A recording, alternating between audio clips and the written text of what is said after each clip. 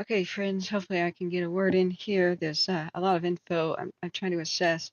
So sorry. I'm so sorry. I, for some reason, slept 14 hours. I got Operation. got almost no sleep the day before. Station. Okay, let's go with the 3 water tenders to Division Mike, along with the dozer. I'll get back to you on the Gulf. We get an evacuation map. We get the identifiers. Major fire at Water tender E28, water tender E25, water tender E23, and dozer E56. Butte County, Lake Oroville, and the town proper. So I'm so sorry, friends. Oroville, Start Team 9226 Gulf. Your command, local tone 4. Let me set up the volume situation. This worries me greatly. Operations on command. I have family in the area. They have to be evacuated by now. C-Probe's a hero, and so is Smitty. Smitty called C-Probe. C-Probe left his shopping, Operations on command. drove home to make sure I was awake, and I have no idea how I slept this long. Contain the fire on the face of the dam. Affirmative, 8 Alpha Juliet is working on it as we speak. We're looking good. Do you need a crew to cut line in there? Yeah, affirmative. We will need to cut line around it. Got 2-1 Golf out of staging. We understood. Have them report to the dam east side.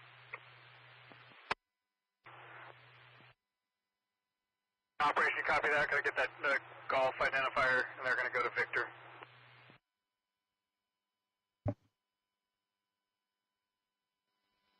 Sorry, I'm still messing with the sound adjustments. Listening to Butte County Fire, CAL Fire, and Chico Fire. Oroville, attack on command. Air attack, Oroville. Turn that down a little bit. Okay, how's the volume, guys? Are we buffering at all? Thank you for being here, friends. Yeah, I'm so sorry. I've had tremendous pain in my arm, and it wore me down. Yesterday's emergency buzzsaw construction of my neighbor's tree hit their roof and rolled off and ripped their gutters out and smashed their window. That went on since crack of dawn. Oroville, air attack on command. 226 Golf, command, tone 4. I guess I needed to catch up on sleep, but not that Oroville, much. Thompson, air attack. Did you have aircraft or air attack release time for Thompson air attack? Thompson air attack, Oroville. Place a request in 1730. Don't have an identifier yet. Copy. We'll need to expedite the fill time on that for our release. We can hear pilots too, that's good. So aircraft are on a no divert status, meaning they have to stay at this fire for immediate and serious threat to Oroville, Cherokee 9110 Charlie entering the unit.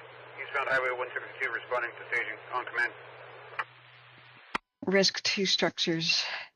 They are doing active structure protection, from what I just heard right before I went live. And they were explaining certain neighborhoods and certain street intersections that the fire will affect that area next. If anybody could please help me catch up on what's happening if you've been monitoring the situation. This is about all I know so far is that 5 hours ago there's a pretty small fire. According to Smitty, it does not seem to be related to the one that happened days ago. I don't think it's like an escapee spark from what happened days ago. It seems to be a different area, and it was over by the dam, which is the world's largest earthen dam, which is right here. And they just gave an update on how they're fighting the fire there. Then it seemed to have spot over somewhere else. And we'll try to find out exactly how it happened, but we got some really ugly, super ugly. This is a 6-hour time lapse on the Rattlesnake Peak camera. And I'll have to check out operations. how bad. Operations station. How did this get so bad? The Gulf report to Division Victor on the east side of the dam.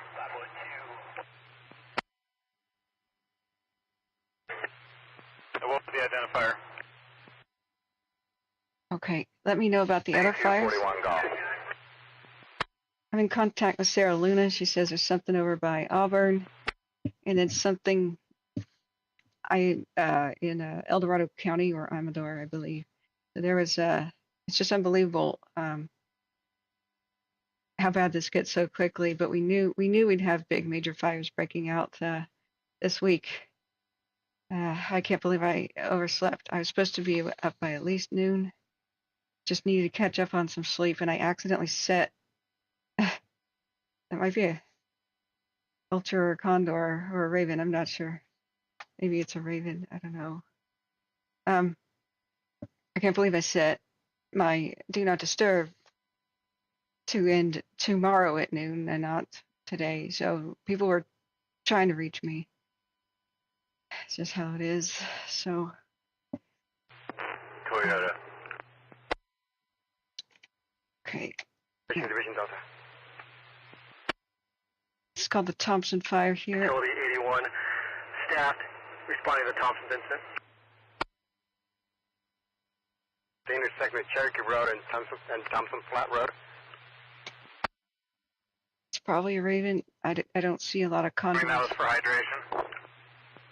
being Yeah, that's affirmative. this far north. The multiple ice chests at Burma Road, at Cherokee Road. We can utilize the utilities, just move the drinks over to where they're needed.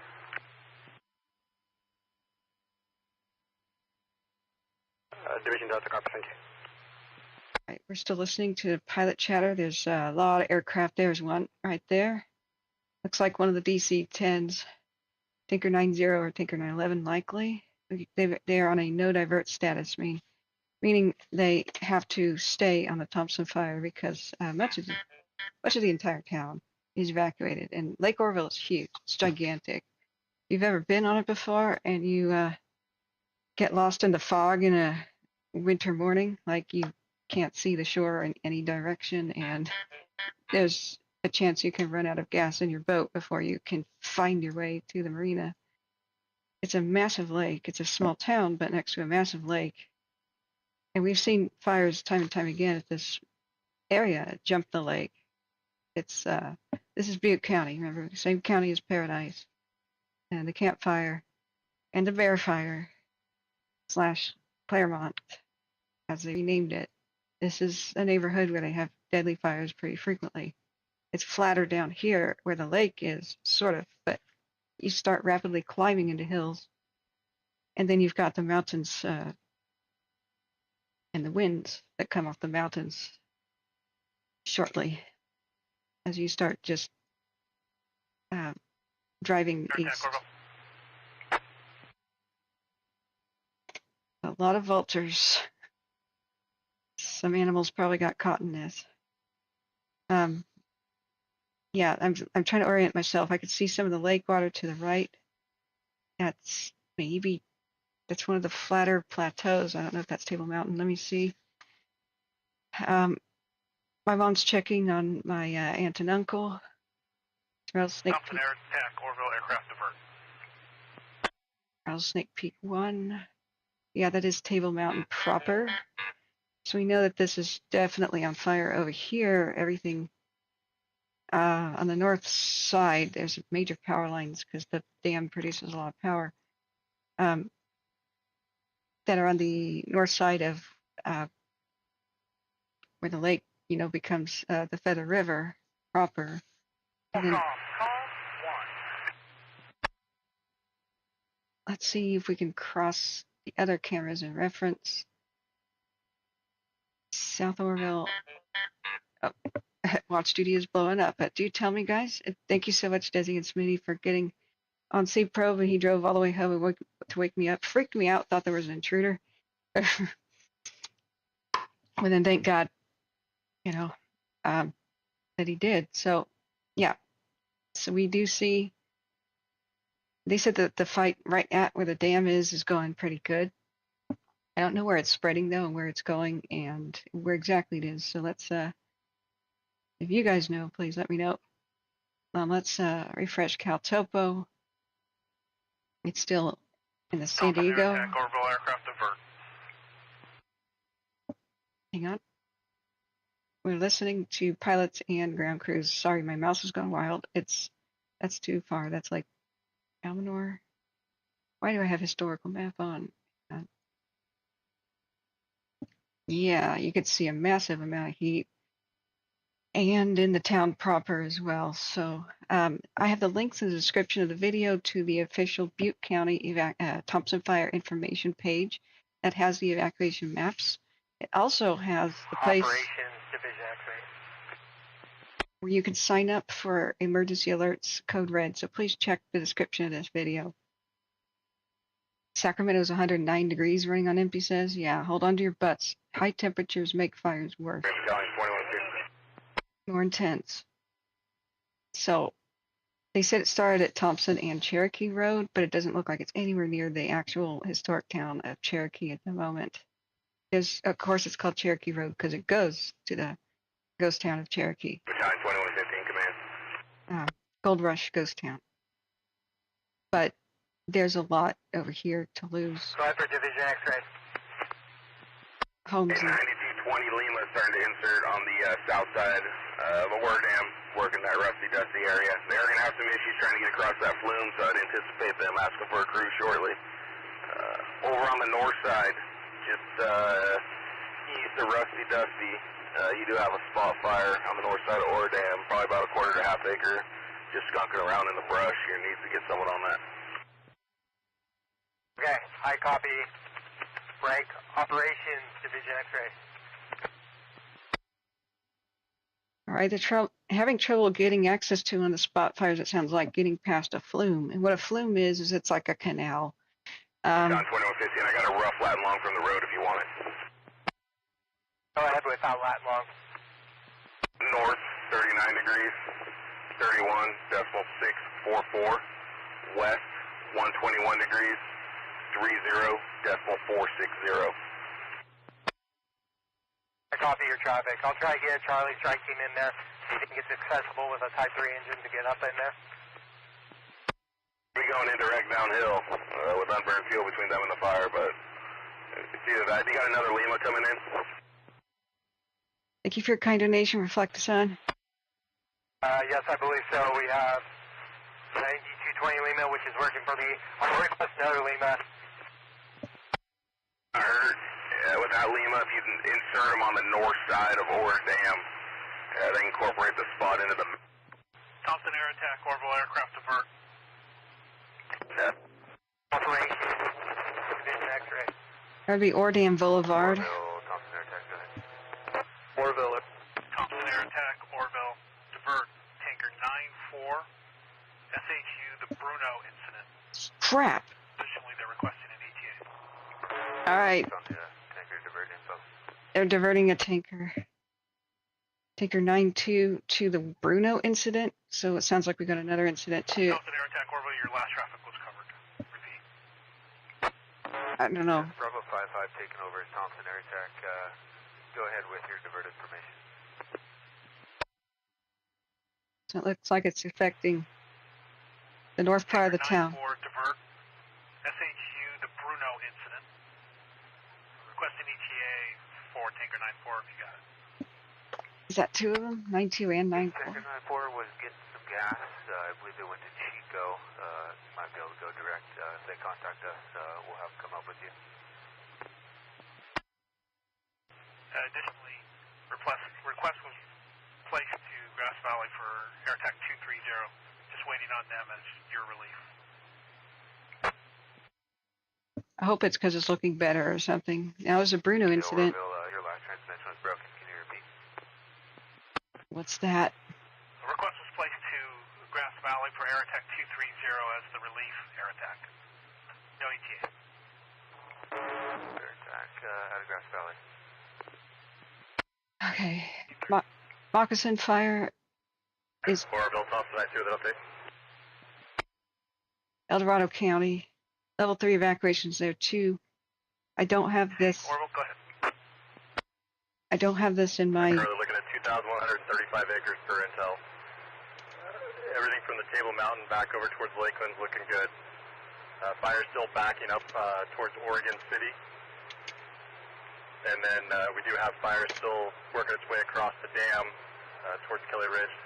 We have resources making progress on that. The spot fire that came across the Oro Dam has been picked up, and currently they're working on that. Oh God, it's going towards Kelly Ridge, okay. And towards Oregon City. Oregon City is a little ghost town that has a one-room schoolhouse and a covered bridge. Oroville engine 1265, entering the unit northbound Highway 70, en route to tie in with strike team 9120 Charlie at the Thompson incident. This is Bravo 55 will be assuming Thompson air attack 210 is going to be landing at Oroville Airport. Okay. Attack 210, 1731. So, Dev, Mods, if you could please relay moccasin fire, evacuation info, and links based on the watch duty page for that, that would be great. So we have two very serious fires with level 3 evacuations in the east side of the, it's like foothills / getting into the mountains, at least for the moccasin fire. It's in the foothills at the town of Oroville. Much of the town is evacuated. And it seems to be heading towards Kelly Ridge. They're trying to stop it. 2115, command. Now back at the moccasin fire here. I don't know as much about this one. This is El Dorado County by Diamond Springs. Deja vu, where the Caldor was. That's the white stuff here is the Caldor's burn scar, and they were able to stop it just right before it reached Pleasant Valley and Somerset.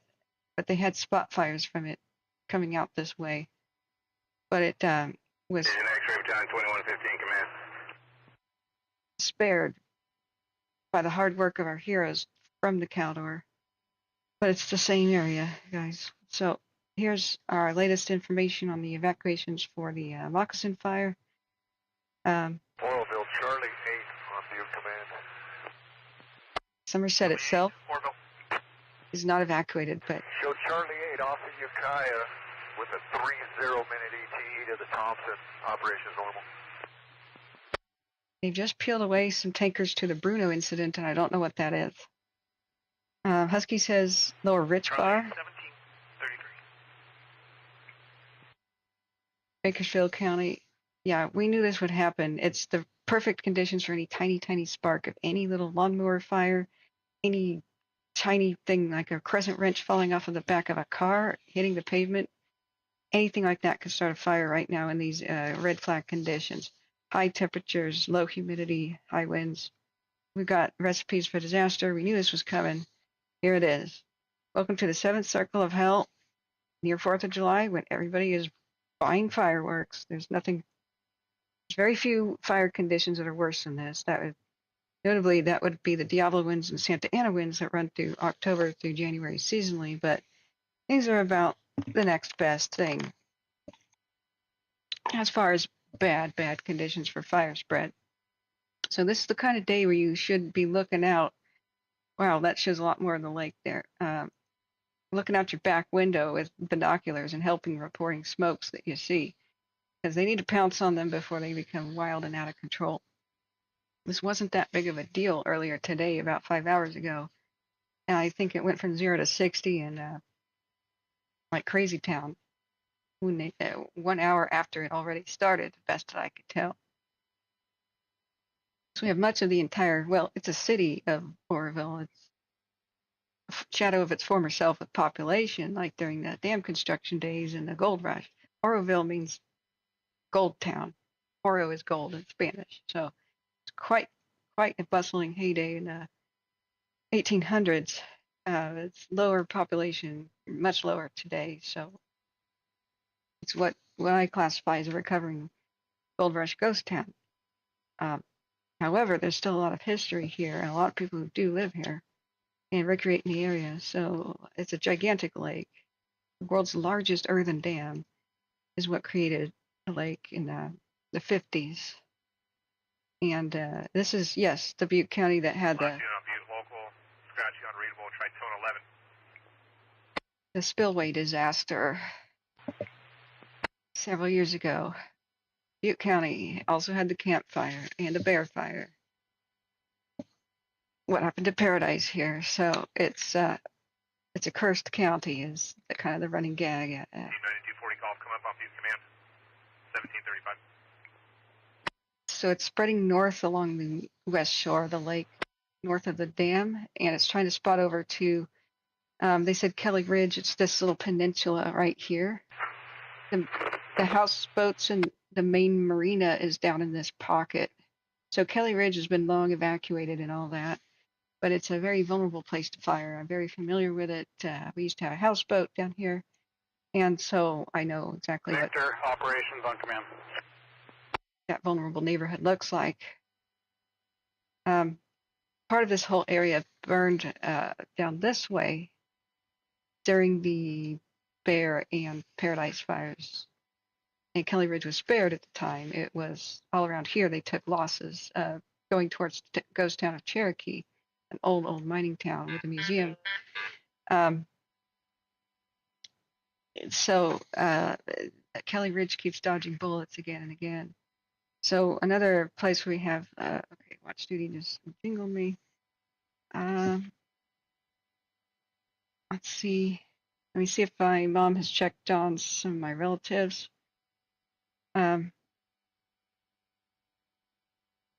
Okay, looks like my uncle who lives in the Oroville area was already on a business trip and wasn't there at the time. And then other relatives of mine have evacuated safely to Yuba City. So great. Okay, that gives a load off my mind. Division X-ray, Division 2106. Let's do a 6-hour time lapse here. They're diverting some aircraft. What is the Bruno incident? Have you guys figured it out? Let me look back at the chat. Thank you, everybody, for helping me keep track of this. This is extremely stressful. San Bruno on the San Francisco Peninsula? Oh, is it San Bruno? Yeah, it could be, Marcia. They usually name fires after Operations, roads. Division 2106. They typically name them after roads and not towns. So it might be a Bruno road somewhere. Like this one. Operations. This one's called Thompson Fire. Yeah, just come across a couple spots on Orodam East, just south of the X-ray. It'll be on the north side, dam side of Orodam, the 2 spots. Side of Oro Dam, would that be east of the Oro Powerhouse Road? So firm is just before the big turnout, hard right-hand turn. I copy. Is the wind picking up down there again? Down. Pretty small right now. If we can get a couple engines on it, should be pretty easy pick up. Copy. Victor, operations, you copy? All right, should be small if they get engines to it. Engines have come from all over Victor, the place. operations, you copy? There's lots of help. Operations, Division Delta, on command.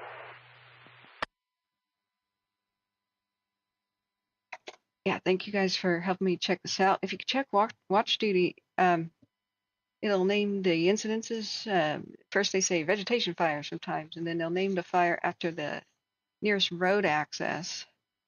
It helps firefighters get to the right spot. And then that's why we have stupid names sometimes like the Camp Fire for what burned down Paradise. Well, it was Camp Road. Operations, Division Delta, priority traffic. Operations. Operation Division Delta requesting 1 ground medic code 3 to a 206 Big O Road for heat-related injury, 1 member out of a 2191. Medic unit to 206 Big O Road for a member of engine 2191. One of the firefighters. Code 3 medic for 2191. Copy. On CalCord. I don't know what road that was. I didn't catch it. But they have a heat stress injury or heat injury of some type with one of the crews responding. I think it's a firefighter, so we gotta keep them in our prayers. Our heroes have their work cut out for them today. I don't see a Bruno incident, but we could find the airplane that went to it.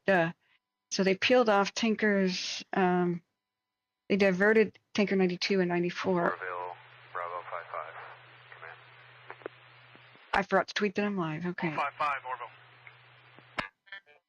We could look for T Bravo and 55 is transitioned. 8 Charlie Echo is now Thompson air attack. Bravo 55 return to Chester 20 minutes en route. TKR. TKR 94. 51740. Division Victor operations. Operations, go ahead.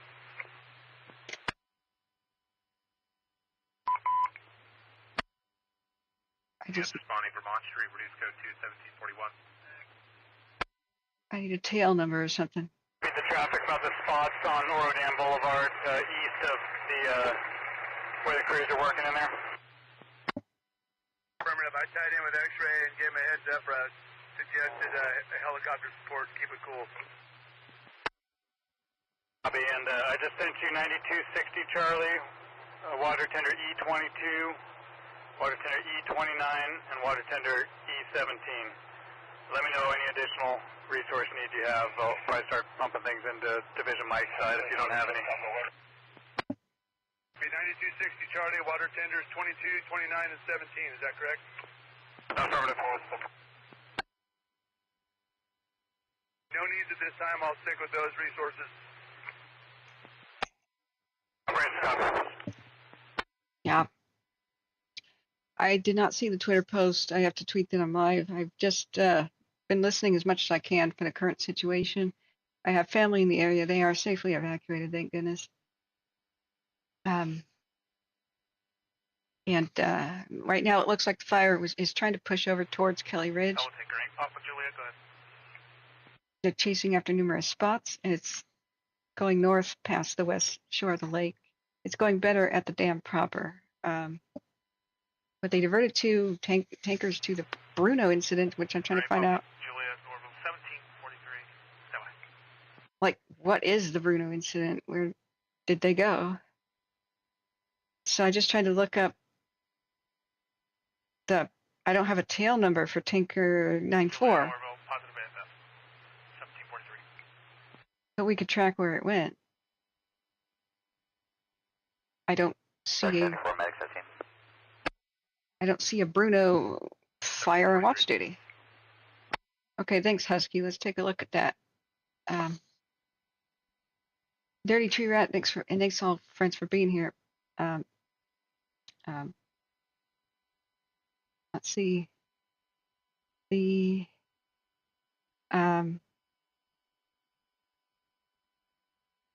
Let's go. How close is it to Paradise? It's pretty far, but it's the same county, so it's the same kind of terrain and such. Well, not exactly the same, but similar. It's the same kind of fuels that was in the. Paradise had like a 3 different kind of ecosystem fire. 4 actually. Mountain Canyon, mountains themselves, foothills, oak scrub, and pine savanna kind of foothills, and then the flatlands with the cities and the rice fields and farms and ranches. And so it says where the foothills meet the mountains and they also meet the valley. It's that kind of elevation, and so you got hills.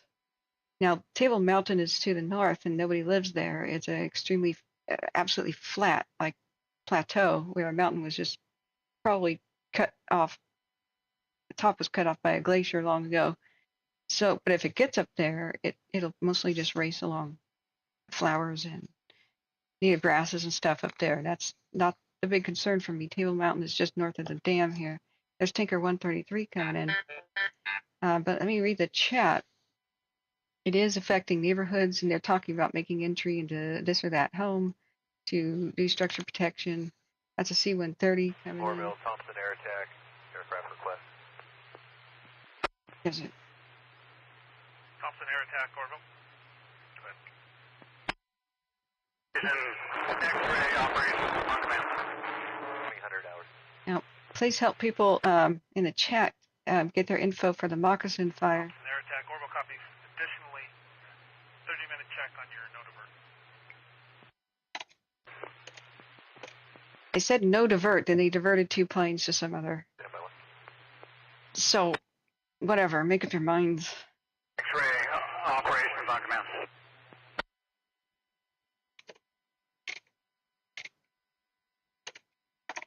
Now, the one in El Dorado County is called Moccasin Fire. I don't have the links to that. I have links galore to everything you need to know about Butte County and signing up for the phone alerts for Butte County. That's in the description of the video. Oroville, Thompson, air attack. Still requesting no divert 4 tankers. Oh, thank you, Angela. You're on it. Now let's track that plane and see where it's going. Thompson, air attack, Oroville copies. No divert, 4 tankers. 1746. Yeah, it's going to go get more retardant. It landed. Hazardous condition, power lines, 19266 more lane. It landed at Chico. Okay, thank you. Thank you, Angela. So if we put that into flight radar, that's tanker 94. On the S2s.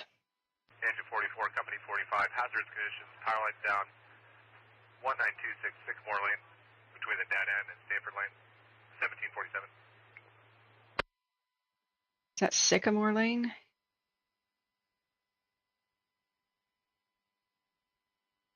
I didn't catch that. But power lines down. I hope they're de-energized. Who knows how this started today. A lot of people may lose power and not be able to run air conditioning in triple-digit temperatures because the power companies, I mean, namely PG&E, are ordered to do that by law because they neglected their power line maintenance for I don't know how many years, how many decades. And the power lines down started most of these fires that have killed people and erased towns in the last several years. X-ray operations on command. The Paradise Fire, the Zog, others. So it'll take many years, decades to repair all the power lines so that they can withstand basic winds. So when you have high fire danger here, partly because of winds, California suffers.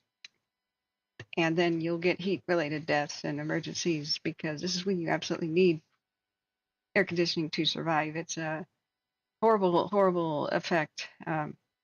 But that's the nature of corruption and how badly it can affect us here. So no news on what caused this here, but power lines can go down just because a fire starts chewing through poles.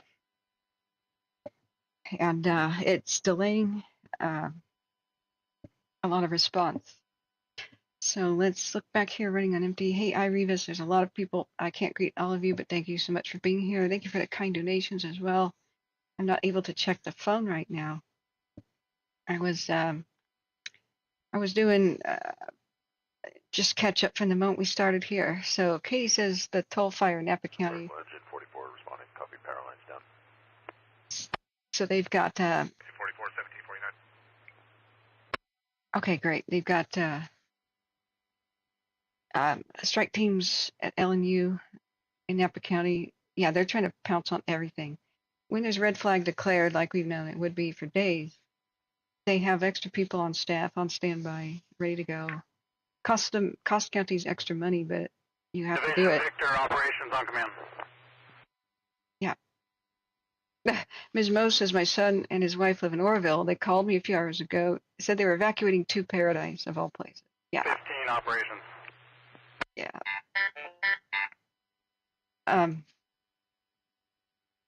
Yeah, isn't that ironic? KCRA is streaming the Moccasin. Okay, let's take a look. I want to check, or excuse me, 15 operations. the Moccasin fire. Okay, let's find out as much as we can about that. Thank you for the heads up.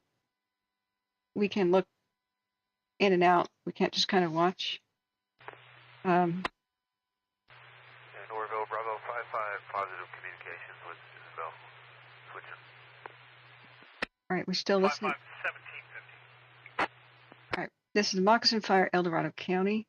And please go here and like KCRA and watch it on their channel. Like make a new tab and play it, because that's the way we can support. Oroville, Utility 81 arrived, Thompson Station. That's how we can support KCRA. 811750. And they're amazing coverage. So this is El Dorado County, switching gears, the second place with level 3 evacuations. Not that many areas are in level 3. It's just pretty much northwest of Somerset. This is just west of where the Caldor fire was. So, but they do have some of the neighborhoods evacuated. So this is great. It lets you know what thick heavy fuels are burning. Looks like a lot of the madrone pines interspersed with oak and that thick, shoulder high, in some places, grass that's all over the place because we had a wet spring. So, Victor, operations on command. mind you, this is El Dorado County. Not a lot of road access to some, but man, these are thick fuels. So here's their amazing coverage at from KCRA. Got lots of red retardant splashes. That's not dead trees, that's retardant. All right. I have not eaten anything today. I'm going to have to quickly order something to be delivered. See Probes in a meeting, otherwise he'd go get me something. But I'm glad that it does not seem to be any sort of high winds. These are lazy drifting smoke clouds, at least for now. There's terrain though. There's terrain, so the fire can spread quickly up hills, of course, and on steep slopes it can quickly spread down and up the other side, because pine cones and things on fire roll down slopes and light the hillside at the base where it runs up the other side. So thank you for the heads up. This is their live view of the Moccasin fire. So please sub and hit the like button for KCRA as well as our channel so people can find us. The phone's just constantly blowing up. We're still listening to Butte County. They're doing active structure protection. Last we heard, the fire was trying to get towards Kelly Ridge. It has not made it there yet. They're chasing after spots around the dam area where the main fire's fight is going okay. But it's really hard to get an idea. It's really hard to get an idea where the fire exactly is at. Listening is the best thing we can do for Butte County. They're doing active structure protection, and if you guys know about any structure losses, let me know. I haven't been able to read the whole report from watch duty. So KCRA footage, we're so grateful they do this. Maybe they could go over towards, there's a drop happening right there. I can't zoom, but they've got helicopters and aircraft over there. So this one we're looking at is Moccasin Fire, El Dorado County, where they have a very small evacuation area for the locals who live there. This is northwest of Somerset. Somerset itself was not under evacuation. Warnings, I don't think. Let me double check, see if that's changed. You can see the big white thing is where the Caldor fires, burn scar, the insane Caldor fire 2021. This is the evacuation map for El Dorado County. Looks like, yeah, Somerset is still not evacuated or on warning. This looks very similar. Here is Moccasin Fire's evacuation map. For Butte County, just check my description of my video. And you've got all the links that you want. I just had to go live before adding other things, or it would have taken me too long to actually press the button to go live. So we've got Tinker 91 and 93 working the Moccasin. So Angela Brown says Placerville Library temporary evacuation point. Oh, for the Moccasin? Yeah, okay. Thank you for the information. There's charging stations and water available. Leashed and kenneled pets are allowed, but it's not an overnight shelter. Okay, thank you so much. Let's go back up there. Remember, you can do @Catherine if you're on a desktop. It doesn't work very well on mobile phones. If you do @Catherine, you can flag and highlight myself to get my attention here in chat. I know my uncle, Ms. Mo, my uncle has gotten used to evacuating Oroville area so many times that they've completely lost count. In 2020 August, they came up to visit my mother, and this was after the lockdowns and stuff had ended and whatnot for the most part.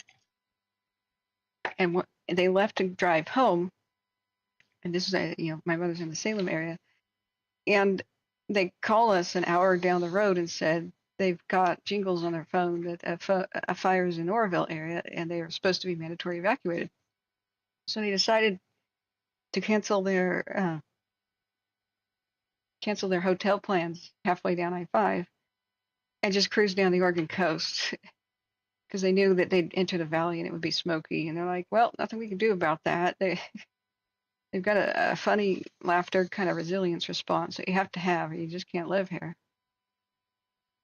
So we got Tinker 914, the DC-10, Tinker 132, which is a Hercules modified for firefighting, military plane. Oroville, Charlie 8, on scene of the Thompson fire.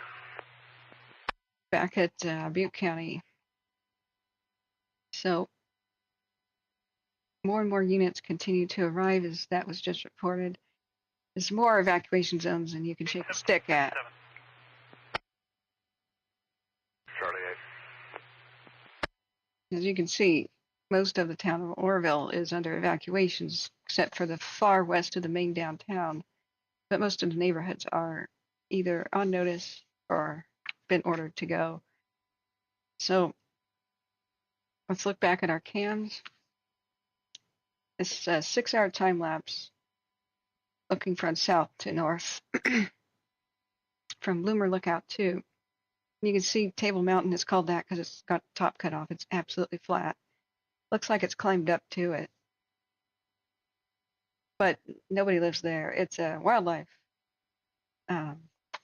wildflower preserve, basically.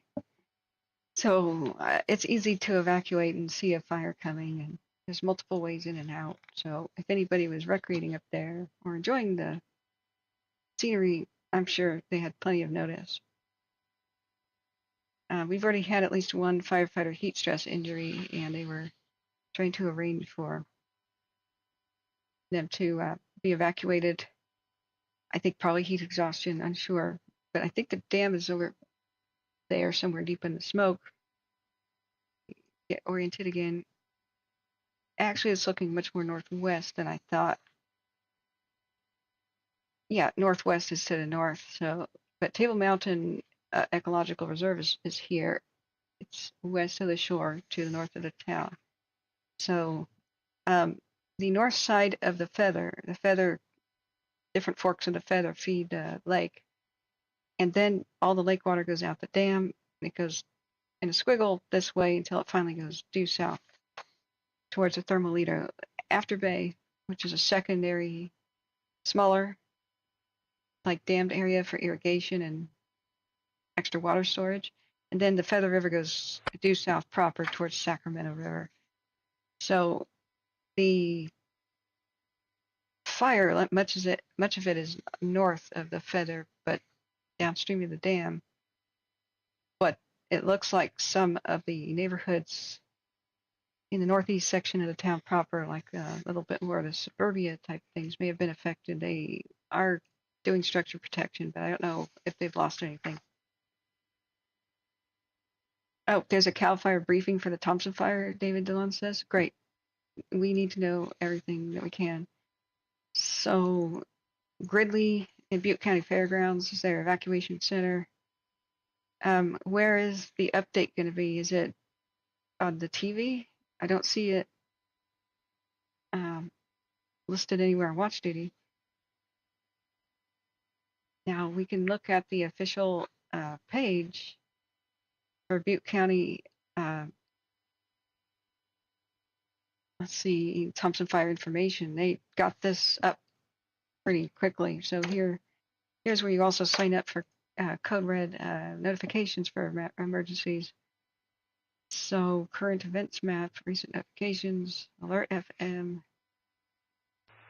Oroville, Oroville, engine 44 at scene. We have a tree at the power lines. Power lines are down. 1920 Sycamore, West PG&E will be committed. Tree fell on the power lines. 44, 1800. And the power lines are down. They have contacted PG&E. Unknown what caused this fire. Don't know if it was power lines in the first place. Don't know if they did an emergency shut off before or what. We've been getting notices that they might have to, but Butte County doesn't trust them as far as they could spit. Chinese wildfire. So you can see Table Mountain. That's the big flat thing over there. Lake would be to the right. Copter 8 Alpha Juliet, Oroville. But this, 8 Alpha Juliet is a two-way comp with Seco Base. Would like to Kittias County, Washington is a Vanderbilt Juliet. fire. Oroville. Repeat your line. 8 Alpha Juliet is 30 minutes out from Chico. I have good comp with Chico Base. Like Chico Base. Alpha Juliet, positive AFF, 1801. Okay, that might be new planes ready to come out of Chico, where they have some retardant at that base, usually the airport. Probably for the smaller S2. You can see the big planes circling. It's visible on many different cams. So we're David Dillon. KCRA is following 5 fires. Is it on KCRA where we're supposed to see this CAL FIRE briefing? Is that supposed to be on the news? Crazy hot outside. I know. Let's see. Yeah, we were watching KCRA's Moxon fire. They are live. So please go hear it and hit the like button and subscribe to KCRA so that they see that it's worth it to still maintain a helicopter and show us these views. So let's see if they're talking. There's no sound. There's no sound anyway for this. I don't have local news channels up here in Oregon, so I can't watch it if it's on the news. But if CAL FIRE would stream this live elsewhere, that'd be great. Has anybody checked Butte County Facebook pages? Jay Cat says, I'm watching on TV. It's 104 degrees. Hold on to your butts, guys. It's on YouTube. Okay, what channel running on MT22? Because CAL FIRE's got a lot of different channels. Good. Try to find it. Like Thompson Fire, CAL FIRE, Butte County. Is it like live and then standing by for them to go on stage? Because you can hit the filter button. An air attack, Oroville. ABC 10. If you do, Here it is. it's been mentioned and you've been warned that we will take the full legal action against you if you're caught. Thank you. I'm going to introduce now Sheriff Corey Honey to give an update on evacuations. Thank you, Chief. I appreciate the update, and also just want to take this opportunity to thank you as well as all of the members of CAL FIRE who have been out there. Seen a lot of progress and really do appreciate your efforts with regard to that. So to start off, I want to tell everybody a little bit about what we've done in terms of evacuations. For those of you who don't know, the way we do evacuations is we coordinate with CAL FIRE. They assess the fire. They tell us which areas of our community are likely to be threatened by the fire, and then we base our evacuation warnings and orders off of that information. As we sit here right now, approximately 13,000 residents of Butte County are under an evacuation order. They live within 32 zones that have been evacuated. And in addition to that, there are 16 zones under evacuation warning. If you don't understand the zone system, let me just take a minute to explain that. First off, we have a lot of experience here in Butte County with managing evacuations. And we've done a lot of different things to try to convey to people what areas are under warning and what areas are under evacuation. And ultimately, through all of that experience, what we've determined is that the best way to communicate that information as rapidly and efficiently as possible is to divide the county up into zones, which has been done. Then we can issue those orders based on the zone that is being threatened. If you don't know your zone, I would implore you to go to the Butte County Sheriff's website. Click on the link that says current evacuations. It will take you to a site that will allow you to enter your address, and it will tell you your zone number. I would also encourage you to enter the addresses of loved ones, or perhaps your workplace, or perhaps your children's school, any of those other areas where you might have somebody important to you living or working, so that you have an understanding of what zone they're in, should there ever come a time that we would have to issue a warning or evacuation in those other zones.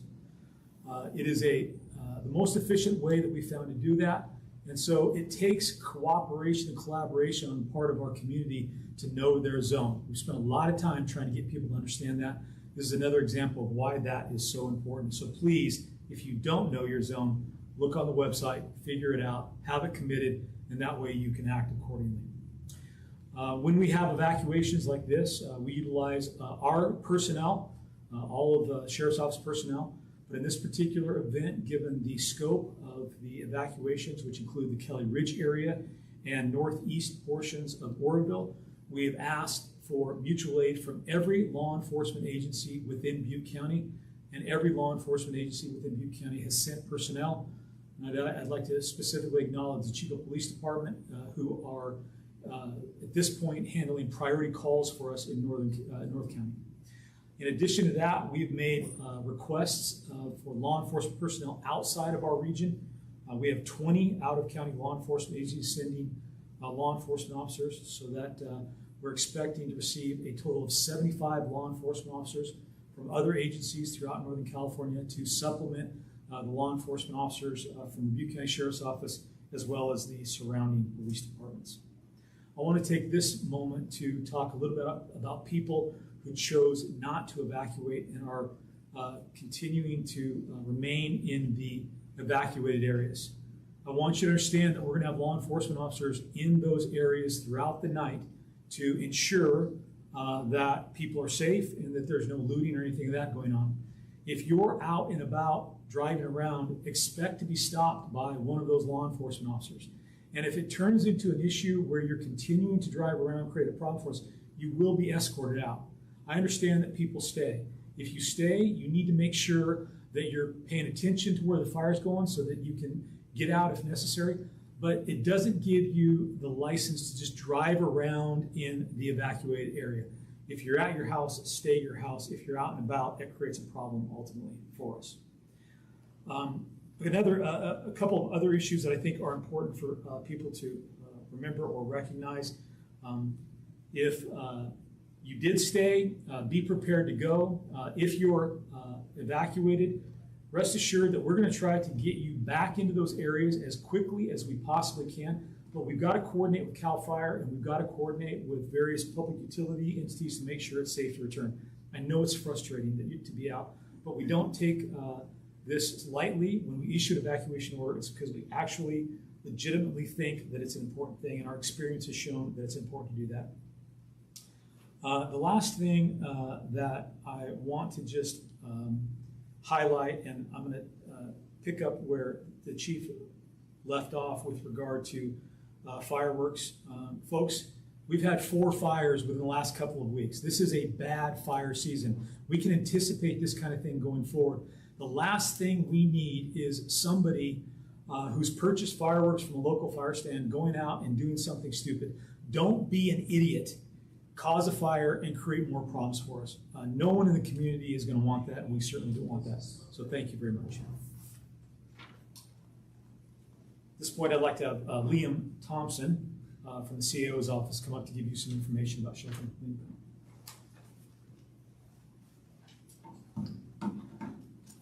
Good afternoon. In response to the evacuations, Butte County has opened up 2 evacuation shelters. One of them is located at the Oroville Church of the Nazarene, and the other one is located at the Gridley Fairgrounds. Large animals can also be taken to the Camelot Equestrian Park, located at 1985 Clark Road in Oroville. Small animals can be taken to 2279 Del Oro Avenue, also located in Oroville.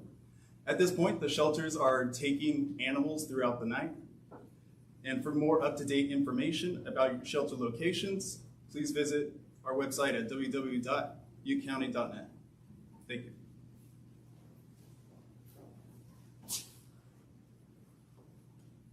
So for the public, if you are in need of more current fire information, you can call 211.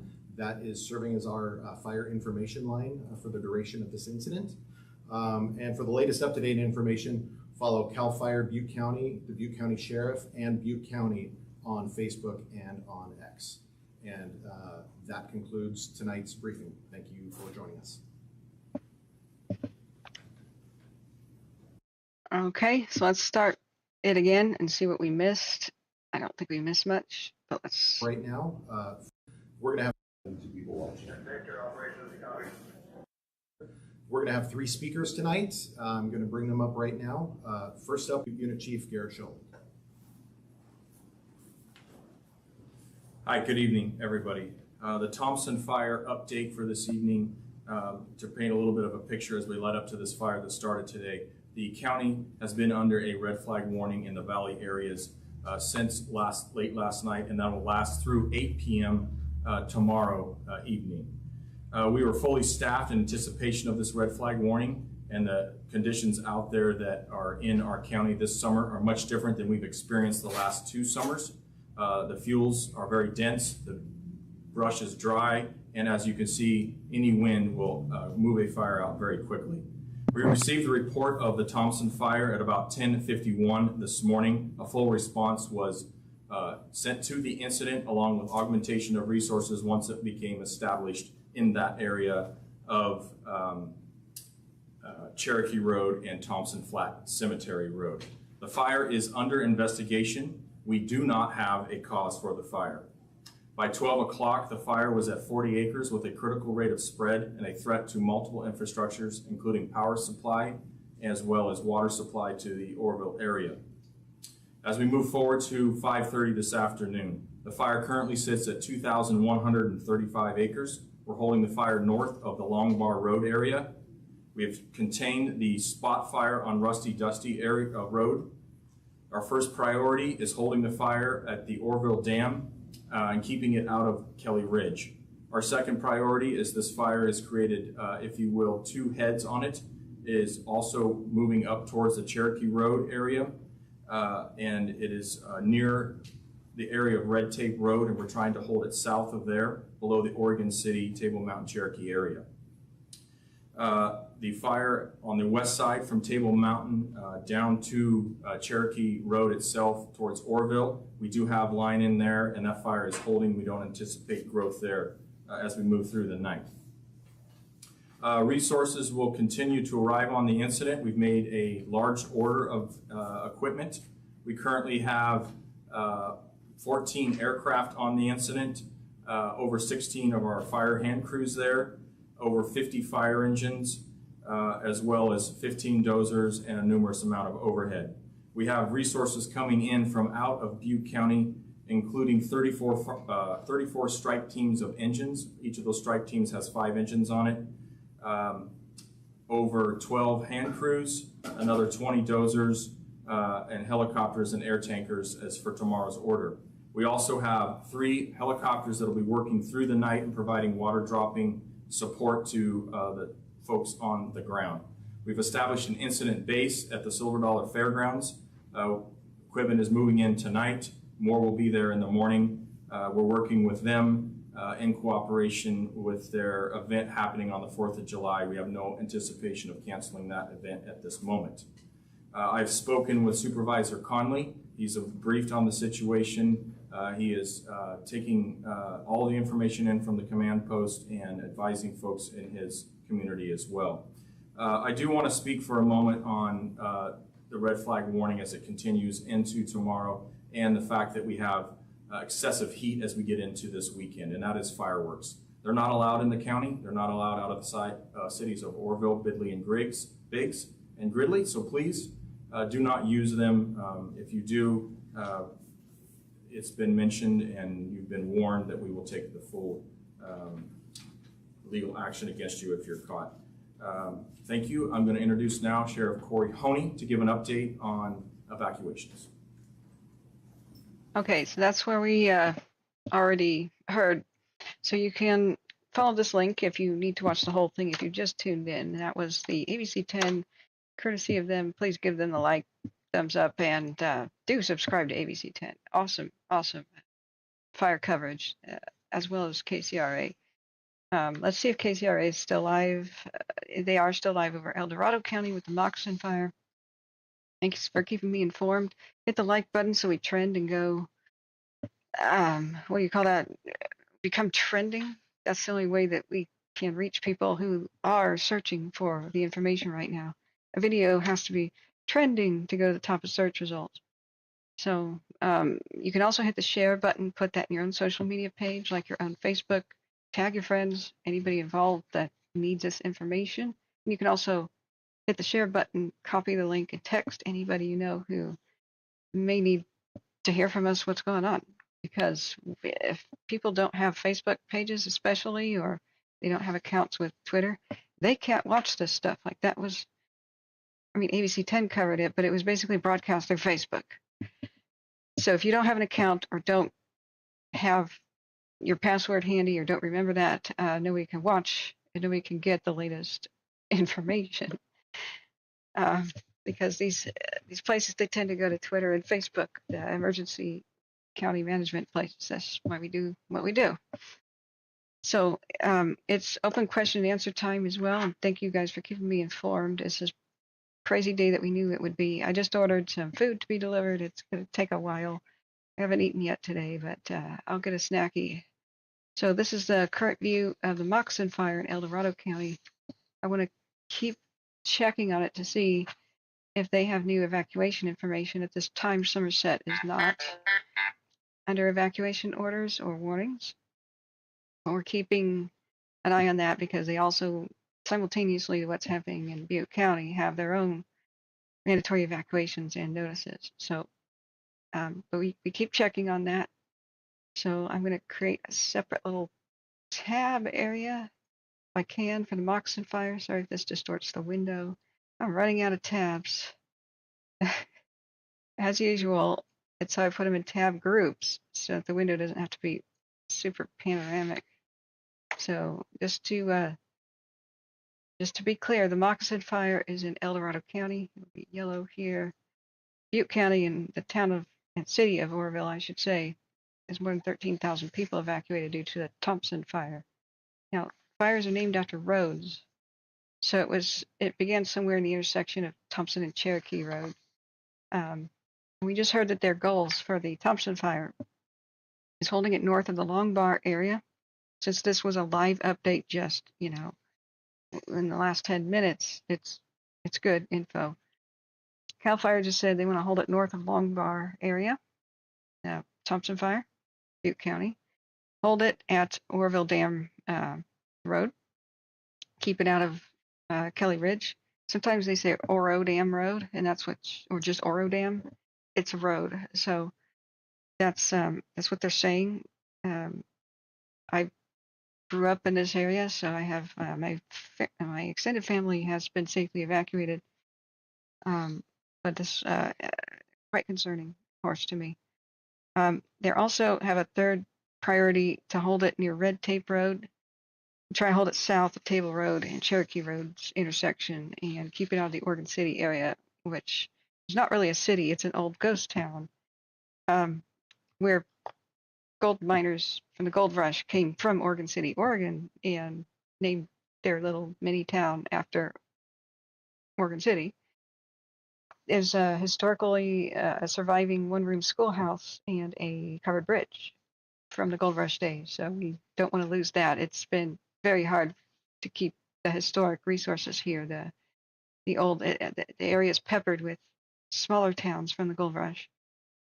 And so far, since the 2018's Paradise Fire and others, and the Bear Fire, it's been a challenge for them to preserve the ghost towns, which have museums such as like Cherokee itself, the Oregon City covered bridge and schoolhouse. So it's hair raising to think they could eventually lose this. It's a huge challenge, but I don't know about any homes being lost in our neighborhoods, but they did speak about entering homes and doing structure protection. So if fire is close to your neighborhood and you are doing emergency evacuation, just keep your lights on and don't bother locking your door.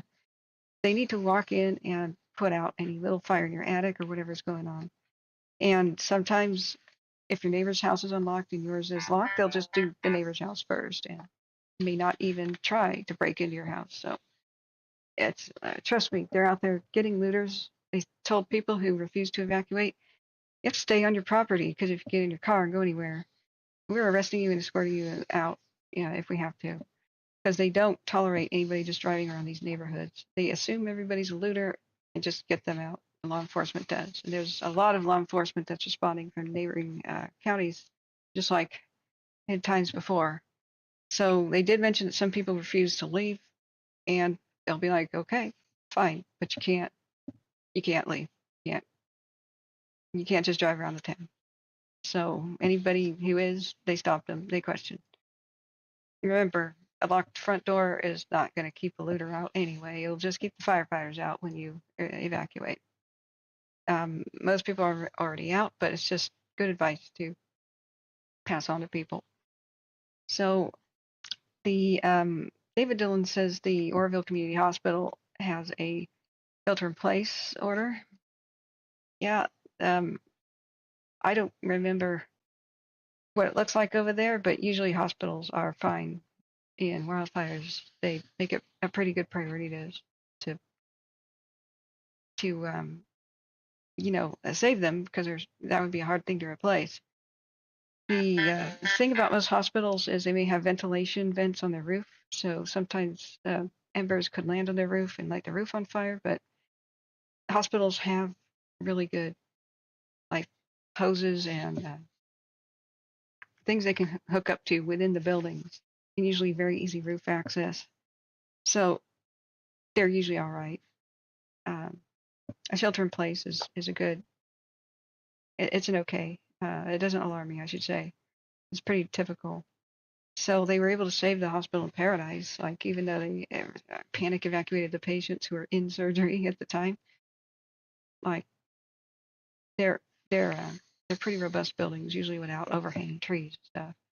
Now, Ms. Mo says, I don't wait for them to tell me to leave. Fire's no joke. Exactly. If smoke is ever blowing your way and you know the fire's near, that means the fire's coming your way. It'll go with the wind. The very best thing that you can do is leave before you're told. That's your best outcome. And you don't have to wait. They encourage you. The officials say, please, don't ever wait for us to tell you. They have their hands full. It can take a long time to go door to door. Plus, they're having 911 calls from people who can't evacuate saying, I need a ride or I need an ambulance. People who are bedridden and in a bad health way. So that's I'm not worried about it, but thank you for the information. So we just watched whoops, I closed the wrong thing. KCRA is still live. I thought I was closing this. Thought I was closing the. Yeah. Wait, that's just their typical live. Ah, shoot, I closed the live coverage by Copter. Reopen close tab. There it is. Got it back. Okay. So let's see if they are still. It looks like that broadcast ended, but for an hour and 48 minutes, they were covering the Moccasin Fire in El Dorado County, which looks big. It looks like it's expanding. But hopefully they can save the individual structures in those neighborhoods. It's kind of like a neighborhood area fire northwest of Somerset. So JCat says tomorrow temps for the Sacramento Valley will range from 110 to 116. Yeah. But remember, check on your neighbors. They don't assume that they know, and don't assume that they have a ride or have gas in the tank. Ask them these questions, and before you leave, make sure their car is capable of starting. If they don't evacuate or they don't understand the danger, or maybe they don't have the wherewithal or the understanding or the information, or You know how old people get sometimes. I survived World War II. This fire won't hurt me. Then you need to call your own county's non-emergency number and report this person probably needs a welfare check and is probably not able to evacuate or unwilling, but should. And that information is priceless. They need to know who might be where as fast as they can, as fast as they can. So this was earlier looking at the Moxon fire. Didn't look like a lot of winds were at play, but it's just very, very thick, heavy brush and trees where the Moxon fire is at. That's all it takes. On the that's they've got a lot of terrain and slopes to deal with. So we're monitoring what's going on with the Moxon fire, and please go to here. The broadcast is over, but that's Moxon fire, KCRA. Hit the like button for them so they continue to understand that people want to watch fires from helicopters. It's very expensive to maintain that. So that's their current. Let's refresh it. Moxon fire evacuations. Please let me know if they change. And we want to go back and look at Butte County. And there's other ones that have happened. I don't know which ones are the most important to check on. But remember, hit the like button, subscribe with the ring bell if you ever want to hope to find us again. We go live every day during fire coverage, but we have to restart the stream every 12 hours. Sometimes we go 24/7 with mods covering fires while I'm asleep. However, we do have to restart the stream every 12 hours, and that puts us at the bottom of the search results again, because YouTube does not save streams that go over 12 hours. We're finding a bunch of horrible, just arbitrary rules. They think everybody's an entertainer on YouTube, and they don't understand that once people find emergency info, they should stay on the same page. And but here we are. So latest information with the Thompson, they've still got tons of aircraft there. Very glad that they did a community update meeting. People should make their way to the Gridley Fairgrounds,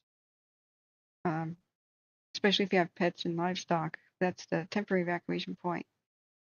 I don't know if it will be something that they open for the night. Let me look at shelter info.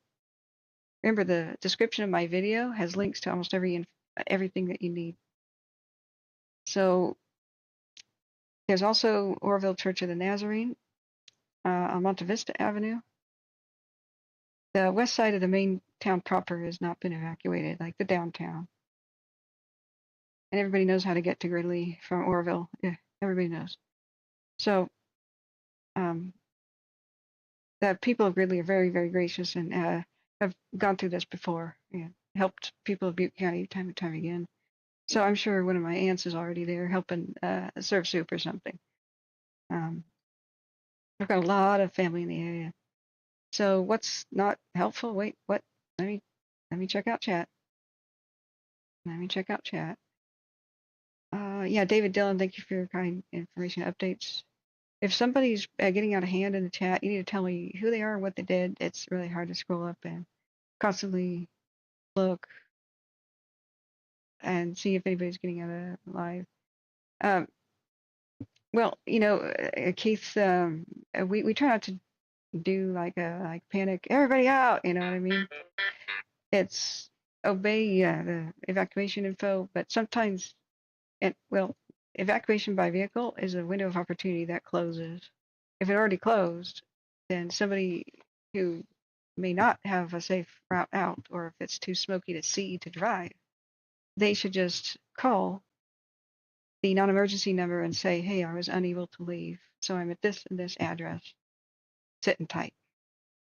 So most fatalities occur on the road when people try to evacuate by vehicle once the window of opportunity to do that has passed. And then you need to start looking at your shelter in place options. It's not your home. You may be stuck there for a bit, and if the fire is not on your street, maybe okay for a bit, but start looking at satellite images like Google Maps and whatnot, and see where, if it comes to your street and your block, flip things over into like even regular Google Maps satellite, and then look around and see, are there any parking lots, big box stores, recently plowed fields, construction sites, golf courses, big lawns like high school baseball diamonds, tracks like this, you can go there and be perfectly safe, even if there's an inferno around you. You need to make sure, ponds, swimming pools, make sure that wherever you're sitting, that you're at least 50 feet away from a building at the very least, and that there's no trees, and if the tree is on fire, it can fall over on top of you, or power lines. But sitting like in the center, assuming this is still there, and it's green grass and short grass, like sitting right here, you'd be perfectly safe. Most big box store parking lots is where people survived in paradise. So we try to give people, their options. But remember, like, pavement doesn't burn, right? And a lot of times a good shelter in place option that people panic drove and ran into the ocean at Lahaina when that was happening at Maui.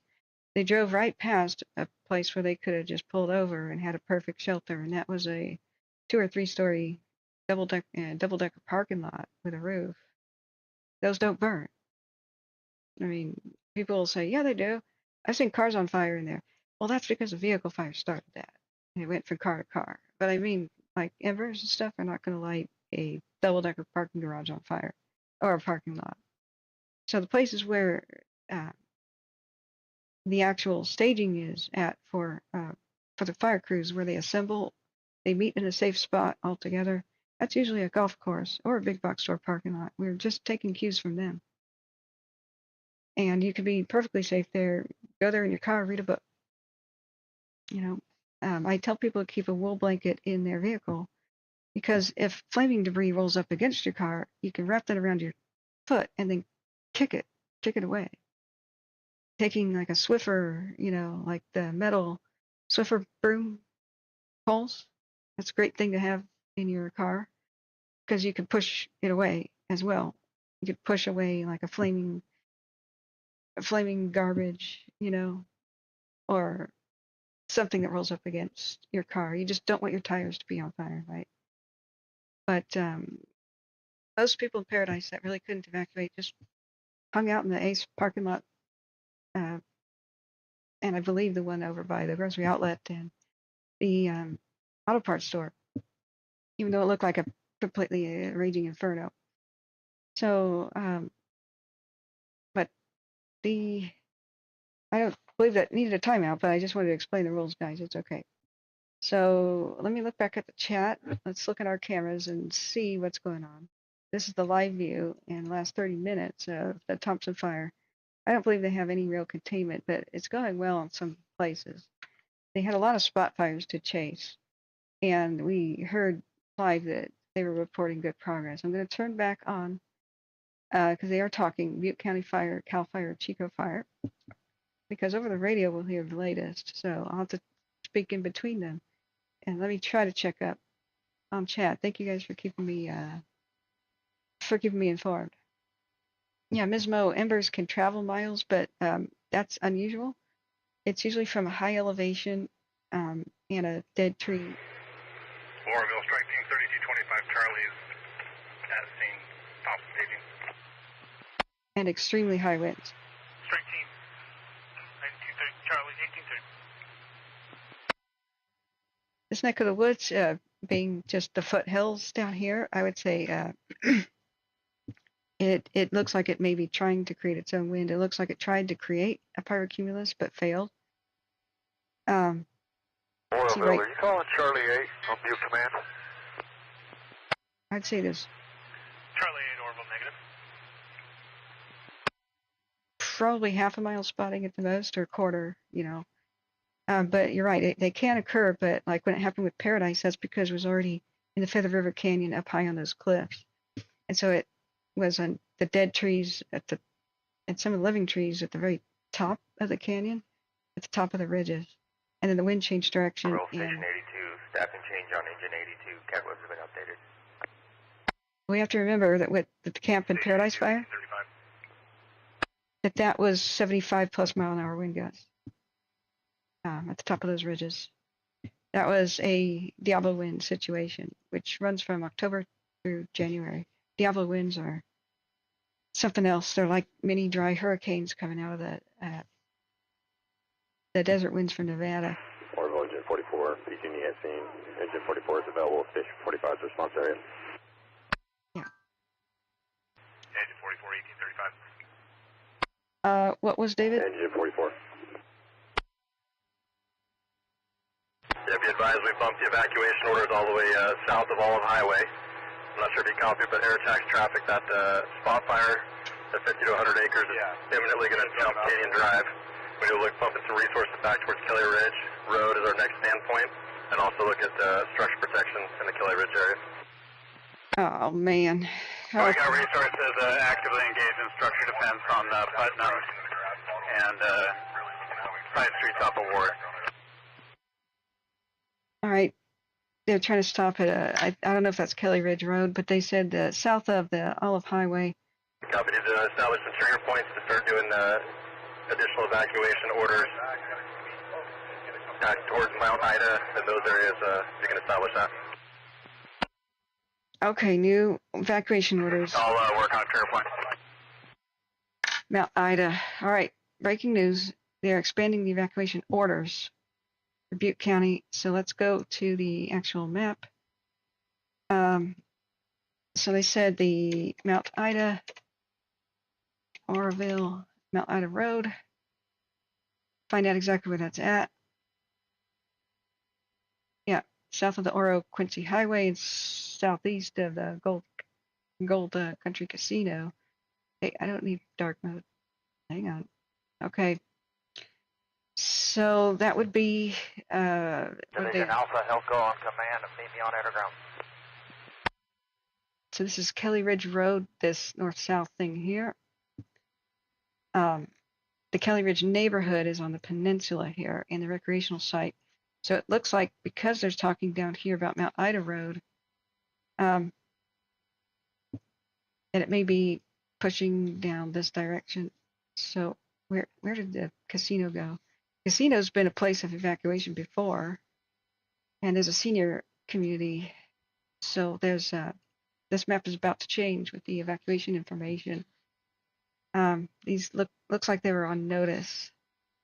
So I would say that this section, let's see, Orient, that's Barview. Copter 607 made contact with Thompson air tax switching.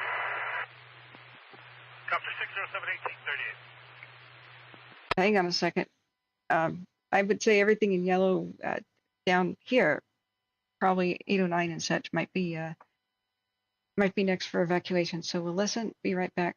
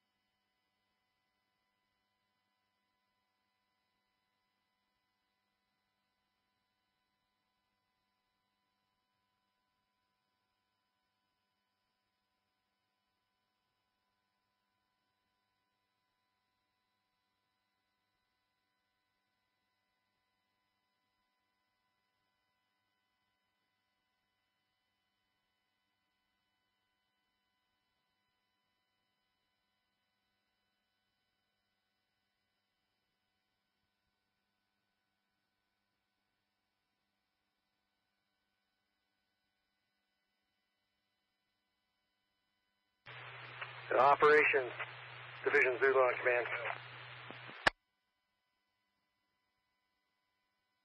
Division Mike, Helco on command. Operations.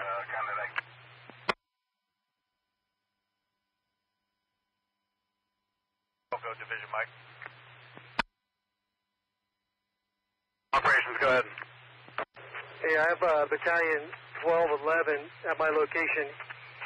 If you're needing a division, either I could break away and give him Zulu, or you can have him. My food's here, guys. Be right Got there. 2 divisions sitting in staging. I'm going to get reassigned. I copy. Elko, Division Mike on command. Do you have traffic?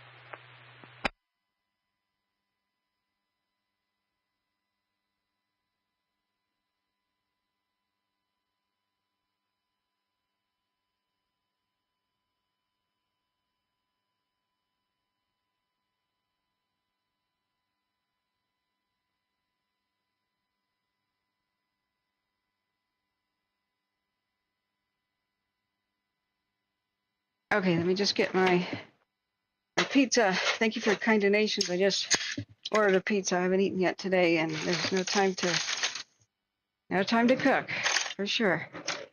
So I don't know if the map changed. I put it on the evacuation map. Be right over to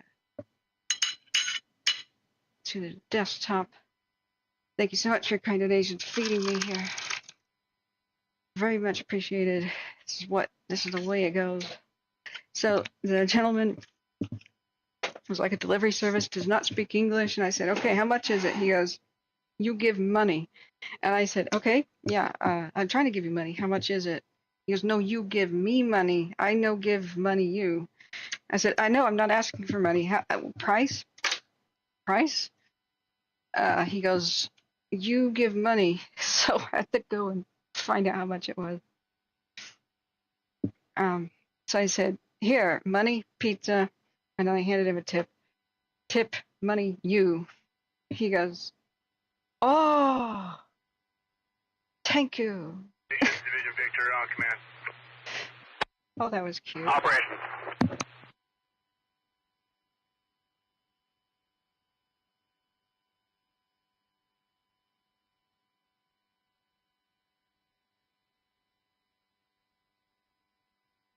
Victor, operations, go ahead. Okay, I want to request 2 additional Charlie strike teams and 2 dozers single increment with a heavy equipment box or Lima.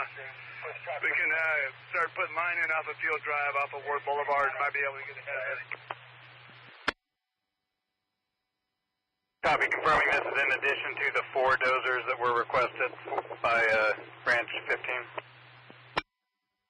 I think in disregard. Okay, I'll fill 4 dozers as they come in. Affirmative.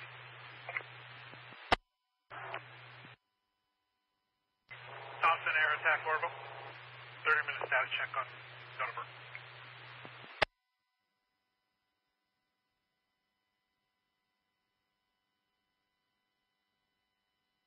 Operations.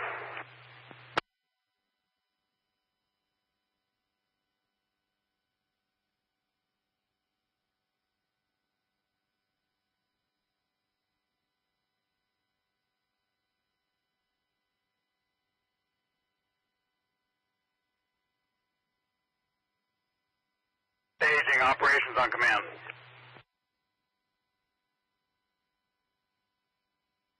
And 3225 Charlie to Division Victor, and they'll take both Division Soups in Branch 15.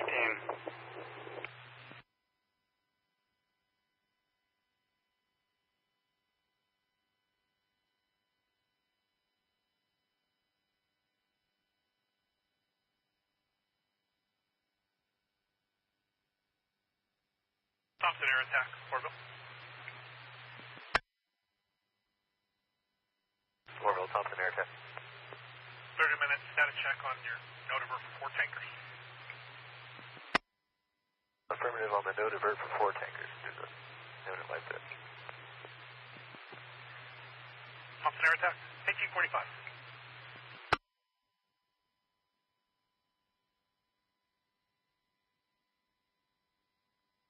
Staging, operations, you copy my traffic.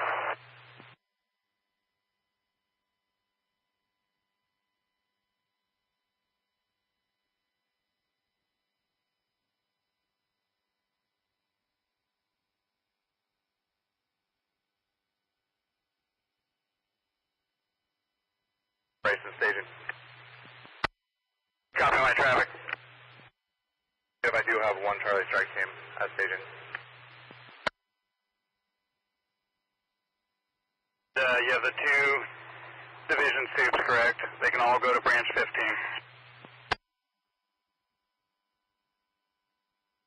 Two overhead to branch 15. And where do you want the Charlie strike team? Division Victor.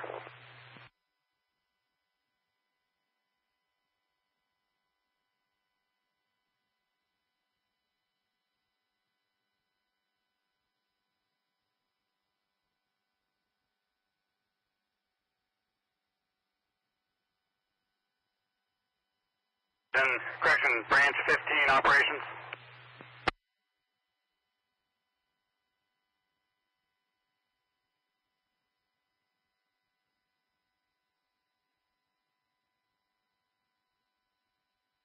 Operations.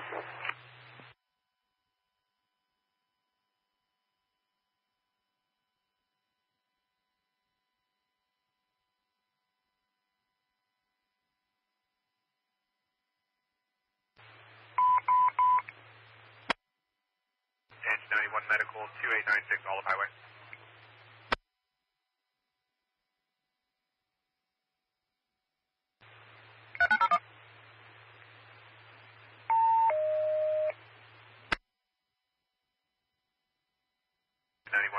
Medical Fall 2896 Olive Highway between Basin Parkway and Lower Wyandotte Road, 1847.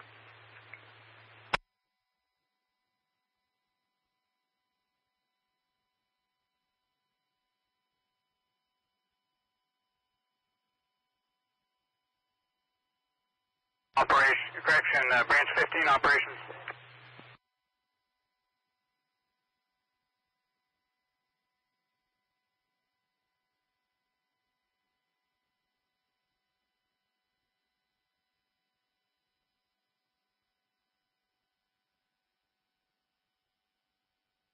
Okay, looks like they just had a injury of some sort on the Olive Highway area. It's where they're trying to rush there to make a stand, try to stop it.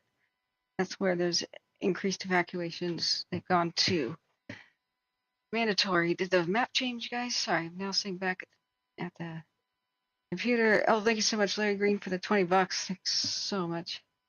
And John, thank you.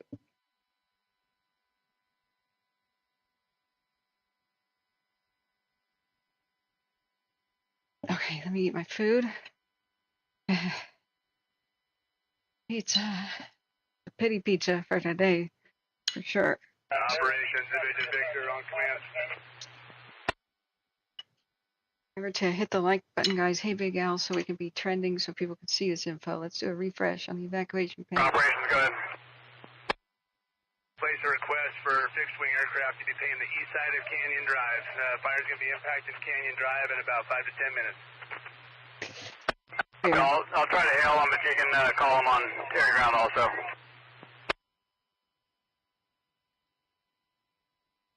Okay, they're trying to get some airplanes to help Canyon Drive. 74, engine 74, rescue support 74, Cadweb's been updated. Canyon Drive area will be impacted 10, 20 minutes. So let's see if aircraft do go over there and find out exactly where it is on Canyon Drive. So they said that they're increasing the evacuations from Mount Ida to Kelly Ridge. Engine 391, medical 7535, Oxygen 11. And they're going to make a stand on Kelly Ridge Road. It kind of turns into a different one.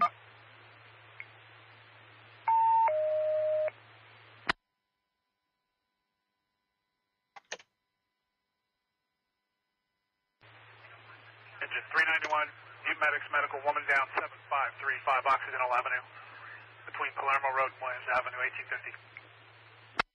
1850. Oh dear. Yeah, Canyon Road. Victor, you copy that?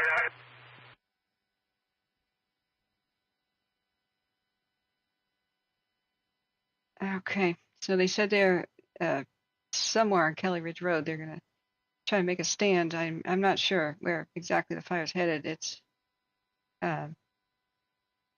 they're doing mandatory evacuations down to Mount Ida area, and Mount Ida or Ida Road. Battalion 2115. But they're saying Canyon Drive will be impacted. Station 74, you copy staffing change. So they just may be prepping to defend the Kelly Ridge neighborhood. Heading up Royal Oaks to Lodgeview and start scouting that. Medical 145 Nelson Avenue.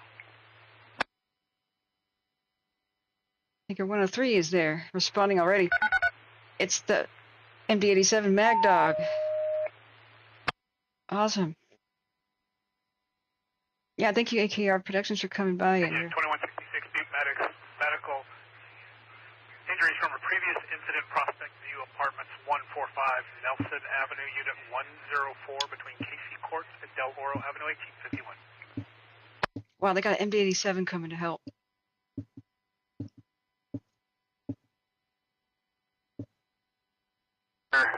Operations on command. Yikes.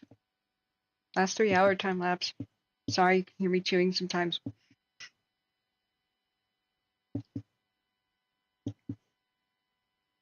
This is looking to the northwest from south. Yeah.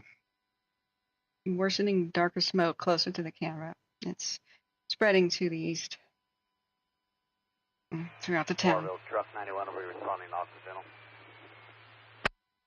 That moved rapidly. Last 1 hour.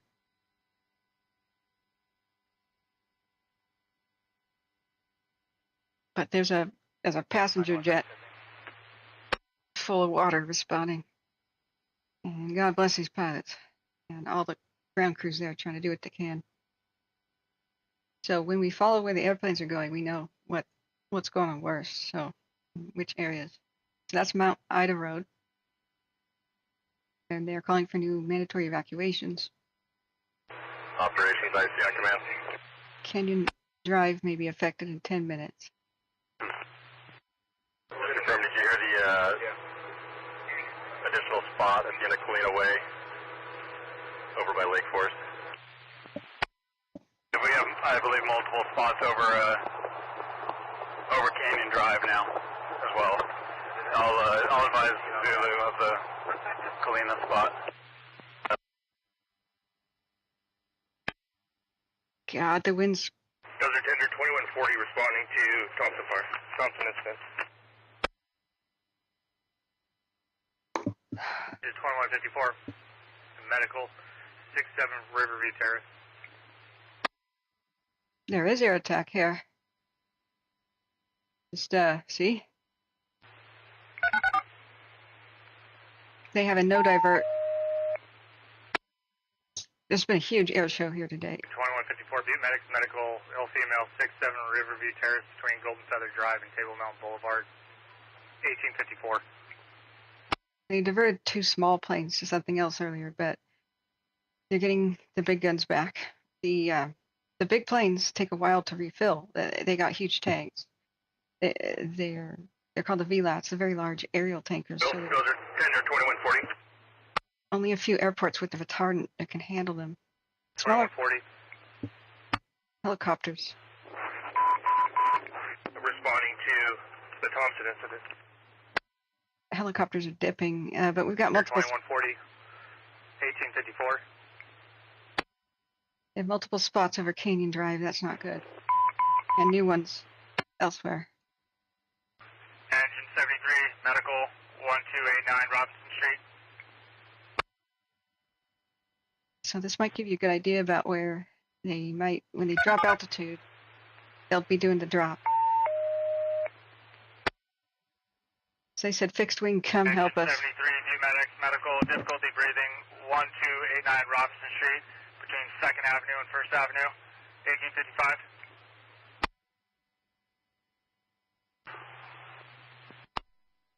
Dude, I'll head down there and get him going. Yeah. Leonard, thank you for being here. Leonard D. It's not only by the dam. The fire's fight is going much better by the dam. But it's over into the town proper and trying trying to kill the neighborhood called Kelly Ridge. It's Units responding, Occidental Avenue, 3 routes in progress, 1855.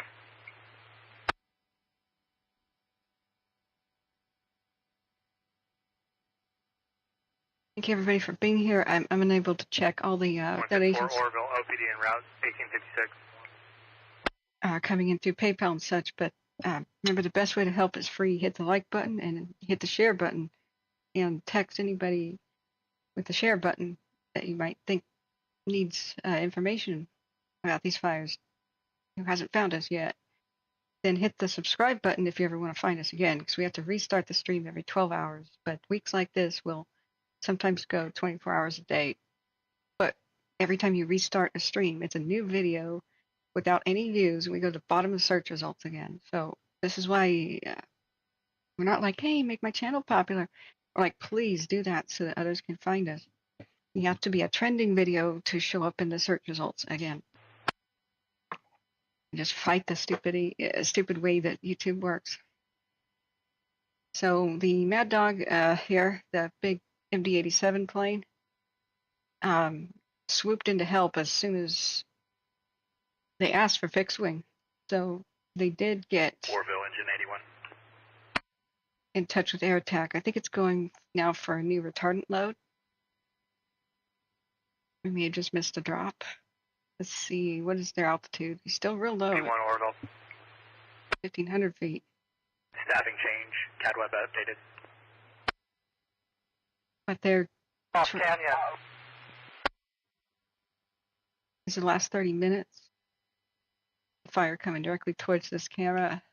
Bunch units, you're on. You can command. If possible, switch to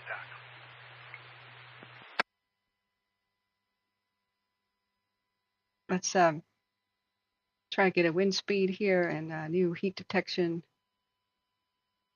Yeah, wind direction. It's that horrible north wind that everybody lives in fear of in Northern California. It comes out of the desert of Eastern Oregon.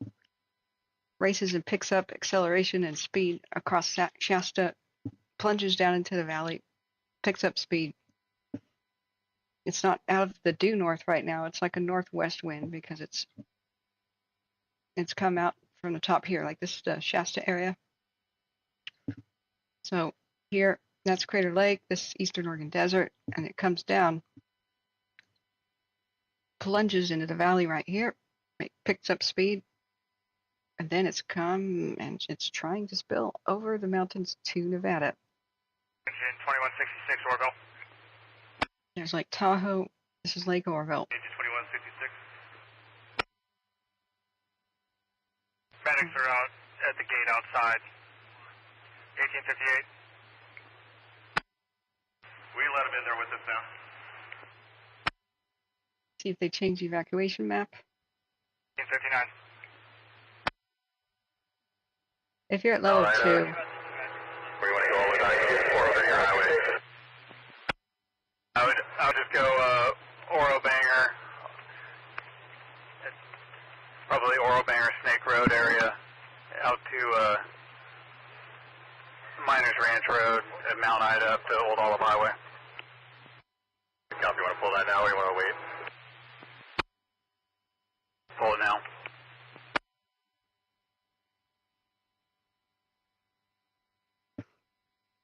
If you're anywhere east of Oroville On proper, structure defense in East Oroville, Kelly Ridge area, you guys need to be proactive. If you need to move with the fire. it doesn't sound like they can hold Canyon Drive, which they're calling Canyon Road, which is right here. It's the main east, north-south protection for the Kelly Ridge neighborhood. It's a very, very hard neighborhood to defend. Very hard. Lots of little hills, tons and tons of thick. Neighbors here have like very, very tall, decorative, ornamental plants that are so inappropriate for fire. It's not a dense neighborhood, but there's a lot of homes and some people, I was shocked at how just certain main roads shocked at how full of bushes everywhere. Like every square inch of their property is full of bushes about shoulder height that look dry and half dead much of the year, and hedges that are like as high as the roof of two-story homes, like the way people would put their yards in England, in a wet location. That's not appropriate for California. You know, even after the Paradise Fire, driving through this area, I was to get to the boat. Oroville, truck 91, that seems the medic. In Marina, I was just shocked. Truck 91, 1901. Some of these people are utter fools. Ground. The way they decorate their yard. I hope they changed, but I don't know. Units, that was Butte Command. Then you have And crew cut in line up towards Table Mountain. Elko on underground. Elko, you're on Butte Command. And then some people are really savvy and have always mowed down to like the nubs, the grass, and removed hazard trees, and only have oaks on the property which resist fire. That's normal. That's the normal fire-resistant kind of landscape. But then you have people are like, oh, let's just make the yard pretty, like it's an English garden. Don't do that. Just don't. Some people use hedges as in place of fencing. Like, okay, retaining stone walls, that would be the way to go to stop fire from racing up the hill, like in the grass and hitting your property. There's a lot of dry grass all over the place. During the Paradise Fire in this neighborhood, there was a large animal evacuation center. And thank you so much, Bob, for the kind donation. You're a rock. I don't know. The winds are actually pretty Staging wild. operations. Let me know each time you get a resource. Charlie Golf for Lima in staging. But remember, if you're anywhere east of Oroville right now, even if you're not under notice, you've got to get ready and be ready to give a 41 moment's Medical, notice. 5539 California Street. I don't care if you're under notice or not. East of this fire, it's moving rapidly. Everybody on the south side of the lake, prepare. If you're in the yellow here, I would be out already. And 41 Butte Medical, possible stroke, 5539 California Street between Jackson Street and Washington Street, 1903. see, this is only 10-mile-an-hour wind gusts, but they have, Thompson, I see. excuse me, 10-mile-an-hour wind. Spot fires across Canyon Drive is impacting Almond Avenue. We've ordered additional evacuations, basically everything from Highway 162 all the way down to Oroville Highway, north of east of Oakville, and west of Miners Ranch Road.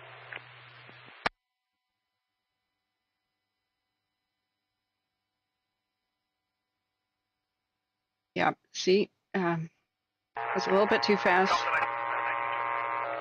for me to get all of that, but it's the general area. They've already ordered evacuations. Branch 15 units, X-ray, Victor, and Branch 15. Are you guys available to meet at Station 64?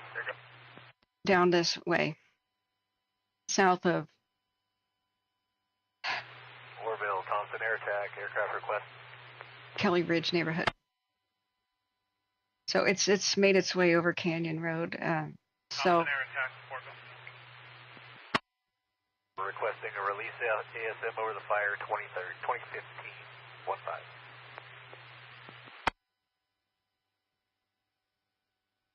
Victor, plane is observing. Thompson air attack, Oroville copies. Additionally, you have an updated acreage. Stand by, we'll get back to the anchorage. Now it climbs in elevation. Kelly Ridge is a ridge. It's higher in elevation, so the fire will be going up the hill. And that's what's so worrisome is the fire is blowing it towards a place where it could climb, so it could spread incredibly quickly. The regular wind speed is only around 10, maybe 15, but the gusts are higher. That's what I was trying to say. And who knows how often how frequent the gusts are. But you don't need in triple-digit temperatures. You don't need super winds. You just need the heat alone and low humidity and terrain and this fuel load to have fast-moving fires. So I hope they crucify whoever did this. Unless it's a total freak accident, this person needs to pay, assuming it was caused by a human and or company. We don't know if we know power lines are down in certain neighborhoods, but that's probably because the fire is chewing through power lines. Because for some stupid reason, we still have above ground power lines in fire prone areas like Butte County, and when they go down, they rebuild them as wood. Like, come on, be smart. At least make them steel. But here we are. It's complicated things here. But they said if anybody caught lighting fireworks, they're going to arrest them and punish them hard. And we just heard the Butte County Sheriff said, "Don't be stupid with fire. Just don't." They don't mess around. I like it when they say stuff like that. Hey, Brokefish, how are you doing? Yeah, this is a bad one. I don't know how much they'll lose, but they may lose some things. Homes maybe on Kelly Ridge. It keeps spotting over Canyon Road. Let me tweet that I'm live. I totally neglected to do that. So we have 138 likes and 1,500 views. Please, guys, hit the like button, because if you're logged into Facebook, you're the only one who can. Total strangers can't. Many people don't. It's not Facebook, YouTube. A lot of people don't know how or don't have the time right now to create a YouTube account. So we're depending on those of you who have one to hit the like button so we get found. Thompson, air attack. Yeah, Butte County is very, very challenging. Thompson, air attack. Regarding your relief SM request, cutoff 2009. Butte County is one of the worst places on earth to have a fire, just because of the geography and. Oroville, Thompson, air attack. You're walking on a piece of traffic. Yes, Wildcat, Air Thompson. attack, Oroville. Regarding your ASM relief, North Office reminding that aircraft cutoff is 2009. In the last 30 minutes, it's intensified, and they're really desperately trying to hold Canyon Road. It doesn't look like they can. They don't have another good defensive road. That was their best shot at keeping it out of the Kelly Ridge neighborhood. So the Kelly Ridge neighborhood is up over this hill. Air attack, Oroville, did you copy? That way. Oroville, the Thompson air attack affirmative. We can get them out over the fire earlier than that. All these air tankers says need the fire.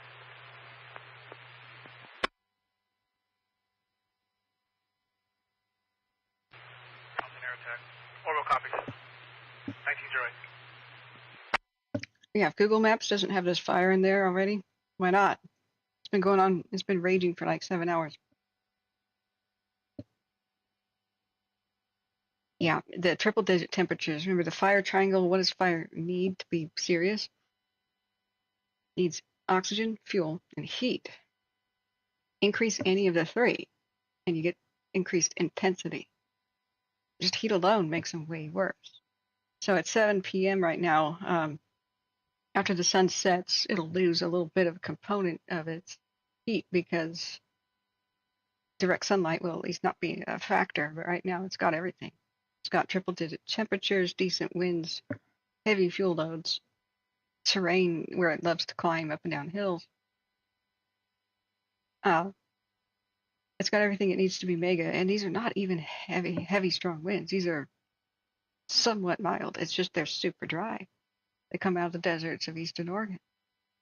Yeah, Brookfish, thank you for trying to reach me. I screwed up royally. I had to sleep a long time because I didn't really sleep the day before because of the emergency construction and repair at my neighbor's house.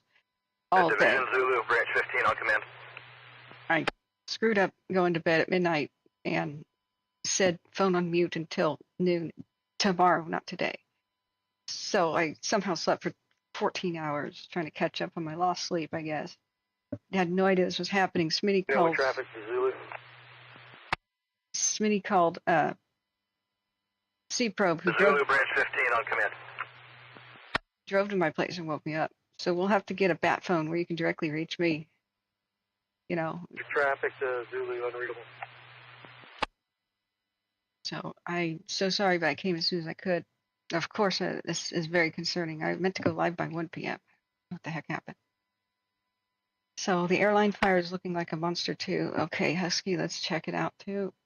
But we are very, very concerned for anything on the east side of Oroville right now.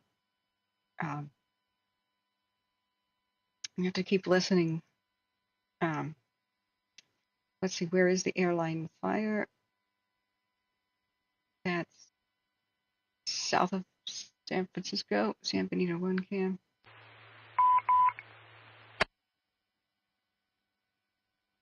Moccasin fire in El Dorado County. Responding, Robinson Street. Paramedics at scene. Cancel. Turn to quarters. It's only Engine 73. Moccasin fire is only 51 acres. Engine 73, returning to quarters. Engine 73, 1911. Yeah, it's a different airport fire. That one's 2 acres. Wait, Bay Area. South of the Bay Area. Airline fire. Oh, God. Okay, it's different. Very different. I checked on it earlier, and I was like, it's 2 acres. What are people talking about? Stop naming fires. 2154 committed en route and low personnel. It would help if they stopped naming fires nearly the same thing. 1,000 acres. For 1911. But there's no evacuations or anything. It's just off in the hills, guys. It's just burning the dry grass off the hills. Not a lot of fuel load here. It's big, but it's just some grass. I don't know, other than a couple of smaller communities and little ranches like this. I don't think it's really a factor or anything we need to actively monitor today, unless things change. So please let me know if things change. The only places with mandatory evacuations so far. Oh my God, my phone's blowing up. Oroville, Thompson air attack. Command.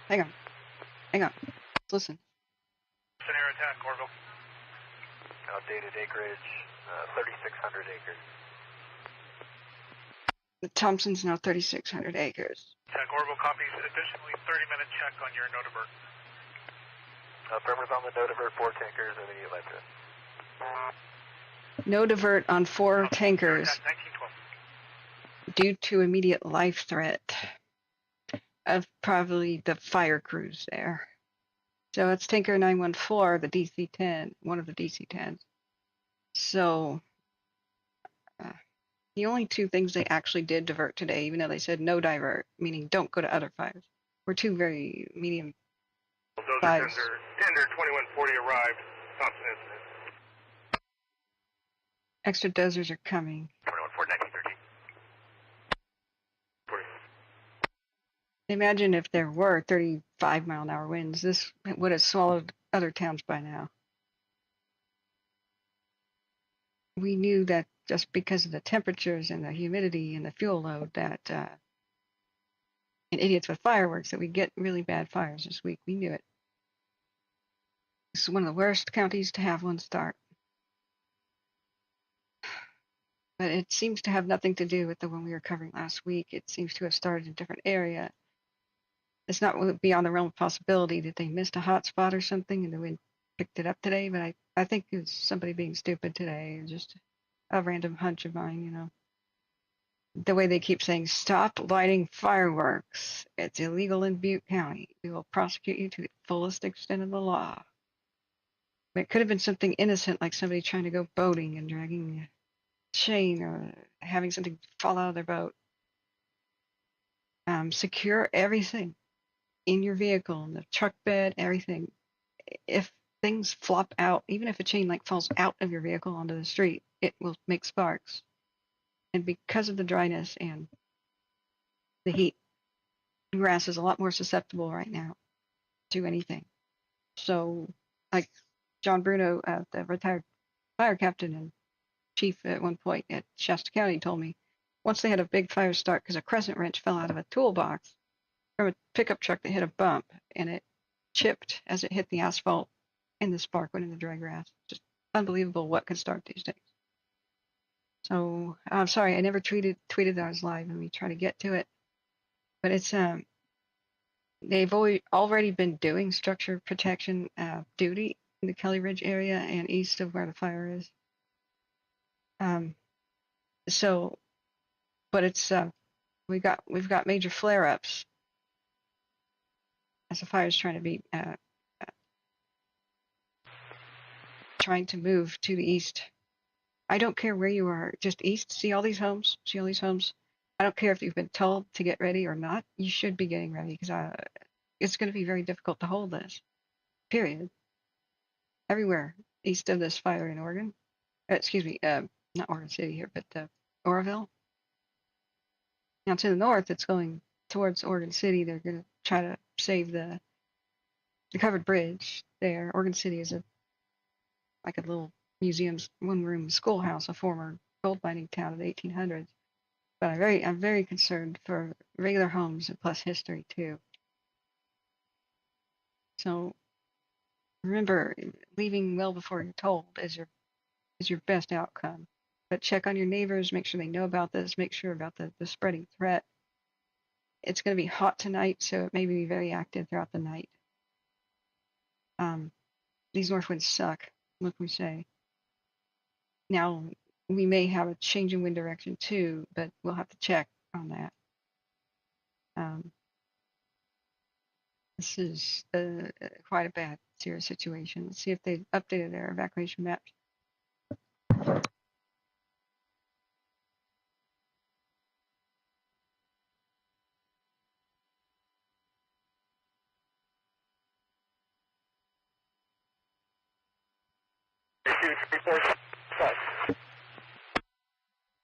Anyone, I don't care who you are. East of Miners Ranch Road. Engine 91, 4250. Correction, engine 91, medical, 4250, Lincoln Boulevard. Prepare to go and or just go. If the smoke comes your way, fire's coming your way. And it may just jump the marina. Oroville. 2 additional tactical frequencies. 4250 Lincoln Boulevard between, correction, cross of Myers Street, 1917.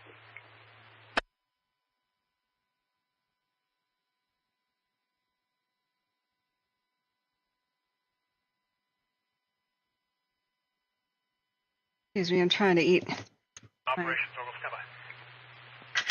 only meal I've been able to attain today, so excuse me. Let's look at the last 15 minutes.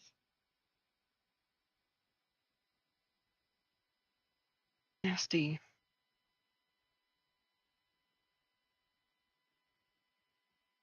So the Rattlesnake Peak camp is looking to the northwest.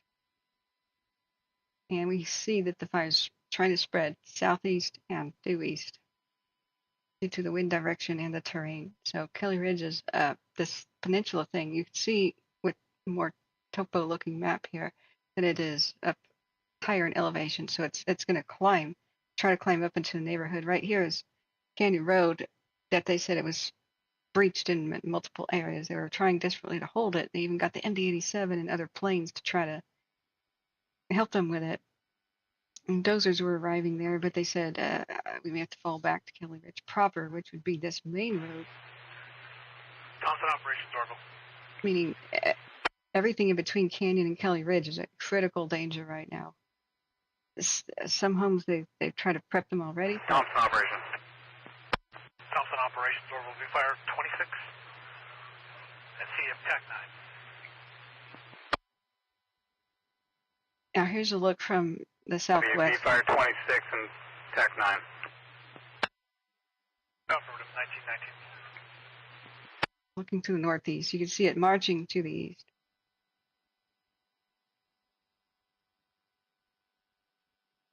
And finding new things to burn.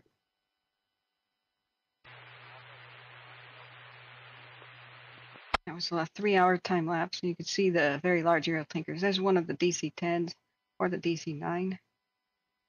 Very large aerial tankers. They're on a no divert status for the big planes. So it means who cares what other fires show up? This one is too critical to peel away any of the aircraft, no matter what is happening elsewhere. So, yeah, there's another one. The MD-87, which is a huge capacity passenger jet, turned to help right away. And so are a lot of the smaller ones. The helicopters seem to be working where the dam is at, but that's going better. I don't think the helicopters could help much because of the smoke. 2150. You copy? Have small fires at Almond, just below Hillcrest. And structures at the upper end of Almond will be impacted shortly. Almond and Hillcrest. Oh dear, that's where it's going. Structures impacted shortly. Almond and Hillcrest Drive. Structures impacted shortly. They're saying that because they want people to arrive there to do what they can. Or they already are there. But this is why we listen to the radio. We need to figure out what's going on. Just spilled something on the floor. Hang on a second. There. We'll look at that area on the map. But there's a lot of dead ends and cul-de-sacs and such, and it makes it harder for the firefighters to get around to get to other neighborhoods. It's a very difficult place to defend. And up on slopes. So, and we're talking about the Kelly Ridge Peninsula right here. So let's look where the intersection is of Almond and Hillcrest. East Oroville. Okay, so it's down here actually. Canyon Drive goes south quite a bit. This is where structures will be impacted, quote, shortly. And they just said that. So at least that's a main road that they've got good access to. But you see the nature of like this road, Charlotte Lane doesn't connect to Almond. It dead ends. So it takes them a long time to get around and drive around to get back to places right next to each other. I'm trying to say that more roads need to connect so that firefighters can respond quickly to these things, especially in mountains and hills. But that's where it's harder. You know, it's more expensive to build roads that zigzag down slopes. And if there's a creek there, it's more expensive to put a culvert or a bridge there. So unfortunately, in the foothills of California and places like Paradise, you get a whole bunch of neighborhoods that like have just one way out. And if the fire jumps right over their heads in the wind and hits the next home over, they may have to drive west to go south, to go east, to go north, to go where they should have just driven for 1 minute ease. You see what I'm saying? So this is what makes it so dang hard to catch up with things. So structure's about to be impacted here at Almond and Hillcrest. So it has gone past Canyon.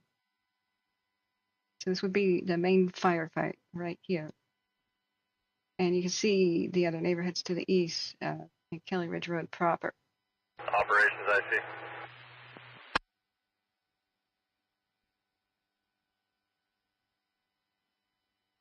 Remember, if you're east of this fire in Oroville, just start prepping to go. Don't wait till you're told. I'm telling you, you might be impacted. It might get close to you. It's because it's so hard to stop it. Really hard. So get ready and check on your neighbors and try to, prep your livestock or whatever. I don't know how far this is going to spread, but it's already, the situation is not under control. So Dizzy. Thompson operations, Thompson IC on command. Operations. Yeah.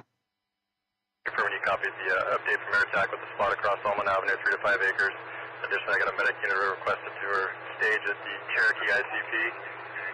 And if we have to pull an evac for 805 where the casino is, we're going to do a casino shelter in place, and we'll evacuate the ranch area. Wow. Yeah, the casino is probably very fire resistant. Copy. They'll probably do a shelter in place and evacuate the areas next to it. Basically from Oakville all the way down to Oroville Highway back over to Miners Ranch. If you need to do additional, let me know. And you received the new injury report a while back, right? There was I think it was a fourth firefighter off of engine 2191. Want to make sure that a liaison makes it to the hospital with him.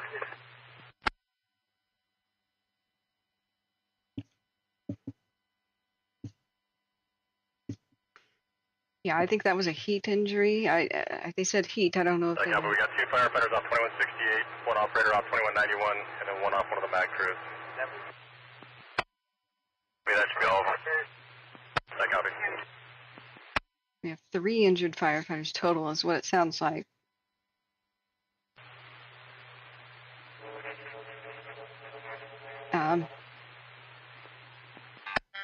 Anybody at the casino will be ordered to shelter in place if they need to issue new evacuations for Oakville all the way to Miners Ranch Road. So only if you're at the casino would the shelter in place apply to you. Evacuations are probably about to come down the pipe for Oakville all the way to Miners Ranch.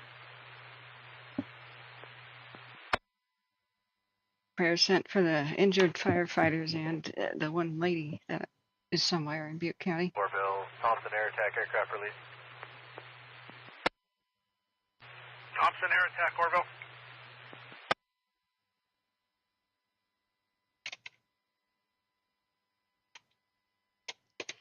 Yeah, which satellite feed? Thompson air attack, Oroville. 94 release empty to Reading, ETA 1946.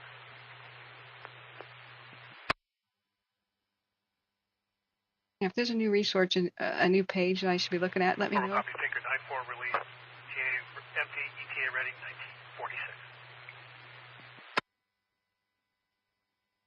1946. Colson tankers are in the house. Oroville, Thompson air attack. Additional information, the release was due to maintenance issues. Oh. Thompson air attack, Oroville copies, 1927. Did they just lose an aircraft to maintenance issue? I don't know what they just said. I'm sorry. Helicopter, 4 up. Yeah, Fab Daddy 444. Remember, guys, hit the like button so more people can find us. And Copter on Butte Command, repeat full identifier. I have evacuated family here, too. Oroville, Copter, 4 Alpha Sierra, command. Copter 4 up, Kate. Oroville. Helicopter 4 Alpha Sierra is returning RON McClellan. A 30-minute ET.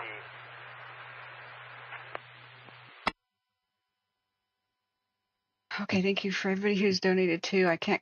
Oroville, repeat your identifier.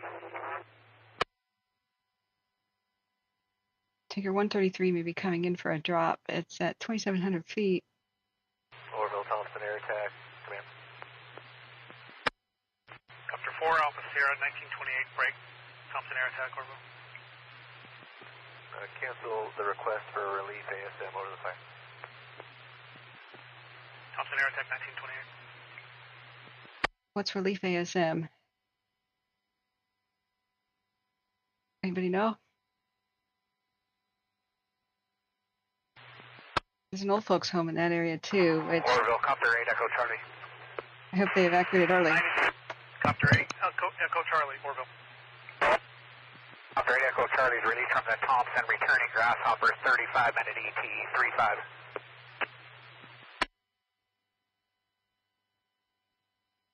Copter 8 Echo Charlie, 1929.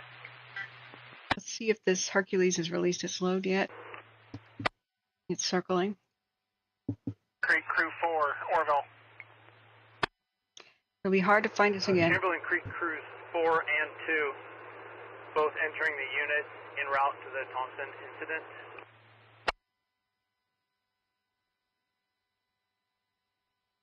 It's climbing, actually. 2,500 feet. Chamberlain Creek Crew 4, come up on Butte Command, 1929. 214. Oroville, Hell's Anchor 8, Papa Juliet. No, I'm going to give you mod powers. AKR, thank you for being so helpful today. Hell's Anchor 8, Papa Juliet. Use your powers for good. Now give me the link, please. Thank you. Oroville 8, Papa Juliet, Hell's Anchor just off of Chico en route to Thompson Fire. 3 souls on board, 2.5 hours of fuel. ETA 8 minutes. Hell's Anchor 8, Papa Juliet, ETA 1938. Right. Thompson, air attack, Oroville. Did you copy? Oroville, Thompson, air attack, need to repeat. Helitanker 8 Papa Juliet, off Chico, ETA, the fire, 1938. Yeah, thank you, Brokefish, for picking up the slack before I could wake and trying to get me up. 1930. It's called Gold Valley Casino, I think. Let me see. Creek Crew 4 on Butte Command, Zone 13. Gold something casino. Creek Crew 4, Oroville. Chamberlain Creek Crews 4 and 2 entering the unit en route to the Thompson incident. I don't believe they've issued Gold Country Casino. Look, very defensible. I'm very familiar with it. Chamberlain Creek Crews 2 and 4 report to Thompson staging, North Bay Recreation Area, Highway 70 and Garden Drive.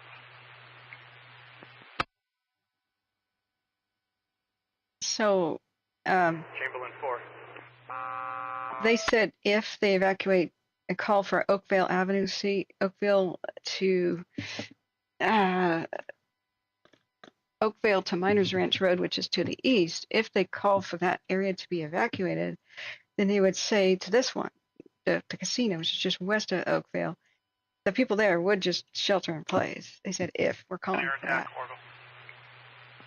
If you're in the neighborhood and you're not sure if you have enough gas to get out or anything, or if there's a lot of smoke and you don't know if driving the roads is safe, you could go here and just chill in the parking lot and in the casino.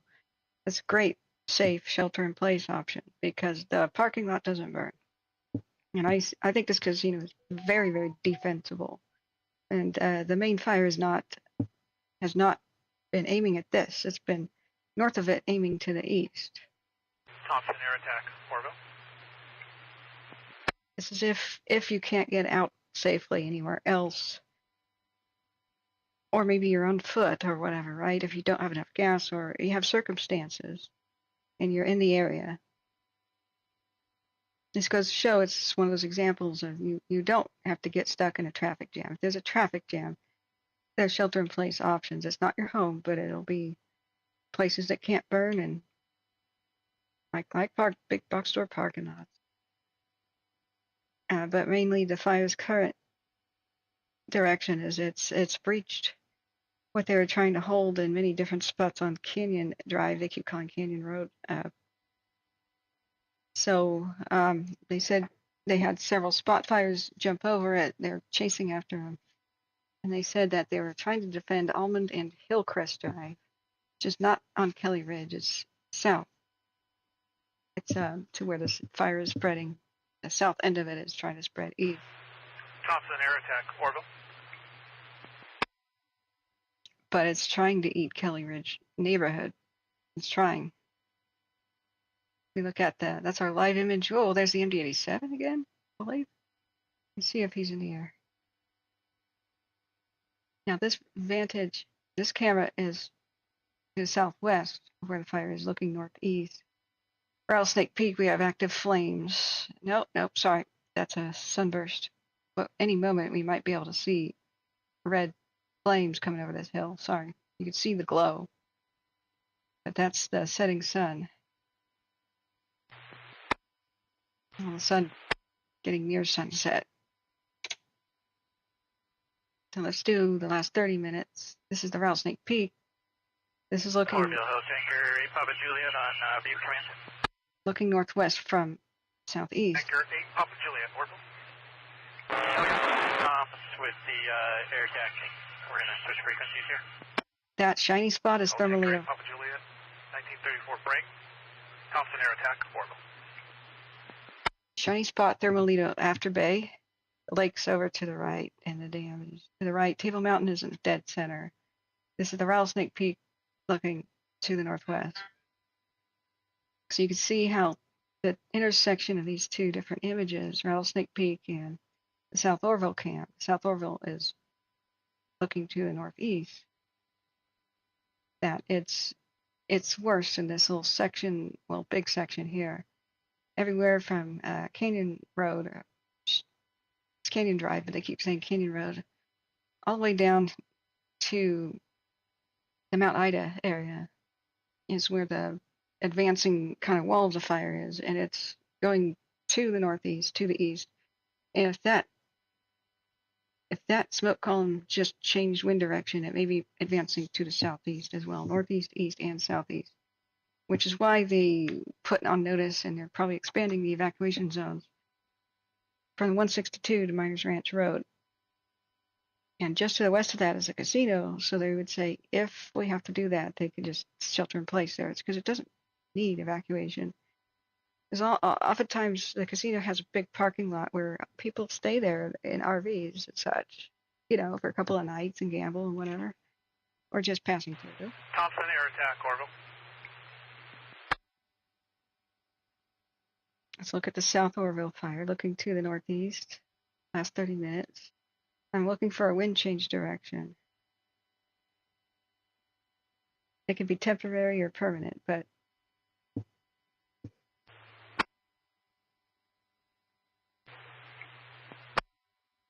yeah, welcome AKR, thank you. 91, 1936. Yeah, thank you, Adam. It's funny how I forget things in my own backyard. Yeah. I need more blood sugar. Air attack, Oroville. From North Ops. Tanker 103, Tanker 15. Both to return McClellan for RON. Oh, the College of DuPage. Yeah, okay. Thank you for that link. I should get better at every time I learn it. Oroville, Thompson air tanker, walk on repeat. I copied. Tanker 10315. Both are to RON at McClellan tonight. RON?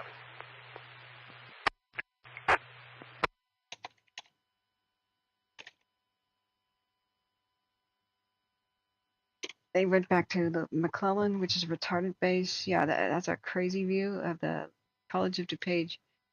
As many different ways you could see fire. If you go over to the left and go to different colors and bands, which one would show us the red flames? I can never remember which one that is. This one is smoke view. If we go to the ABI bands, visible shortwave, do you know which one would show us like through the smoke but show the red expanding fire front? That would be very helpful. I do have family evacuated from this one. They're safe in the Yuba City area. One of my family members was already on a road trip for a job to Reno. They've got to be on pins and needles. It's very concerning to me. And this is one of the worst places on earth to have a fire. Butte County has special geography in many of these communities, right here in the band of foothills, just where they meet the mountains. 41, medical, 5567 California Street. You look back. Remain overnight. Thank you. So it looks like they're probably timing out. Pilots can only fly. One medics, medical, 4-month-old, difficulty breathing, 5567 California Street between Jackson Street and Washington Street, 1939. 4-month-old with trouble breathing, probably because of the smoke. So pilots time out. They can only fly so many hours in a day before they're told they cannot fly the next day. So they time out. Mike, operations on command.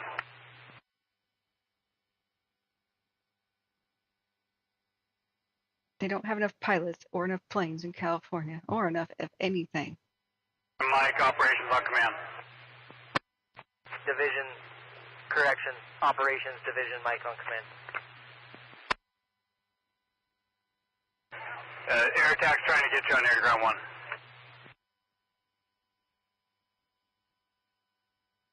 Now we're hearing ground and what ground and dispatch is saying to air attack. We can't usually hear their reply.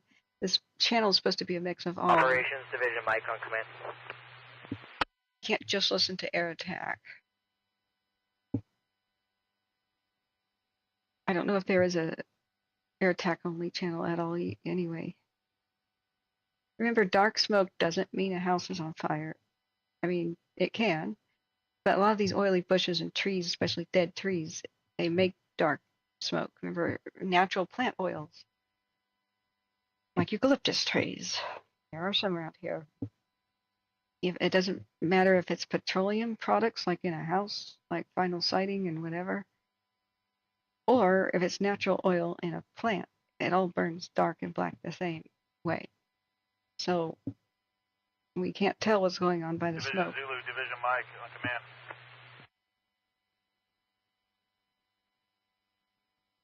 Yeah, let me look back at chat. Division Zulu. Thank you everybody for helping us keep us informed. How are other?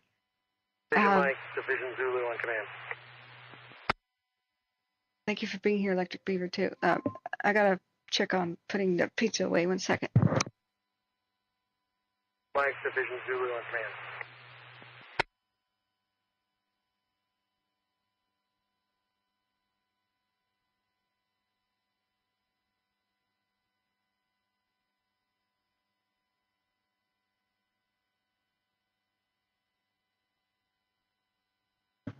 Okay, it's not quite cool yet. I haven't even finished the 2 slices in front of me. Let me try to work on that.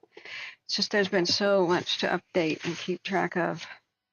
Do put it in chat, and we'll quickly keep going back and forth through our different views. 91 Medical 200 Lomrod Avenue. All right, that's 30 minutes.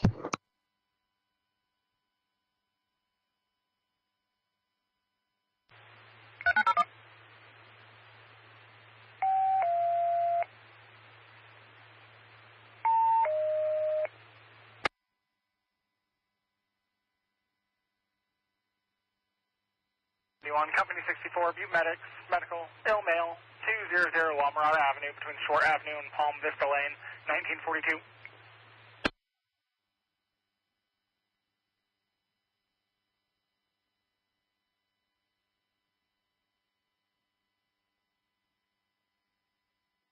We've had a little bit of change in wind direction. Slightly, it might help them defend a Kelly Ridge neighborhood, but that's bad news for south of there. It's pushing due east and southeast. You can see the wind. Since we're looking northwest, this wind is now changing a little bit so that the fire will try to move more southeast than it was before, which explains why they're having problems near Mount Ida. But what's good for one neighborhood is bad for another at the moment. So let's go back and do a 6-hour time lapse. It wasn't that bad until I got... Medical 200 Lomrod Avenue, reduced code to 1943.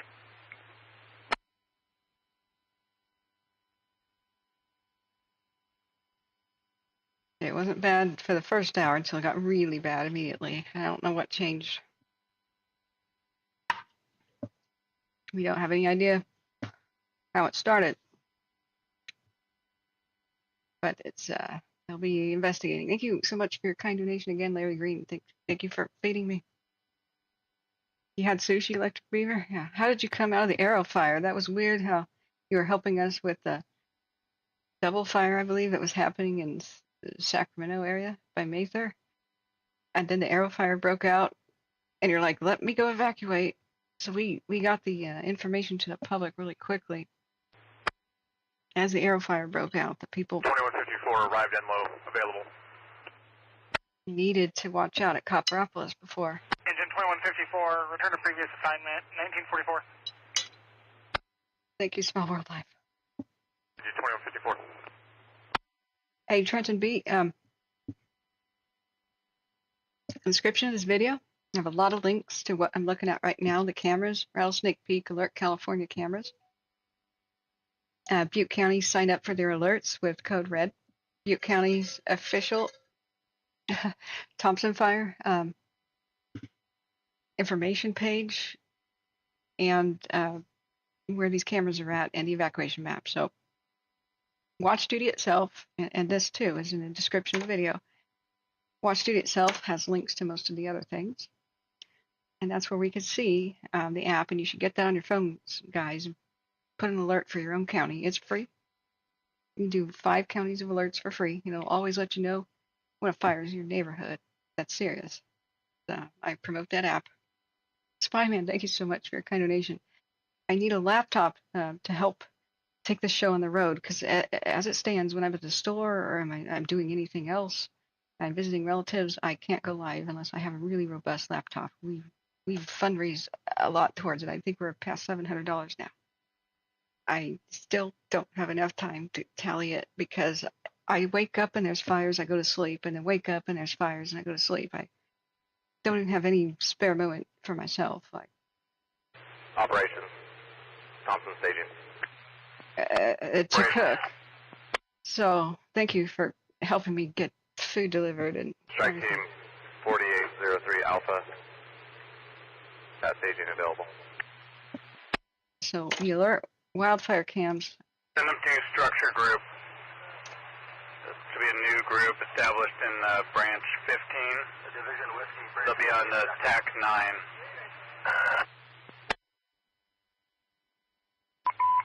Now, for orientation, we're looking to the northwest. Engine 91, from medics in the area, cancel, return to quarters, engine 91.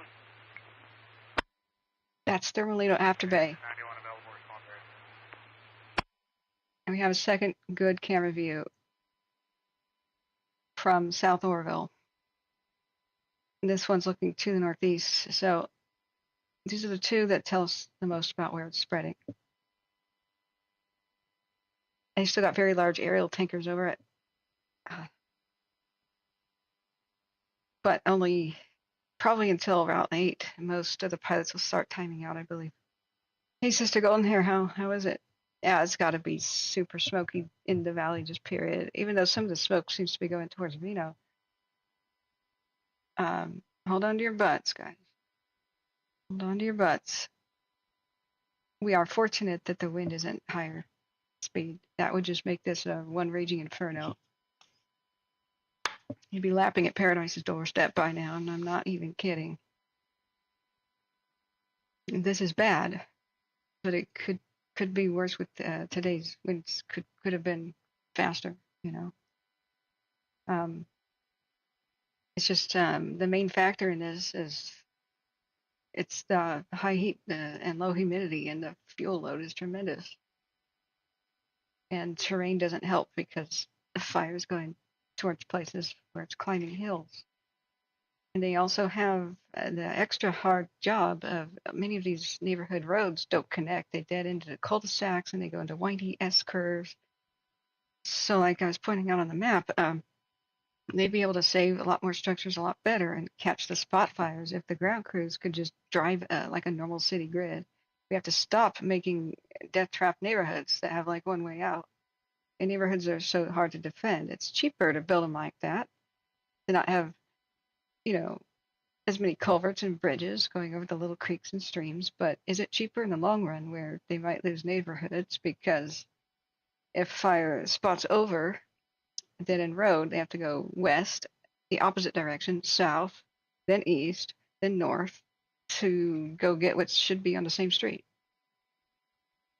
So the 1 minute matters when it comes to saving a house from a fire, stopping its spread. Oroville, Yeah, Desi. Thompson air attack aircraft release. It's moving away from the town proper, Air attack, but Oroville. into different neighborhoods. 911 release to McClellan, empty, ETA 2010. So away from the Air attack downtown 1941. to northeast, east, and southeast. But there's still a lot more at risk. It's moving into different neighborhoods. So the wind, I think, has changed directions. It's not moving as fast as it was to the northeast. That might help them defend the Kelly Ridge neighborhood, not the road. The road goes north and south for quite a ways. But that's bad news for the neighborhoods due east of the downtown to the southeast. So they're talking about expanding their evacuation zones. Anybody who's east of the fire, period, you should be getting ready to leave and or left already. I don't care whether or not they've already put you on alert or not. Time and time again, for every county in California, they give people evacuation notices way too late. You have to think about what's going to stop the fire from going towards me.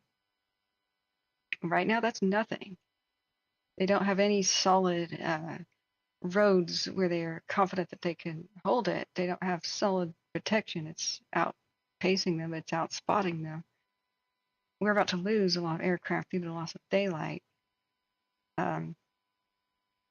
So, doesn't matter what the maps are, what they've said.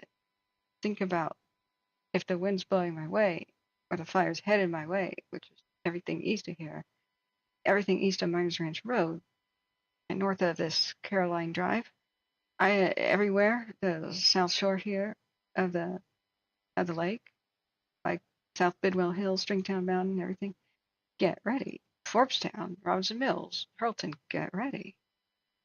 We've seen these just go nuts before. It's terrain and dry fuels and heat as the main factor. So, do they have a lot of north-south roads to catch it? They could try at the Oro-Quincy Highway on the 162. They could try, but you know how this is a steep slope. If it gets past it, oh crap. What if it's on South Bidwell Hill? Embers could just boing all over. Oroville, Copter 8, Echo Charlie, command. Boing over to the top. 8, Echo Charlie, Oroville. Of Stringtown Mountain. Copter 8, Echo Charlie's in contact with Susanville, switching frequencies. Once on the top of Stringtown Mountain. Charlie, Oroville. Your ETA to Susanville?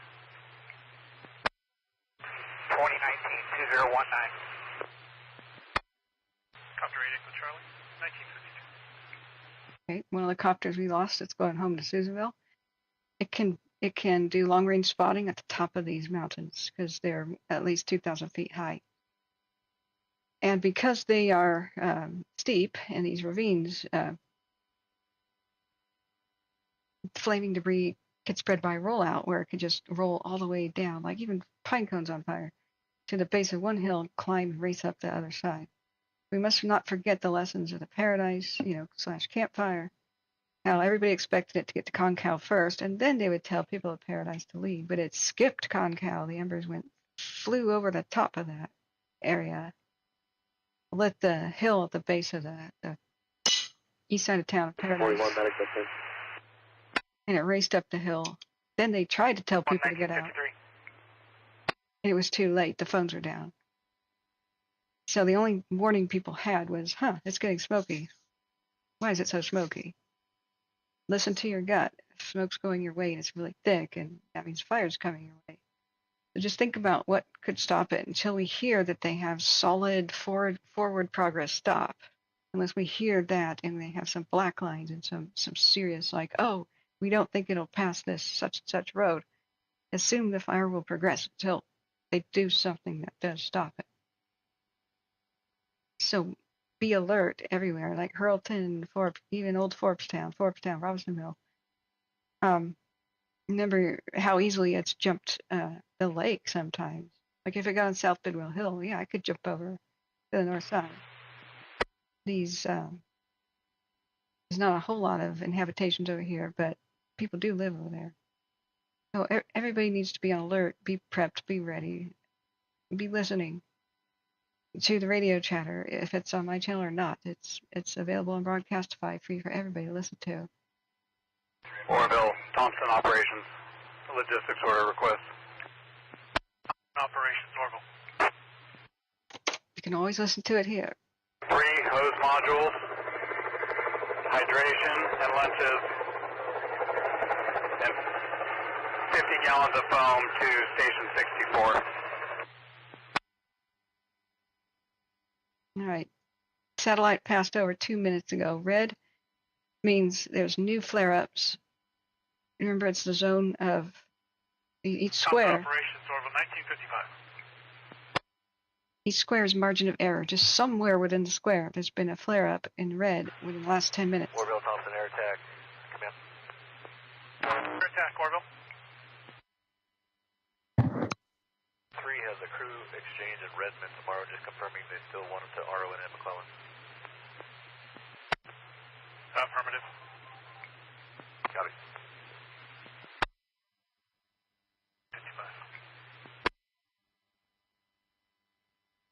I've tried to get people to remember what happened with the Bear Fire, which became known as the Claremont Fire. The Brush and Berry Creek area, Oro Quincy Highway here, goes up to it. That was like the Paradise #2 kind of deadly fire, where it roared out of the mountains and tried to eat towns, and did consume two very small towns, Brush and Berry Creek, after they had a 70% containment on that fire by Bucks Lake. And people began unpacking and thinking, oh, it's going much better up there. And in the night and throughout the next day, it jumped the lines. And hurricane-type force winds in 2020 just blew it down the canyon, which is the Oro Quincy Highway. Erased those two towns, and I think the death toll was under 12, but it was a nightmare. And people tried to outrun it in their cars, and they went right past perfectly safe shelter-in-place options. This is why I want to reiterate, never get on the road and try to outrun a fire downwind, or if it's behind you. It will spot past you, or go over the top of your head, and you will run into a road blocked ahead by flames. You'll try to turn around, and you'll be trapped already. So just think about things. If it's already very close to you, the window of opportunity may have already closed to escape by vehicle. What was so unfortunate is it's better to show that example. So if we go to Berry Creek, California, this is your best friend. Make your own evacuation plan. 66, public assist, 76 Tuscanville Drive, Unit 132. Brush Creek. There we go. Excuse me. So the Bear Fire roared down.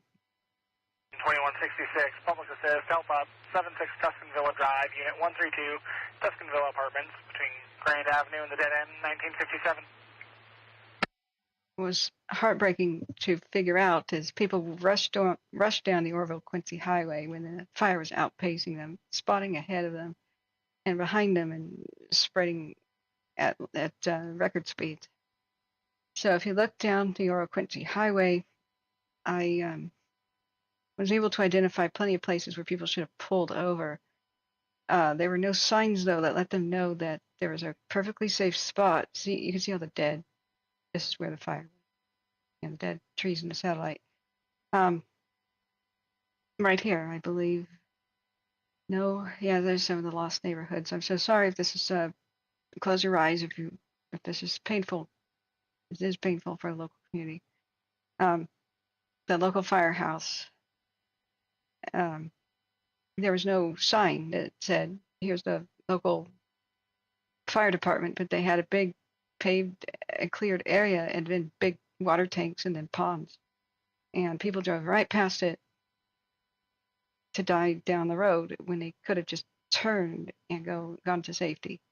Remember, when you're planning your evacuation route, everywhere that you go and hit the terrain button, everywhere that the road crosses a body of water, be it a tiny stream or a river, there will be a culvert or a bridge.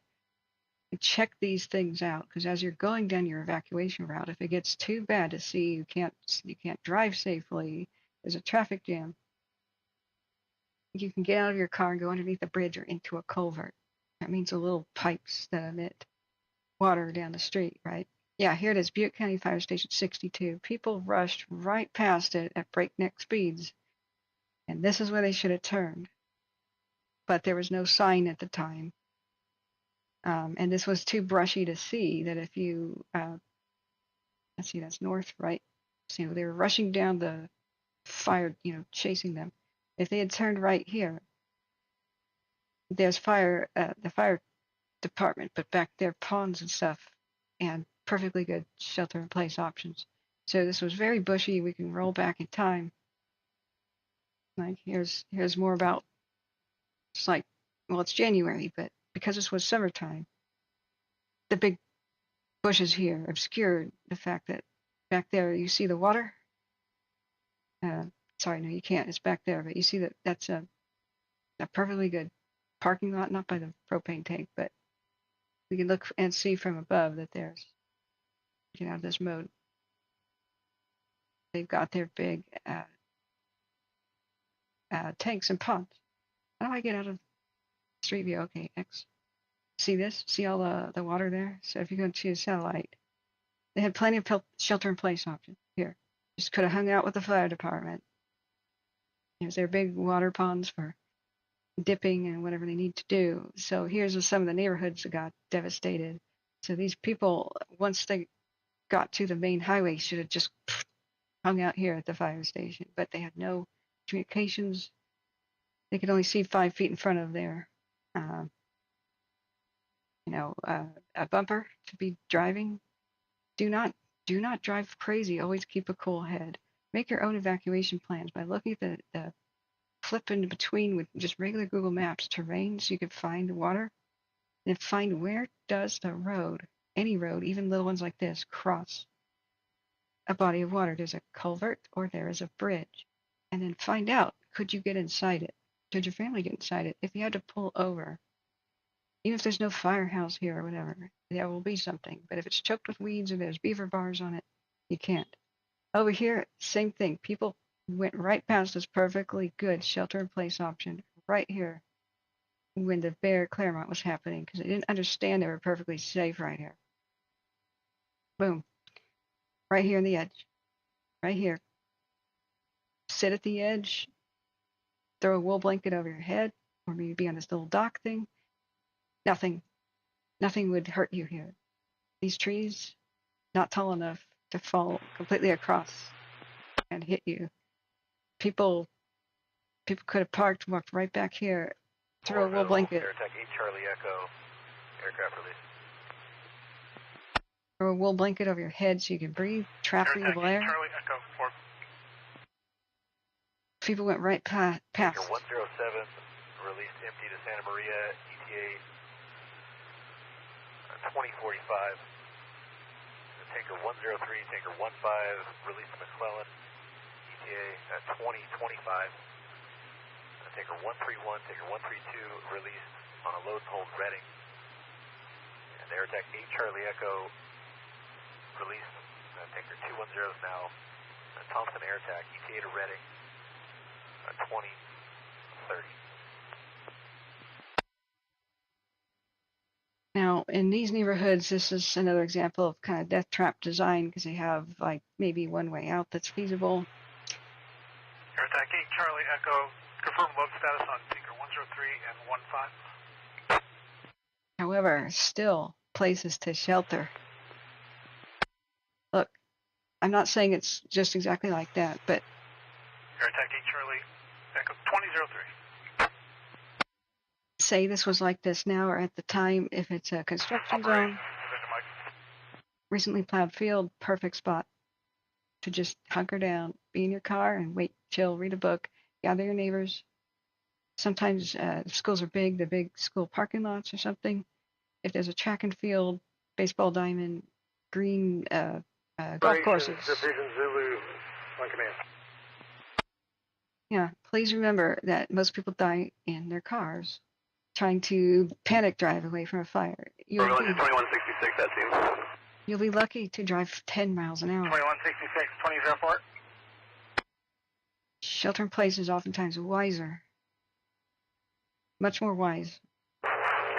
Division Zulu on command. Be the person who knows, who can direct others to safety. And what you need... Division Zulu, branch 15, do you have traffic? Yeah, affirmative.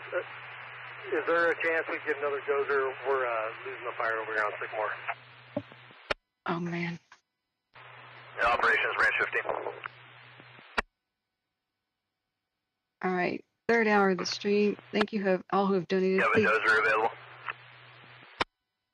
Even if I have no resources in staging.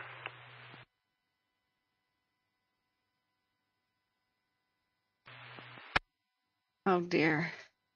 They said they're losing the fire around Sycamore back to Oroville. They requested, do you have another dozer? They said no. Operations, Thompson staging. Good. Yeah, dozer E112, Chamberlain, crew 2, Chamberlain, crew 4. Oh, good. Copy.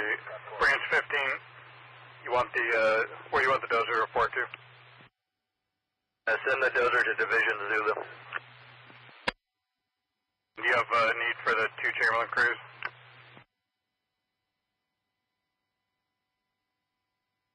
Yeah, we can send them to Division Whiskey.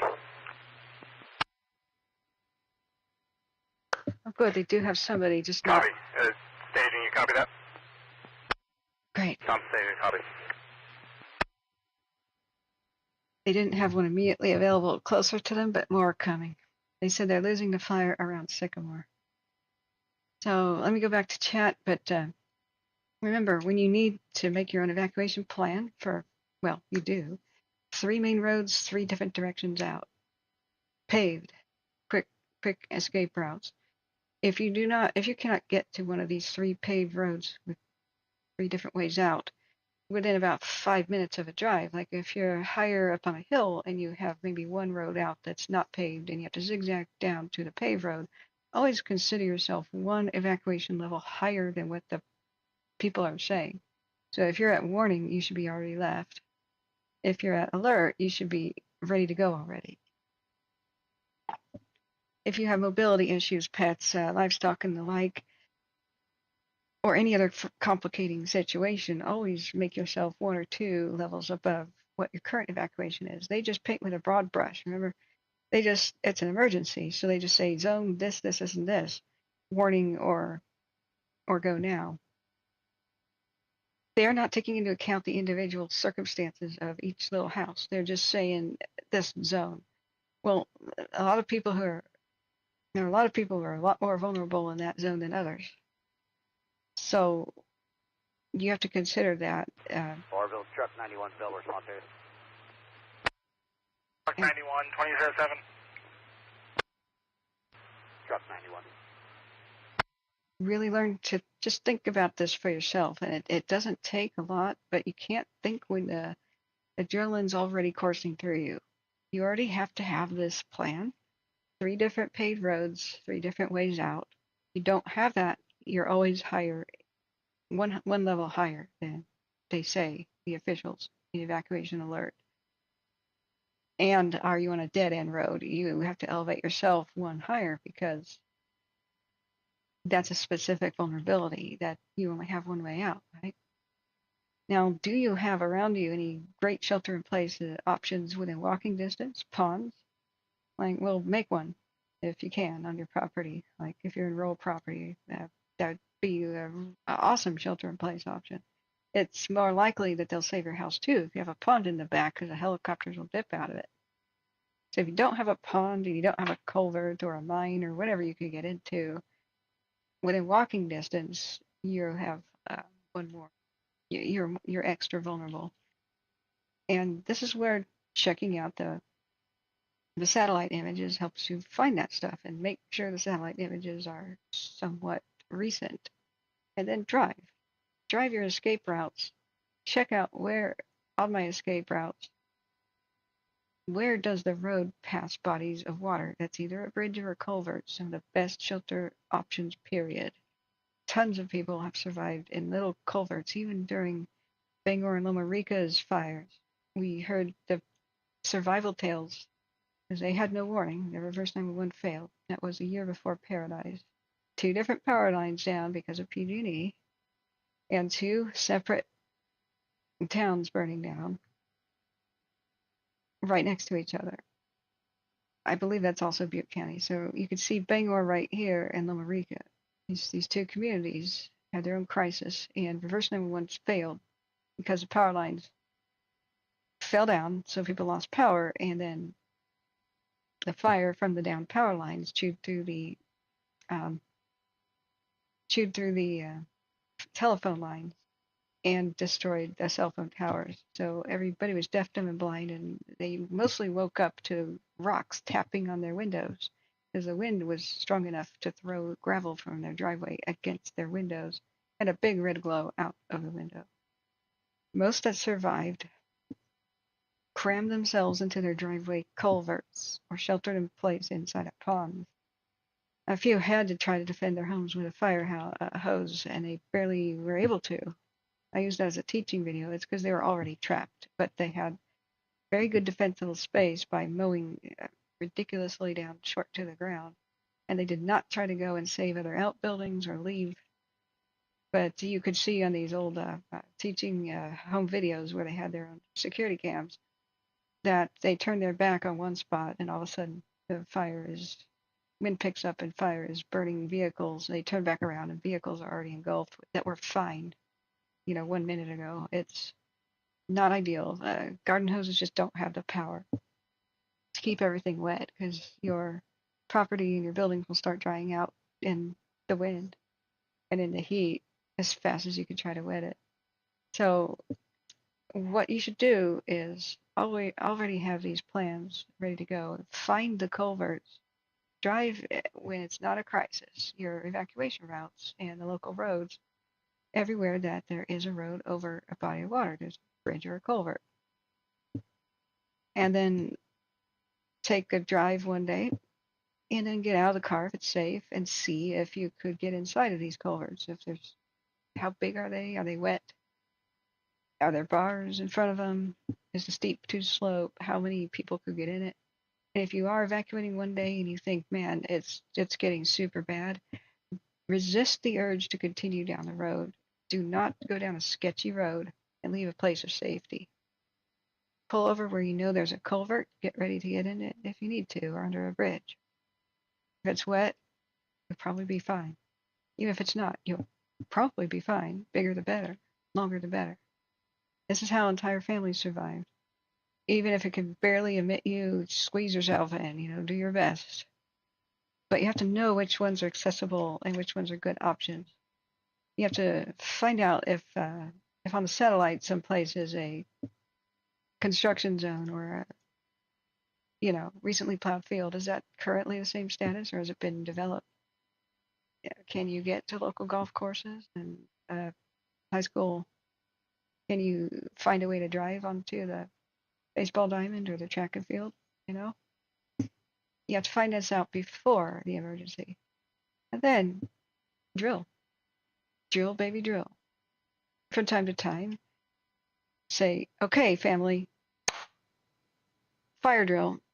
Grab your stuff, put it in the car. We're timing you. If we can do this in under 10 minutes, we're going to go to ice cream and pizza, whatever your family likes, right? Treat time. And then they get excited about doing this. And you practice, practice, and practice, and keep saying, we only need to shave off 1 more minute. That's our goal. Keep doing it till you can be out in 10 minutes.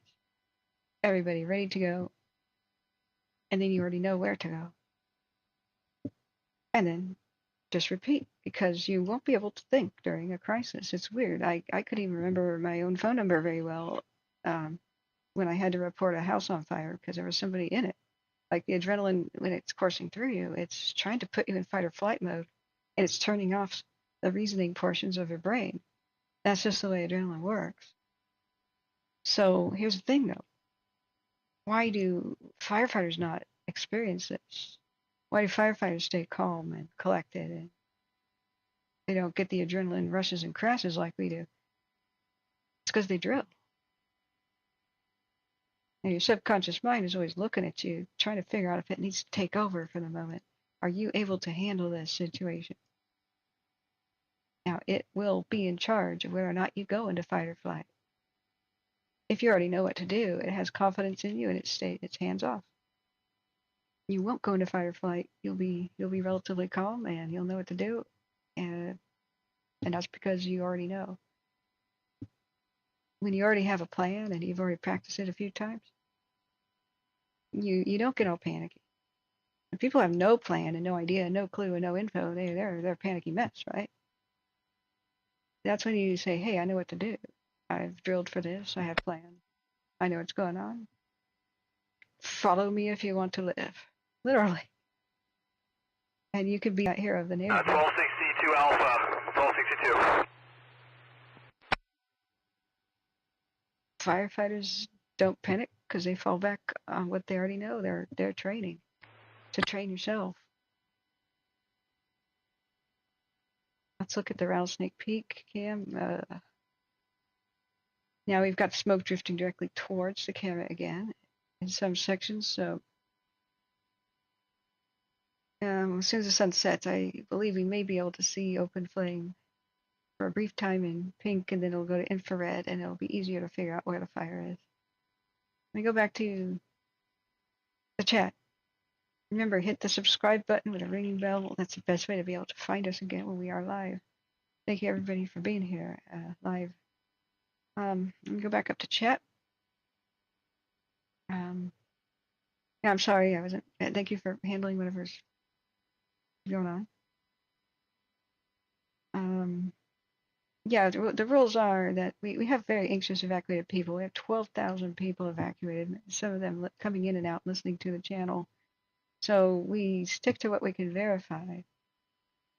Now, there are plenty of channels for conspiracy stuff. What that does is make people here feel worse. Okay, don't make fire victims feel worse, or people who are worried about losing their homes. I'm so sorry, Adam Valerie. Said you lost your home in Berry Creek and lived off of Bald Rock Road, and it happened so fast. Now, if you could explain your survival story, if you want to, I'm very interested in hearing it. I want to make little mini documentaries on how do people live, how do people survive, so more people know. What happened with Lahaina, it makes me regret I didn't make these videos sooner. Branch 15, Division 2106. Yeah. Remember, you might need to let 10 pounds of air pressure out of your tires and just have them that way. Driving over hot pavement can make your tires rupture. So find out what is the normal pressure for your tires. It's usually in the door. Sticker on the side of your door. Branch 15, Division 2106 on command. And then let out 5 pounds. Here at Station 64, I have 4802 Alpha. Do you have a need for that? Yeah, Legit Gamer 21, thanks for being here. Thanks everybody for being here. The donations and people helping us crowdsource information.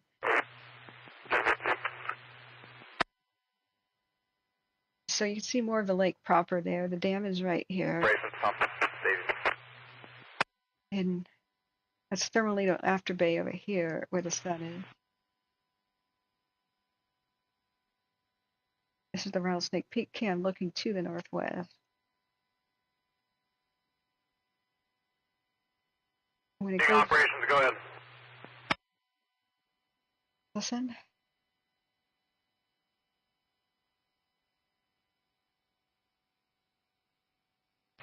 Operations, staging. Staging operations, go ahead. Yeah, 2870 Charlie and 9242 Charlie in staging.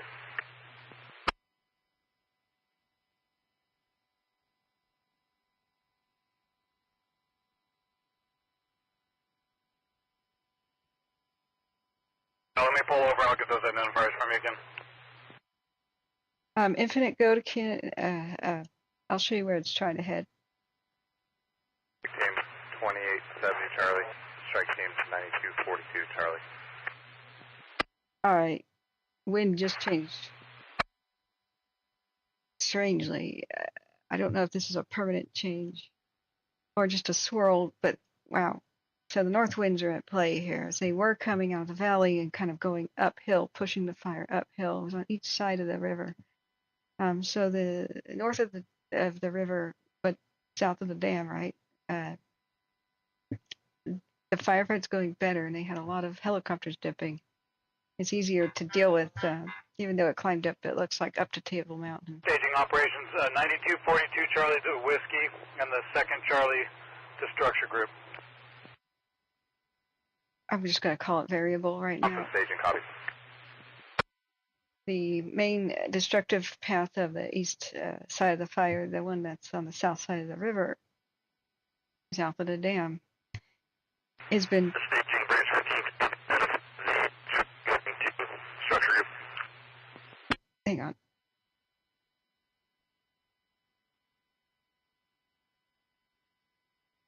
Maybe they'll update us now.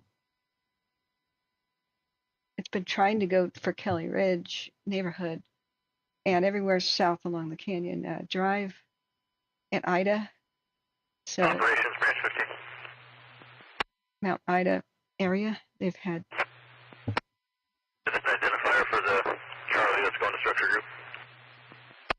This is the main. 9178 Charlie. I just tried calling them, but no answer. I hope you see. Charlie 9178 Charlie. I hope you see my bouncing mouse here, pointer. This is the main fire front in the neighborhoods affected in the yellow squares. So we have not had a flare up on Kelly Ridge itself, the neighborhood or the peninsula, for more than an hour. Division 2105. But it's still very, very difficult battle. So it slopped over Canyon Drive several times where they were saying we're having a terrible time holding it. So let's listen for more updates. They're going to lose aircraft by sunset unless they can get some of the nighttime helicopters. I didn't hear about them calling for them, but that would be great if they could get them. You can kind of see where, like this is where one helicopter's been doing his drops and trying to save individual homes off of Canyon Drive. Let me put away the pizza, excuse me. Hillcrest. Oroville, Thompson, air attack, aircraft release on command. Hillcrest Air and attack, Oroville. Hang on. Charlie 8, release back to Ukiah, ETA 2055. Tanker 914, release TMT back to McClellan, ETA 2035.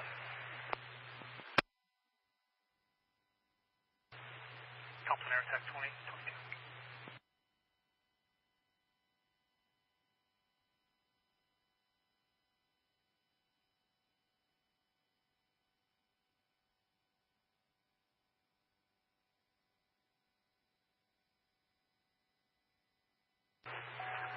Branch 1548, 03 Alpha on command.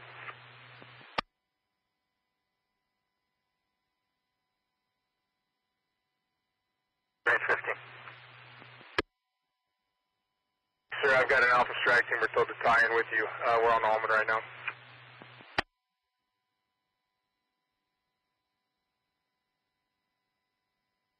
That copy will be assigned to structure group, CDF TAC 9. CDF TAC 910-4, structure group.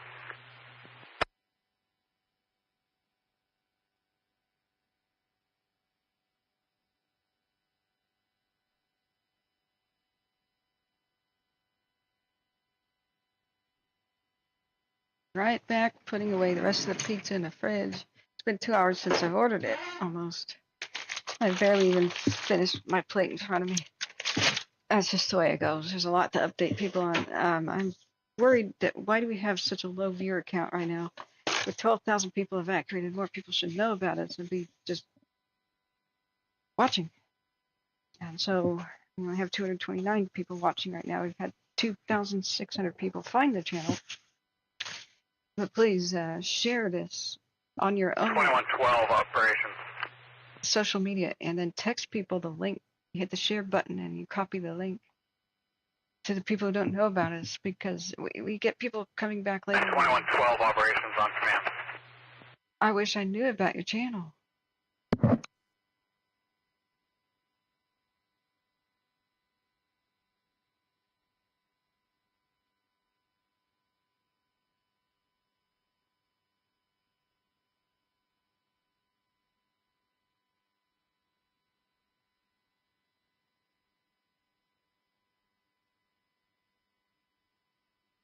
Getting more help. They're getting more dozers and more strike teams. People are still arriving from pretty far away. So let me go back up to the chat. Remember, this is a facts-only resource on the fires. We're providing the official information to people, plus we have real firefighters in the chat giving their 2 cents, putting their advice in. You can ask them anything. Yeah, I think Spyman Juan Brown will probably cover this eventually. I was hopefully, I wanted to be replaced by Juan Brown. He's got a pretty competent fire coverage, except he doesn't know a couple of things. Well, maybe by now, but he didn't know that fires are named after roads, and that where the fire icons are at is where the intersection of roads are. It doesn't mean that's where it began. So a couple of times he accidentally said, "Oh, the fire began under a bridge. I bet it was homeless." I'm like, "Whoa, Juan, don't say stuff like that. That's actually the intersection where the firefighters are meeting each other, and it did not start under a bridge. It was in the middle of nowhere. You know, it was in probably a place you had to hike to, where the fire's origin was. So like that kind of stuff can lead to rage and vigilante action. So we don't. We're very careful to speculate and not say probably this or that. Branch 15 operations. Like we don't know exactly what happened. Branch 15. I just overheard Battalion 2112 talking with air attack on the fire's location in Division Victor. It sounds like it's under the penstock. They're called the pipeline between Oro Dam and Canyon. And if it's there, it's probably the perfect location to try to black in and hold it there as your northern border in the Kelly Ridge area. Copy. I'm en route to face with Victor now.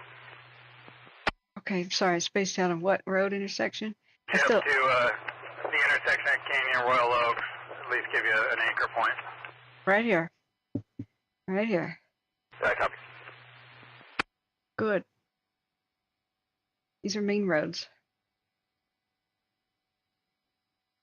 So Canyon and Royal Oaks Drive, they'll assemble the troops and try to hold the fire there and try to protect the Kelly Ridge neighborhood, because that, if it gets established further up the hill, that would be a nightmare to try to. You see all the cul-de-sacs and dead ends and stuff.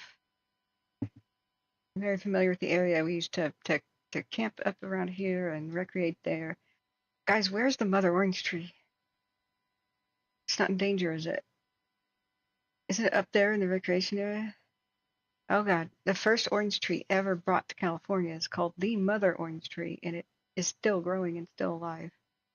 It was down at the town of Bidwell, which was down here. It's underwater when they made the dam. So Bidwell was the county seat at one point.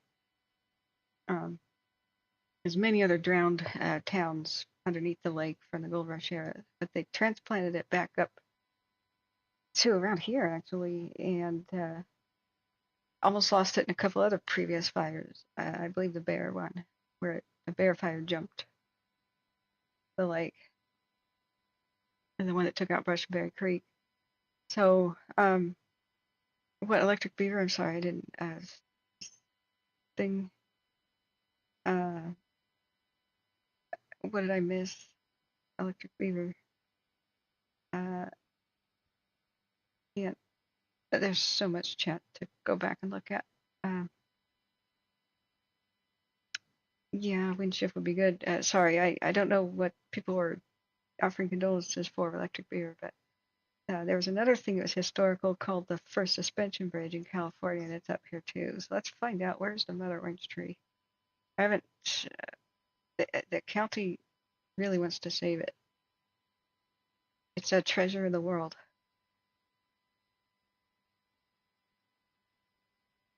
Oh, it's not on Kelly Ridge, okay. But it's where the fire may be headed. Okay, for some reason I thought it was up on the peninsula. It's just north of the Gold Country Casino. Resort and Casino. Okay. I believe this is under mandatory evacuation. Why was I thinking it was up there? Maybe I'm thinking that's where the bridge is, the suspension bridge.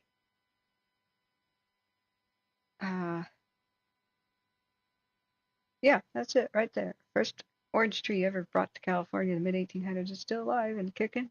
It produces fruit. I remember I picked up one and it was still good. That was kind of rolled off over here into the parking lot. Had a snack. I should have saved it and maybe try to propagate it or something, but it's a lively, good producer. I just think they might want to get rid of some of the other trees near it because of that hazard. They drop their own dead leaves and stuff. I mean, some of these oaks, no, they're too old, but like these bushes, go. Get rid of these. Can't endanger this tree. Okay, then where's the suspension bridge? The oldest suspension bridge of California. Oroville. An X-ray operation. Anybody know? I've been here so long. Thought it was on Kelly Ridge. There's like a cul-de-sac visitor center thing. Right, they're making a stand to try to protect the Kelly Ridge neighborhood. It's the weirdest thing ever. It's the bridge.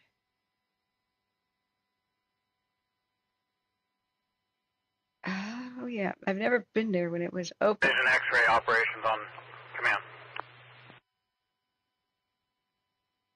Yeah, I know timeout. The media just doesn't cover crisis. It's like, seriously? This is why I began doing what I was doing. 2020 came around, and it's the biggest wind event. It was like a Santa Ana wind event for all 3 western states. Almost every single major population center of Oregon was threatened by a massive wildfire. A lot of people were trapped, and we lost 16 towns in 24 hours. And the media didn't even have like that running thing at the bottom of their channels, like for snow school closures that they do. Nothing. They went to Matlock and I Love Lucy and reruns. I'm like, are you serious? So that's how I started this. I knew a lot of mapping skills because I was trying to find the locations of history sites, and I wanted to make my first YouTube channel about history before it disappears, like gold rush towns and ghost towns and abandoned places. And so I knew how to flip into different map views. Like here's historic maps. You can see Bidwell Bar, the town, before the lake was dammed. See, that's how I know exactly where it is. It's actually underneath this bridge proper because it doesn't line up. But then that's how I knew how to go live. Taking video production classes for a history show, and then I saw it burning up before my eyes. Many places we lost. I was in contact with the Gold Nugget Museum at Paradise because that was the first historic town I was going to cover. Magalia next, where the dog operations, I see what you call was found. Just, dear God, we're losing history so rapidly to wildfire. And then I thought, okay, I see operations. Can we confirm that we have full traffic control of all access points into the Canyon Highlands area, including Canyon Highlands or Quincy Highway? There's still a large amount of traffic in here. Yes, CZ. So we're with law enforcement right now. Bidwell Suspension Bridge. Where is it located in Oroville? Does anybody know if they have lost any structures here with this Thompson fire? Yeah, they need to be live 24/7 covering this, and they just don't. That's why I decided to do this. But this is a team, a wildfire tracking team. All my mods are volunteers. All of you who are helping me crowdsource information, we have to get it from a million places. They'll have their own. Each county has its own, either code red 2115 or Nixle or Everbridge for phone alerts. Yeah, I believe that's going to be 112 Putnam. Copy. Thank you.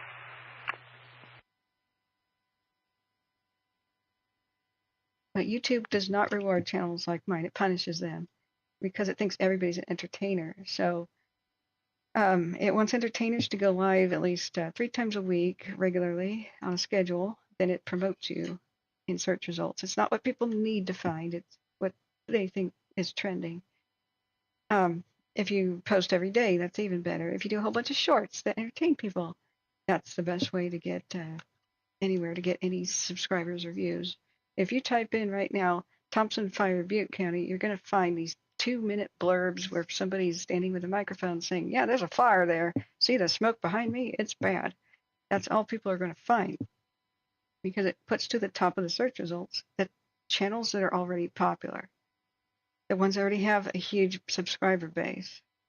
So the local news and stuff. And it's not going to sort by relevance in time. You'll probably read the fine print and see it was an 8-year ago fire in the area. And you'll get the oldest search results first because it had the most views and it had the most likes. It thinks everything is entertainment. YouTube search is dumb as a box of rocks. That's why people are disgusted by it. They can't find information they need or want. They just find what's already popular, what they've already seen. And old news. It's great for finding super old news. But if we work 24 hours a day with the same live stream, same address, same link, we would build views and build views and build views, like some of the volcano watching streams, for example, right? But we can't do that. We would just rack up the views, rack up the popularity. We'd be constantly at the top of the search results. But if a video goes over 12 hours on YouTube, they don't save it. So when I was live for weeks at a time in 2020, incredible stuff happened. Lightning hit my building, twice, like a nuclear flash and a deafening roar, and it was insane. And I went back and stopped the stream, and it didn't save, and that footage is lost forever. And I want to make an archive, like people can go back and see what happened as it was. Just look up the date. Look, when was your fire that you want to research? Look up the date. You'll see us covering it. You'll hear all the traffic, see all the chat. It won't save chat or anything. I can always re-upload videos, but that takes an incredible amount of time. We lose chat. We lose all the information in chat. Who was talking to us at the time? Who was affected? Let's look back at our cams because what we're waiting for is it to go to infrared night vision, and we'll see much better through the smoke about where it's going. That's our last 1 hour of the Rattlesnake Peak looking to the northwest. Yeah, Blanco Lirio is awesome. He flies over burn scars and near wildfires, and he's got amazing local knowledge too. He knows the basics of the maps. But he doesn't know fire behavior, like how to predict where it might be going, that sort of thing. IC operations, go ahead. Yep, we're reestablishing the traffic control points at Long Bar, Acacia, Highlands, and Canyon Highlands to make sure nobody has access to the area. Good. I copy, thank you. And he has a job. He's a pilot, so he can't be 24 hours. He does roundups and such, and that's wonderful. He's a great source of information. I'd love to meet him and have coffee one day. I don't know if he exactly knows who I am. But one day I thought I could retire after 2020 because he was covering the fires, and then I realized... Oroville engine 2165 available at station 64's response area. Nobody does. 2165, 2039. Engine 2165. Nobody covers these fires 24/7. It's just me. It's just me. 54 available in response area. Me and the team. 154, 2039. Engine 2154. Yeah, Big Al, you can't be live from an airplane. It's not legal. Okay, yeah, that was a 7-minute blurb. I don't have personal contact with him. I don't know. Oh, that's May 7th. He was talking about water levels. Yeah, he does great water levels. I found Blanco Lirio when he did this amazing coverage of the spillway dam disaster, and he was a local telling it straight like it was. So I immediately subbed to him. And the link is in the chat right now. because there were so many fear mongers saying, who were live saying, they are lying to you. They know the dam is about to collapse. Everybody's going to die in a flood from Oroville to Sacramento. I kept reporting that to YouTube. Like, there's a fear-mongering jerk collecting money from people, lying to them. And YouTube did not shut it down. I just despise people like that. And then there was an oasis in real information from Blanco Lario channel and Juan Brown, the pilot, local pilot. I didn't have the confidence back then to go live on a show. I was just had crippling shyness to deal with. But I should have come to think of, because I pulled up when the Oroville spillway disaster was happening. I pulled up the old Oroville Branch 15, BTU command. hang on. 15, Oroville. Oroville Branch 15, I'd like to request a host module to Division Zulu. I've got the numbers when you're ready.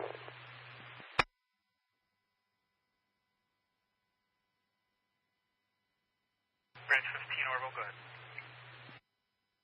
At 10,000 feet of 1.5 inches, of 5,000 feet of 1 inch, plus all appliances.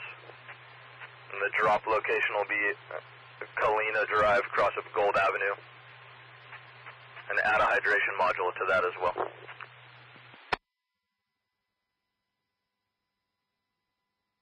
Okay.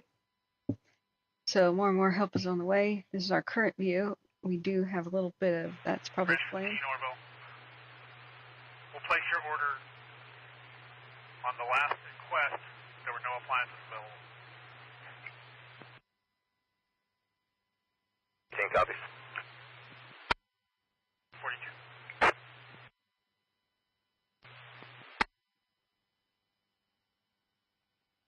That's probably vehicle headlights, I don't know. But this up here looks like the actual first glimpse of open flame from this camera looking to the northeast. Now there's a tremendous amount of smoke settling. That means the wind's probably dying down, which we expected, I think, later in the evening. Not the gusts, but general wind. Now when it flips into infrared, we'll be able to see through the smoke if they calibrate the cameras correctly. If they do, and we'll see the where the flame.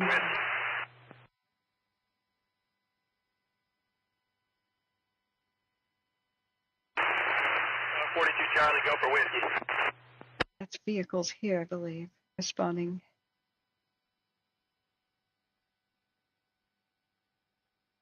So, like I said, with the spillway,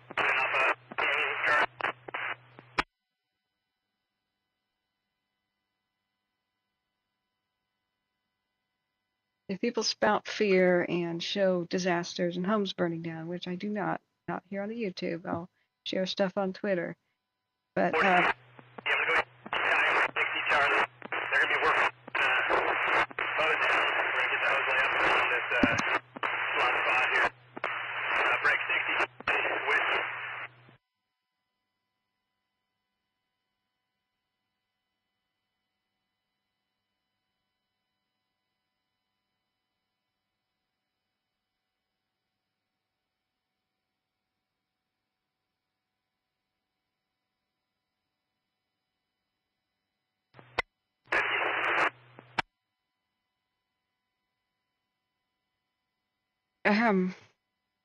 which Twitter sources do I trust? Good question. Central Oregon Fire Info is great.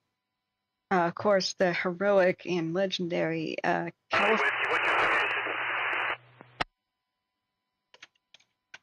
CA Fire Scanner.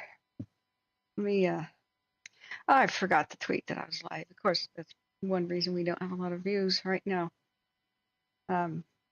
Let me do that first. I'm at K Wildfires. The link's in the description of the video. 42 Charlie. What's your location? Whiskey.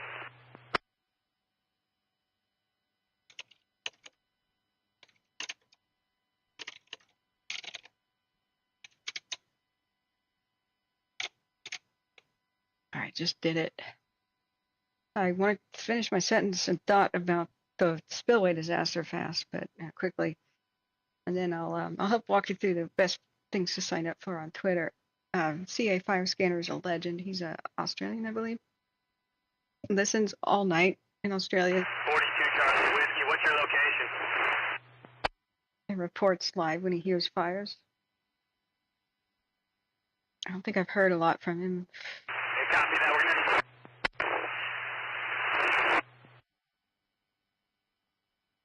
And up this slop. Break. 15, Oroville. Anybody know what hill that is?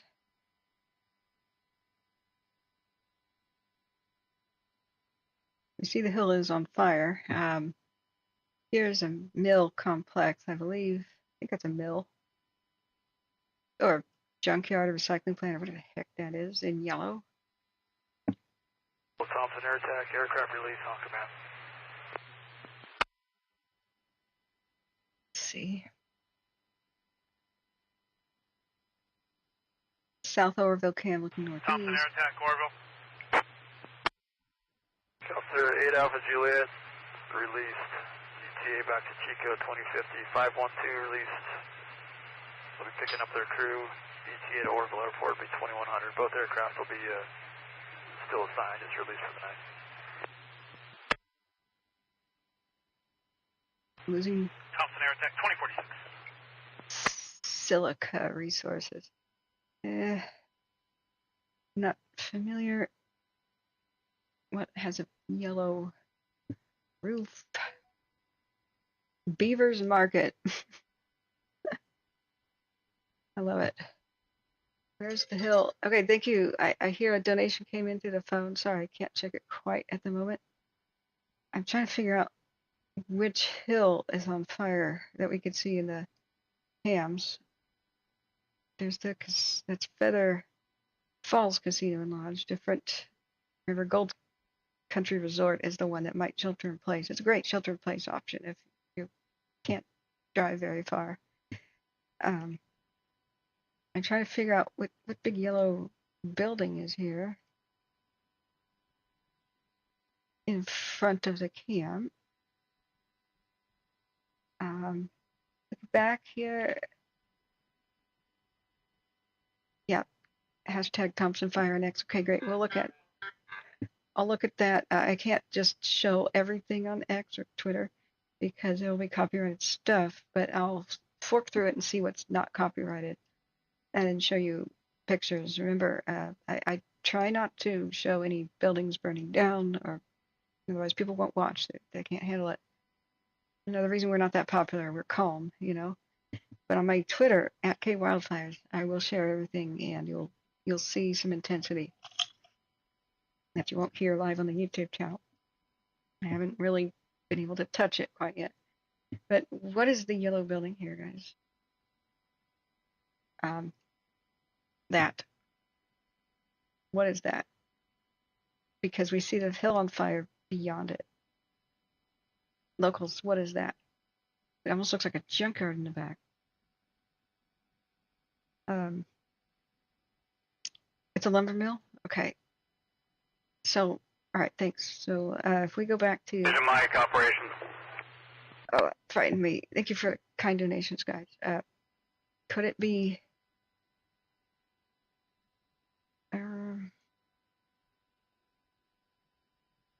Sierra Pacific? We see a roof, so I don't know if it's yellow. Let's see. Let's put the little gold man down.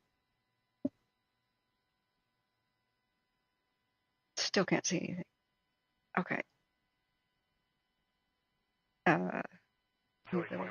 back in service. Tower. Status updated. Utility 2108, 2049. Utility 2108.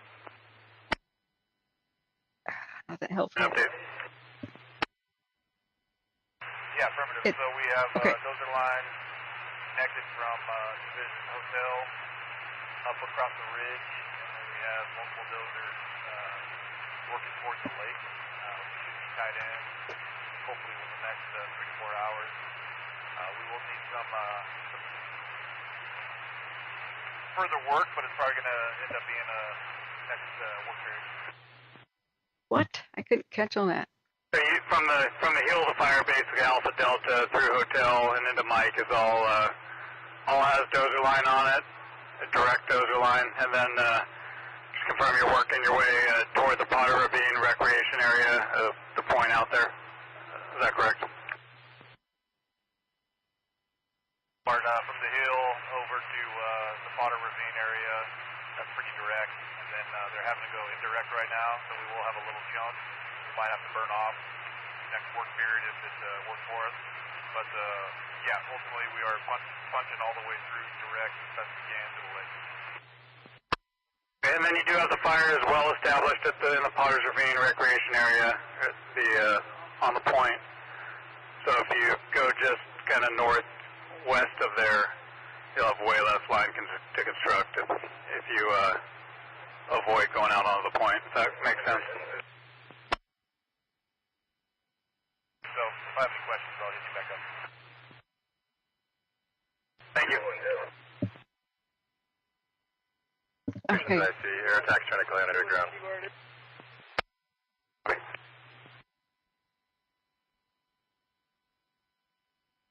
Punching all the way to, I can't remember, I didn't finish writing down that sentence. I can only write as fast as I possibly can. So they said that it's well established in the Potter Ravine. They're confirmed working their way there from the heel of the fire all the way through Alpha to Hotel to Mike. Direct dozer line is being constructed. They want to go direct, but they're having to go indirect right now, trying to punch a line all the way to, I think they said Dam Road, to the dam, question mark. But they just said the fire is well established on the Potter Ravine recreation area. Avoid going out there directly onto the point. I'm not sure what that is. And that's where our level of concern is. So what we're trying to do to pinpoint which hill is on fire, we have a diagonal line. We see the Sierra Pacific mill, I believe the line goes past it. Let's cross-reference that. We do see it up over, oh, the camera changed direction, didn't it? Yep. It changed direction, but wow. Okay. The 5-minute time lapse now I don't know which way it was looking exactly. But generally it was looking northwest. We've got it on that hill. You can also see spots of fire towards the southeast, that way, towards the east. Current view, we are looking north by northeast. Sycamore Hill, they were having a big problem there. They said that we needed more dozers there. So you can see Table Mountain and all that. As soon as it goes into infrared, if they calibrate it properly, then we'll see white spots of where the fire is. White is also heat, light, and fire. So it's all the same to an infrared cam. Whoa, look at that.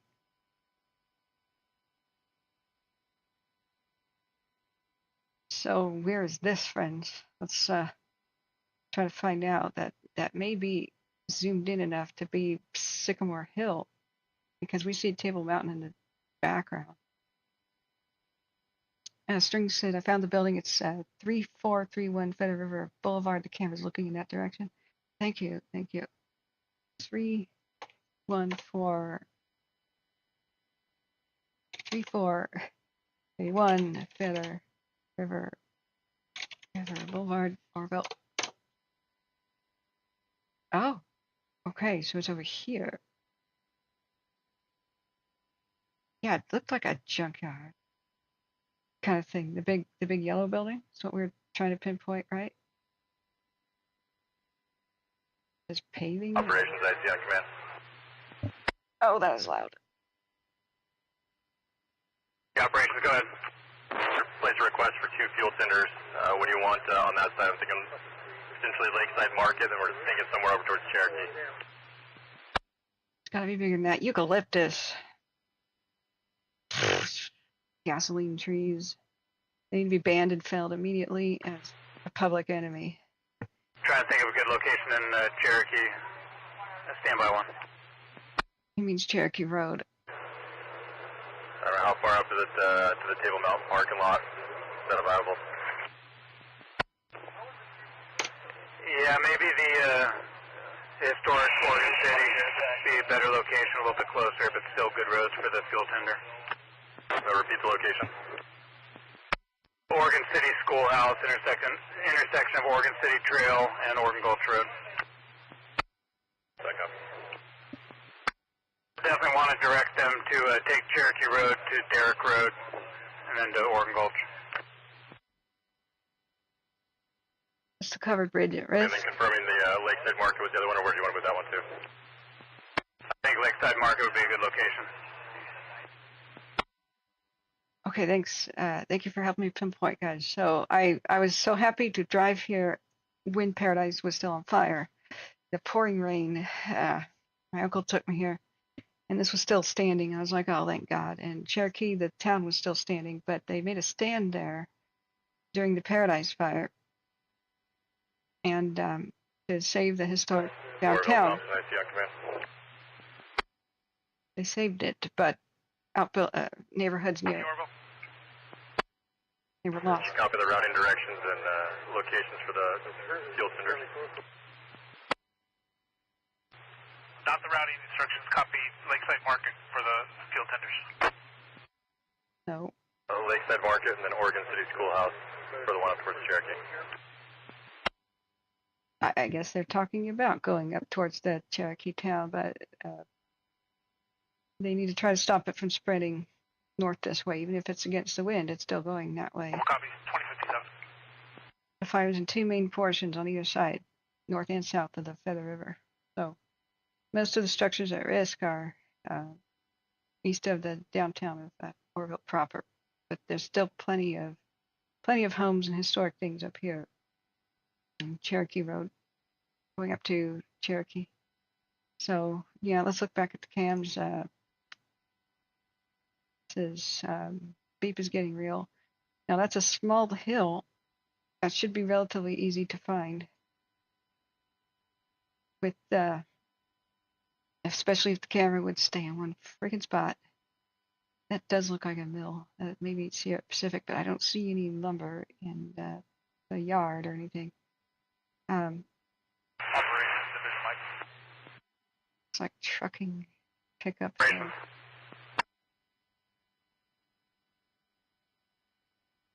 I don't like the way it zooms out. I don't want you to zoom out. Division Mike, operations, go ahead. Yeah, do you know if we have TQD still around? We have a couple power poles that hanging on by a toothpick. Wouldn't mind them assessing down Oregon Gulch. They're right on Oregon Gulch, like Oregon Gulch View Lane area. Yeah, affirmative. Probably about half a mile past Oregon Gulch in view. Just continue on Oregon Gulch. I see operations, copy that. Negative, repeat.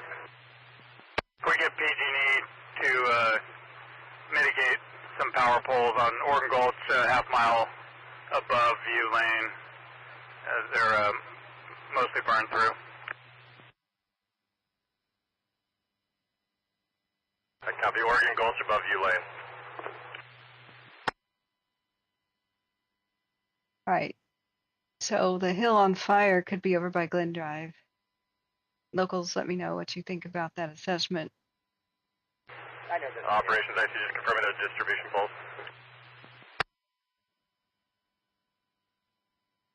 The camera keeps changing directions a little bit. These two small hills are both on fire. Division Mike, that's affirmative.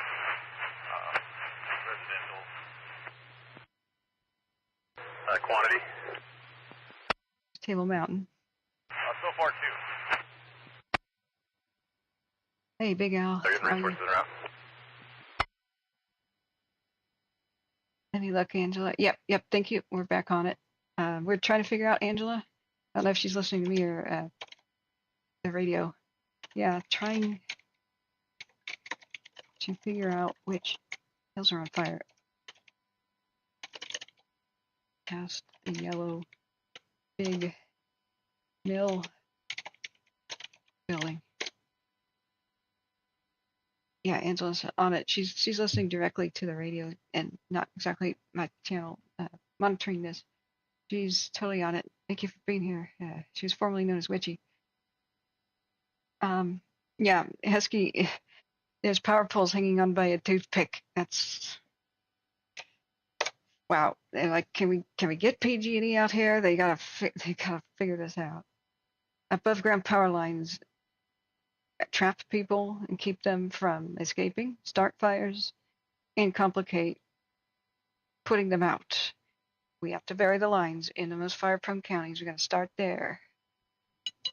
But my God, we needed this done decades ago. Oroville, Thompson, air attack on command. Near Olive, okay. Oroville. Have an ETA time for night Helco. It'll be the Canyon Thompson, air Highlands. attack, Oroville, stand by.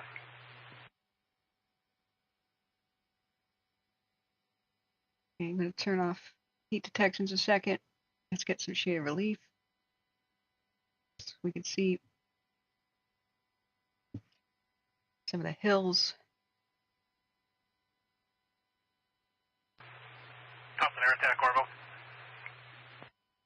Thompson, air attack. Canyon Highlands. Night Helco scheduled to left of 2100. Is it across the river? Copy, 2100. 15 operation.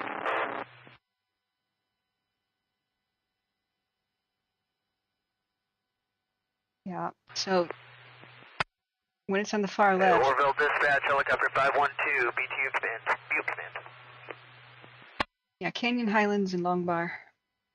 Yeah, as we suspected, that's the big hill on fire. 512, Oroville. The second Just hill. information, we're landed Oroville for the evening. No place phone call shortly.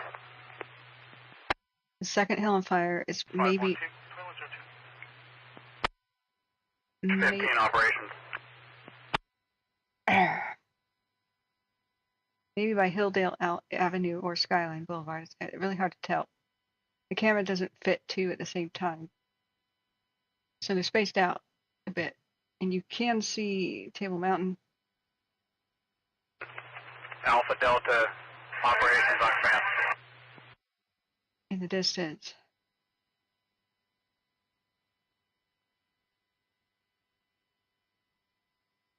Yeah, we only have 239 likes, but 3,000 views today, guys. Please hit that, and this is how other people will find us. Please hit the subscribe button. Delta operations on command. It'll be hard to find us in the future. We cover all wildfires that we can during the rough season. We'll be here every day, the foreseeable future. Can I repeat the first hill on fire again? Yeah, Nat 3, we speculate that. Division Hotel operations on command. Be right here by Long Bar, okay, where Pleasant Valley and Canyon, let's see, Canyon, what did she just say? The Canyon Highlands area. So the two different hills on fire, one of the bigger one on the left, the smaller one on the right. It's hard to know exactly, but you see how there's a hill right here with a water tank on it, and then this one. So we have Long Bar Road going right there. Operations, IC on command. Operations. We got one medic unit staged over here on Cherokee. Do you want a second one over on that side, or we go with one medic unit for the night?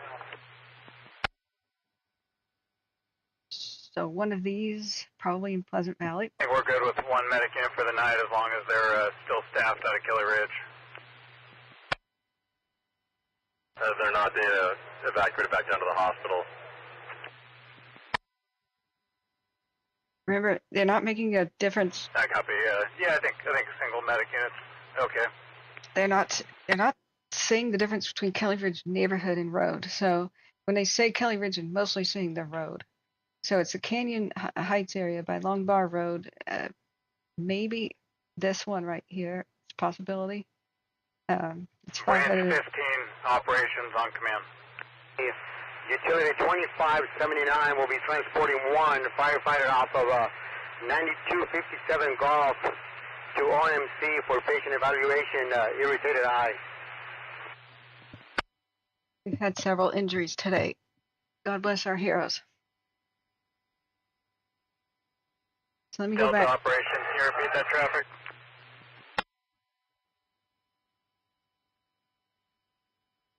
I'm going to show you a better view.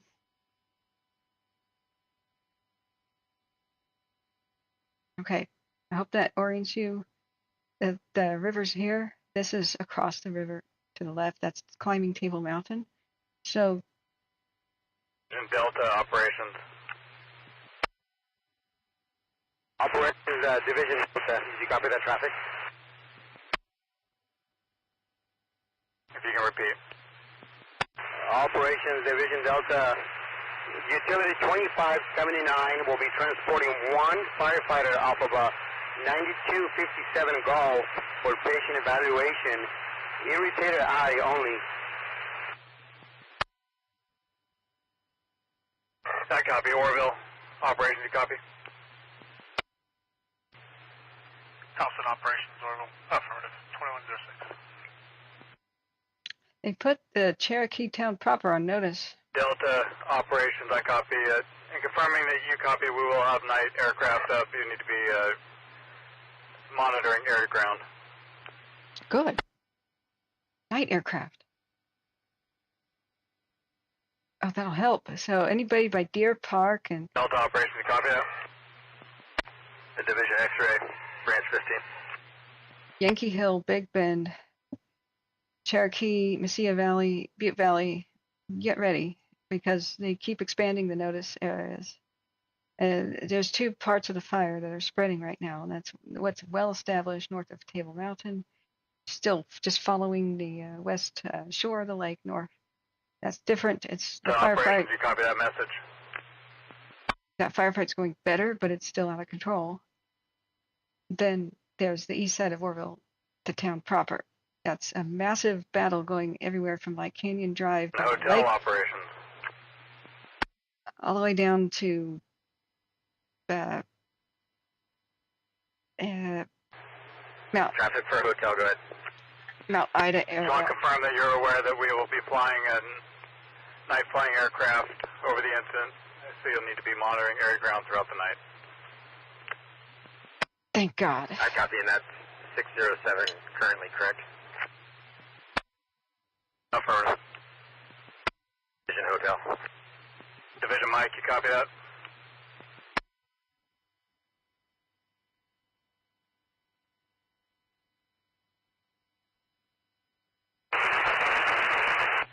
Division Mike, you copy the message?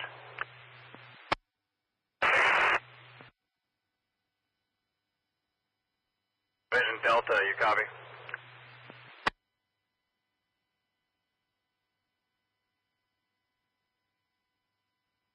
Okay. 2160.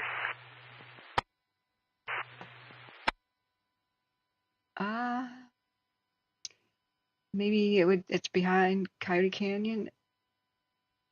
Okay, thank you so much for that. We'll look at the lat and longitude. It's been a while since I've been in Oroville. Palermo Hill and Sycamore Hill. It could be. They could be zooming past a lot of stuff. Sycamore Hills where we've had a big firefight, but there's no homes on it. I'm hoping that's what we're seeing on fire. But whatever two hills we're seeing are spaced out.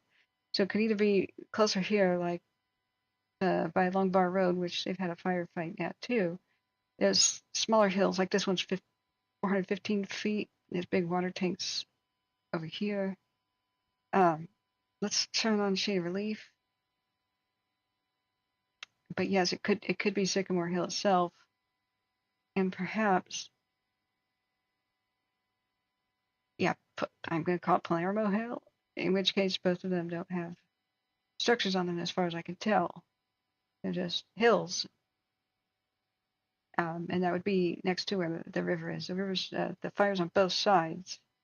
We do see in some of the camera views what's climbing Table Mountain, like over here, currently, it looks like is right in this spot. And then on Oregon Gulch by Mount Oro, which this whole flat thing that's white is Table Mountain. It's a mountain with the top cut off, almost like a razor blade, just went glaciers or something in the Ice Age. So it's dotted with canyons, but nobody lives up there. It's a nature preserve. But here at Oregon City Bridge and Schoolhouse, they are stationing a lot of water trucks where the fire may have already kind of pushed past, but to keep the historic buildings intact. And they've put Cherokee, the ghost town, and Oroville, Thompson, air attack on command. living neighborhood nearby on Oroville. mandatory evacuation, I believe. Air attack 210 is going to be released. ETA back to Chico 2119. Copter 607 will be over the fire, and they'll be up on view command. The 9 Health Coast ETA was 2130. No, currently just a warning, but I imagine it'll go mandatory. It's a hard area to defend. They already lost a bunch of their homes there with Paradise Fire. Thompson air attack. Oroville 2111. Some people may have just rebuilt. Well, the aircraft off the fire, and I'll place a call for the airlift information. I'll get back to base. Thank you. 2112. Thank you, Strings. What's your connection? Where are you at? And how'd you find us? Let us know. The Chinese wall cam? Yeah, let's look at that, Simply Rose. This is intensifying from what we can see, you know. Just because the fire's spreading towards where the cameras are. So let's look at Chinese wall, long distance view from the southeast. It's almost the same view, but further away, as Rattlesnake Peak one. Division Hotel 30 Charlie, on command. Bloomer Lookout too. We'll look at that, yeah. Thanks. Okay. So Bloomer Lookout is across the lake, pretty far away, west of Berry Creek. It's been on it the whole time, so we are looking to the southwest now from far away. Here's its 30-minute time lapse. So this is the other section of the fire that's mostly looking at the one that's going up the west side of the lake to the north. Yeah, thank God this is calibrated, so you can definitely tell what flames are versus what the light is. Some of this is light, it's a hot smoke, right? And the light of the fire is reflecting off the smoke from below. So if this was, you know, you go back to before it. Division Hotel 9230 Charlie, on command. This is what it looks like with the naked eye, but in our special cams, it changes to that view. Very good calibration. At least it's not one big white blob as usual. But you get the idea that some of the red stuff is just reflection off of the smoke. It's like a mirror in the sky, you know. So you can see clearly the lake, the dam, this black line you can barely see. Believe this would be the emergency spillway over here that flooded over back in the crisis days of that thing. Let's do a 6-hour time lapse from Bloomer Hill. That's Table Mountain, the flat wildland preserve over there. It's very good that they never allowed people to build up there because it would be too difficult to defend. But 9174 Golf, Oroville. yeah, To Thompson staging, Highway 70 and Garden Drive, the North Forebay Recreation Area. yeah, the beep hit the fan before, and I, to be clear, I'm not what you would call an expert. I'm not an ex-firefighter or anything. I just do this being. They took me under their wing. I was when I first started out in 2020. I just passed on official information because I didn't know enough to make predictions or warnings to people. But then real firefighters took me under their wing, taught me the basics of fire behavior. It's really not rocket science. Anybody can start to learn that. There's a couple of rules like fire goes where the wind blows, and fastest possible way it can spread is slope alignment with wind alignment, and just a couple Thompson Station.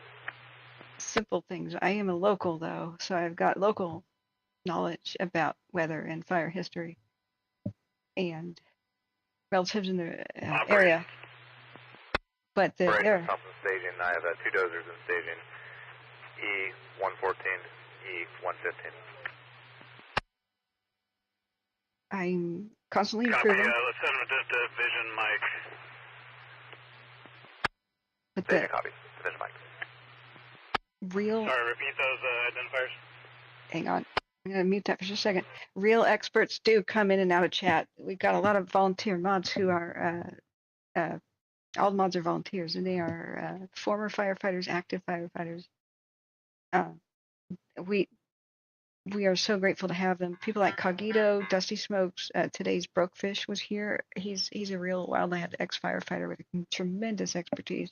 I got on speed dial John Bruno, the retired fire captain who teaches fire safety courses and survival in Shasta County, and he's been invaluable with information. Hopefully we can get him on the phone later when we have a bit of a lull. But right now we're still trying to figure out what they're trying to protect. This is going to be active overnight. We probably should go 24 hours on this one. Since the only benefit to me sleeping in on accident is I can go all night. So when we reach the 12-hour mark on the stream, we're at 4 hours and 12 minutes right now. We'll restart, and then I'll do all our night coverage. But I know the basics. That's pretty much anybody needs to know about fire behavior. If you watch the weather, look at all the satellites, cross-reference that with local information, what we're hearing with the radio, which is real-time information, what the local news is saying, press conference releases, the sheriff's office,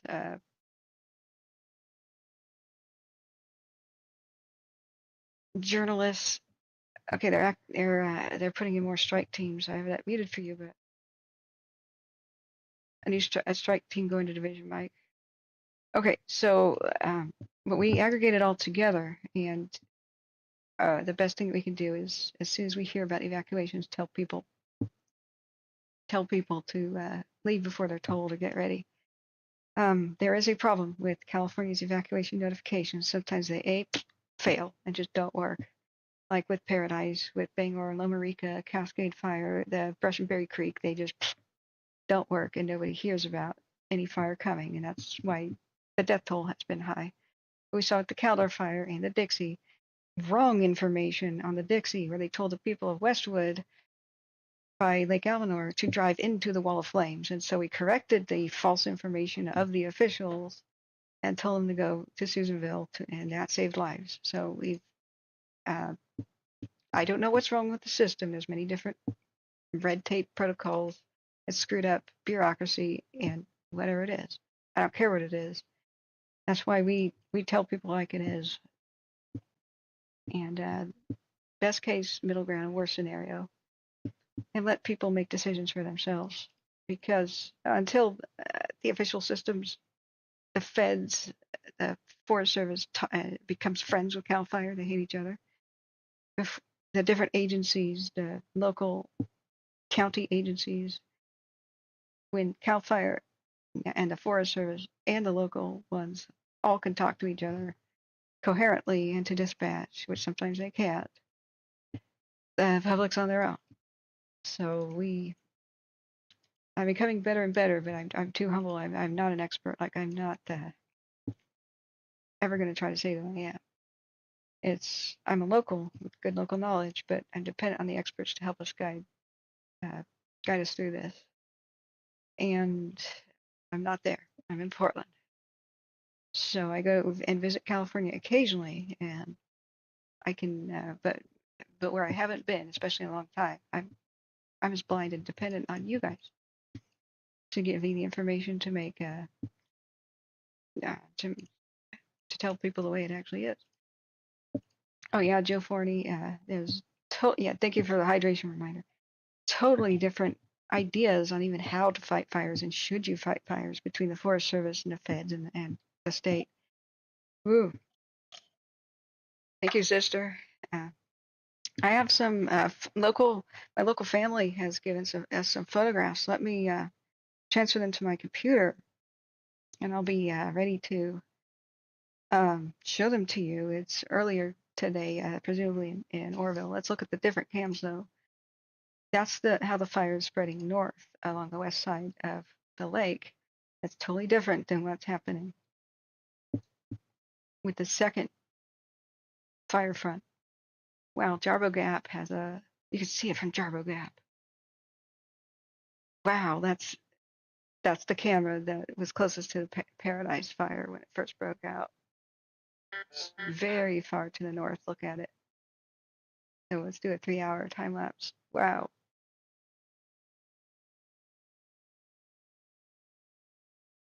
Wow. Everybody north of Cherokee, get ready. Everybody east of the fire, get ready too, even if the map doesn't tell you to. East of the boat ramps and the houseboats, get ready. Forbes-town, get ready. Berry Creek area, get ready. I don't know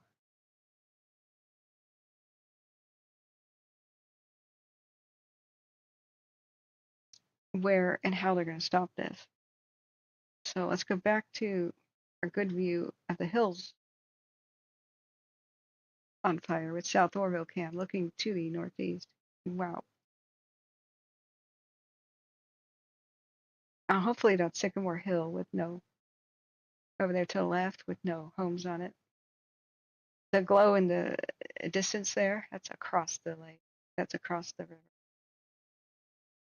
Excuse me, the river goes from the dam this way.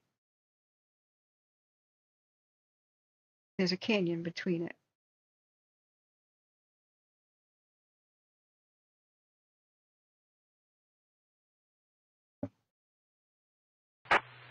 All right, putting the radio back on. Thompson, I see 21, 22. They said, when do you need your water tenders? As soon as possible. Really quickly, he said. This is the Biggs camera from Biggs, California. Oh yeah, we could cross-reference the way the cameras are looking to try to find out which hill is going up right now. So Table Mountain is here in the distance. So remember the pinkish fire in the distance is the other side of the river. So the Biggs cam is well south of the Thermalita After Bay. All of them are looking right around here, which is the Long Bar. See, that's Sycamore Hill right here, where they said they were having troubles, big troubles. Here is south of Table Mountain. And the north side of the river here, sorry, it's so blue. But the Biggs cam has it centered. That's Sycamore Hill. It's just we don't know what's in front of Sycamore Hill. So it could be the Canyon Highlands or Sycamore Hill behind it. Okay. Nat 3 says, anything seems noteworthy, such as videos on Twitter, would it be appropriate to share them here? Yeah, let me know about it. I cannot show copyrighted stuff.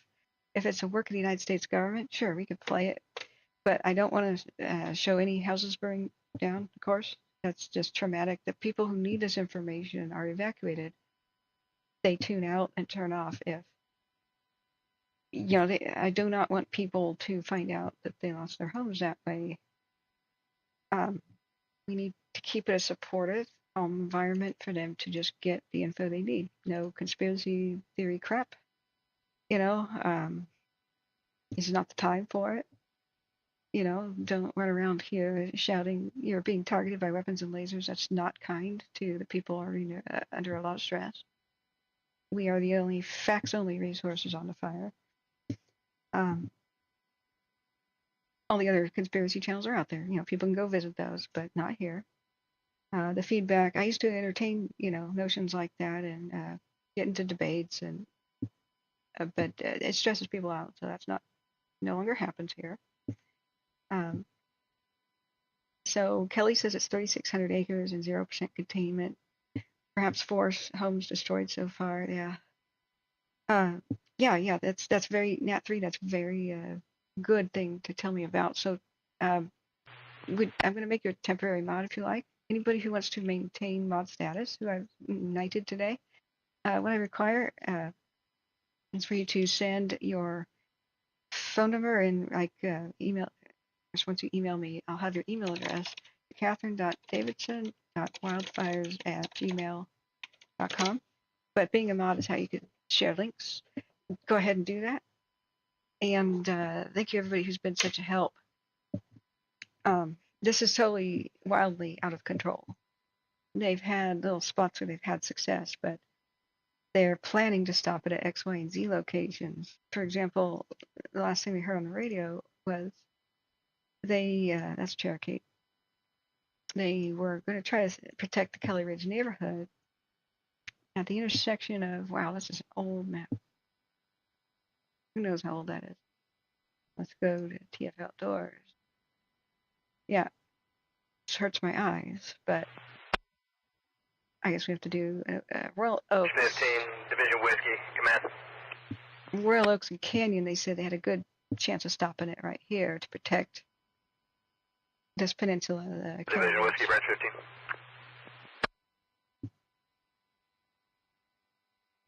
This information, it's looking good. Those lines around the top of this whole slop, and just about to have some hose all the way around. I'd like to get an additional 3 water tenders in here to support this hose. We can get it mopped up. Where? Branch 15 copies. You might have to borrow from your partner division on that for now. We got a lot of scary images on the cam. This is the Biggs cam, not calibrated. You see how the fire became a giant ball of Branch light. 15, Division Whiskey, you broke. Useless. Hopefully they will calibrate. Division Whiskey, Branch 15. To check with your neighboring division, see if he's got anything available for you.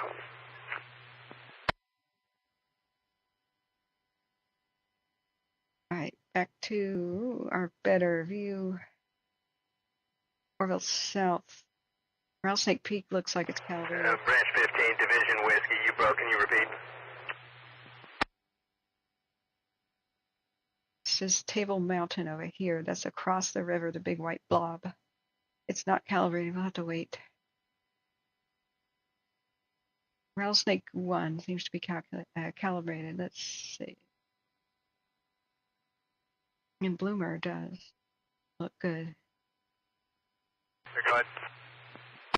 But remember to like and subscribe if you ever want to find us again. After 12 hours, we have to restart the stream. It won't be the same address.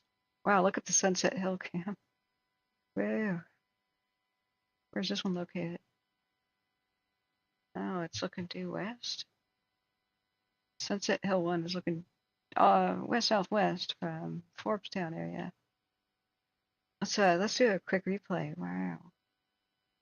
Of 6 hours from this vantage point. Yeah, thank you, Smitty. Looks like we got 3,600 acres at least. If you want to stay mods, guys, just give me your phone number. It's not to be shared with anybody. If you don't feel Branch 15, Division Whiskey, command. Didn't get a Google Voice number. Whiskey, Branch 15. Google Voice numbers are free. It's a free app. Yeah, I didn't copy your lat track, but you broke off pretty scratchy. I'd like to get 3 water tenders up here to support this hose lay. Whiskey, Branch 15, I copy. I'm not sure if we have anything in staging. Check with Division Victor, see if he has anything available, but I'll make the request. California does not have enough equipment, enough firefighters, enough planes, enough pilots. Branch 15, you real broke. It sounds like you may have some resources in staging. Copy that. Yeah, Daisy May, we're seeing erratic, weird wind changes. I don't know if that'll be permanent, but thank you for the update. Spyman says, well, if it's not lightning cause and it's human cause, well, no. Most of these town erasing fires are caused by corporations, and corporations are not people. That's why I hate the human cause statistic. It makes people hate their fellow man. But PG&E started more than 1,600 wildfires between like 2016 and 2020. Like Santa Rosa burning down, PG&E, Bangor burning down, Loma Rica, same night, 3 different towns burning at the same time in 2020. All PG&E power lines down. The Zog fire, PG&E power lines down. Mosquito fire, PG&E again. The Bobcat fire, the huge one down in the LA County area. SoCal Edison. Then the deadly fire that was in Northern California, in 2023, I believe. We thought it was lightning. A lightning storm went by, but it was actually power lines as well as lightning that killed people in the town. Which fire was that, guys? And that was the one owned by Warren Buffett, I believe, Pacific Core, Pacific Power. And then once again, the Beachy Creek fire. A small part of it was lightning, but the other side of the ravine where we lost 8 towns in a single night and 70 people trapped on Detroit Lake who almost died. That was Pacific Core or Pacific Power. I can't remember which one's which. A jury found them guilty of even hiding evidence that it was their power lines going down, starting fires. But the fire chief, out of Gates, they had to abandon their own firehouse because live power lines went down on the chain link fence behind their fire station and lit 360 degrees on the bushes on fire. They kept the lines energized in 75 plus mile an hour winds. So the vast majority, and also the Echo Complex fire in the Oregon coast, the usually damp Oregon coast, was power lines down too. So power lines, corporations start with most of the really bad fires. That's not human cause. That's corruption and failure to maintain lines and failure to trim back trees. Remember, human caused wildfires are nothing new. What is new? High death tolls and losing entire towns. That's pretty dang new for California. The last time there was a high death toll was in the 20s, and it was like a death toll of 12. 85 plus people dying in Paradise. Several people dying in Bangor and Loma Rica, the chaos in Santa Rosa, up by Redding, the Zog fire, a woman and her child, her young girl, dying. This is all new. This is power. 2165, medical, 246, Brawland Place. But if you watch mainstream media, they go global warming. Okay, that's not an ignition source. That's why we can't have power companies failing to maintain lines. Most of this could be solved with new legislation and new leadership because current politicians are protecting the power companies and they have no financial incentive to stop wildfires. 64, Butte Medics, medical, difficulty breathing, 246, Brawland Place, between King and Creek Road, in the dead end, 2133.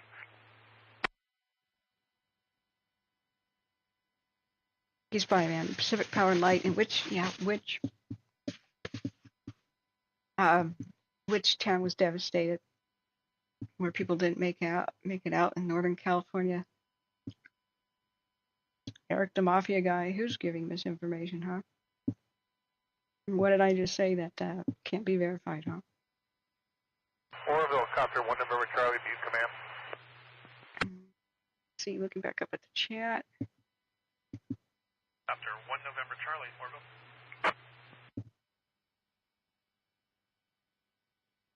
Yeah. Copter 1 November Charlie's off Chico en route to the Thompson fire, assuming Thompson Helco for the night. We'll have 3 water dropping ships with us.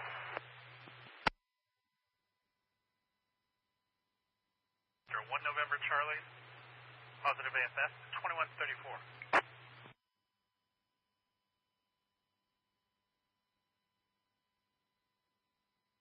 The positive behind this is the pen is mightier than the sword.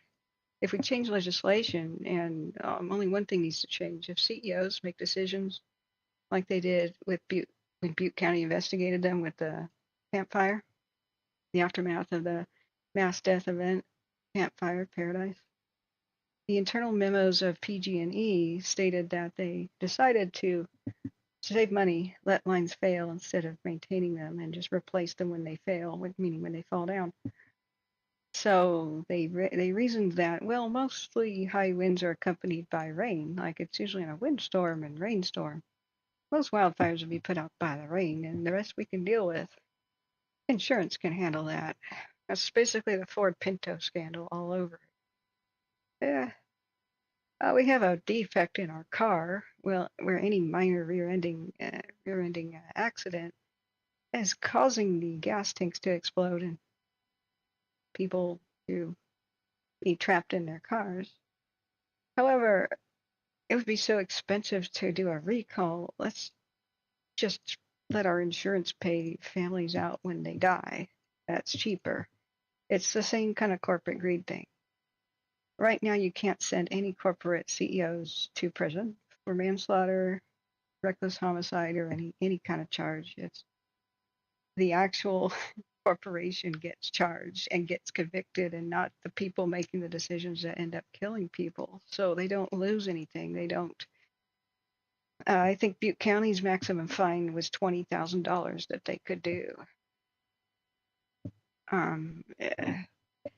If you change legislation to where anybody making a decision like that can actually do prison time, that causes huge immense death tolls, just like for you and me, everything will change. They'll have an actual incentive to not make decisions like that if they get their corporate jets confiscated and they had to pay out the victims, like if you or I started a fire recklessly.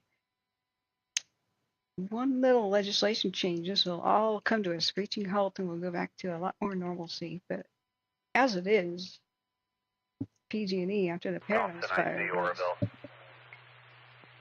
allowed to raise rates on the victims Oroville, Thompson, I see. to pay the victims. Since the fire has not impacted their tracks, if they have permission to resume normal speeds. Okay, that's the Union Pacific train. Can you confirm what areas we limited?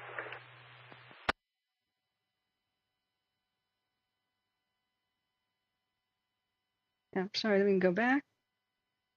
Thompson, I see AERO, stand by. We're currently landline at Union Pacific. What specifically was I supposed to be wrong on? If there's been a misunderstanding, I'll clear it up and or make a correction. I'm not sure what the criticism was about because I look at chat long after I say something. I don't know if you're correcting me or talking to somebody else, or it gets confusing here. So it's sad, but if we do change a little bit. And Oroville, A Papa Juliet on view command. Of legislation, we can end this. There has to be financial consequences and jail time consequences, prison time consequences for corporate bigwigs, just like you and me. View command. Copter 8, Papa Juliet, Oroville, A Papa Juliet is off of Chico in around Thompson fire. 2.5 hours of fuel on board, 3 souls on board, and ETA to the Thompson fire 10 minutes. Straight Papa Juliet, 2139. Something in ASF, please. That's a little loud. Let me turn that down. We can't have legislative change if people are not aware of this. So we have to make people aware of it. Then we can push for change. But the number one thing I want is these deadly mega fires that are not natural to stop. Will only happen with public awareness. And no, you don't have to tax cow farts and stuff and hope that in 200 years that carbon is less and that they stop in 200 years. We could stop them now. The big town erasers, we could stop them right now. Because we saw PG&E time and time again just keep starting fires and shrugging off, not having any change to their stock price.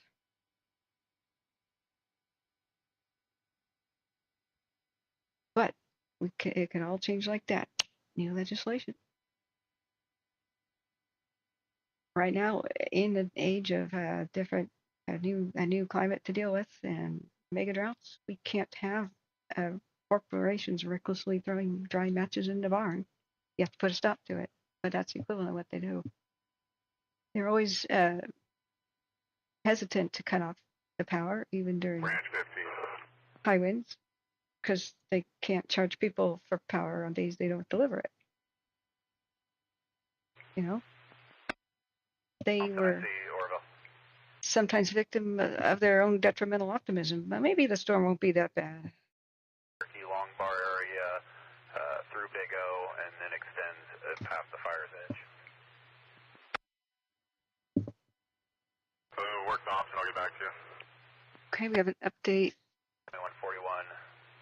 Addition their unit good position to test comms for a possible command change for tomorrow morning.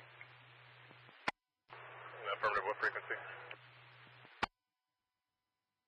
Get back to you in the next 3 minutes with that. Additionally, any idea on a number of tactical frequency needs for tomorrow?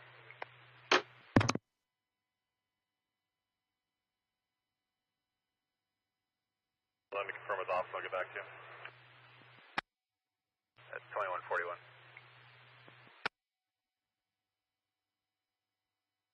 Okay, we're talking about the progress being made at Cherokee and Long Bar Road, which I think is one of the hills we were seeing that was on fire.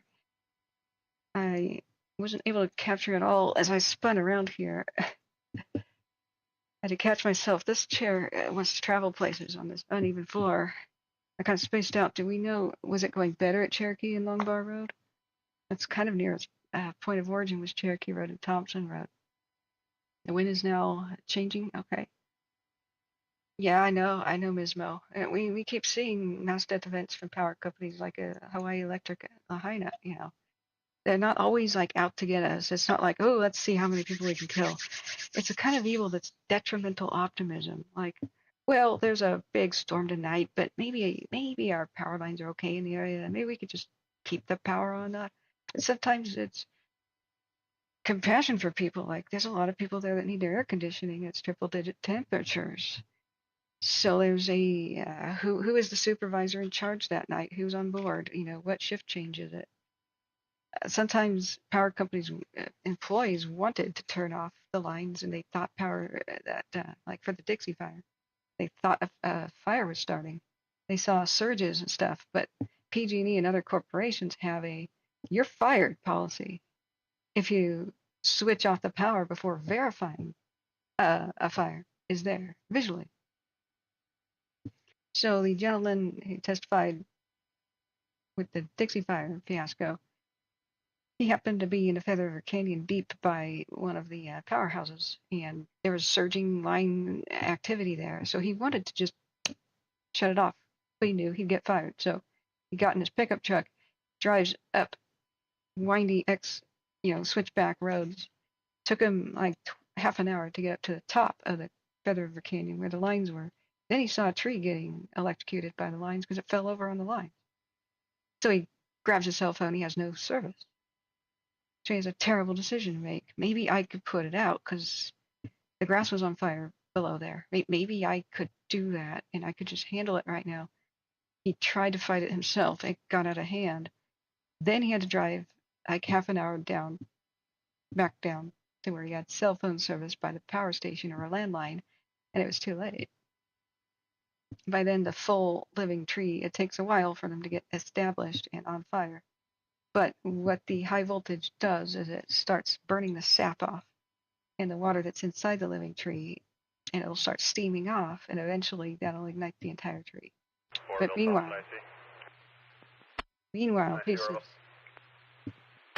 pieces of railroad can resume normal traffic.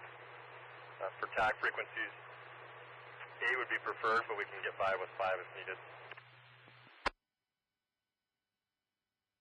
I see 2144.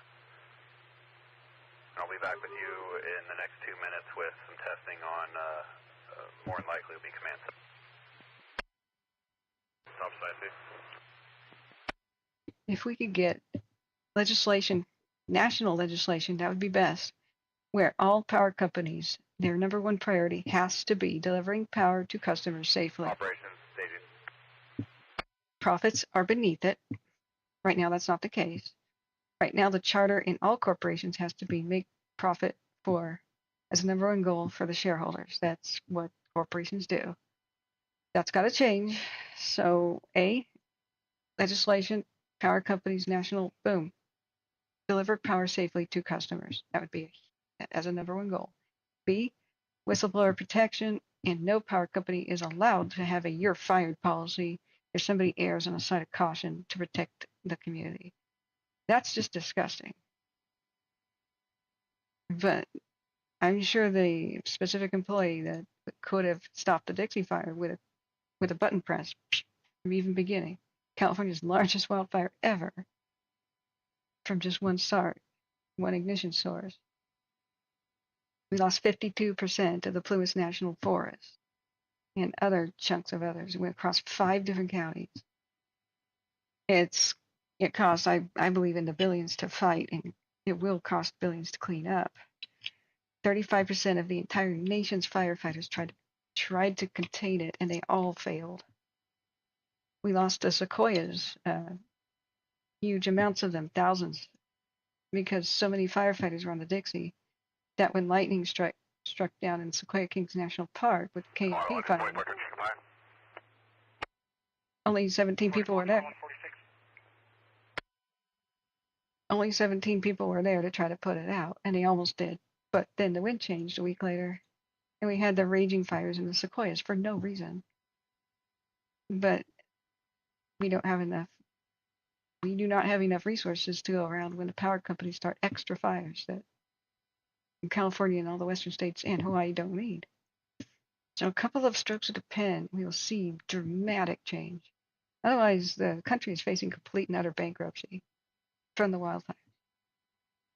I mean, California couldn't afford the Dixie fires, so he asked the feds, and the feds are covering 75% of the 2021 fires. You know, so it's affecting the whole country's budget. Yeah, the Soviet Union collapsed because of one disaster, very unnatural disaster. Can you guess what that was? Their entire economy collapsed from one disaster. I'm sure you could take a guess. Even the United States, we've had our own economy affected by it because we had to help pay for it too, greatly. Even though the Soviet Union was supposed to be our enemy, we're still spending untold millions trying to keep that situation still under control. You guys know what I'm talking about?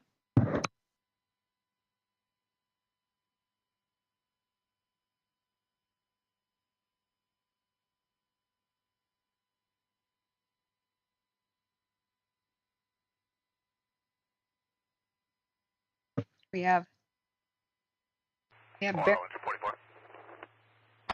on.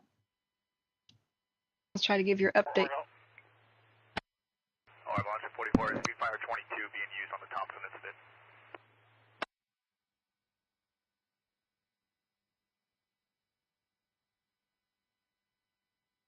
Stand by. We've seen bright spots where Oregon passed a lot of laws after 2020, and Lapine, with this latest Darlene 3 fire, was, I believe, saved. The town was saved because they have new rapid response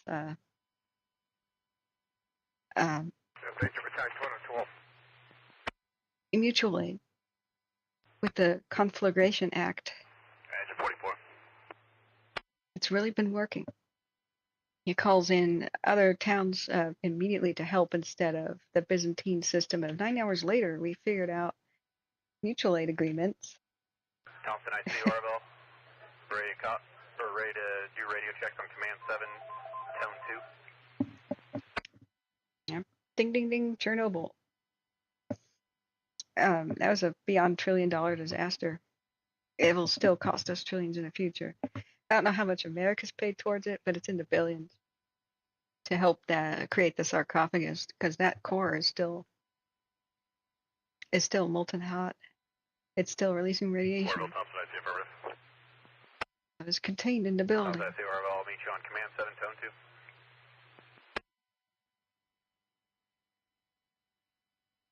All right, what other fires we have to take a little peek at? I can give you an update. We got nighttime helicopters here, which is going to help greatly. But there's 0% containment. No, it's not really calming down. As I was trying to show, even though the radio is quieter, they're going to tactical channels. So what we have been hearing is dispatch chatter. The actual firefights on the ground we don't hear, but we've been hearing them call for more and more help. More and more help has arrived, so they're increasingly using local radio to call local unit, a couple of hills away or streets away or blocks away. Only when they need help from a pretty distant unit or somewhere else are we going to be hearing that more, in the chatter. So don't mistake it for the fire calming down. It's been raging out of control, and as you can see, this is our 30-minute time lapse with South Oroville cam. It's starting to be really clear on far away cams, like those next to Paradise at Jarbo Gap. Unfortunately, this is not calibrated very well, nor is it in focus. So we just have one big blob of light, and you can see street lights are the same. Light, heat, and fire is the same white color. So if we look at Rattlesnake Peak, which has had better calibration earlier, it's getting fuzzy too and out of focus. So Rattlesnake Peak is looking to the northwest. But the satellite tells the tale. It passed over, let's see if we refresh, should be making a new pass any second now. Yeah, like these over here, this was 10 or so minutes ago, or 3 minutes ago for this one. Yeah, okay, 3 minutes ago. 3 minutes ago. So the red is new flare-ups, like new intensity. Margin of error, just somewhere within the square. And we see that reflected on the big white blobs on the cams. So they've still got a struggle to defend, and they're trying to stop it from going into the Kelly Ridge neighborhood right here on Canyon Drive. They're really trying to stop that at Royal Court. That's where they're staging for their big battle. And Range 15 operations. What are your resource needs right now? Yeah, Joe, 30 strike teams. It's climbing Table Mountain here, still spreading around where it hasn't before on the north side of the feather. West side of the lake is on fire too. They're trying to save the Oregon City schoolhouse and covered bridge, and of course the homes that are nearby. They've got even Cherokee up there on alert. Range 15 operations. To get ready to go at a moment's notice. So a wind change of direction has occurred, it looks like, where hopefully that will spare the communities to the east of Kelly Ridge and Miners Ranch Road. They should still be ready to go at a moment's notice. Anybody east, all the way to Forbstown, I would be ready to go, because we're going to have a long, active night with the fires, and it's got a history of jumping the lake and just, Butte County. Everybody knows Butte County is one of the worst places to fight a fire because it's got such challenging terrain and fuels. So Joe Forney says at least 30 strike teams. Division Mike operations. All right. Last update on Watch Duty 2 hours ago.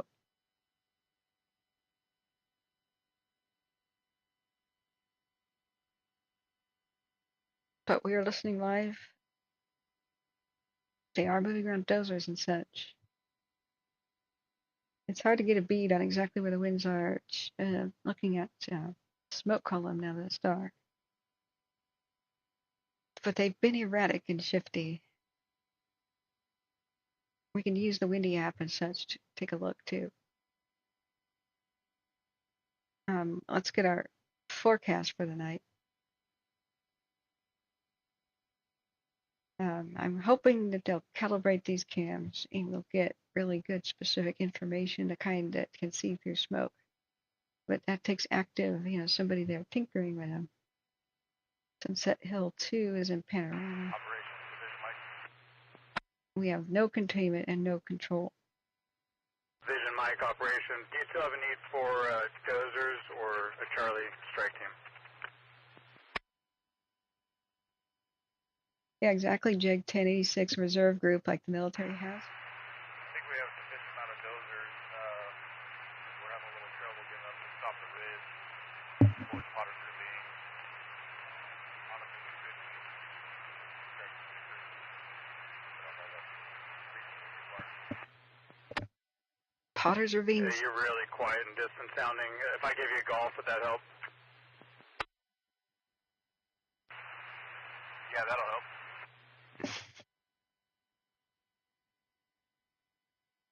Okay, 9174 golf will be en route from staging.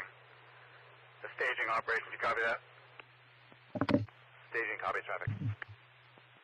Okay, Potter's Ravine. Let's check it out.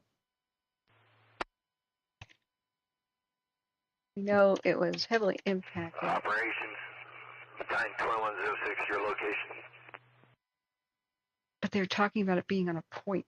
Battalion 2106, operations, I'm on Cherokee Road, giving day ops a tour. Given a tour. Copy, you have cell coverage right now? I don't think this is it. What are they talking about? Okay, where's Potter's Ravine, friends? That doesn't make sense. Is it really by... Hang on. I need to get different. Division Mike, IC on command. Division Mike. You're all the helico on air to ground, they were trying to call you.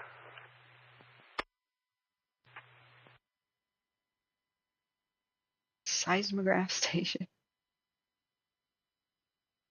Emergency spillway. Yeah, around the spillways, things have been going okay. Sorry, I can't look at all the chat. I'll try to catch up. Is Greenbrier okay so far? I'll try to look at that. HGC Peggy, thanks for being there. Remember, guys, you got to hit the subscribe button. And when we hit the 12-hour mark, we reset. We have to make a new video. It's very hard to find us again if you're not already subscribed. So Potter's Ravine was heavily impacted already. The fire is already down in there. They kept saying something about a point, which I thought meant the higher elevation point. And they said we're not able to go into the point yet, but I don't know what that means. I mean, sometimes a point is like if it was in a lake, like that would be a point, right? Like a nautical kind of map term. So this is it. Repowering Studio says that is it. Okay. Weird that it's not on this topo map. I think it's probably time that we should get invest some of the money, the donation money, into pro version of CalTopo, so I can put more map layers on, because some of these are worthless. TF Outdoors doesn't show roads. Scan topos are extremely old. Map Builder topo, minimal and not good. Map Builder hybrid, not better. Why are all the picnic tables like shown here? I didn't turn them on. Oh, Map Builder features. There we go. Who cares? I mean, that's good to know about the high tension power lines. So somebody just called for some sort of a help by Potter's Ravine, and they said, "Do you want golf?" And they go, "That'll do." We don't have a current heat detection right there. Let's make sure we are refreshed.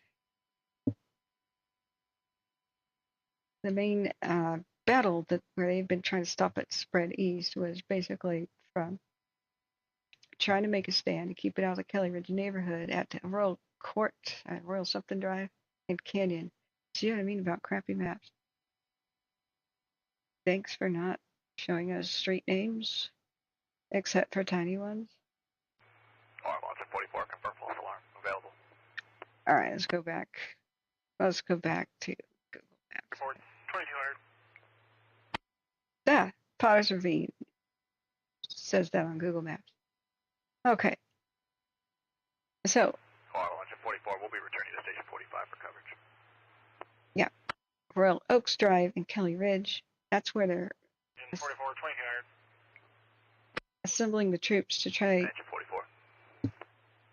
to save the Kelly Ridge neighborhood. But it goes all the way south on Kelly Ridge Road, all the way to where it becomes Miners Ranch Road. There's been a big battle and the big, huge evacuation zones. Especially it was spotting over Canyon Road and Mount Ida area and Almond Avenue. So they said Hillcrest and Almond, like there's been a big battle here, but then they didn't explain how it was going. They got good things like any house with green defensible space like that. I don't know if the trees are overhanging this house, but with pool, very likely to survive. They will triage if they can't be everywhere at once on a road. And firefighters know, where the stuff is. And they're looking at maps too. And they'll say, this house has a water source. Let's sit in the driveway, wet down everything, let the fire go past us, and then see if we can put out homes that are starting to be on fire. That's sometimes the sort of thing that occurs.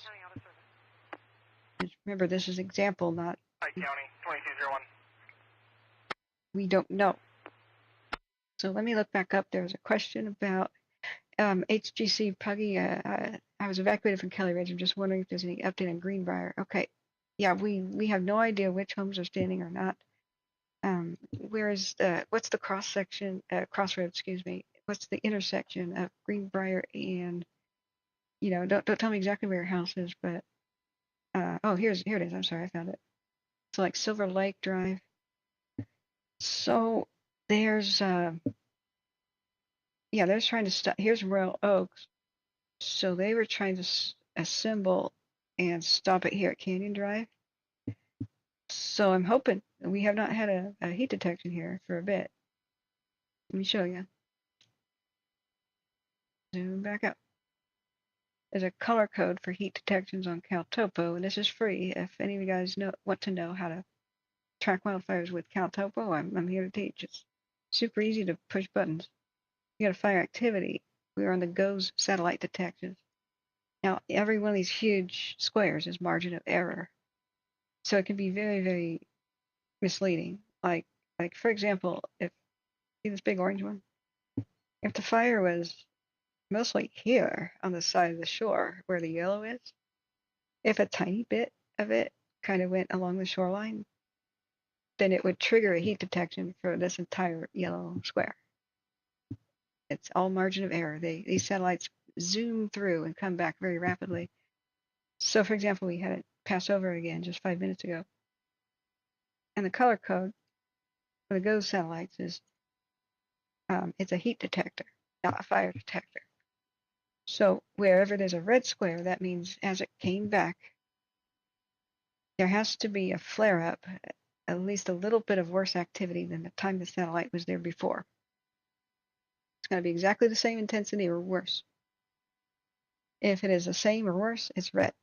And that is within a heat detection flare-up within the last 10 minutes.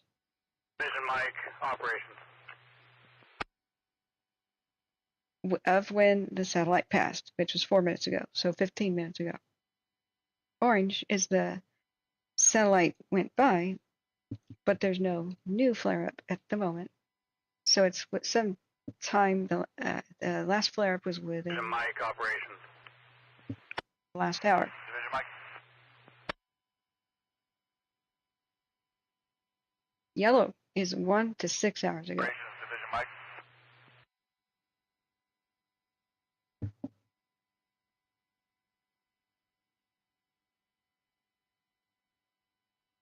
So yellow is good.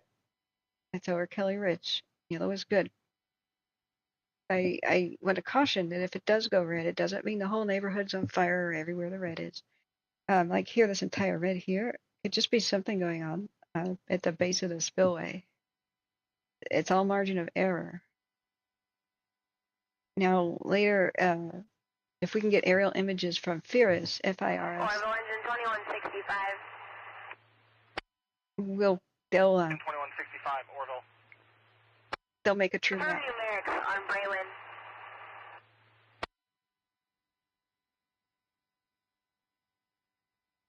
But Engine 2165, 246, Braylon Place.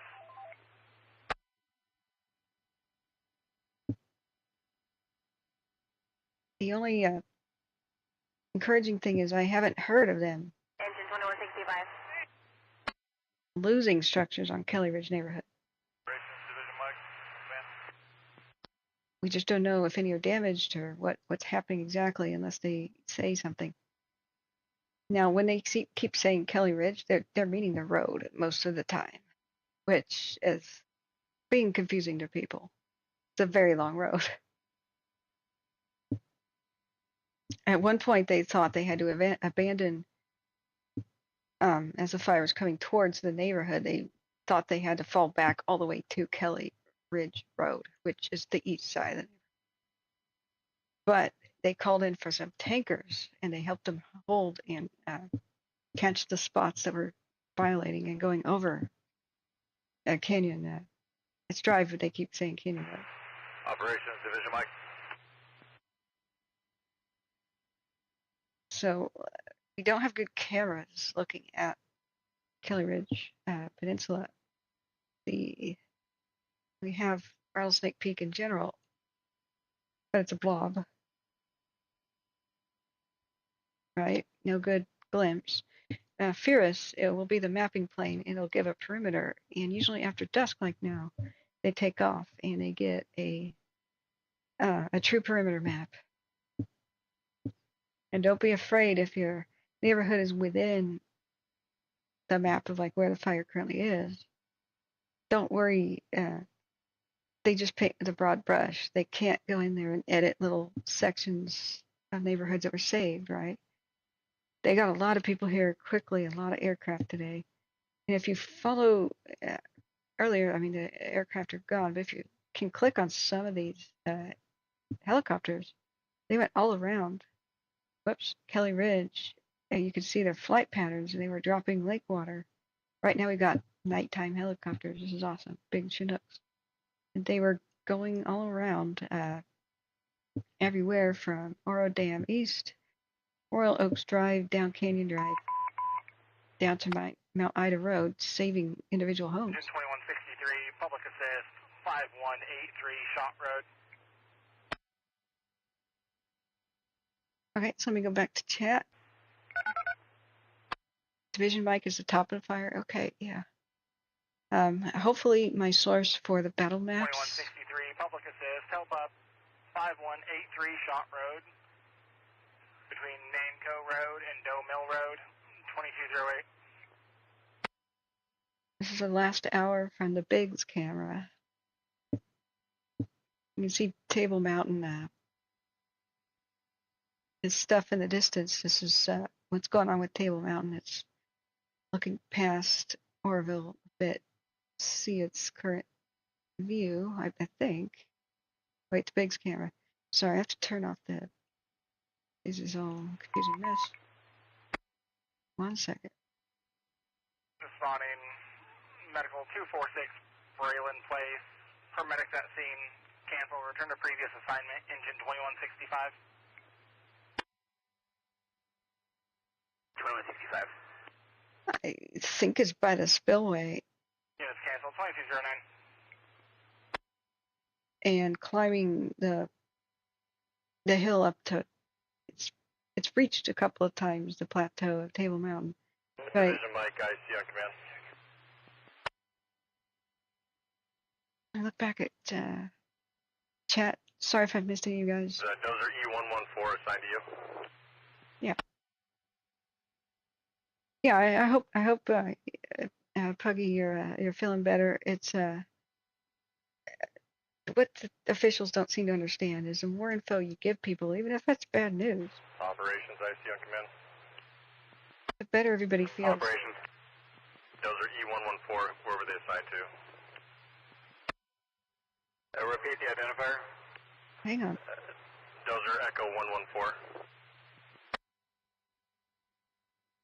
I believe they're going to Division Mike. This is looking south. Okay, somebody keeps telling these guys going to Division Mike that they're on TAC 12 when he's on 11.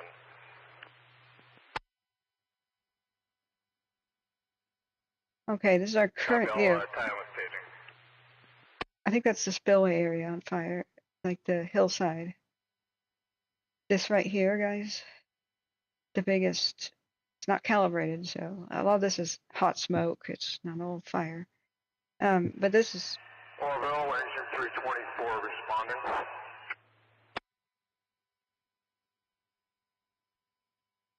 All right, that's the current view, and see where they intersect, where there's both big. 24,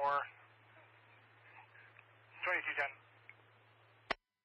Use the dam spillway. Oroville, what was the address on Shop Road? And it's in the ravine. What's that called? The Potter's Ridge. That may be Potter's Ridge on fire. Engine 324, 5183 Shot Road, 2211. Potter's Ravine, excuse me. Division Mike, ICO command. Like it could be spreading right there. I think that's Potter's Ravine. You want him to continue up to Oregon Gulch? Hang on. Let's listen to what they're saying.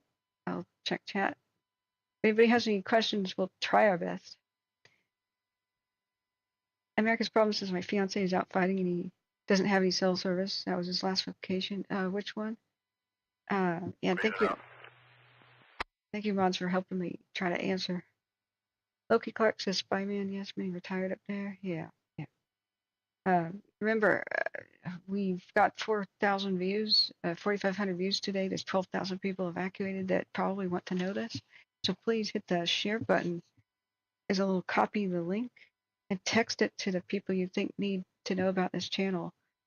All the time, we get people a year later saying, oh, you covered the such and such fire. I was in that. I didn't know you existed. I wish I could have listened. And I'm like, yeah, I've been covering fire since 2020 and even a little bit of the Paradise Fire in a smaller way.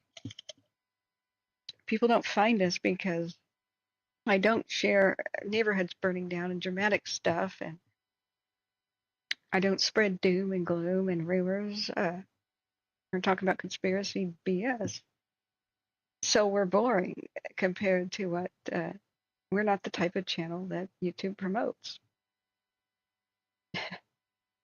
Ironically, YouTube is it's based on mathematical formulas, and they promote just media crap. The exciting, breathless, doom and gloom, rumors spreading, shock footage, destruction, wildest police chases, crap. It doesn't connect people with what they need to know. It's what's already trending and popular because it thinks everything on YouTube is for entertainment. So it tries to, unfortunately, promote the most exciting video. Because I don't show homes burning down, there's a little robot. The algorithm is a robot looking at the frames right now, trying to figure out if my content is exciting enough to promote. It's all automatic.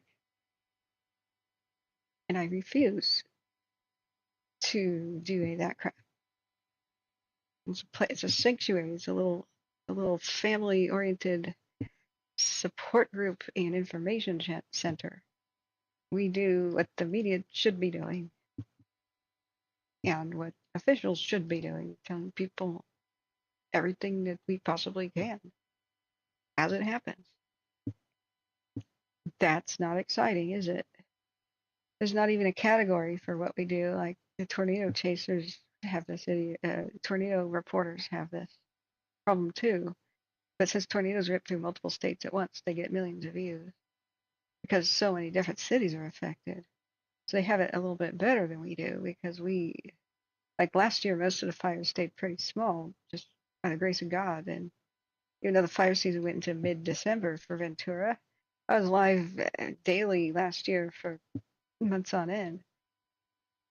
I didn't even break even with donations. Spent more of my own money than got back. So it's just because they weren't exciting big news events. You go back to the Dixie Fire crisis in the Caldor, we had 30,000 people in the chat at once. So every once in a while, 20% of people gave me like a dollar tip, and we were okay. We went beyond breaking even. We upgraded the equipment. But then I thought that 2023 we would have a good year, and we didn't. Barely anybody tuned in.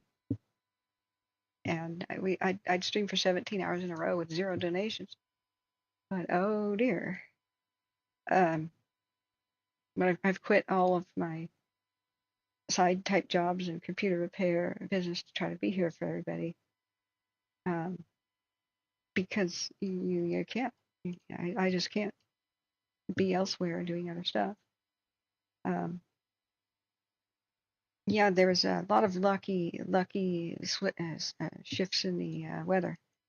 And ever since the 2021 fires and what happened at Paradise, the attitudes have changed. Thankfully, they pounce on a lot more things, and Biden had to intervene when the Tamarack fire, California's first big wildfire, 2022 happened. Stupid Forest Service said, we're just gonna let that one burn. That was their policy. Yeah, let's just start letting the fires burn anymore. Fire's good. But that was not an appropriate decision. That was a mentally insane decision during the third year of California's mega droughts. So living trees were as dry as dead Christmas trees. And they said, let's let it burn. And then it got out of control, threatened Tahoe, nearly erased Markleyville, a couple small towns. Then they said, oh, let's fight it actually. It's gotten big. Biden stepped in and said, Forest Service, what the hell are you doing? Stop. You will suppress all fires. There's a mega drought. It took the president to slap him on the back of the head. Like, what are you doing? This is why CAL FIRE and the Forest Service kind of hate each other. And later, the Tamarack, when they almost got it under control, other fires started. So the crews were peeled off the Tamarack, and then they didn't even have enough people to staff the southwest side of it. Then winds picked up again, and it crossed over into Nevada and started taking out towns in Nevada. Because, like I said, California, Nevada, we don't have enough crews, we don't have enough firefighters, we don't have enough planes, we don't have enough gear, we don't have enough hose, we lack everything. They need to spend a heck of a lot more money here to save a lot more money. Let's go look at our update on the heat detections. I'm still thinking what we could be seeing that's really bright might be the west shore north of Potter's Ravine. I don't know why. This could just be a missing satellite square or like an error loading it. There's got to be heat here. We do see that one of these points does not have fire in it yet. But maybe that's just the spillway, the biggest bright spot where it might be climbing up the spillway. It also is climbing up onto Table Mountain right here. It's so hard to orient ourselves from the different cams. I mean, does that look like Potter's Ravine and the point there? I don't know. But these are our 5-minute time lapses here. Mind you, that's not as bad as it looks. It's poorly calibrated, so all of the light is also white right now. I'm trying to follow the smoke to see how erratic are the winds changing position. So hard to tell anymore. But there's been some positives.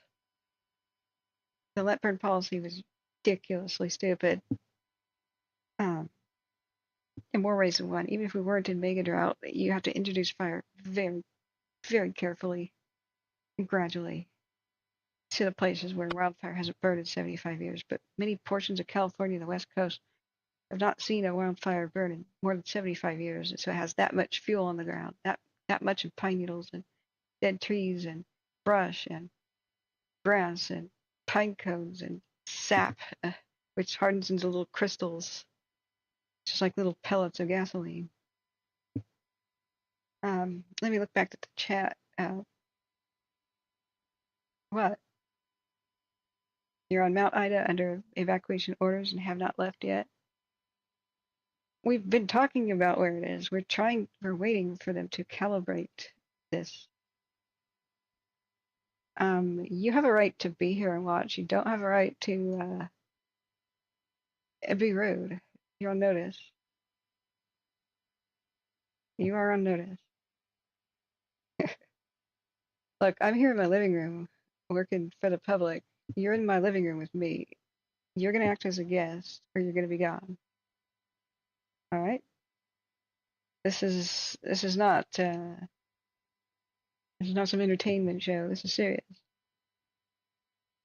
So where they've been fighting the fire, as I kept saying before, if you want to know again,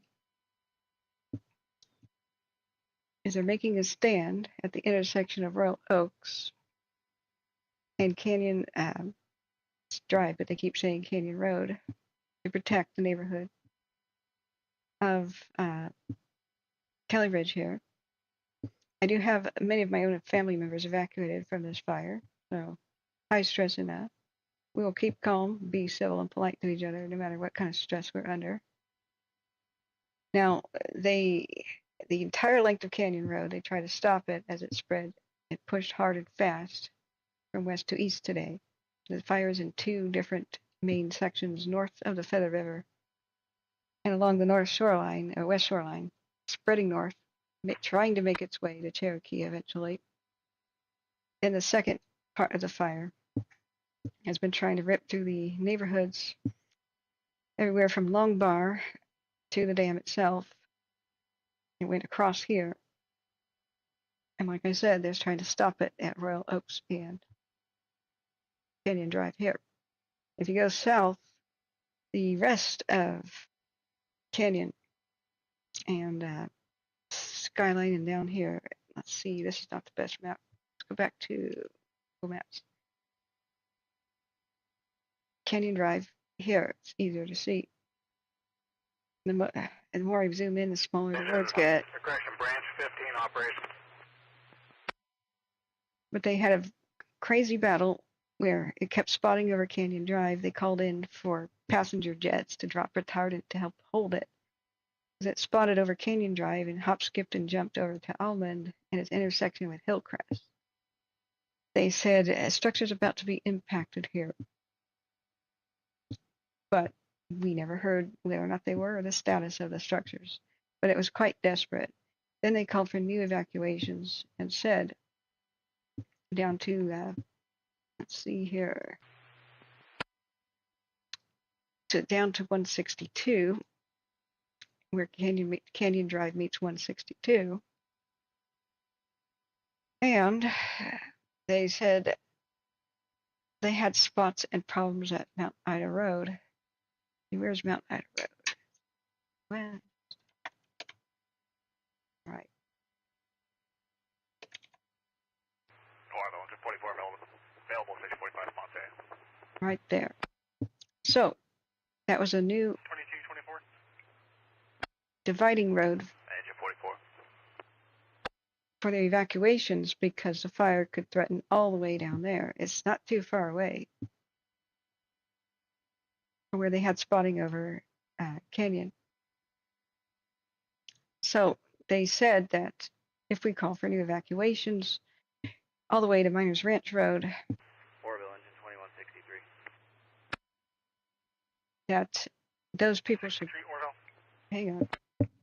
Requesting a code 2 ambulance station in Thompson, 2 o'clock this afternoon. 2163, 2224. Make that louder. 2163.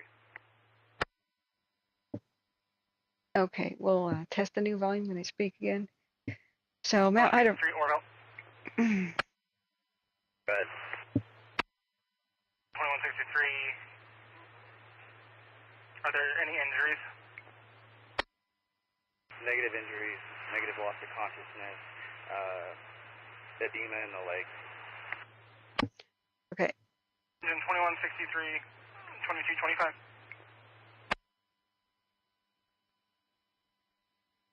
Okay, so there's somebody with swelling in their legs unrelated to the fire, but an injury. They're Oroville Task Force 2140.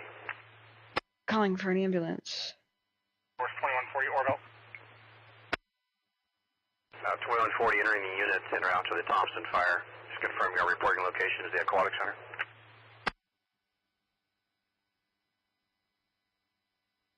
Here's Mount Ida Road. You can see there's heat detection. 2140. Affirmative. Thompson staging. 4 Bay Aquatic Center.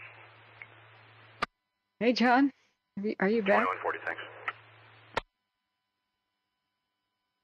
26. Thank you for being here, John. Are you back home? So here's Mount Ida Road, but you can see it's a margin of error, these big satellite yellow squares. So it's been around here, it's hard to pinpoint exactly where. But they used, in reference to many different times, Mount Ida Road. They don't say the word road, but they say Mount Ida as possibly where the fire could be headed next. And it's gotten pretty close in some instances.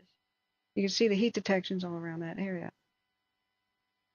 So I hope you have good shelter-in-place options. They said that anybody at the nearby casino, the Gold Country Casino, if they called for an evacuation there, that the people should just shelter in place at that casino. That would be a good place to turn to if you can make it there, if anything got worse.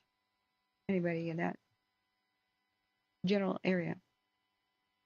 It's a pretty fire-resistant building and huge parking lot. It's a good shelter-in-place option for those that can't get very far, or road closures and things blocked. You don't have that much gas, or whatever your circumstance is. That's a good place to shelter in place in that area. But getting up before you're told is your best, the very best option, because leaving by vehicle is a window of opportunity that will close. So we can only know, and also we've been following the aircraft.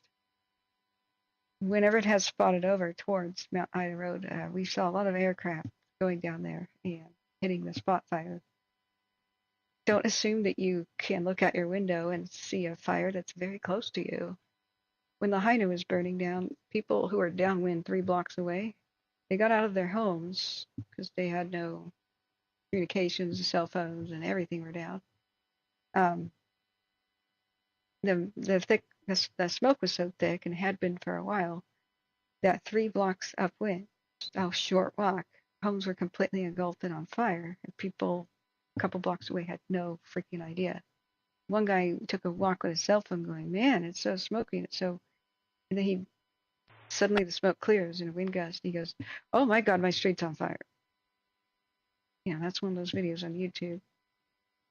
So don't assume that you can see one coming your way. If smoke gets very thick and very bad, it was burning the street over in Paradise, where my brother lived. It was burning the street to the east. They had no idea.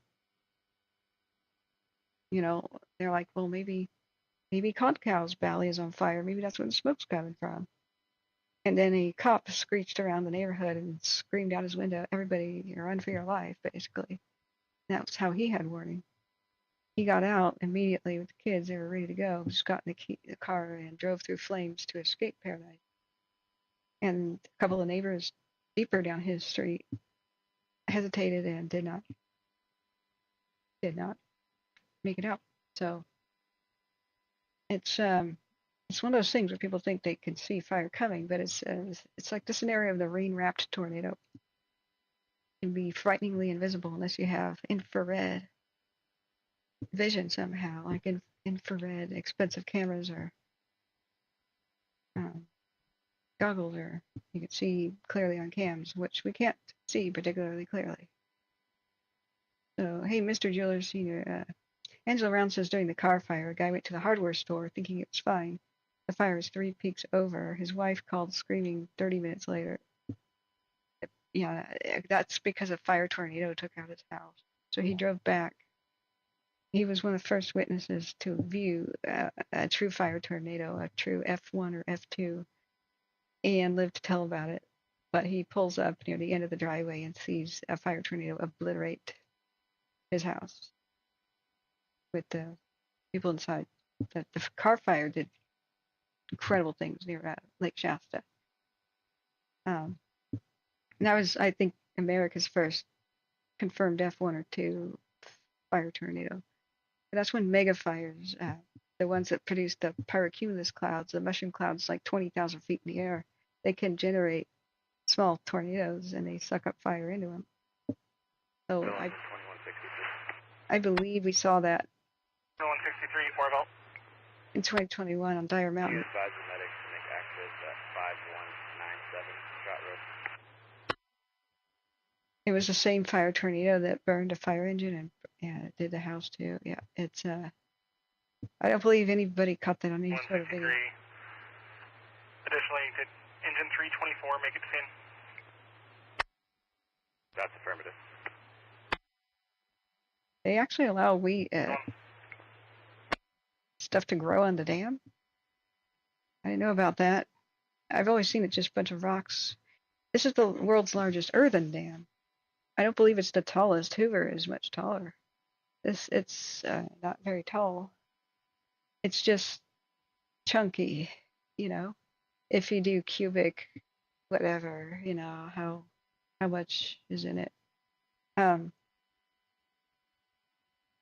don't know its true statistics. Maybe we could look that up on the Wikipedia, maybe. Yeah, Joe Forney, I saw it. It did try to start a small pyrocumulus cloud today, but I think the winds were too strong. C-Probe was mentioning how wind shear can interrupt it. Thank you, Mr. Jeweler Sr., for the little pat on the head. The mods have been so good today. I accidentally slept in, and Smitty calls C-Probe. C-Probe ends his shopping, comes back, drives to my place, wakes me up, and freaks me out. I thought there was an intruder.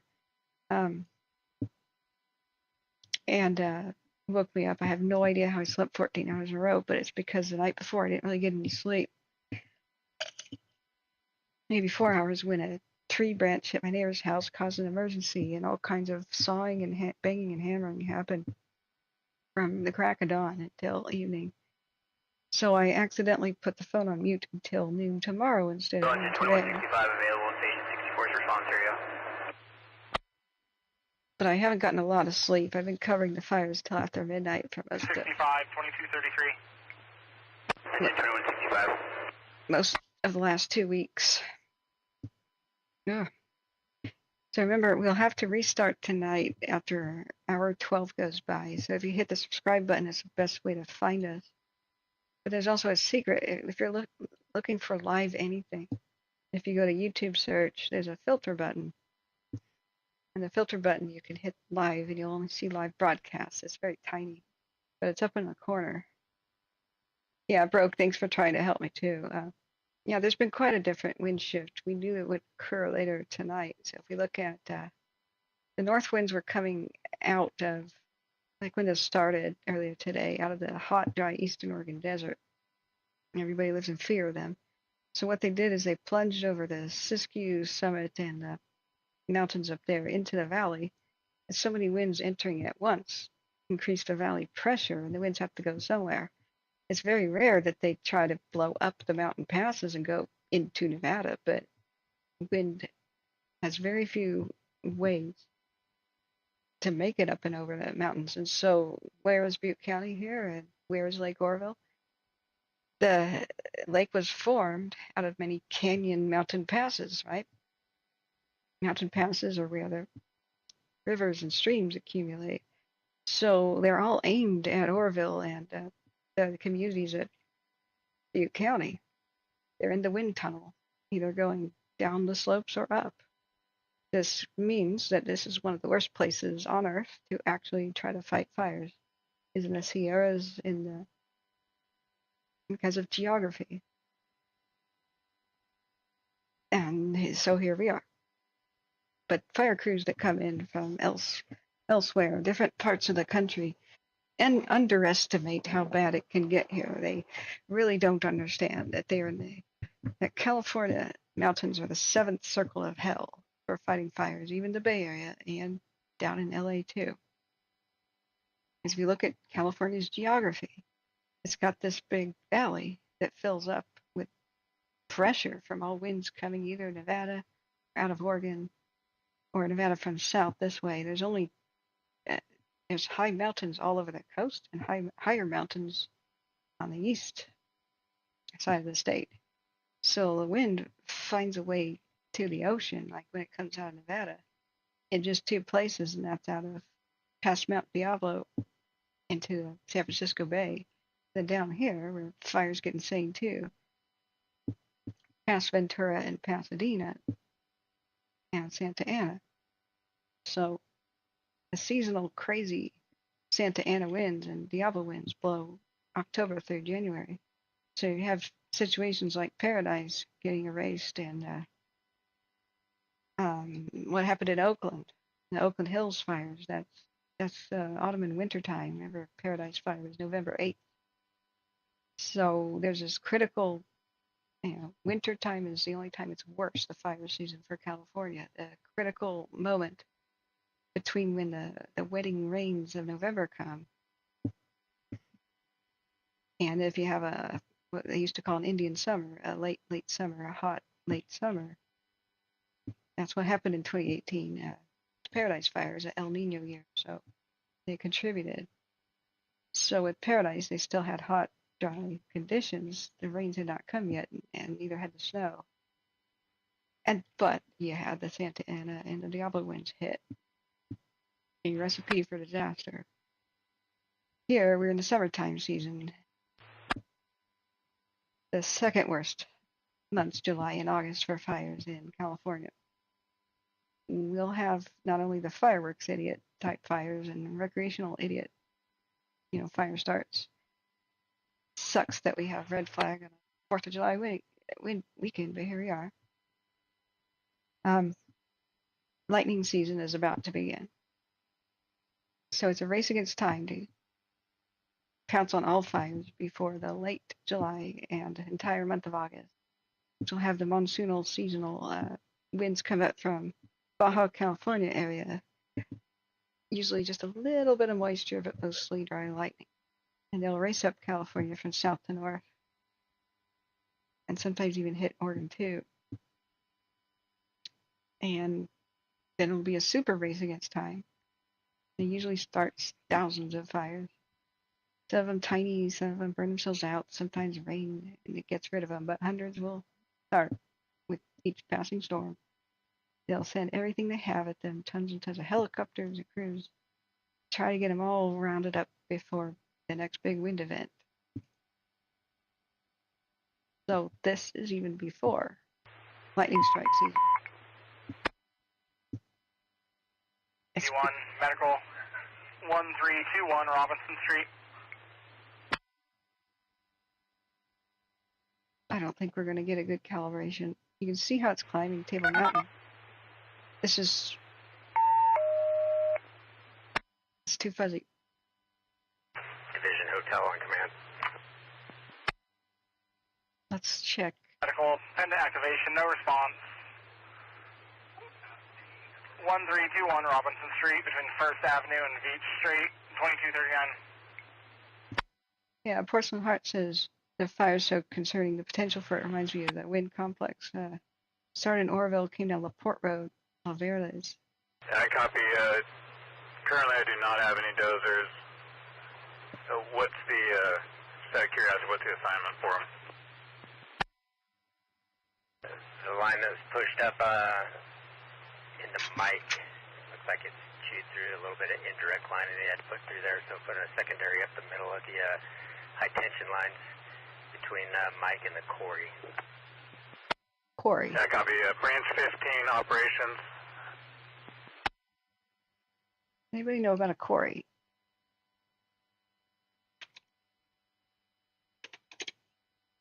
High tension power lines. Operations Oroville.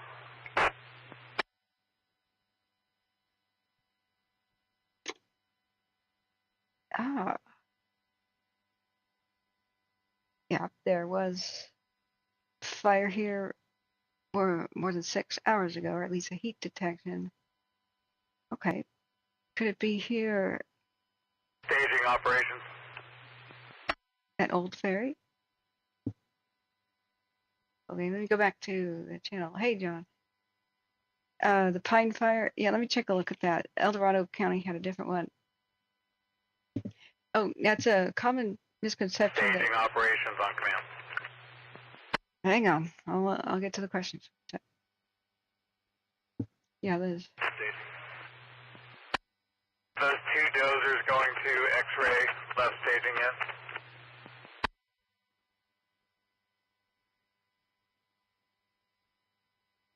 Negative, they're still here. Divert them to Division Hotel. These are high tension lines. 165, 2241. Engine 2165. They said they had problems, right? With Thompson operations. Thompson operations, Oroville. They have a Charlie coming from Shasta. Do you want them tonight or for day shift?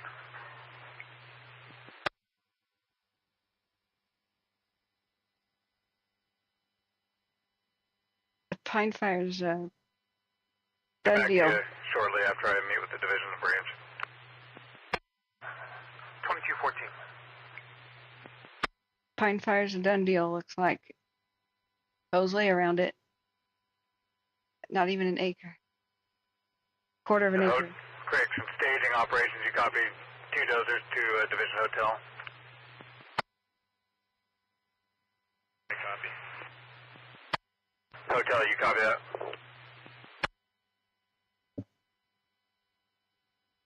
Moxon Fire, El Dorado County. 15% containment. For Hotel. You copy, we pulled 2 dozers from X-ray, moving them over to you. They'll be coming out staging. Yeah, copy. Thank you. Oh, No problem. I didn't share the photos my family submitted that my mom forwarded. It's earlier for when the Thompson fire began. Local residents affected by the Thompson fire are encouraged to call 211 for fire info. They have a call center activated per CAL FIRE Butte County on Facebook. Of course, this is why we have to do what we do. Random fire information is located on Facebook or Twitter or somewhere else. So here's a little picture. This may be loud if I play this video.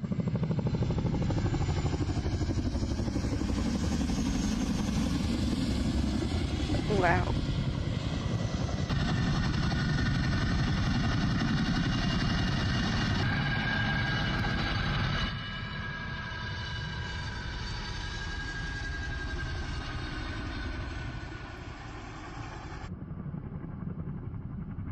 Awesome.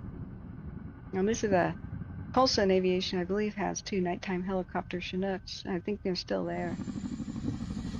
Look, they're operating after dusk. Let's replay it. You can see them crossing the dam. This is the actual dam. See, this is the road on the dam. We do have some, I think we're looking, see, that's the sunset. So we're looking northwest, or on the south side of the Feather River here. So, Oroville to 91, the accidental activation, no medical 91 is over response to cancel. so you can see that the spillway, the 91, 2244. had lots of fire on it. I think that's where it's very active. But of course, nobody lives on a damn spillway. It's a steep hill. It's the thing that washed away after the spillway crisis years ago.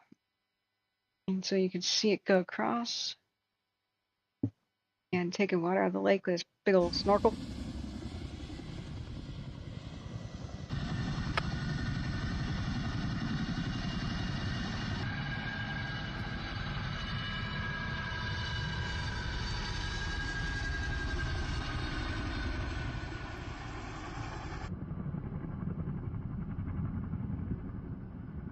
There's an awful lot of piney trees, you know, needle dropping trees. Butte County would do well to reduce those and replace them a lot with the oaks. There's many things that we can make our community safer, especially in like lines that protect neighborhoods. In the middle of nowhere, the piney trees can just do their thing, but needle dropping trees promote fire and oaks resist it. So it behooves people to put the more fire resistant trees in the landscape. Besides, it's a sort of evil unconscious strategy that nature has given for the survival of needle dropping trees. They're not there to open up the pine cones and let their babies and seedlings out. That's not why they promote fire. They're trying to destroy Division Mike, I see. On command. the landscape. They grow faster than oaks and stuff. So they're trying to create an inferno, and even if it kills their own selves, their own trees, they grow back faster. And that they're on a mission to deprive other plants of light and take over the place. So it's a weird thing, but it's like nature has totally benign creatures like moths and lichen are symbiotic plants that don't harm anything in the world. Oaks don't harm anything in the world, just produce acorns for nature and resist fire. Division Mike, I see. On command. Then you got the more weed-oriented plants that try to compete and kill others to thrive. Even if it's self-destructive, it's a strategy of the species. I see. Are you able to place a call to myself? We must understand that dynamic, that every time big fires happen and the oaks are killed, it's better to reintroduce those. But we've done a stupid thing in the West, especially where clear cutting has occurred. Only pine and needle and fir type trees get replanted because they grow so fast, they produce lumber quicker. So things like the cedar trees, which resist fire, the sequoias, the redwoods, those that resist fire, the oaks, don't get replanted. It's just, oh, how much lumber can we get as fast as we can? And so we have monoculture where most of the forest is now fire promoting pines and firs. It's not diverse and natural like it used to be. This is one of the ways we could fix the landscape. So we're looking for updates and images. This is Butte County's official information page. Excuse me.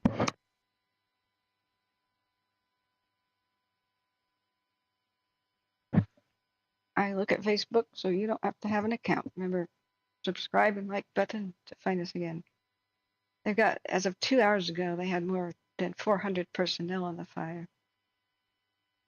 48 engine and truck companies, 14 water tenders, 4 volunteer companies, 16 fire crews, 6 helicopters, 14 overhead personnel, 15 bulldozers, 6 air tankers, for a total of 400.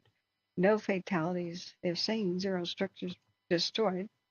Somebody said they thought that 4 homes were destroyed. I don't know. This is straight from the horse's mouth. Now, somebody kept saying that 2 to 4 homes were destroyed in La Pine, and that wasn't true either. So, who knows? I mean, rumor is rumor. Let's go with what the official information is. This began just before 11 in the morning. It's now at more than 2,000 acres. That'll change rapidly. It's well established as of the current situation update 2 hours ago.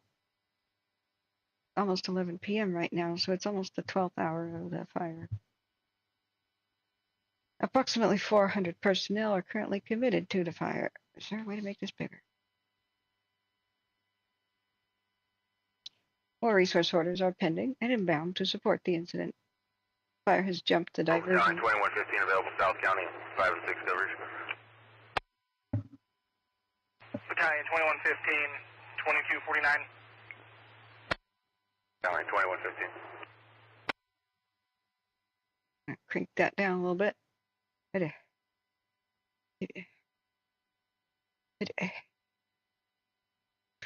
Okay, I can't sneeze. The fire has jumped the diversion pool of the Feather River and is making runs towards Olive Highway in the Kelly Ridge area.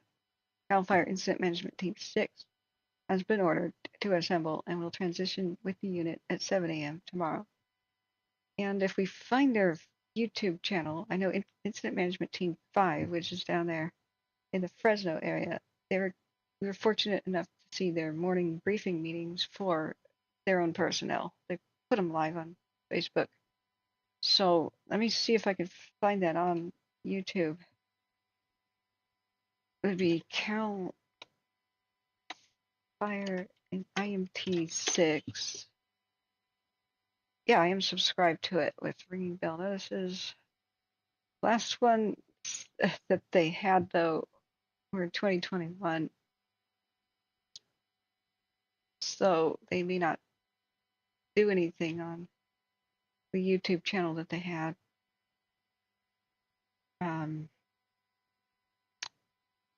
So we may not be able to listen in on those unless somebody else has info. I hate so bright.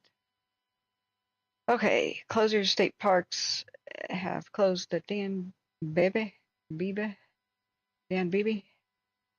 and Brad Freeman trails in the fire area. Trails will remain closed through July 1st, Monday, July 1st. It is the 2nd, so what are you talking about? No, this is the wrong fire. I'm sorry. What? This is the bar fire information. Sorry. Why? Bueller. Why did they post the bar fire? No, it says Thompson. What? Oh, what? Yeah, 2 hours ago. Hang on. Yeah, I was reading the right one. 400 personnel. But it said up here incident name bar fire for a second. Okay.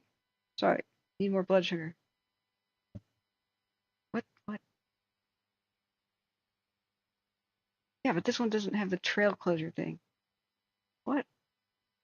Did I click on the wrong thing? No. Oh, you know what could have happened? I could have accidentally. I did this. Oh, the left and right toggle. They look exactly the same stationary. In order to try to make it bigger, the zoom, I hit this side column and it changed to this. Why did they do this? It goes to the next post, left and right.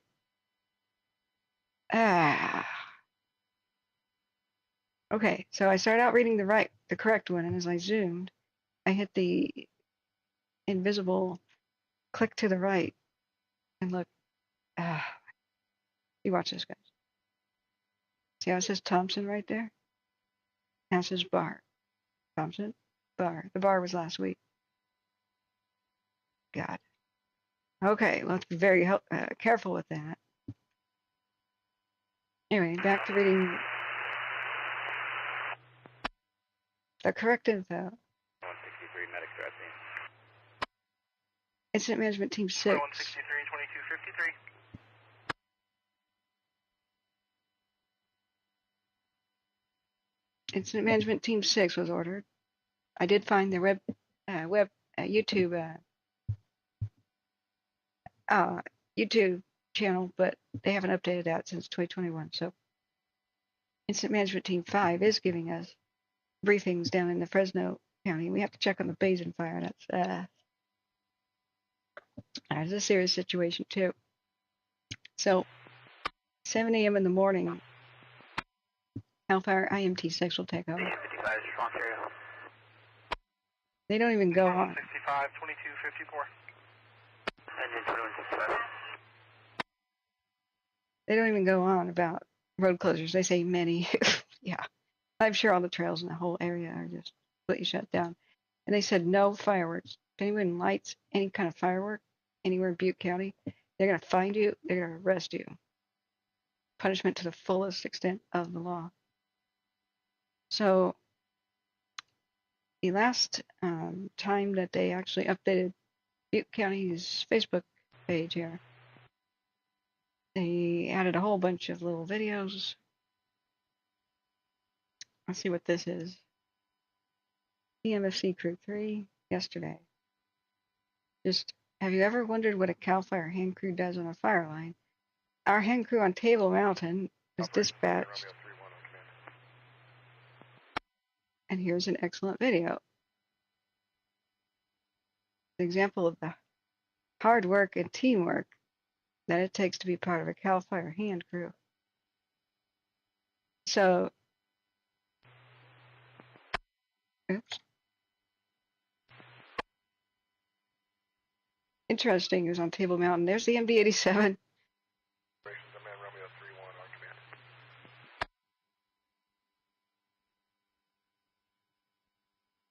Literally, they hike up and they use rakes and shovels and hand tools, and they separate the vegetation and just build basically a strip of bare earth and rake it away, so that the fire can't continue on the ground, moving around on the ground. It's hard, brutal work. I mean, people think our forests are overgrown. Yes, they are. It's the brush. Some places by the Caldor fire that didn't burn, I could tell what it was like before the Caldor fire in the El Dorado National Forest. It was so thick like this, you couldn't see a foot deep into it. Everything was dead. It was completely dark.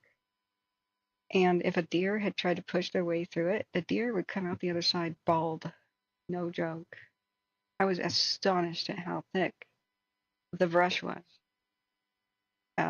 This is part of the reason 136 of why California fires get super bad. It would be great if they could just put a hose there and squirt out the fire. They can only do that when there's a fire access road. Otherwise, they don't have water. They try to put it out with shovels and rakes and chainsaws and weed whackers. This is why we need fire access roads, because do you think this would hold? Usually it's just like a strip trail. Would that hold in high winds? Yeah.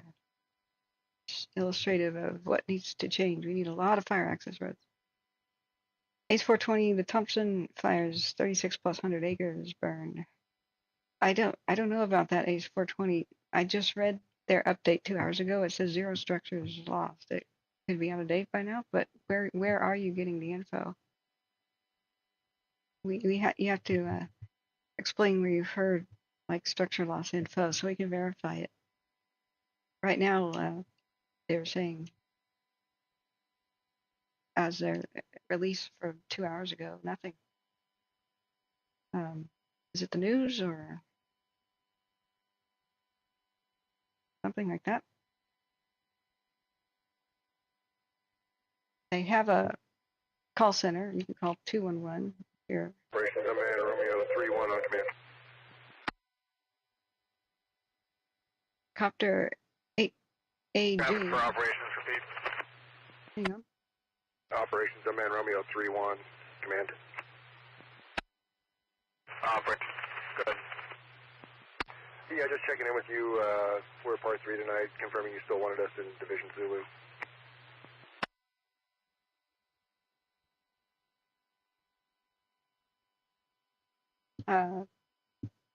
And where's looking the... for permission to fly in Zulu. I have no problem with it. I'd like to confirm with Branch 15 also.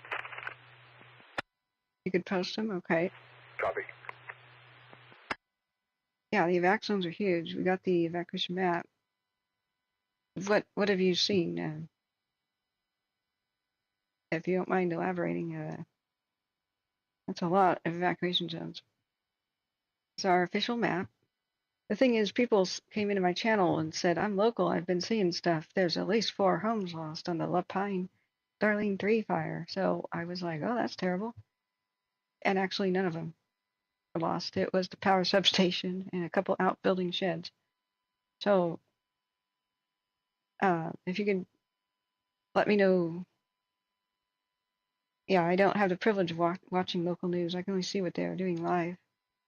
Was it Robert Salamoon 916 says KCR A News says 10 structures lost. Okay, if they are getting more up to date info, yeah, let's go to KCR. Warning, close your eyes. It's the news media. They may show structures lost, so close your eyes if you're sensitive to that sort of thing. That's Moccasin. Here's their coverage of the Thompson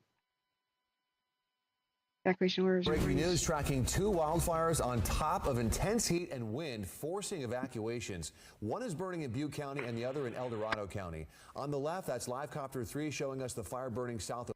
Okay, that's very old information.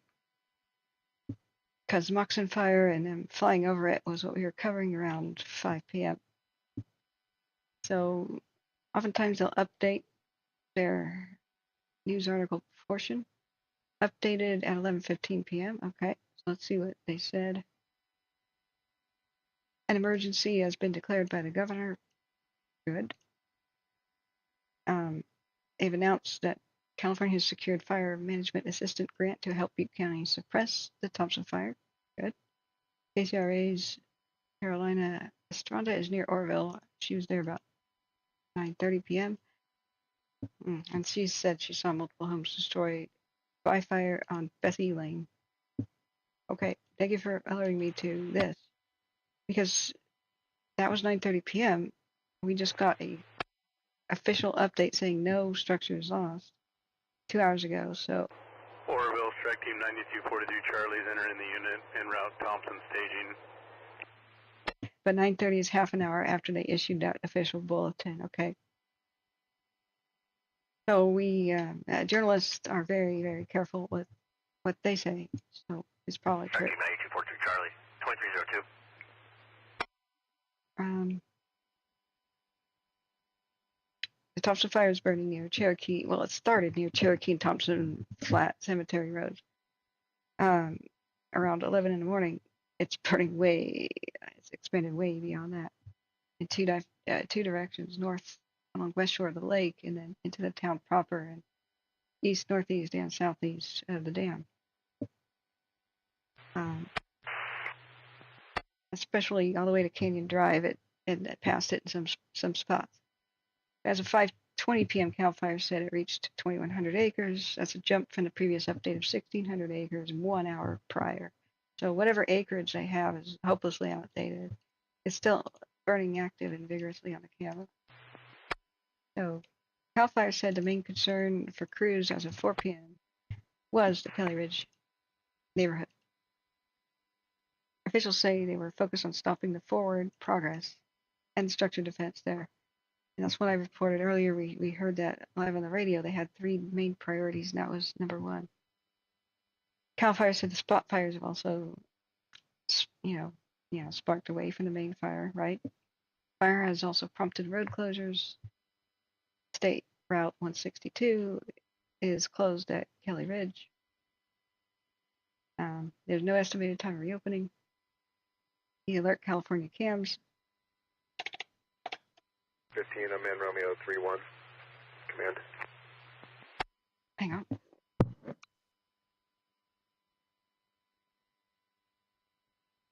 Hey, you calling branch 15 or be identified? Branch 15, I'm in Romeo 31.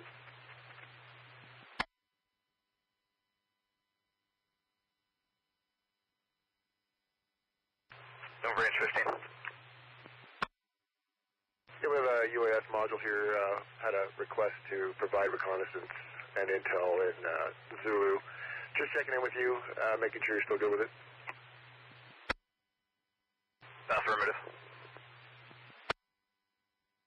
I'm in Romeo 31. Additionally, we'll come up with Telco when we're ready to lift. Branch 15. 15 operations.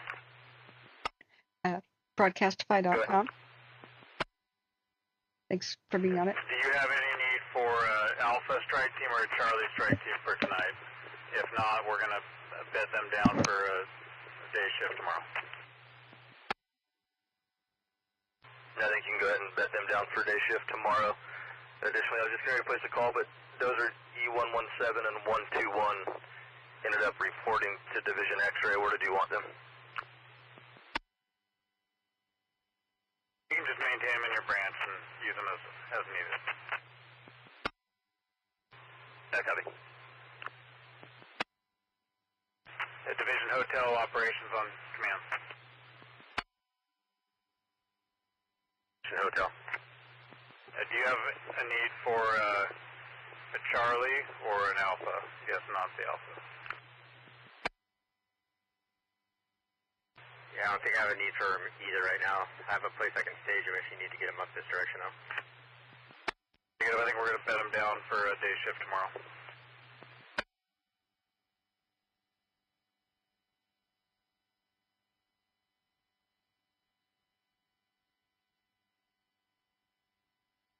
Okay.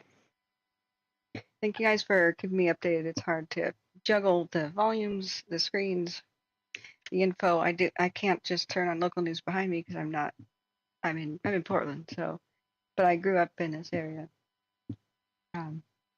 Basically everywhere from Marysville to Lake Commodore, I know pretty intimately. And then some other places less so. I have personal connection here. I have multiple family members evacuated. Let me start transferring the photos off my phone to the computer. Operations. I'll share some of those. One sec, I'll read the rest. Go over station. The Alpha strike team and the Charlie strike team, let's go ahead and have their strike team leaders report to Oroville headquarters. They're gonna bed down for the night and they'll be used for tomorrow's day shift. Staging copies. Also, we have Task Force 2140 just arrived. Well, what does that consist of? Type 3s, 1 Type 6. Same thing, have one rep go to headquarters and work on accommodation. Staging copy. Add any additional resources that arrive there with the exception of water tenders and dozers you can send into headquarters. Thompson staging copy.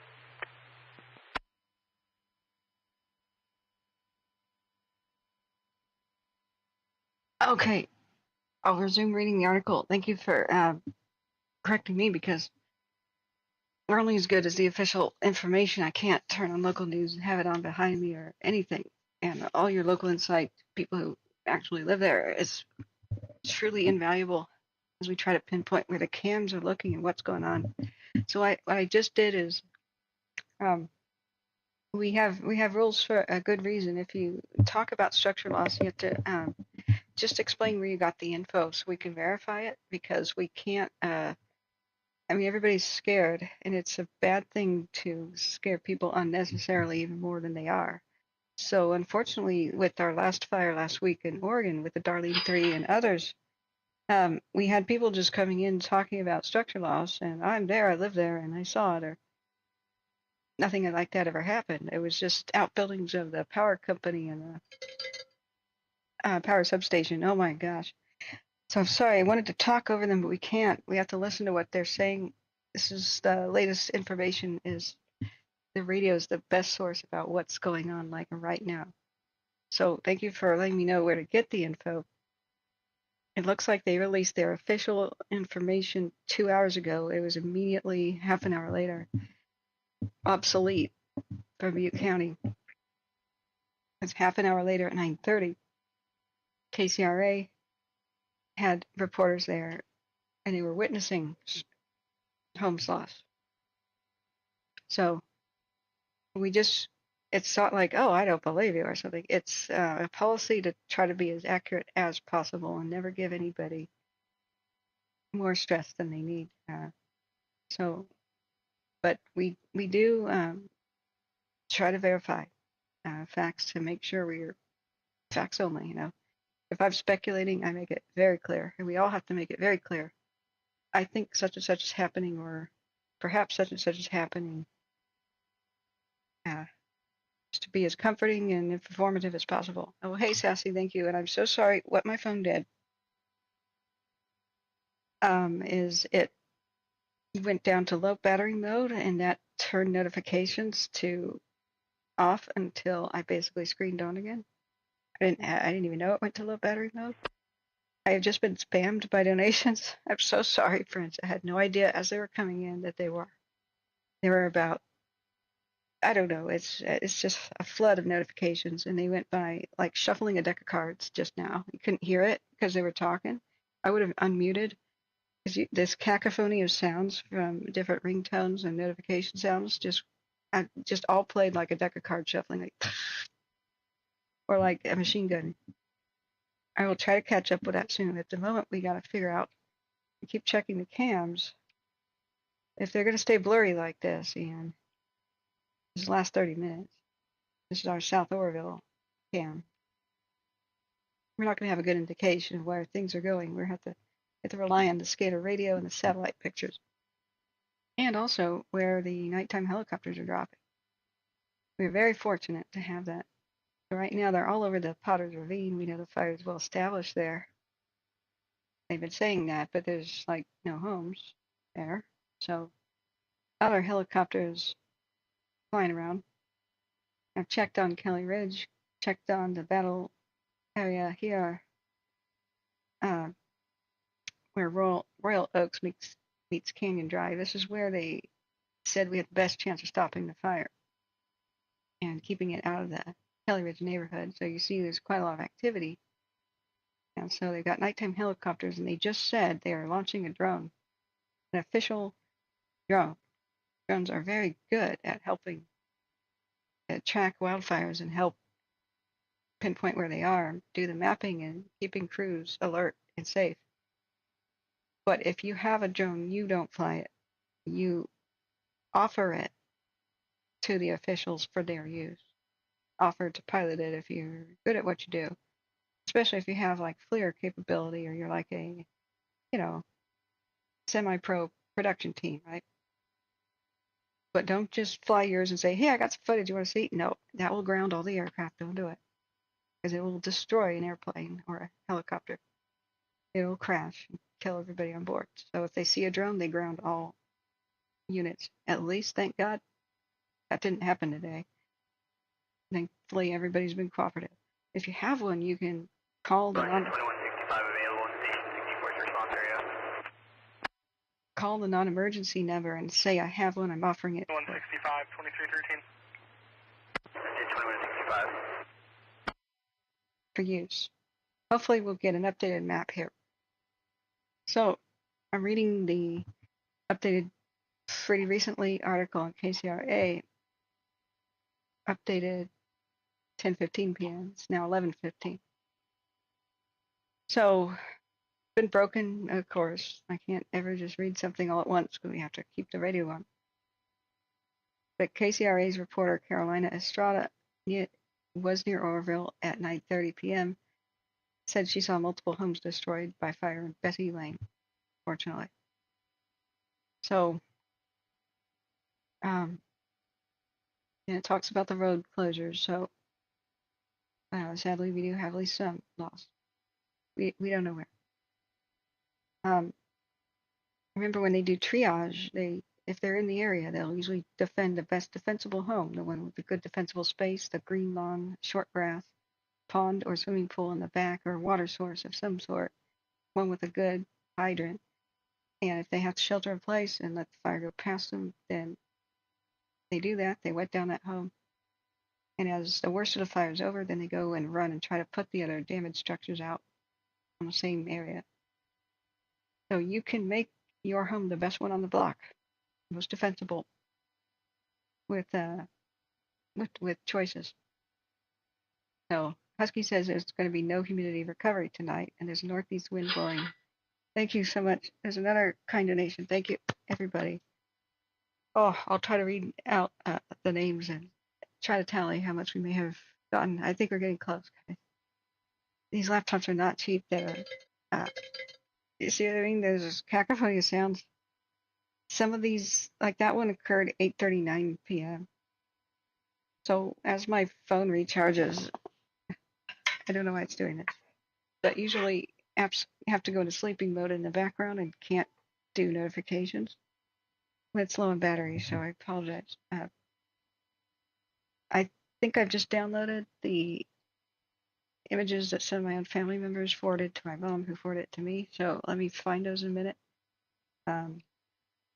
There's more than 13,000 people evacuated and only 163 viewers. We've had 5,000 views today, but only 336 likes. So it's not like your typical begging for likes on a normal channel. Oh, I want to make my channel popular. Really, it's I'm asking for your help to reach others. The way YouTube works is only videos trending get to the top of search results. So there's plenty of people looking for fire, though, and have no idea we exist. That should. And it's by word of mouth mostly, and hitting the like button to go trending that we can even be seen. Hitting the share button and putting the link to not only just this broadcast but my channel on your own Facebook, your own Twitter, and then tagging people you think should know about it, or hitting share, copy link, and then texting that to people you know. That's the number one way we can spread, by word of mouth, but almost nobody finds us with a regular search. It's just the way YouTube is. Because I'm not very exciting. I don't show neighborhoods burning down, and I don't tell everybody the sky is falling. Stick to the facts. In 2163, return to previous assignment. 2316. 2163. So we have more information. Of course, the dam's not risk. It's made out of earth and rocks, you know. Engine 2154. Heading assignment. Assist. Foothill fire in the area of LaPorte Road and Vieira Road. A new fire. LaPorte Road and what? I didn't catch that.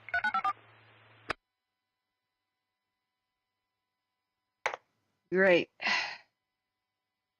If there's grass. Engine 2154. Heading assignment. Assist Foothill fire. Tree in the roadway in the area of LaPorte Road and Vieira Road. 2317. Vieira Road? What did you just say? It's not Sierra, is it? What? Okay, is Butte County on pulse point? I don't think it is. That would give us let's see. Pulse point shows all 911 calls and dispatches. Nope. I don't believe so. Neither is Marysville or Yuba City or Yuba County. Pulse point would show us exactly where that was. So let's see. LaPorte Road and something, there's something called a foothill fire. LaPorte Road goes a long way, so we'll wait for more information on that. Bangor LaPorte Road, a tree in the roadway on fire, or you say Deer Road? Bangor? Okay. It's Bangor, like, you know, the tiger, but people say Bangor, locals. And Bangor was largely destroyed in 2017. Neighborhoods during the same night Santa Rosa burned down. The Bangor and Loma Rica hit hard by the Cascade 2017 fire. They're a traumatized area here too. That's where we lost one of my a good family friend to that fire. He perished in the wildfire along with his girlfriend in his house. So that galvanized me to just do this. 1 year later, my brother almost dies in paradise, and I'm like, that's it. That's it. Vieira and LaPorte Road. Okay, let's just plug these in. Let's throw spaghetti at the wall. Plug these into the map and say, what you do is you do LaPorte Road, and then you do and sign, and you go Yeah, Vieira Road. Okay. Yeah. Thank you guys. Okay. Perfect. And this may be, it's nearly to Challenge. Yeah, that's pretty far away, but it's still Butte County. Oroville, just 2164 response. Let's watch this. 2154, 2320. Good job. Thank you, Big Al. Yep. Just beat you right to it, but thank you. You would have caught me if I couldn't. Is it a fire though? They just said that. I thought they just said it was, or they said Foothills Fire. Is that a department or the name of a new fire? Yeah. This is remote. This is higher altitude a little bit. Rackerby has some cool ruins from the gold rush days. Quincy LaPorte Road. Doesn't it become the Oro Quincy Highway? Am I smoking crack? If you guys have ever heard of the Yuba City 5, which means Yuba County 5, but it started the spooky ghost story trend on YouTube. It was the Oro Quincy Highway was where in the early 80s, some special needs teenagers disappeared. Some of them were found dead right before the snows and blizzards came. No, it's not the Oro Quincy Highway. That's never mind. That's by the lakeshore. No. So this is LaPorte Road. Okay. Quincy LaPorte Road.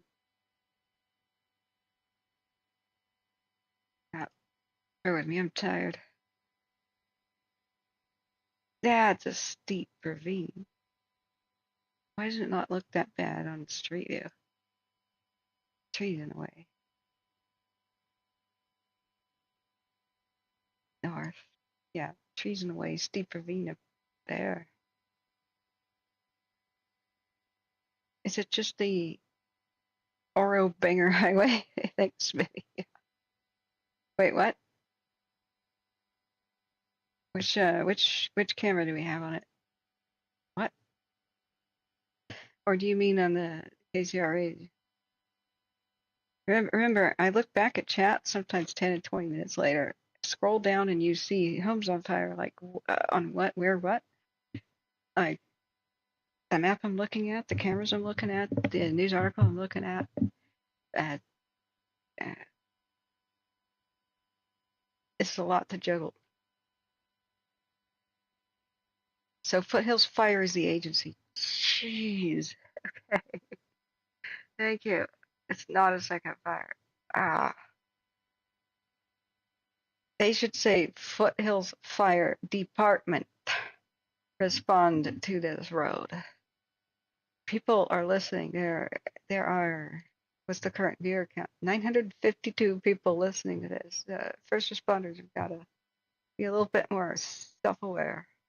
They kept saying the fire's on Kelly Ridge. They meant the road, not the neighborhood.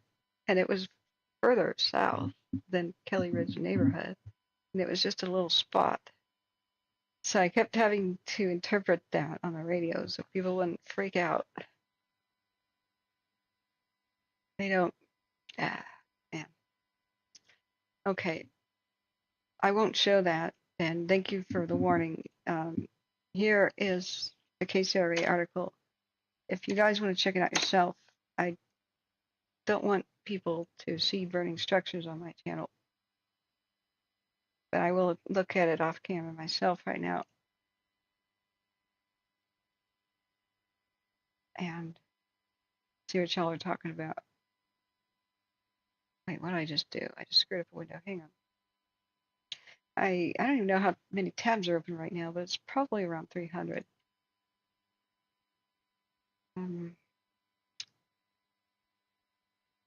Yeah, this is the KCRA article. Change zoom. Reset. Okay. And I've got pictures.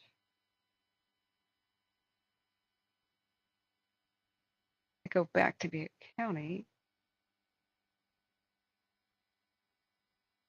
and I don't see any homes on fire. I'm still scrolling, still scrolling. Sacramento Valley's weather forecast: 109, 109, and 111 on Wednesday. Hold on to your butts. Is that just tomorrow now? Yeah, it's tomorrow. Are they talking about tomorrow? Anyway, I keep scrolling. I don't see any homes on fire in that article at all.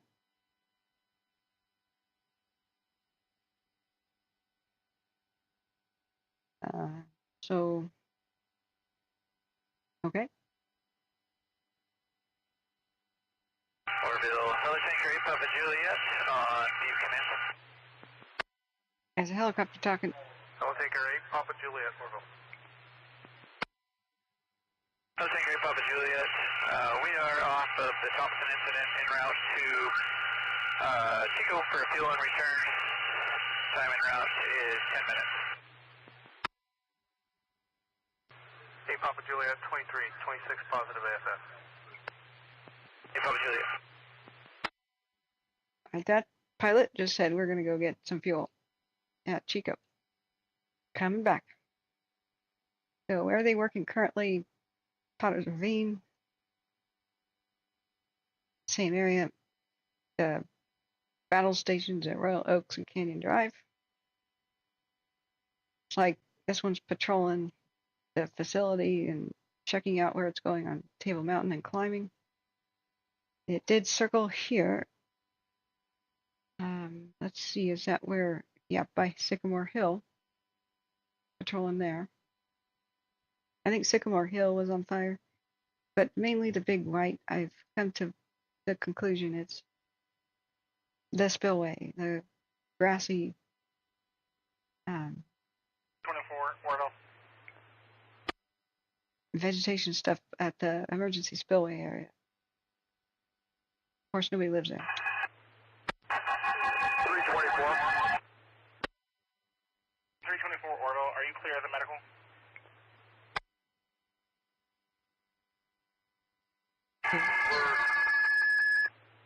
Oh, okay. Just available in the response area. I'm meaning that for you. I'm listening. I think it's over. Okay, Angela, I don't know how you can do it. Just tolerate sounds like that all the time. It makes me want to pick up a set of golf clubs and go Genghis Khan at a, I don't know, at one of those, okay, rampage like Genghis Khan and the comedy movie Bill and Ted's Excellent Adventure. Remember Genghis Khan in the sporting goods store? He started testing out golf clubs and thought they were weapons on mannequins to see how good of a weapon a golf club set was. Okay, that's what bad sounds want me to do. Electric Beaver says 111 on Saturday will be a bit high. Great. I'm supposed to be moving to Oroville? Well, it's a great little town. Be in the downtown, though. Joe Baker says, yeah, it could have been LaPorte and Los Verdes. It was a stupid tree down. Instead of being Foothill Fire, the new name of the fire, it was Foothills Fire Department that was responding to that. It wasn't a new fire. So, false alarm, false alarm. Anthony J says, yeah. Yeah, they said they saw multiple homes burning on Bessie Lane. They didn't say across the street. But Canyon Road was where they were trying to hold it, and it pushed over Canyon Road in different spots multiple times. So let me go back up, and did I miss anybody's questions? Yeah, the windy after showing very little wind. Yeah, but there's no humidity recovery. This was not a wind-driven fire today, not much. It was pretty mild winds. I'm sure the gusts occasionally, messed it up, but this was heat, terrain, fuel-driven, and winds didn't help the situation. I mean, north winds are what made it so hot and dry. coming out of the deserts. But I wouldn't classify it as really the main factor here. It's just everything is bone dry and super hot. Butte County's terrain is Butte County's terrain.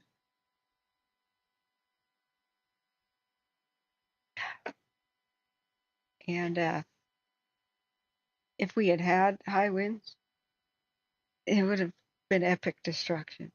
It'd be at Forbes-town by now. It would have crossed the lake. Thank goodness nothing like that has happened. I mean, it crossed the river, but communities on the other side of the lake are fine for the moment. 2186, smoke check. Meet ERB at 13817 Cersei's Mine Road. Smoke check.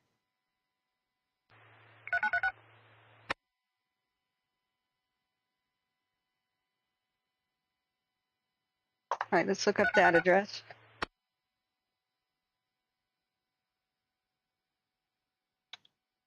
One 3817. 2186, smoke check. Meet ERP at 13817 Cersei's Mine Road between Pine Meadow Road and Bunker Hill Mine Road. 2331. Sorry. Did he say between Pine Meadow Road and Bunker Hill Road? Mark. Oroville to 2154 leaving the unit.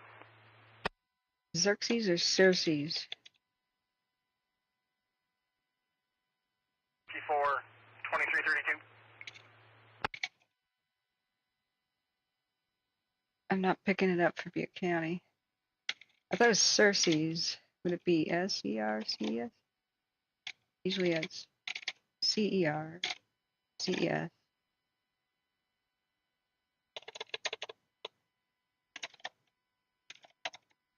I'm trying to do a smoke check. Can't find anything.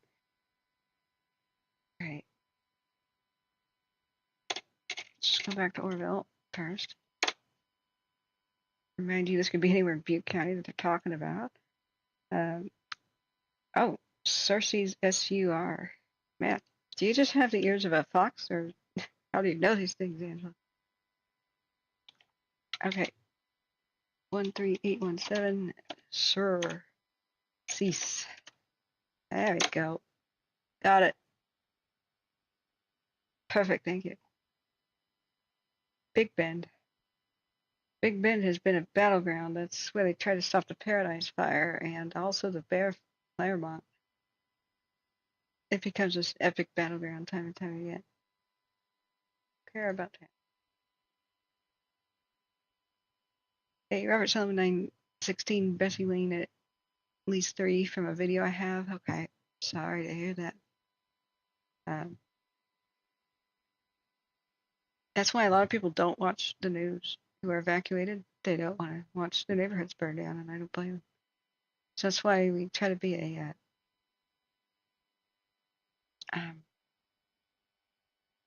not do that, so people can tune in and be protected from most of that. Yeah, bunker. Branch 15 operations on command.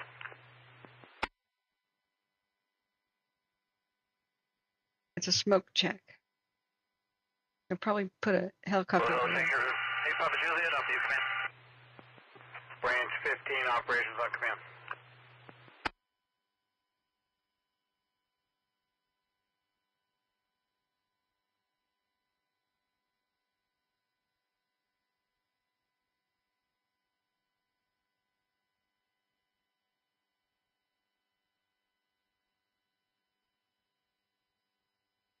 I'm trying to look back at the chat. Making a westward one. Right. Time lapse of that. Oroville, Thompson, Elko, Butte command. Big's camera, yeah. We'll look at it in a second. There's a smoke check on Big Bend.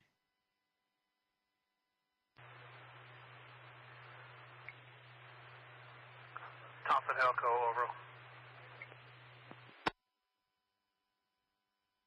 They might send a helicopter to go look.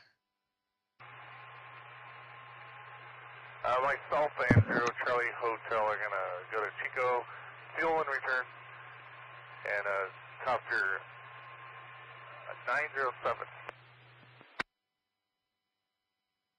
And we'll be remain on the fire for a couple more drops, and they'll come up to you when they're returning to Vina. Thompson Elko 2335. I gotta reduce the light in here. Yeah, I know, Super FGT, but Hello, it's... Tanker 8 Papa Juliet on command. Hello, Tanker 8 Papa Juliet, Oroville. Tanker Papa Juliet, we're positive landing at Chico Airport. Hello, Tanker 8 Papa Juliet, 2335.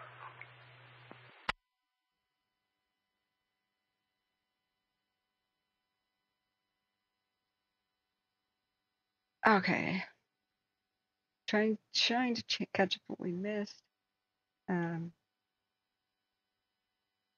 right, looking back down, KCRA. Thanks everybody for helping us crowdsource the information. Yeah, the Biggs camera is what should be showing us the wind direction. And it may be pushing west is what Husky was saying, but which portion of the fire, the north portion or the one in the town proper? All right, let's do a 3-hour time lapse from Biggs. And we knew the winds would shift direction at night sometime. It is night now, it's 11:37. We've been live for 6 hours and 30 minutes. I have still not eaten the pizza slices ahead of me that here on my plate. I haven't had enough time to bite them. I think I've been on my plate for 4 hours, so I better finish them and or stop eating them before they get rotten. All right, let me go back 3 hours. The Biggs cam is looking northwest, or northeast, excuse me. Okay, everybody oriented? Everybody who lives there already knows, but for the others. So we go back to the start 3 hours ago. We're looking northwest. Oh, this is climbing Table Mountain and such.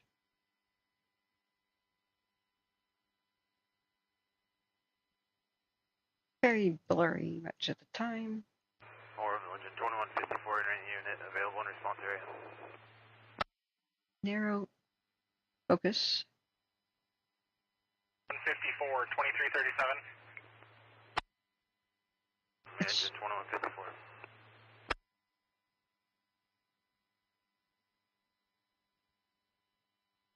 So it's hard to interpret that. Let's go to the 6 hour. Most of where it looks seems to be where the spillway is and where it's climbing Table Mountain, and perhaps the Copter 607. Copter 607, Oroville. Potter's Ravine. Copter 607, releasing the Thompson, they're returning to Vino with the ETA of 2355. I believe 607, positive AFF 2338. I believe the small hill that we were wondering what that was on fire was Sycamore Hill. It's I don't know if there's any homes there. I don't think so. That's not the question. That was what Angela was speculating about the over the water tanks and stuff on the canyon ridge. I think what she was saying. It's like Sycamore Hill is. Let me put the different map layer back on.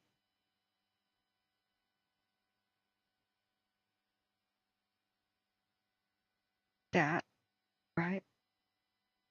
This mound. Sycamore Hill. I keep zooming in, but the words will stay tiny. Sorry, that says Sycamore Hill. And we have the spillway area here, the main spillway, the thing next to it, the entire mountainside next to it is the emergency spillway. Both failed years ago. Everybody remembers that.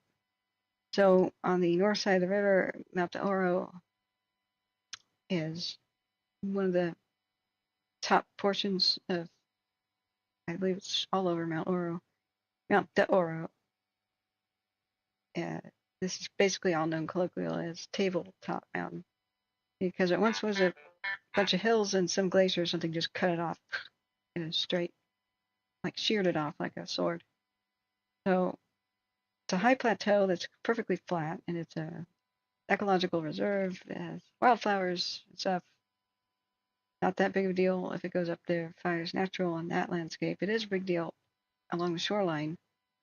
And the highway up here is historical communities and sites like the covered bridge at Oregon City and a one-room schoolhouse. And then time and time again, they save the museum at the ghost town, mining town, Cherokee. And that Cherokee's on notice, but I don't believe they changed it to mandatory. So we'll go back in time lapse and look at the wind direction change. Yeah, Cherokee is still the town, still on notice, but not mandatory.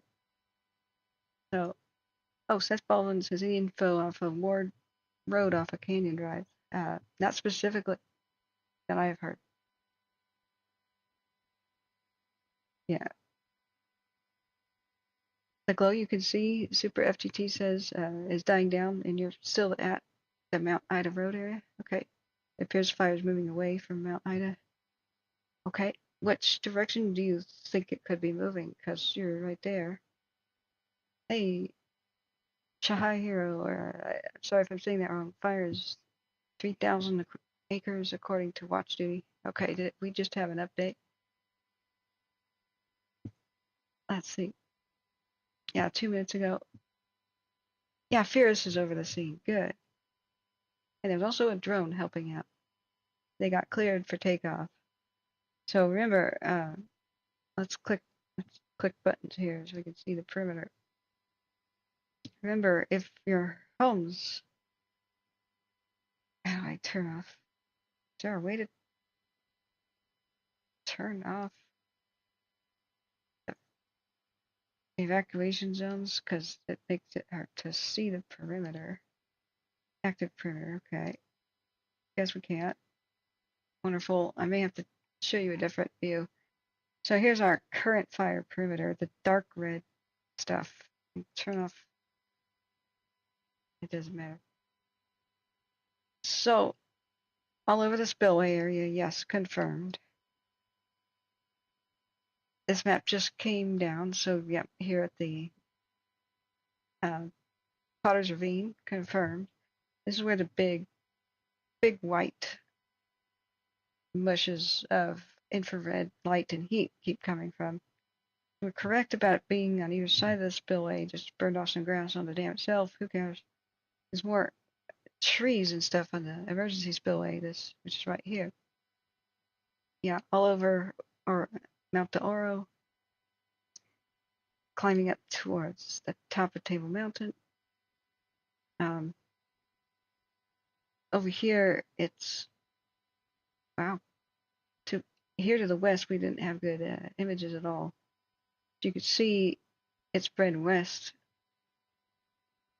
until where the Feather River turns south to get to the After Bay. And it was on the west side over there. And it kind of went to where the bar fire was last week, but didn't reach it. I kind of wonder if maybe they didn't catch all the hot spots of the bar fire and something reactivated. I don't know. We have no idea what the cause is.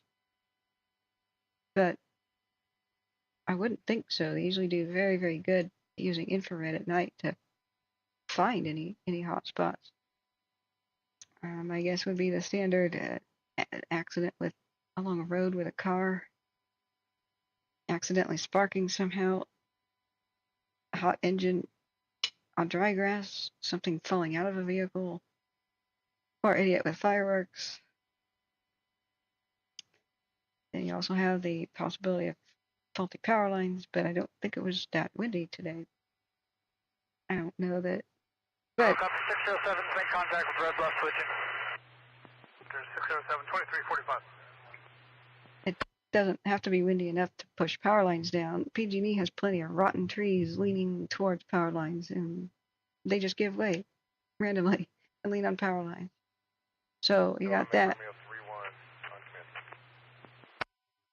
All those are the usual suspects.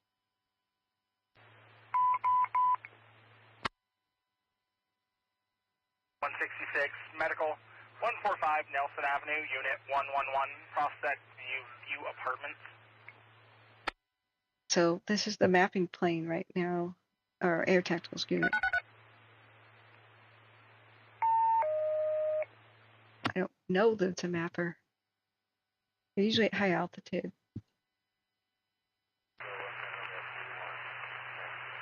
Yes, Minnie, but the bar spotted across the Unit 111, Prospect View Apartments between Casey Court and Delaware Avenue, 2346.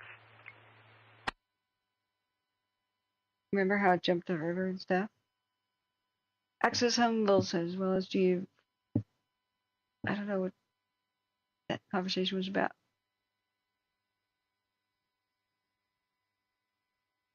Biden made a speech about fire today. Nobody mentioned that during the debate. That's what keeps depressing me.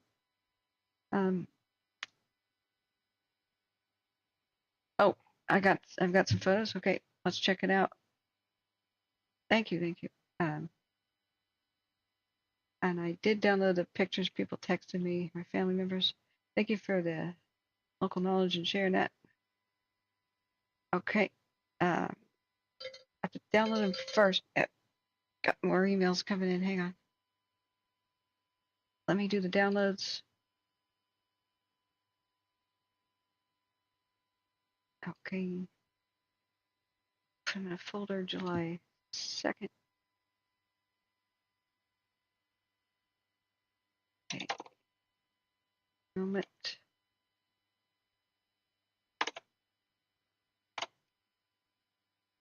All right. Okay.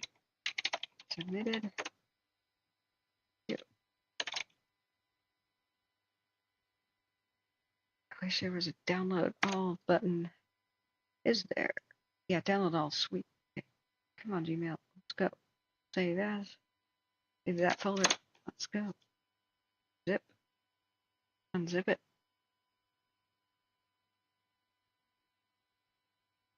Extract. Yeah. Okay. Now I need to share screen with photo viewer.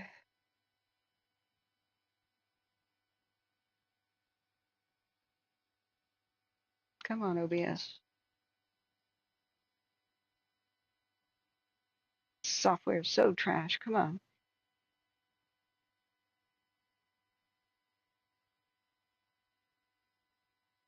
Microsoft Photos.exe. Yes, open.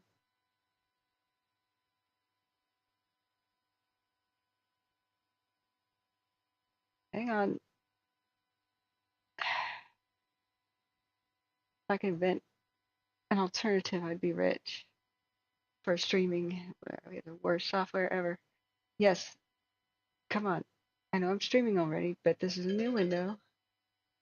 All right, shut up, phone. Hang on. It's been off the wall crazy. Hang on. All right, let's see if generic window capture will do it. Are you kidding me? This shows a black blink. Okay. Whatever. We'll skip the photo viewer software. We'll just dump it into the browser. Because I just need more tabs open, don't I? Oh my god.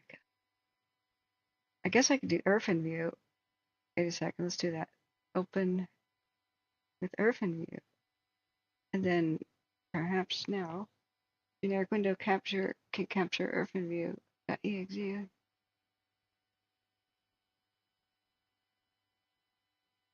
It's easy to set this up when the stream's not already broadcasting, but when it is, it doesn't find new windows unless you keep clicking open, add, source, Doesn't even know. Roger 2166, that's him.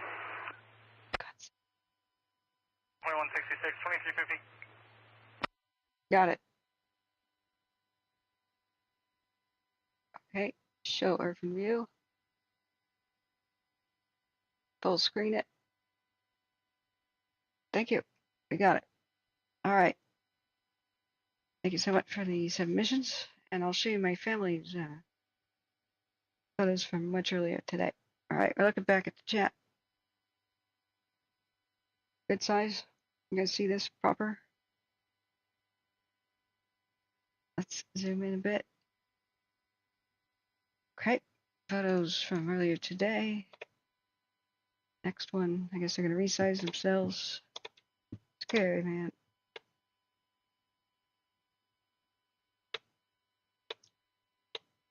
Okay, thank you for the submission. Go back a little bit.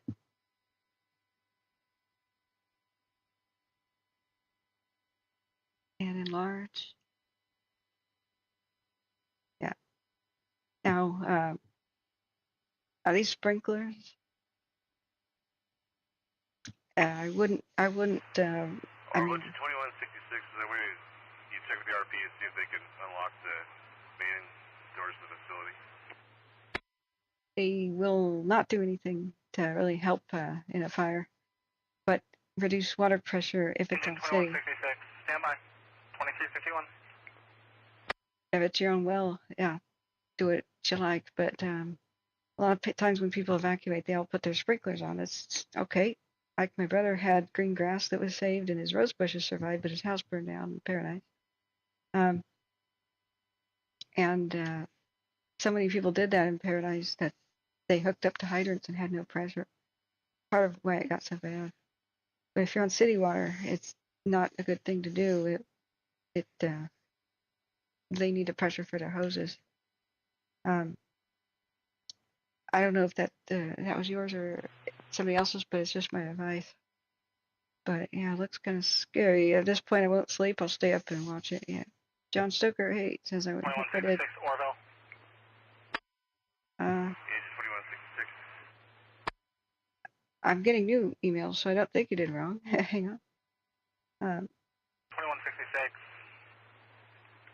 Set the gate code to your ABL. 2352. Yeah, we got through the gate successfully. We're at the front entrance, but got like a ring button at the front door. Can't get through that. Like I said, don't bother to lock your doors. 2353. You're just gonna keep the fire crews out. Oroville 2166, we had a resident let us in. 2166, 2353. Especially at night, law enforcement, they fly the drones. They can see the heat of vehicles moving around. Anybody unauthorized in the area, they pounce on them and arrest them. They've got a lot of law enforcement helping with their roadblocks. Remember, any thief will find a way to break in, but don't lock out the firefighters. They're very hesitant to do things like break your windows and kick in your door. So leave your lights on. Don't bother with your sprinklers. You can see your house better with the lights on. The help from helicopters, anything else. Spotlights around the property help. And put your Wi-Fi password on a note. Say, firefighters, come on in. Here's the Wi-Fi password. Help yourself to what's in the fridge because it might spoil with power loss anyway. Okay. Yeah, thank you for that. Is that the only round of photographs there that I may have missed? Thank you for sharing. And did I get all of them? It looks like some of them had trouble loading. Okay, let me go back to other. Oh, there's a second email. Great. Let me download all. Sweet, that's got the airplanes. Awesome job. Okay, let me unload that zip file. Extract. Looks like I got new emails. I think that's what the cowbell means. Okay, open with ear from view. A free photo software. Oh my god. That's gotta be the Home Depot or something. Yeah. That's scary. Remember, big box store parking lots are a perfectly great shelter-in-place option. And if the roads look sketchy or if there's a traffic jam, check it out. Is that Tinker 911? It's one of the DC-10s. Yeah, good quality photos. It's got the engine on the tail. That means it's one of the DC-10s. I think DC-9s were like that too. We did have a DC-9, but we had Tinker 910, Tinker 911, and 14, I believe, the DC-9s. That would have been an amazing air show. Did you get any video of this? That's amazing. Hey, one? Yeah, a good close-up. Good photography, man. Look how much we can zoom. Yeah, you can even read the tail number. That's Tinker 910. Tinker 910. R1 2166 max testing. Dude, you got a nice camera. 66, 2356. Excellent.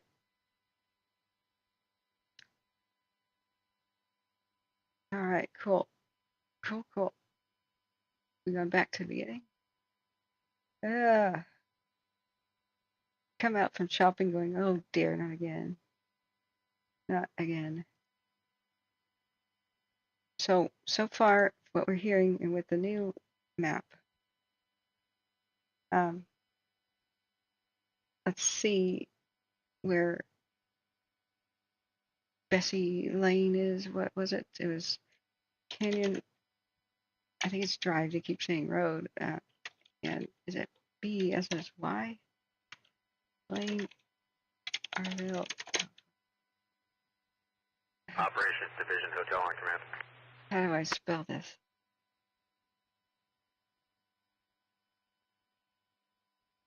Okay. Hotel operations, go ahead. Yeah, absolutely. Keep them coming. If Do you have those E numbers for those two dozers coming out of station?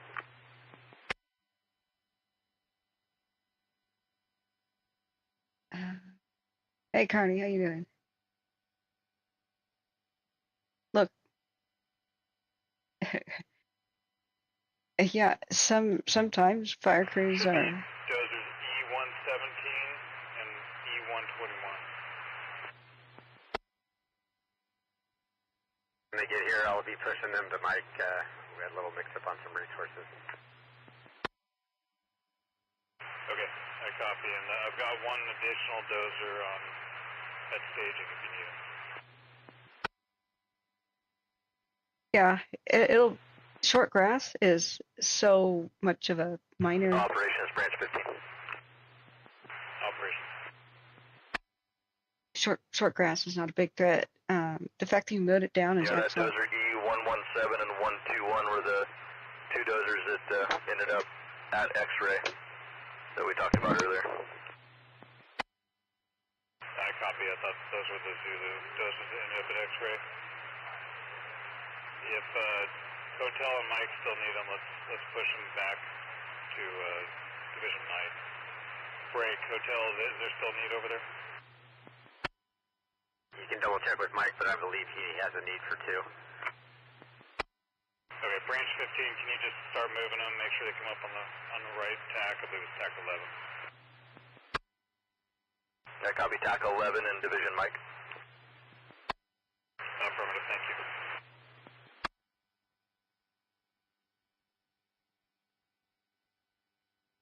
Yeah, it's okay. It looks like structure loss was somewhere around here. We don't know. And then they thought that they had to abandon Canyon Drive, which they keep saying on the radio is Canyon Road.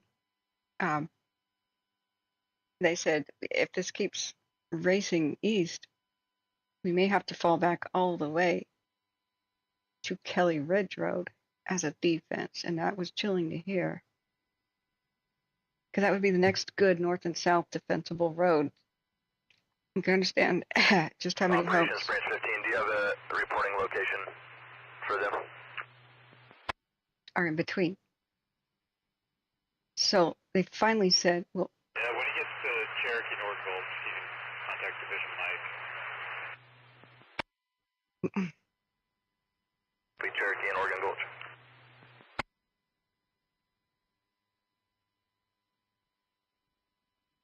they finally said, wait, we think we can hold it off. Everybody meet at Canyon Drive and Royal Oaks Drive. Here we can make a stand. So it was very fierce here, but it seems like that is where they're able to stop it. 'Cause we look at, sorry, the mouse has gone wild. The scroll wheel is zooming the wrong way. And so I looked it up. It looks like I've got to take it apart and lubricate it. Till then, sorry, you got to bear with me. Don't mean to make your car sick.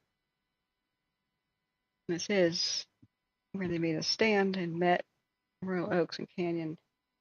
And they said it breached over. And they said the homes on Hillcrest and Almond were about to be impacted next. Hotel operations by command. But remember, even if your home is within the red, it doesn't reflect the fact that they save everything that they can. It's just 2166, available station 63 response area. it's a crude. 2166 0001. It's Engine 2166. It's a crude and non-exact map. There's plenty of places that did not burn in the red areas. So don't freak out. They say that, and I say that. They're just trying to get this drawn so the firefighters can know better where the active areas are, where are the edges, where has it been so far. There are plenty of places that spotted over and did burn to the east that are not going to be on the main map. Maybe it's because it just landed in a field and they caught it and it was only like, small patch. Especially when it's grass. If it's already cooled off by the time the plane comes over, it's using infrared to do the mapping, and that's where places are still hot on the ground. So grass cools off really fast after it burns. But I wouldn't worry too much. If the best thing you can do for your property that has grass on it is just mow it down to, very, very short. And then it's not much of a threat at all. You don't have to put water on it. Save it. You'll need, if the firefighters come to your house at any point, they will try to hook up to your well, and you need water in the well. And especially if you're on city water, don't turn on the sprinklers. That's how we lost chunks of paradise, because they won't have the adequate water pressure. So let me go back. Did I miss some things? We should look back at this big time lapse is supposed to show the wind direction change. We see the smoke going to the right of the screen here as it looks northeast. Let's see the smoke change in the wind direction.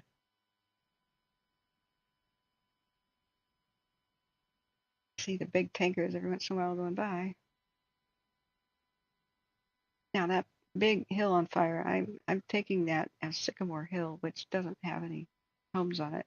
That's probably why they just let it go. They were busy saving homes. And the stuff at the higher elevation, that's the north side of the river, but east of the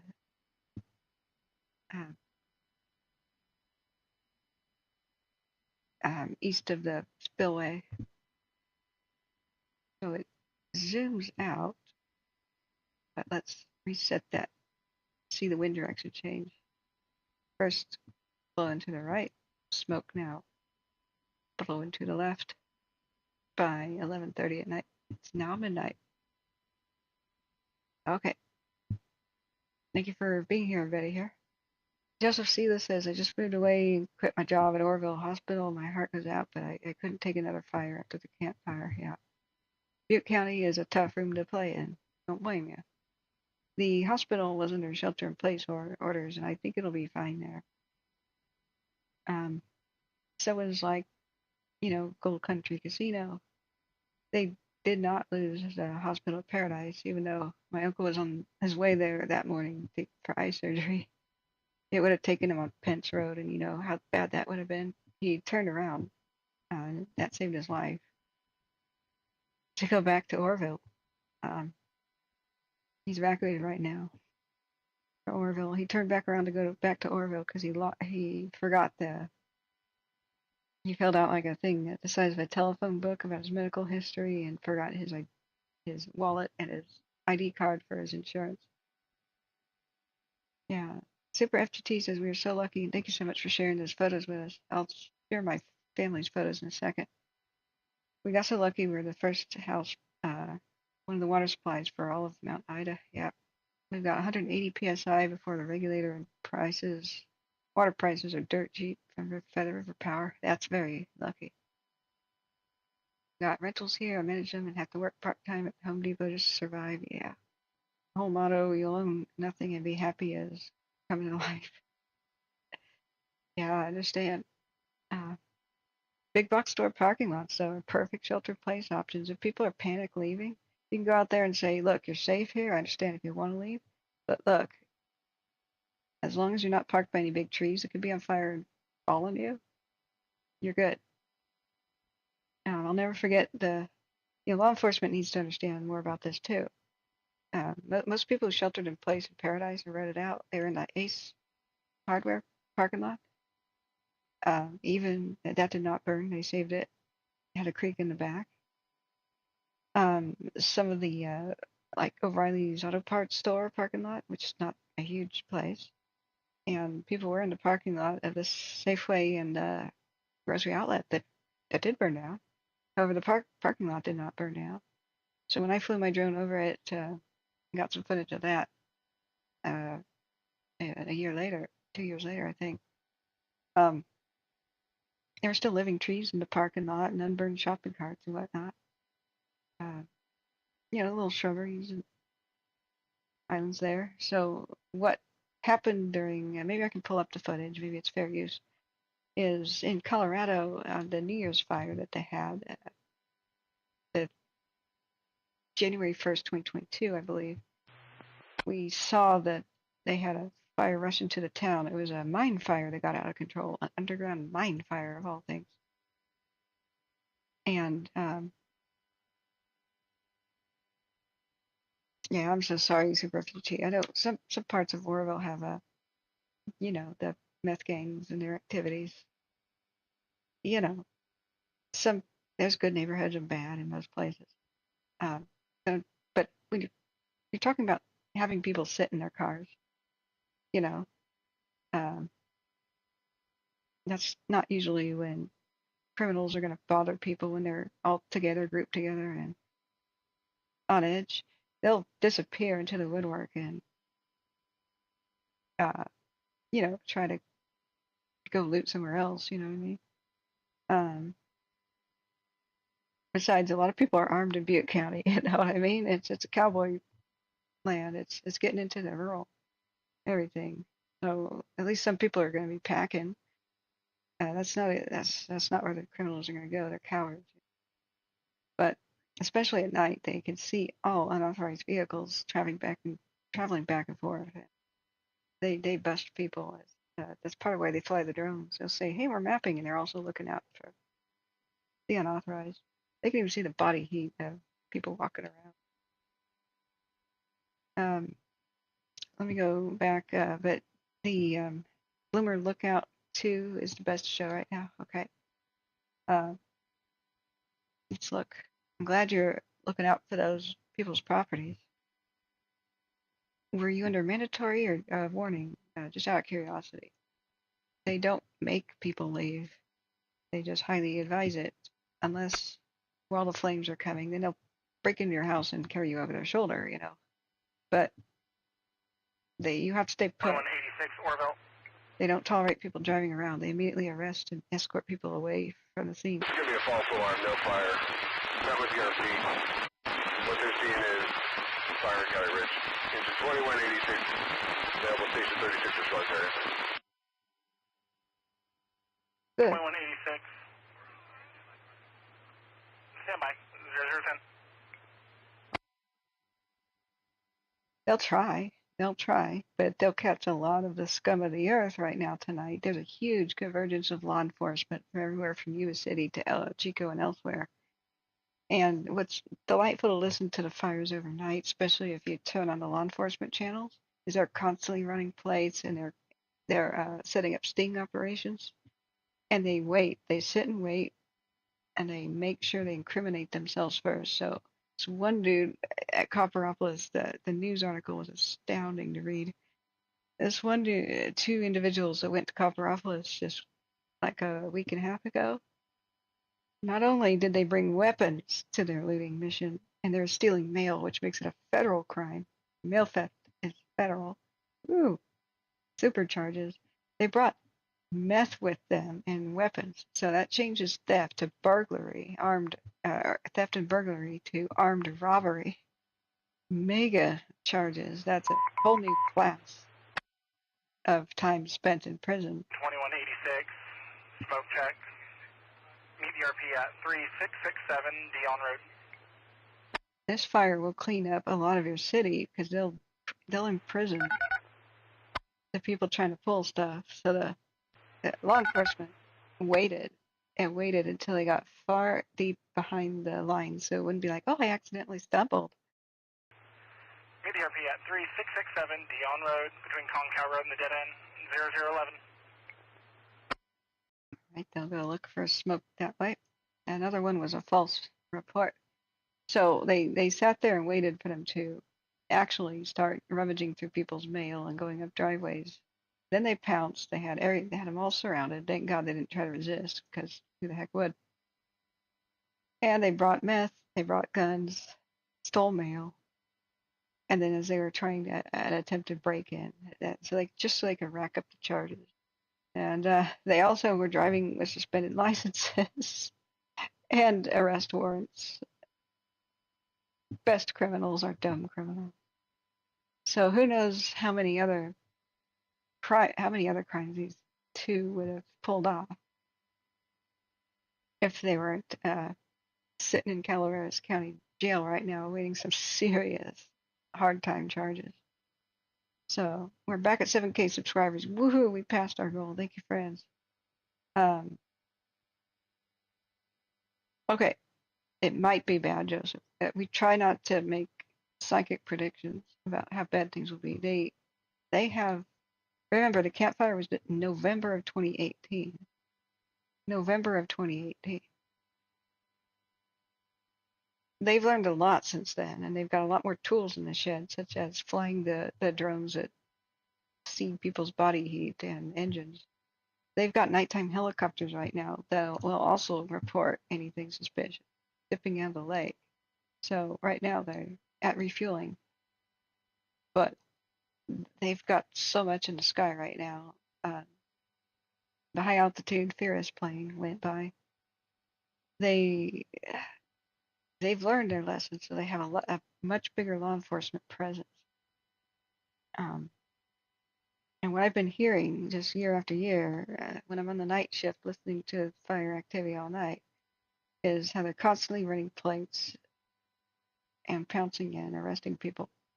But they wait for them to get a little bit past the roadblocks and catch them in the act, so they have charges that stick. If they pounce on everybody just running a roadblock and entering the forbidden zone, that's a trespassing charge. That won't stick. That won't put them away. So they're setting them up like the fox, they're crazy like the fox. I would be relieved that they're going to catch a lot of the local and other nearby criminals, criminal element. You might have a lot more peaceful, less crime in the months going ahead. Because we must remember, criminals, most crimes are committed by criminals repeating their behavior. That's the vast majority of people who never think of anything of the sort. But, remember, you should never fail to evacuate a fire because you worry your stuff might get stolen. Your stuff is replaceable. You, your family, are not. I think I might just die in a fire because I'm worried about replaceable objects. You see how that doesn't compute? But people have a homing instinct, a very protective, it's just like horses. Horses have a homing instinct and it leads people astray. It's a instinct, and instincts are stupid. They are stupid. We have an intellectual brain to override instinct. Instinct to just run around when your hair is on fire. Okay, stop, drop, and roll can override that instinct, right? Instinct to protect the home where you're at. That drives a lot of people to just think, I ain't gonna go. That instinct is stupid. Intellectual thought is smart. Do not die for what you can replace. Objects you can replace. Got some heirlooms, evacuate them, right?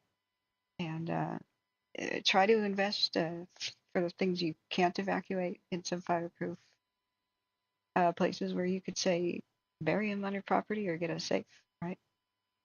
A good safe can survive a structure burning down. Stuff inside is going to be okay, as long as you don't open it while it's still hot. It'll spontaneously combust if you do, but you wait until it cools down. Things in the safe will be okay. As long as it's fire rated, blah, blah, blah. Take with you. This is why we give people the evacuation notices and warnings. Speculate where it may possibly go as far ahead of time as possible. So people have time to evacuate their heirlooms and stuff to family members' places. Take them with them. We have to override our homing instinct. Staying there when a short walk away to a golf course or a baseball diamond or a big box store parking lot, perfect safety. No, don't try to defend your home with a garden hose. That doesn't work. Walk to safety. Unfortunately, part of what I make my job and my business to know is I find out how survivors survived and how people perished. I just assigned myself the grim task of going everywhere in paradise, following the fatality maps. And I try to figure out, could they have done something to save themselves? Now there's a certain death road on the east side of town that only goes north and south, and they had absolutely no way out. And by the time power lines fell on one of the cars as they were trying to get out, they were completely doomed. But I did find out that most people that did perish in paradise were a short walk, maybe 100 feet away from safety, that they did not know about. And that was the major culverts under the roads and some of the storm drain areas that they could get in. And that's what was heartbreaking. And some of the people who jumped out of their cars and ran through the flaming wilderness to not make it, of course. Last unit on Butte Command, do you have traffic for Oroville? Went right past places of safety. So there are huge culverts. Romeo 3-1 on command, how do you copy? Romeo 3-1, Oroville, scratchy but readable.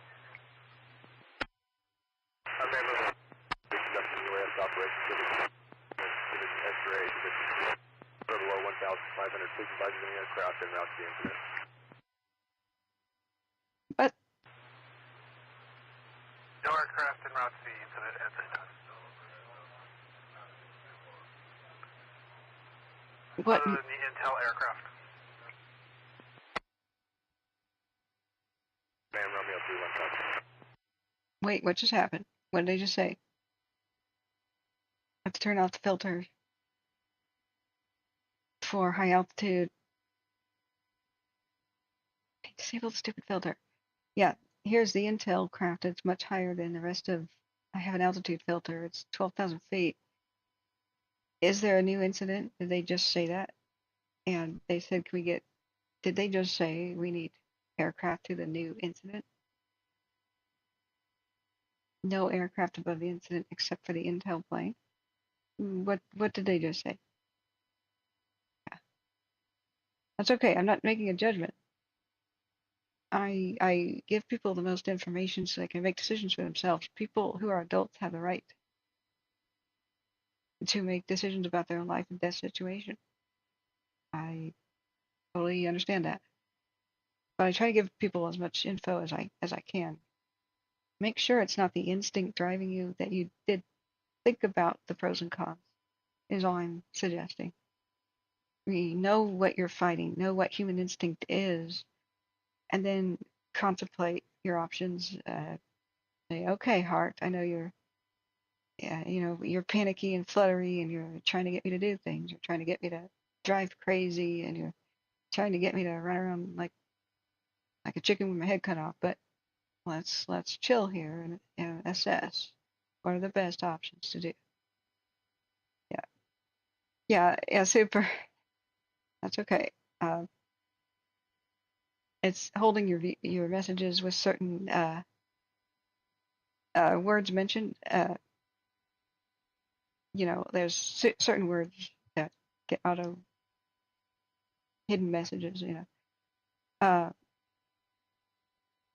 think the people need to be given fire awareness in public education in schools at a young age. And instead, we learn y equals mx plus b, and that's how to launch a mortar shell. And nobody that I've ever heard of, except those who actually joined the military, of my own classmates, have ever used slope ever in their lives. The formula y equals mx plus b, right? However, I've had thousands of people tell me that they needed to know basic info about what to do in a wildfire, and that's what California should be teaching. It's really simple. The things to do, not to do. It shouldn't be up to CAL FIRE and Smokey Bear to educate the public. It should be something that's taught in grade school and make it fun because it's so dang scary. But it makes the situation not scary if you know what to do. Then people wouldn't be panicky in these situations and wouldn't be making wrong panic decisions. So that's how I couldn't catch much of that anyway. We'll see where the intel plane goes and see if they start naming whatever might be a new incident here or new smoke. They went to Big Bend on a smoke report, and I don't think that amounted to anything. A second caller said, I think fire is such and such place, and it was the person was just confused. It was just the current situation by Kelly Ridge Road. So yeah, Randy DeLeon says I'm in California here, and it's a sad part. Everything's thank you, Super, and thank you for giving us such good photographs. I really appreciate being here. Joseph Silas says there was a group of old folks in Paradise off Rocky Lane who refused to leave. I pulled over to help. They refused to leave. The fire department was trying to get them to leave, and they did not. Rocky Lane. I bet you they called 911 afterwards. There was.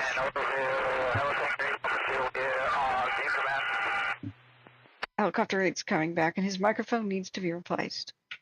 Oh my God. Here's some. Papa Juliet, Oroville. Oroville, Papa Juliet, just off of Chico Airport, en route, Thompson fire. 3 souls on board, 2.5 hours of fuel on board, and ETA to Thompson fire, 8 men. Okay, we need a fundraiser for that pilot to get a better headset. That's Company 8, Papa Juliet, Oroville. I wish I could. Oroville copies.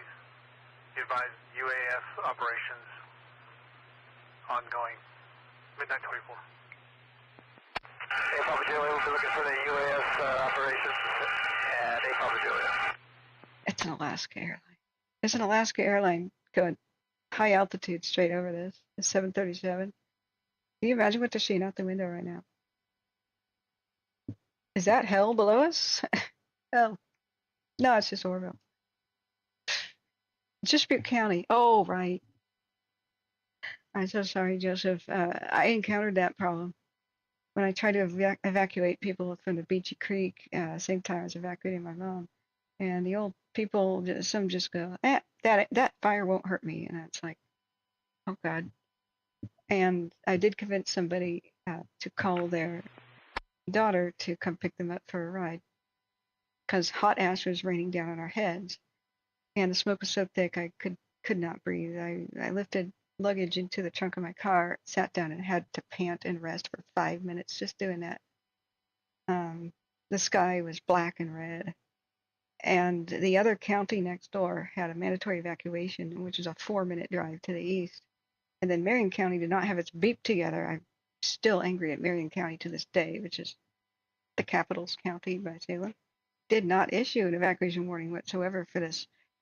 The entire community of Woodburn and Aurora, northeast Salem, these areas further close, like Kaiser, no even warning whatsoever. But if the wind didn't change, the fire would have been at these places. It would have rushed right into Salem. And so. And Oroville, Chapter 1 November Charlie, returning the fire from Chico, coming out of Telco. All aircraft should be expecting on the fire until about 0130 hours, and copy the drone information. Chapter 1 November Charlie, midnight 26, correction, 0026. He said midnight 26 for the time. Actually, I mean 00. Oh, right. We have to do 24-hour time. So I went door to door and I convinced the more rational older folks who mostly don't have cars in this huge neighborhood I was at. We were taking back roads away from Salem, and Mom knew some people. So we go to that neighborhood. I go door to door. I have a passenger seat. I have room there. I have room for 2 in my car if somebody wants to ride with me. But there's only so many bridges across the Willamette River. If the fire comes here, there will be traffic jams already. Malala in their evacuation. It took them more than 7 hours to go what usually takes a drive of 20 to 30 minutes to get into Milwaukee, which is South Portland, which was on evacuation notice. I-5 was a hopeless traffic jam. The only hope was mainly to take the ferry across the Willamette River, freaking ferry, and then go back roads back to Portland on the west side, due north. And so I said, can you imagine how bad if it is mandatory evacuation, the traffic jam will be to there. And this fire could go all the way to the Willamette River. So I reasoned with them. I start convincing a couple. This one lady comes out of her house, hands on hips, and declares, we're under no danger. I've been watching the Fox News. I've been watching all the news. There's not even a warning for us. We are totally safe. This lady, and she points at me, is a fear monger. She tends to get excitable. Oh, this is the closest I've come to a fist fight in a long time. I had to really restrain myself. She convinced the people I just convinced to evacuate to stay. With that declaration, I said, lady, you notice your face is turning gray? It's the hot ash landing on your face. You notice the sky is black and red? The fire is coming this way. Eventually, it won't be hot ash. It'll be bits of things on fire landing on the roof in this entire neighborhood. These people don't have cars. I hope you can live with yourself if the worst happens. And I just had to leave. I understand that they didn't perish because the wind did a miraculous wind change, but it got very close. Very close. Most of the people in the town were closing up their shops and self-evacuating, but that's only because Marion County did not have their crap together, you know. And each county makes its own decisions on whether or not we should evacuate or not, which is stupid. So I was just so angry. That would have been a mass death event, I'm sure, for that neighborhood. I know it's different because what happened at Paradise was a lot worse outcome. But that I was listening that day and doing my first fire stream ever. I didn't speak to the public. I just typed. I just kept as many as I could informed.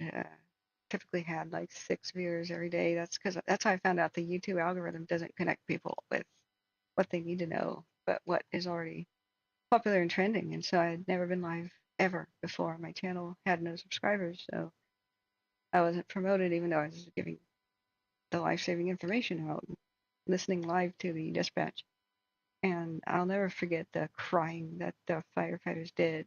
They were at the O'Reilly Auto Parts, trying to go west into the neighborhoods where the senior citizens lived in their trailer homes, and they said, dispatch, okay, dispatch says X, Y, and Z people are calling 911. The fire is starting to light their roof, and their trees racing down such and such neighborhood. And the firefighters said, please tell us how to get in there. Every road is blocked. The power lines are down. They're still energized. We can't drive over them. And we can't put water on live power lines. How do we get into this neighborhood? Give us directions. Ask the people calling 911 if there's a way down the street. And they kept trying and kept trying to get in there. And there was a lot of career-ending 911 calls to, the Butte County staff there. Yeah, it's Nat 3. What was that? Yeah, Nat 3 says my father-in-law had a hell of a time evacuating his father-in-law from the campfire. He wanted to physically fight about it. Yeah. Yeah. Most of what was heartbreaking, there's already some good news. Their deaths were not all in vain. There's been some laws passed that are positive. Some of them had cars and could leave, but they couldn't open the garage door. Didn't have the strength to do the manual garage door opening. Because the power is out. So now California has new laws that require battery backup for garages to open in an emergency. We're already seeing positive change there. So, oh God, yeah, I'm sorry, Joseph, but I understand. It's one of the old folks was saying they didn't leave on the fire before and this other fire before, and therefore we're not leaving now. And then a bunch of them agreed. Yeah, that's another thinking error. The way I counter that quickly is I say, well, you know what? I have never died before. That means I'm never going to, right? So if you have never been affected by wildfire before, you're never going to, right? That is one of the worst thinking errors possible. Just because something hasn't happened to me before, it will never happen to me. It means actually the odds are increasing that it will happen to you. If a dice is rolled for you to be affected by something, the more times the dice is rolled, the more likely it is that it'll eventually happen. I'm a craps player. I'm a very good craps player. And I know after I roll the dice and don't hit 7 again and again and again and again, I know I'm getting closer to hitting 7. That's the whole game. You keep winning money as long as you don't roll the number 7. But number 7 is the most likely dice roll if you have 2 die in your hand. Oh, ironically, did you know that Paradise was renamed by women who were upset with the rough and tumble original name of the town? The original name was called Pear O Dice, 2 dice. But when women came to settle after the 49ers said, hey, come out here, we just founded a town, they renamed towns. New Magalia was called Dogtown. That's why the Dogtown Nugget Museum was the 54-pound nugget they found there. Yeah, there's a couple things that might snap people out of that way of thinking, but... Oroville engine 2186, military RP. I believe the RP is seeing lights from a house out in the distance. There's no fire. Engine 2186. Available station 36 response area. Awesome. Another well-meaning caller 2186 0034. saying, I think I see fire. But they were confused, so that's another false report that they checked out. That's what we were waiting to hear about. So let's look at the last 30 minutes of the Bloomer Lookouts. One of our best, more clear views. Remember, the thing on the right is not a factor. It's climbing Table Mountain and probably destroying a lot of bushes, but nobody lives up there. To the left was of greater concern. Now, Kelly Ridge neighborhood, it's not quite visible. I don't think it would be the far left. We see that there's still a bit of a battle going on where the Sycamore Hill was area and Canyon Road area up there by the power lines. They're putting dozer lines in. Randy Dallion, we're trying to exactly ascertain that.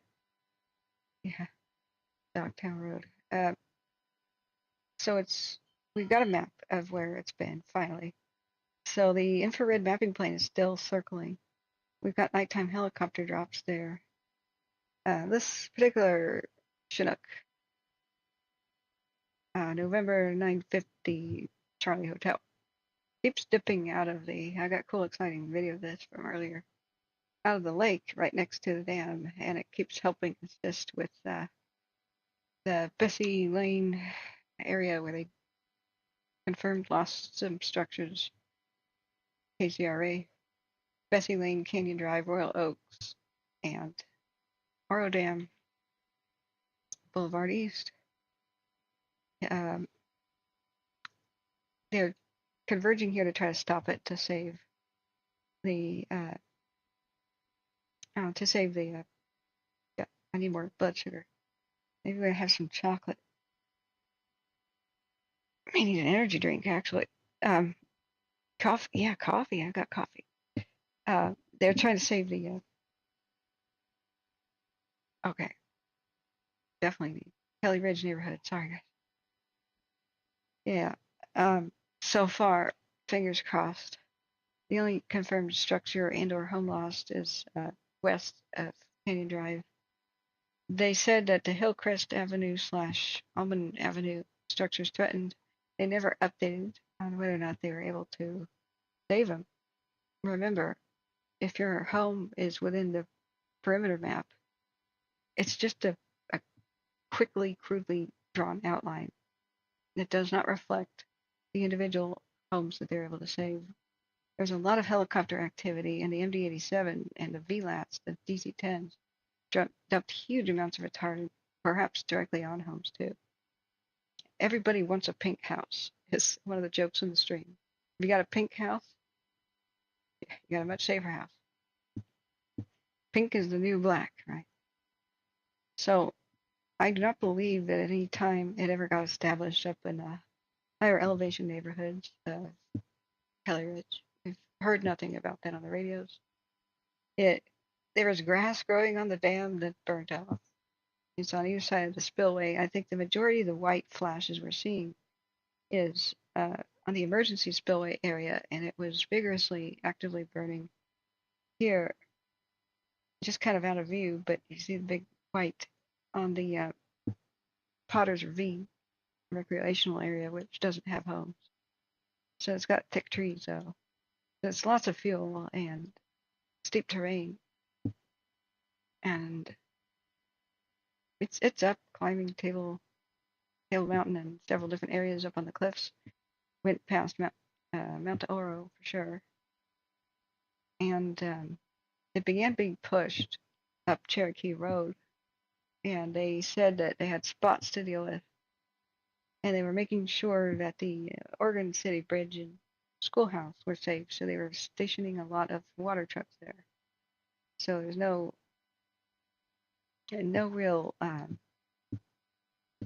update in that area, but the fire's in two spots. There's the North Fire up there. Cherokee's on notice, but not under mandatory. I think this was thinking about the day ahead. Because if it's up on Table Mountain, which we know it's establishing itself, it could possibly burn off all those bushes really fast. It's just mostly grass up there. Not many trees. It's a windswept plateau of flowers. But in the ravines, there's trees, and the safety of the wind. So you could have it burn for longer periods of time. And the flanks of it, by where Oregon City is, I think they're prepping for it, possibly, you know, day after day. This will be a battle of days coming ahead. We're looking at probably the evacuees staying evacuated for days. They've got a lot of their work cut out for them. It's just the nature of, you know, that there's not much humidity recovery tonight. So even though the winds died down, this really wasn't wind that was the biggest factor today. It's the extreme dryness, the low humidity, and running up hills and racing on the terrain, and the fuel load. There's a lot of people that I would like to whack on the back of the head on Kelly Ridge and say, are you serious? Why do you have a hedge instead of like a brick wall for the fence of your property, man? That's basically a wall of fire when it lights up. Why do you have bushes that are shoulder height at every square inch of your yard, man? That's not cool. Why do you have eucalyptus and bamboo? Man, there's Butte County could do with some new plant regulations and, you know, outlaw things like wooden fencing. Retaining walls, even if they're ugly cinder block, whatever, put a little spray tan on them, like whatever. Things like that would protect neighborhoods. They need short, trimmed, and or watered grass strips in front of neighborhoods where fire just tries to climb year after year, day after day. Hey, here's one of the helicopters patrolling. They have nighttime vision. This is very new on the scene. Will really help the situation. They're watching out for the crews below, the big nighttime Chinooks, helping the mappers. And helicopters are the best thing to save individual homes and properties, especially Chinooks with a huge drop. They can do a partial drop that's really big, and they can do a huge drop on something. So let me show you the cool video from earlier today on the Facebook shared by Butte County. And we were admiring that video. Super awesome. Where'd it go? Where'd it go? Showed that they almost Tokyo drifted over the water. It was really cool. See, here's their media. I hate that. Where did it go?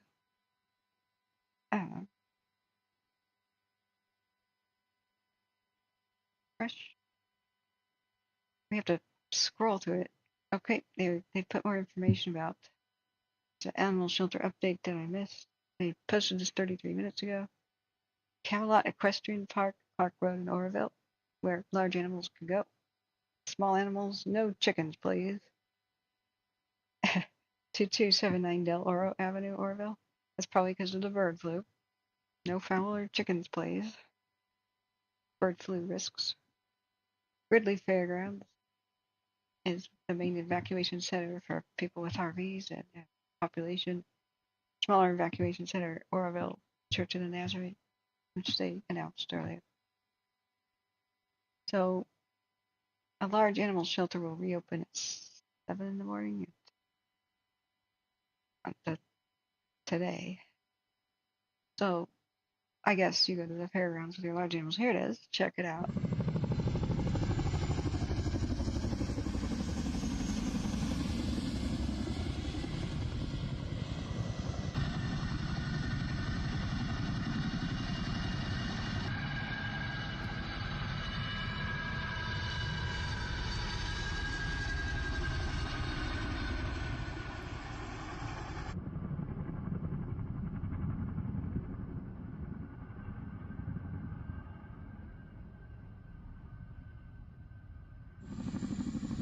They can dump swimming pools of water.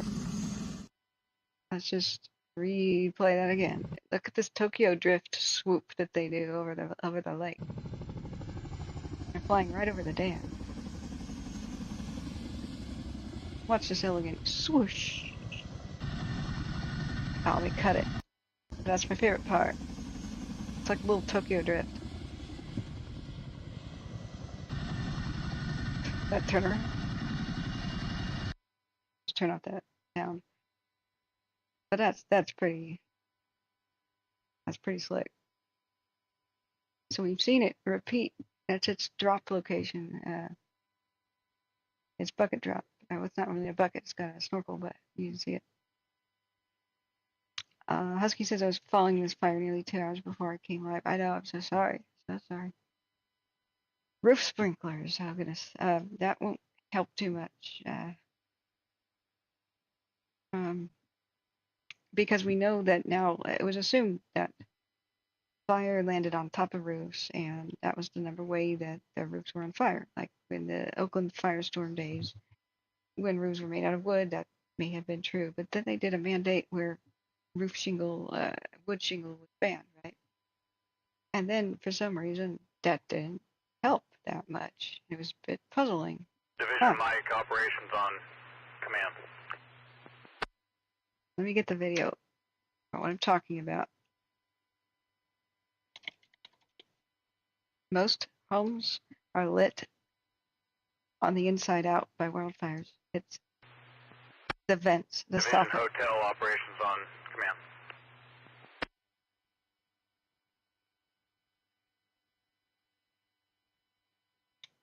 They always want to talk right over me. Let me show you some videos non-copyrighted. It was an ember test. Remember, these are not real homes. Don't worry. They built homes in a warehouse and did tests and said, why is it? Why is it? And I'll show it in a second. Just why? Now that we've banned flammable roofs, and even with people with gutter guards and no buildup of pine needles in them, why do we see home after home ignite at the roof due to wildfire? What's going on here? So it's pretty recently been found out that it's embers. They had to build homes inside of a giant warehouse and do the testing. This footage I'm about to show you is from IBHS Research Center Ember Storm Test Highlights. I hope this is a fair use example. Pull it over. It is the embers, little burning bits of fire, right? Everything from little tree branches to little sticks, paper, trash, anything. Little bits that break off and get carried by the wind, leaves. You know the drill. Pieces of little chunks of pine cone, whatever. So when the high winds hit, especially when a fire makes its own weather, if it's like a mega fire, then you got super high winds, and when they hit a building, I hope you can see my hand here. When the wind hits a building, the embers have nowhere to go, but it's high winds, so more of them stack up against the side of the house, and they are driven up, and they get trapped where the roof eave is at, underneath the roof. And the high winds, especially if the screens are not good, if your screen for your attic vents has a mesh where you can stick a toothpick in it, the embers can get it. It needs to be a much finer mesh than what normally comes on a house. If it's loose, or if animals or squirrels or birds have been in there, God forbid a bird nest, that would suck. That's where the embers get shoved into the house and they accumulate inside the attic. And if they land on anything in the attic that's flammable, which could be anything from a box to just a corner where wood joists are meeting to hold the roof up, they light the attic on fire from the inside out. That's the number one way we lose homes. And there's no greater illustration of the home that survived Lahaina. It was not, as I speculated at the time, it was not where the firefighters made a stand. Nobody supervised this house, but you could see how it lived. So it was of great interest to figure out, why did this house make it? A, stop it, you stupid video. A, it had defensible space much better than normal. I mean, green short grass. None of the tree branches overhung the structure or loomed over it. None of the branches touched the structure. And everybody evacuated, so they were surprised to come back and find their house fine. And what was the difference here? It had just been re-roofed. So its soffit vents may have been the new fireproof ones that should go into building code right away. Or at least, even if they weren't new building code, everything in the vents, all the screens had just been installed and were fresh and were fine enough to not allow the embers inside. So plenty of other places in Lahaina, just the buildings were too close together, the trees were on fire, landed on it, and bushes right up against the homes, yada yada yada. Some of the older parts of neighborhoods still had wooden roofing. I've verified that, seeing some of the videos. So there's a lot of, it's kind of a disaster waiting to happen, kind of an old historic town. They also didn't have very good water pressure. Some of their hydrants were underneath wooden rooftops on their main streets. It's just a nightmare to try to defend. You can't hook up a hose to a hydrant where the roof is going to be on fire and then burn your hose up. You just can't do stuff like that because it's a town from the 1800s, right?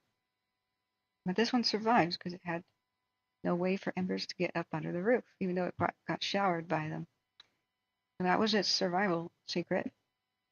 Also, notice we didn't have any bushes growing up against the house.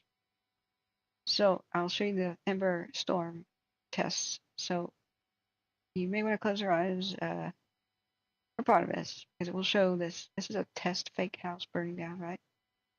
But at least to keep your eyes open for the ember test. So they mimicked the behavior of embers on high winds and what they did. And set a variety of blah, blah, blah. I'm scrolling through here.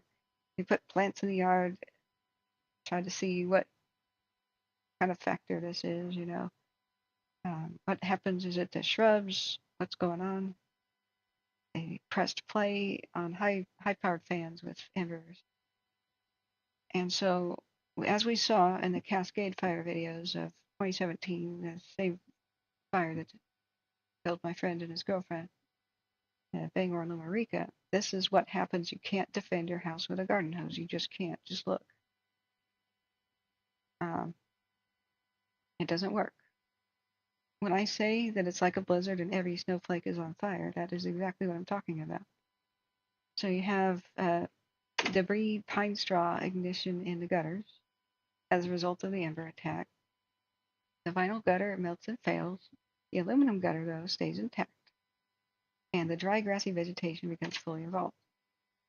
That's some of the results of the test. And they did find that, again and again,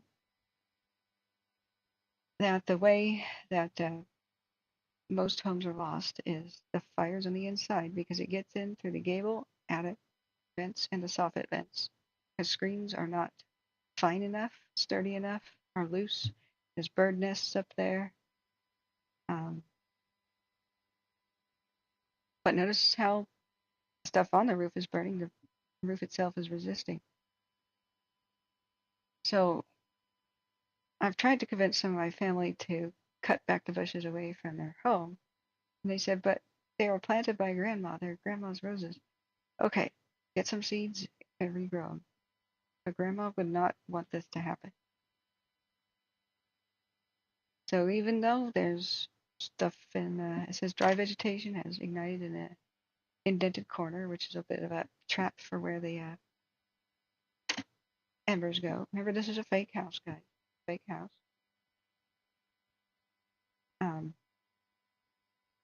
The stuff that got caught in the corner resulted in that error going up. But they do other sorts of tests, other types of wall and siding, different types of. They built many different homes here.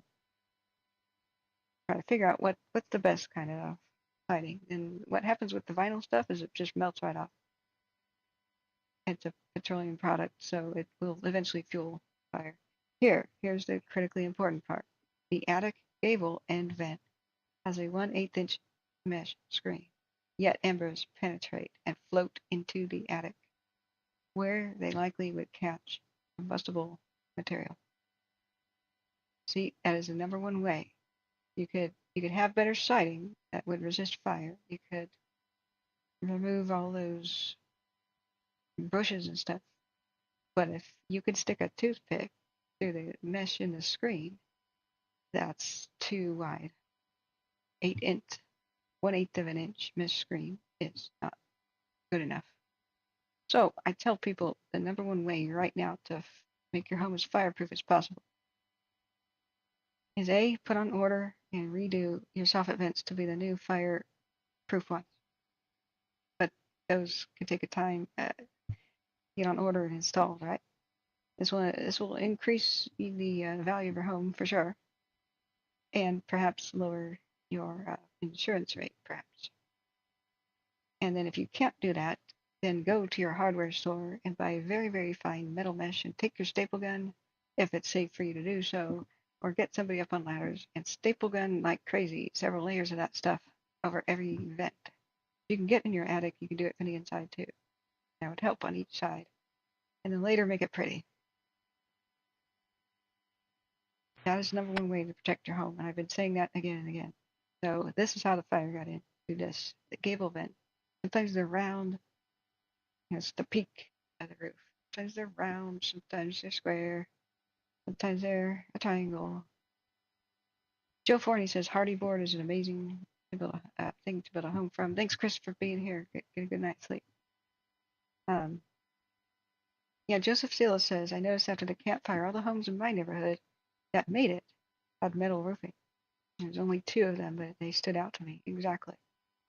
So this is why I say don't lock your front door, because the fire crews, if it's just a little bit of smoke coming out of your attic, they need to jump in there, get it down, and jump out. If they have to break down your door or break windows and stuff, sometimes they just look at your neighbor's house and say, is that one open? Okay, we'll save the other one first. They're very reluctant to break and entering. And once the attic is fully involved, they usually don't. That's going to take too long. They have a better chance of saving their homes when it's not fully involved yet. So this is why putting sprinklers on your roof does not matter one bit. If you have 1/8 inch or even less fine screens or no screens. Some people don't have screens at all. And if you've got a bird nest in there, you evict the birds. They should be done hatching right now. That's going to be a nightmare. You cannot have a bird nest or anything of the sort. You can't have pine needles up in your gutters. You can't have it. You got to get your gutter guards or whatever and make it metal. You got to have metal gutter. So there's many ways to really improve the safety of your home. This is the number one way. But I have something to add. This is what they have found through scientific tests. I have found out something through observation. Almost every single laundry dryer in the United States has a terrible design flaw. You hear, watch the embers coming in. You know what I'm saying? Fiberglass window screen allowed some ember penetration. The screen melted on heat contact, which allows the embers to come in. So, another thing.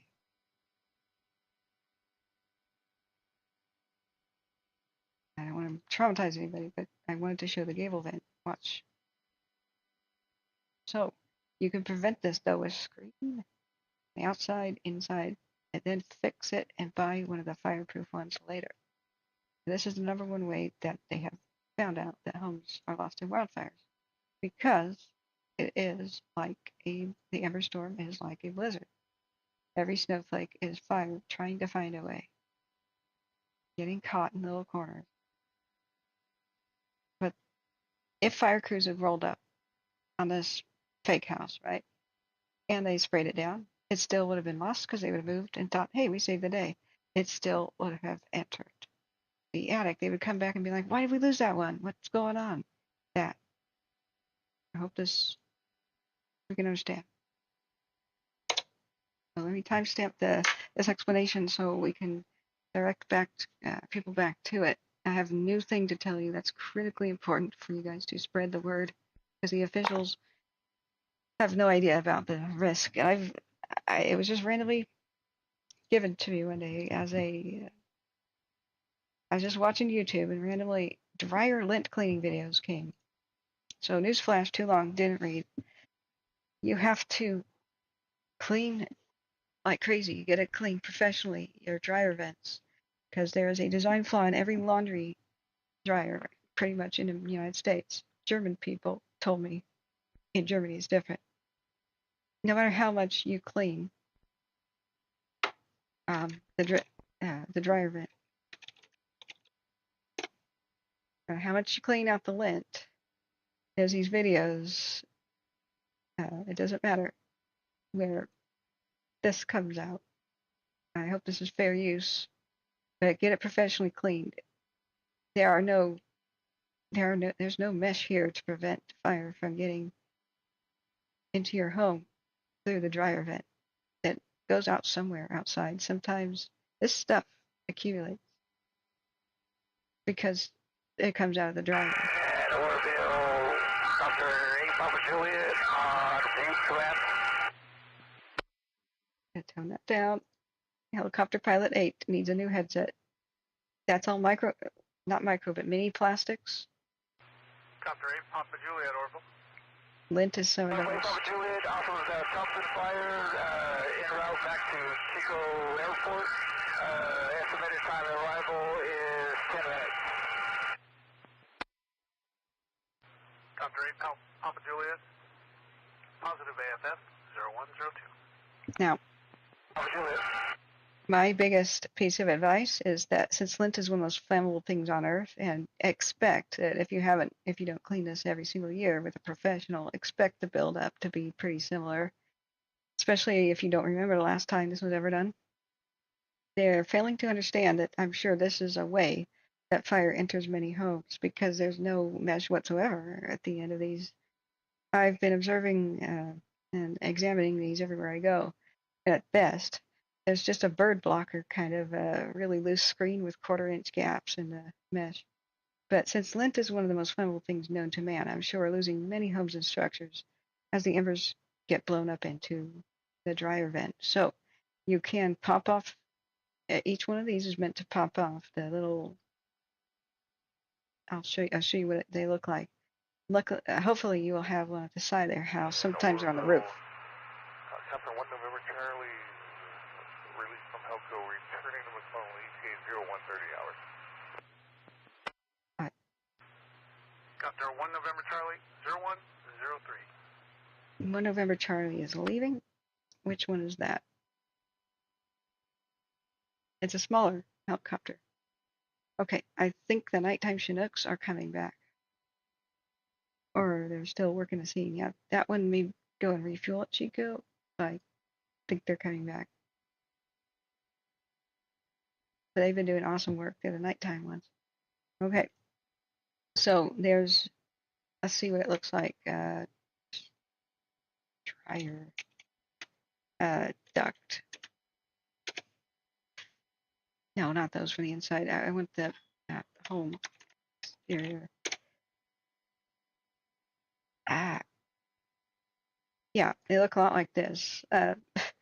Usually that's it. That prevents your home or apartment or whatever from burning down. And so that's it. But expect a huge amount of lint to build up. Sometimes they look a little bit different, but it's like that. This is plastic that'll fuel a fire, but that's a bird blocker right there to keep birds from building a nest. So get your screwdriver out, or however, there's usually just 4 screws. Then staple gun or whatever the heck you have to as you evacuate and leave. The fine mesh that you buy at the hardware store that's metal, very fine mesh. Hopefully it'll say fire rated. But this is the best thing that you can do to help fireproof your home. This is the #1 factor of is it still there when you return. So as I said, the fire crews sometimes they're totally puzzled. Why did we get that house completely wet? and put out all the bushes on fire, and we come back and it's gone. The ember storm happened. So, no matter how bad a fire is, yours could be the survivor because you did that. Now, one day they'll be able to have fireproof cameras and actually be able to film and understand what happens when we lose neighborhoods, perhaps. But right now, we have to do warehouse testing and such. So nobody else is talking about the dry events. I am. I was going to make a video about this right before I ran out of time. Fire season is started a little bit early. Bugs Bunny says I just replaced my dryer venting often. I'm overdue. Also, your home may be at risk for a straight up house fire because the inside of your dryer itself is probably full of all the lint. I had a minor flood in one of the places I lived, and so they replaced drywall and stuff in the bathroom. They disconnected the dryer. I could not understand just how much lint was in there. It's a huge design flaw because the heating element and coils are usually exposed on the inside of dryers. So,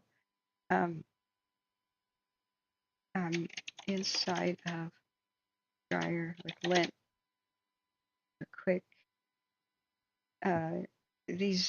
yeah, I hope this is fair use, but person explaining the lint that even if you clean this out all the time, how bad possibly be in there.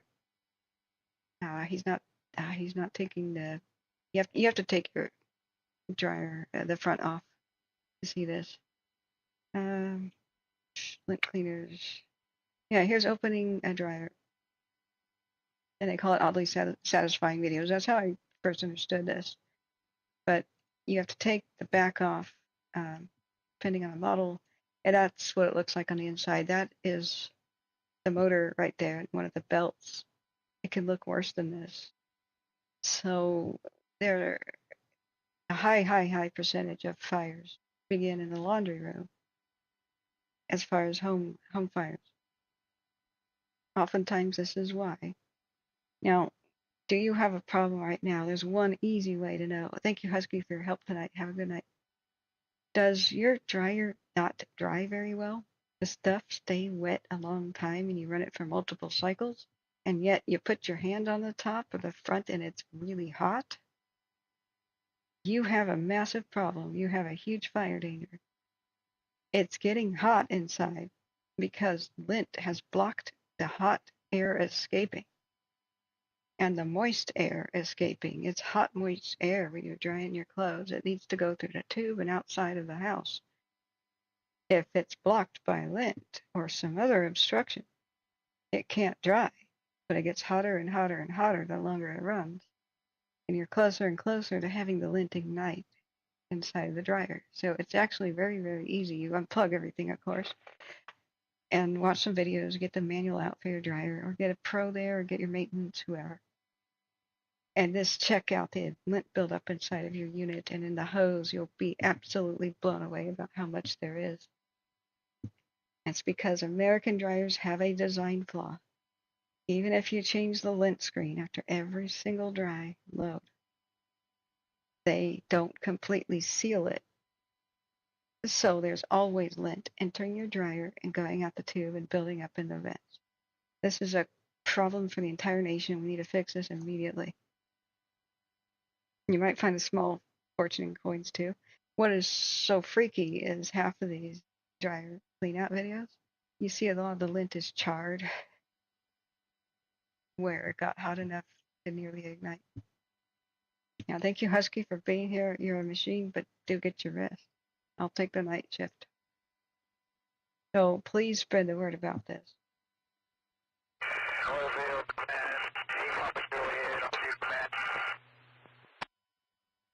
Wait, 1 second. We're going to listen. Papa Juliet, Oroville. And one for Papa Juliet and 0 Charlie Hotel, Vantage Chico.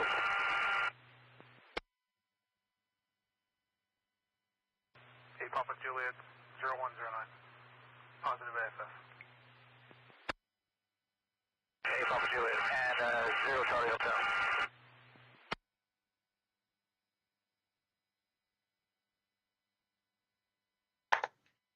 All right, so I hope that's been clear. One day I'll make a very concise, clear, shareable video as soon as I can. Far and Wide says CHP Oroville posted some photos on Twitter. Excuse me. Okay, I'll try to look at that, try to verify. I know a lot of the significant chunks of the vegetation has definitely gone up today. But they've done their best. They've done their best to save individual structures. But let me check Twitter. Thank you for looking at it. CHP Oroville, let's look. Probably, is it hashtagged? Sorry, I'm finding a old tooth infection. Last throat infection. I keep losing my voice. It's Thomas Fire, right? Thompson, excuse me. Thompson. What's the hashtag? Let's look at the current cams. I think that's Table Mountain. The big bright spot. I try not to show burned homes so people here don't. And by the way, I'm not showing the fire testing anymore. You can open your eyes if anybody was not wanting to see that sort of thing.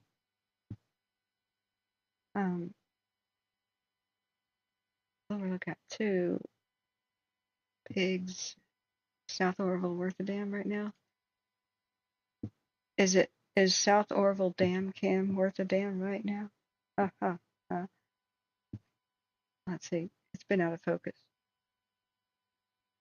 Yeah, you can see it going up to Table Mountain. Let's put a live view on that. Let me look back at chat. The CZ and JK07. I know folks in the area have had an insurance drop for just being in the area. Yeah, they did. They tried to do that to my uncle in 2020. Medical. Feather Falls Minimart, 6023 Lower Wyandotte Road. Yeah, let me get you the link. Here's the link. Sorry, whoops. There. Here's the link for the laundry. Medical. Seizure, State Parks at scene, Feather Falls Minimart, 6023 Lower Wyandotte Road, between Upper Palermo Road and Pano Lane, 0113.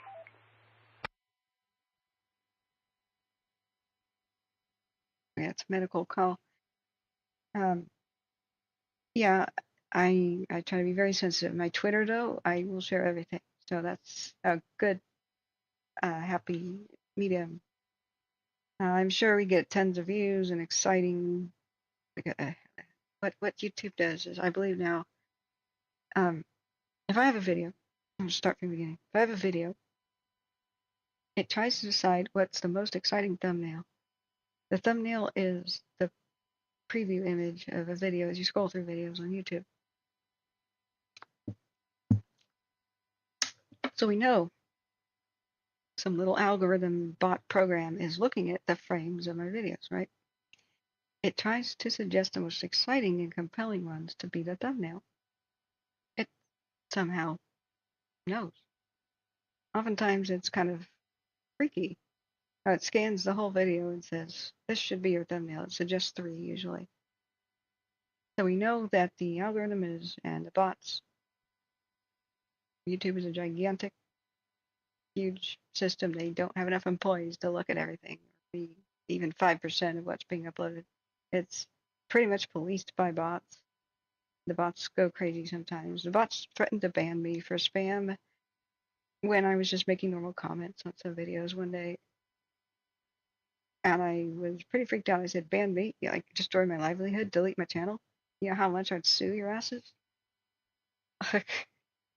I had to speak with customer support, and they basically said,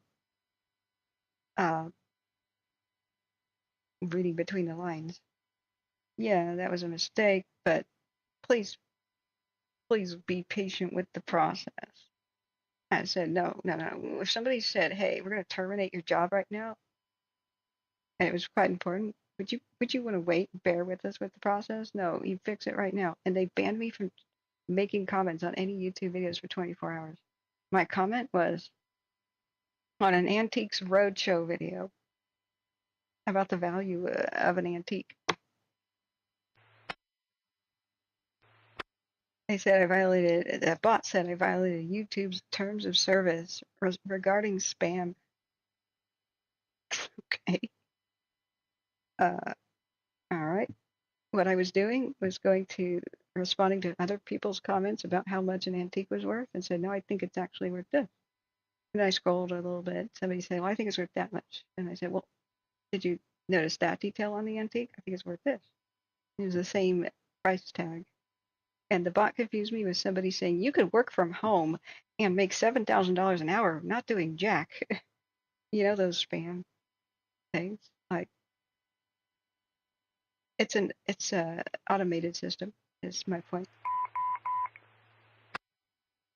So, 23 Medical 1561 Richville Highway. I'm going to mute that. What we know that little robots are always looking at every frame of every video, trying to suggest what is the most exciting frame. So if I showed buildings burning down, if I showed combat, blood, gore, drama, crying kids, explosions, difficulty breathing, medical call. If I had all that, I'm sure I'd be boosted instantly to the top of search results because that's what YouTube thinks. Everything is entertainment and everything's exciting. That's what gets promoted. So we're fighting that. So everybody who shares by word of mouth, the links to this channel, hit the share button and text people you think need to know about it. Remind them to subscribe or they'll never find us again. And put that on your own social media, your own Facebook page, tag people, your own Twitter, share. Go to my Twitter and share the fact I'm live on yours. That's how we reach people because I refuse to show people's neighborhoods burning down if I can help it.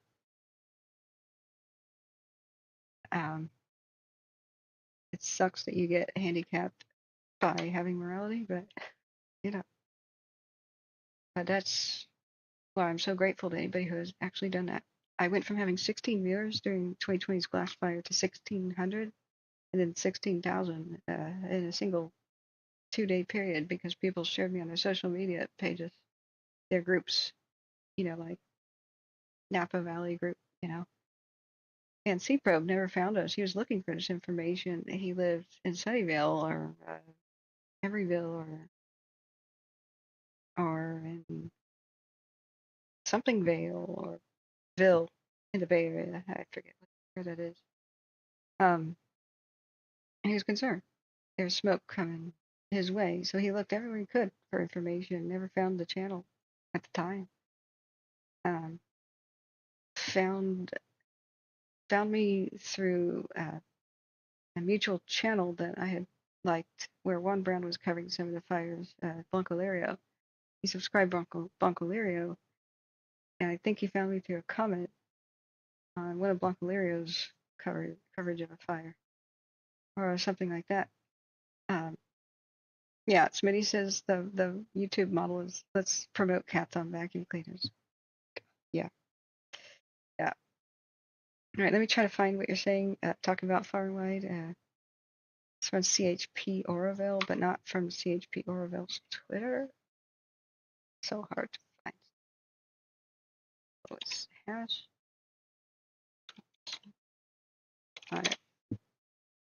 I still just don't like everything about Twitter's how you find stuff.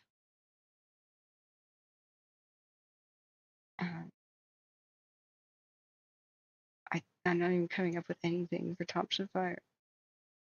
The wrong hash, I guess. I'll hit the latest button. Meteorologist explaining a wind shift. Great. I'll repost that. Remember, we're at K Wildfires on the Twitter, X, or whatever. But warning, I will show everything.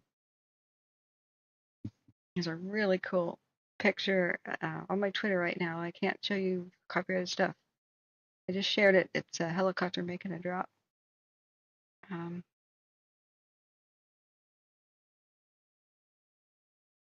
Now here's a lot of people spreading the information that here's the map of the burn area. Definitely some houses in there. Well, yeah, but if you read the fine print, it's a big, broad map. It does not reflect structure protection within the burn area. So a lot of people say, oh, all these houses are toast that were inside the pink burn area map. No, they run around prioritizing saving homes. So we can't know what's affected until they get the structure loss map in order, and that'll be after they do structure loss inspections teams. So it might be more than it may not even happen today. It may take a couple of days for them to even get that up.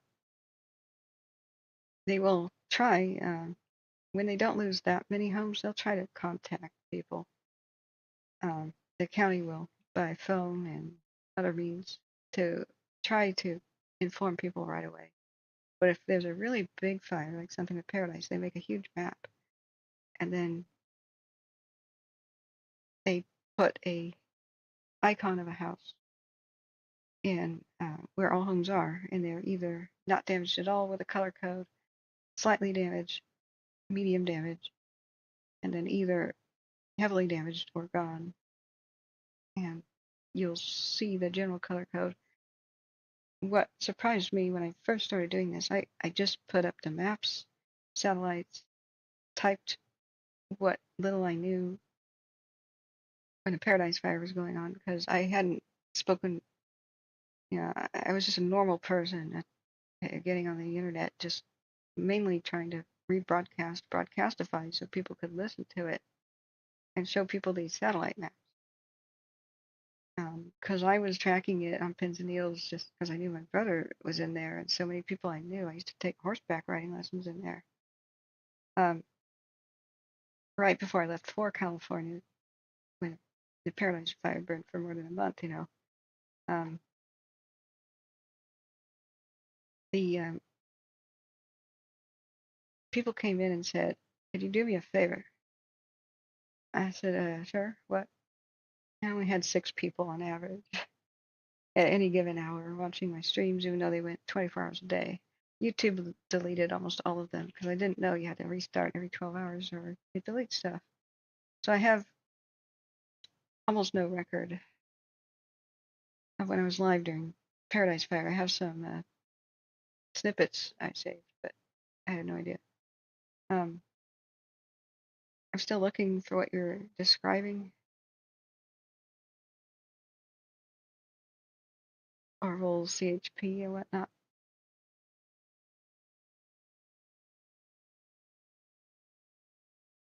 Let's listen to the radio one sec. Turn the radio back on.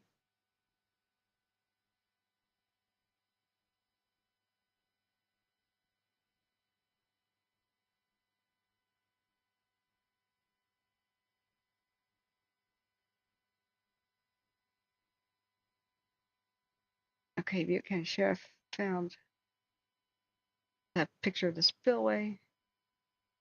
10 p.m. I retweeted the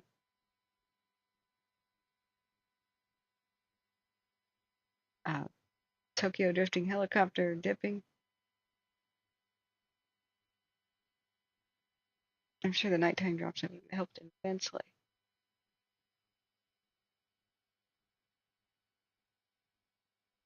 I still have not found exactly what you're talking about.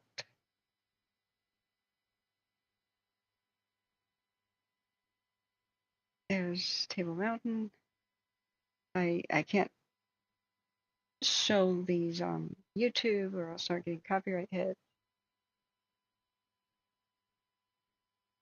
Unless I individually ask people for permission.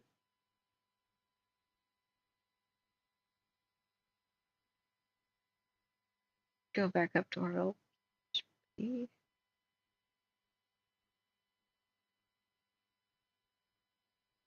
Okay, I guess they're not going to talk on the radio. Somebody said something, but that's it.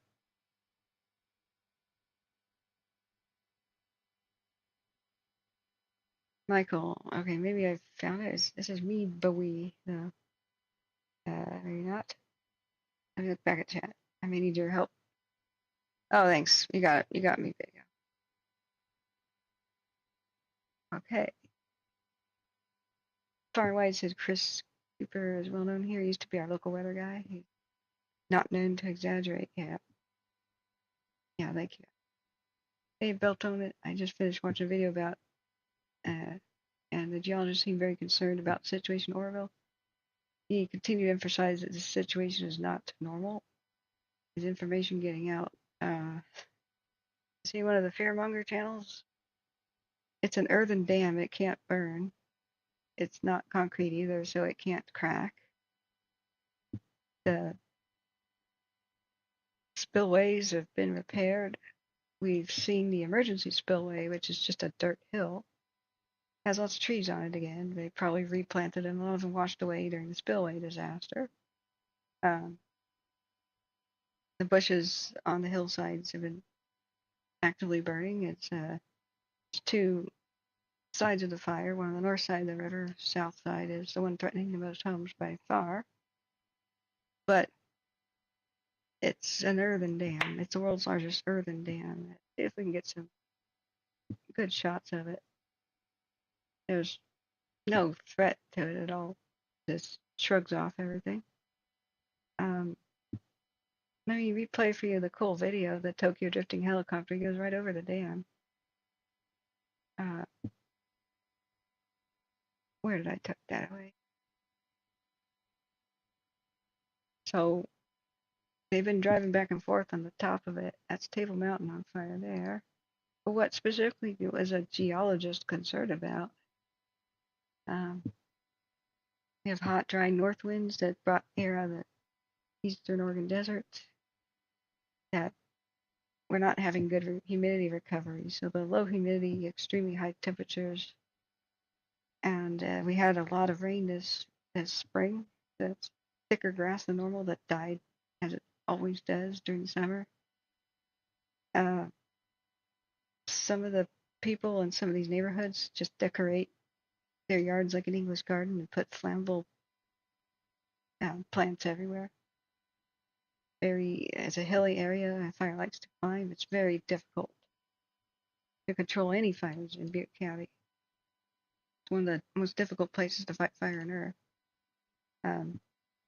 If we had had high winds today, it would have taken out huge amounts of homes. We are fortunate at least the winds weren't stronger. He's not. He does the daily geology updates. Oh, is it the? Oh, okay. Let me see. He seemed incredulous to the fact that firefighters have been able to contain it, despite it going on since this morning. He wants to know how it started. Oh, is it the guy with the 5-minute updates? Okay, let me see if I know who you're talking about. I like his channel too. Is he the guy who sounds like a robot, like a? Now we go back to the other. The tall volcano has reached a critical level with orange level raised to red. Is it the guy who talks like that? If it's him, yeah. So, let me see. Made video. Don't see one. It started around 11 this morning, and we had one last week in the same area that got taken by the wind, and it got explosive, but they were able to catch it. But we're having red flag. It's red flag. There's no worse weather conditions for fire spread. It's wind, triple-digit temperatures or high temperatures plus extremely dry air. That's all you need for the worst extreme fire behavior. This would have been worse if the wind was even worse. We can go back to some of the time lapses. I do want to know too what caused it to get so out of hand. We've got a big river and a big lake, and there's only one way across, that you drive across the dam itself. And so I believe what may have been one of the biggest problems was if it spots over the river and climbs up the side, it takes so long for them to drive around, drive over the dam, get to the other side. They have almost no road access. They had to split their forces in two. And we saw some problems with the bar fire that happened, what, a week and a half ago, guys? But there's extremely tall, thick grass and very flammable piney trees. Butte County could do with just cutting a lot of those down, honestly, and replacing them with the more natural oaks. Eucalyptus are an invasive species. There's a lot of invasive grasses that burn hotter and faster than California's normal grasses. The native ones are kind of endangered. We've got everything from endangered weed, endangered fire-resistant plants that are getting rarer and rarer with people planting fire-promoting plants. Yeah, see that? See how flat that is at the top? Table Mountain does not have any homes on the top, so it's just the wildflower.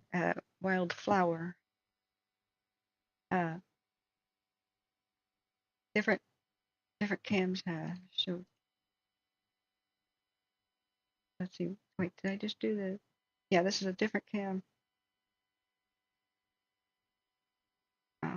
I would like to know too how when it first started at 11 in the morning. Oh, by the way, 11 in the morning is still the morning. As soon as the sun hits zenith, you get rapid temperature rise, and wherever the sun's directly shining on a fire, it super dries out the vegetation and it boosts fire activity. It's like a buff. It's like steroids. So as soon as the sun starts to set and direct sunlight's off the fire, it begins to weaken. But it was we can go to the point of origin on a map. We know that much. So we had it was a Cherokee and Thompson flat road intersection or so. Yeah. So I didn't realize it started right over here. So what it did is it crossed the river. So see how there's no way to get across really? The best way across is you drive this entire length of the road, and it's windy and stuff. In fact, that might just be a trail. It's just a trail. It's a trail now. It used to be the railroad where they dumped all the loads to build the dam. They just dumped earth. So here's the dam. Oroville engine 73 at scene with medics. Made out of earth and rocks. Big boulders. 730133. So you have to drive all the way here to drive over the dam to get to the other side to catch the fire. So they could do with some bridges, but they can't. They can't make many bridges because it's a very, very high, narrow canyon. So it starts over this way. Embers jump across. There's no good road access, but there's plenty of vegetation. And this is a steep slope. So it's no real good way to get fire engines in there. It starts racing with the wind that was pushing it to the east and southeast. Let me put on terrain so you get a much better idea of just how steep this is. So it's really not a wonder that it's in a steep, narrow canyon with almost no road access. Like, how are you supposed to go down a steep vertical cliff if it's down there? And that's just a trail anymore. They should turn it back into a railroad and put a fire train there. That would help. So as it's racing east along both sides, then it starts climbing, and Oroville is up on the higher elevations. But you see how they have hills after hills after hills. At the limits where they could put roads, and it takes forever to drive anywhere. In order to connect roads, they either have to snake down deep cliffs and such, or they have to do tall bridges, and they have to put in culverts. So they tend to make like too many California communities do. They cheap out when they make communities, and they tend to make them dead end, like two roads dead end at each other, facing each other instead of connecting. So, like today when they had the crisis, and he said spotted over Canyon Drive here, north-south main road, and there's it continues now somewhere, I can't find it. Oh, here. See, they had crews on Charlo Lane, I believe, and see how that dead ends. Then the fire breached and went over Canyon Drive and went east, and they said the homes and structures where Hillcrest meets Almond Avenue are going to be impacted in 10 to 20 minutes. Somebody get there. Well, crews on Charlo had to drive west, to drive south, to drive northeast, to get where they should have just been driving due east. See, it doesn't connect. Why? Hills and creeks and stuff. Come on, come back, Terry. It would have cost the developers and such more money to go and put a little bridge or, culvert, connect to an intersection. So California tends to make death trap neighborhoods with almost no, sometimes just one way out. And then fire crews could, say, be here. I'm just using this as an example. Osborne Court here, and this one doesn't connect to Silverleaf Drive. So if the fire gets away from them and jumps over there, you got to drive all the way up and around to get up in there. 1 minute counts. If the bushes are on fire up against a house, 1 minute later, the roof is on fire. So instead of just jumping over there, they got a long drive. And in order to start driving, they have to disconnect the hoses from where they are, roll them back up, put them back on the truck. Everybody gets in, and then they have to commence driving. So there's a huge delay. Whereas if they had enough hose, they could possibly just drag it to the end of the other street. So you have rapid fire spread just partly because of the difficult terrain to work with, lack of access roads, and even where there should be a lot of them, there's not. So it's just makes it one of the worst places literally on Earth. Top 10 worst places to fight a fire is the Sierras, where they meet the foothills in this section of the world. The fire crews that come in from other places, Montana and this place, they think they know fire behavior. They don't understand the special wind tunnel situations that all these narrow mountain passes do. They funnel wind and accelerate it. And they have no idea just how difficult the terrain makes it to work here. So a geologist who knows a little bit about fire, he studies the terrain, should understand this perfectly well, I would think. Let me go back to the chat. Sorry.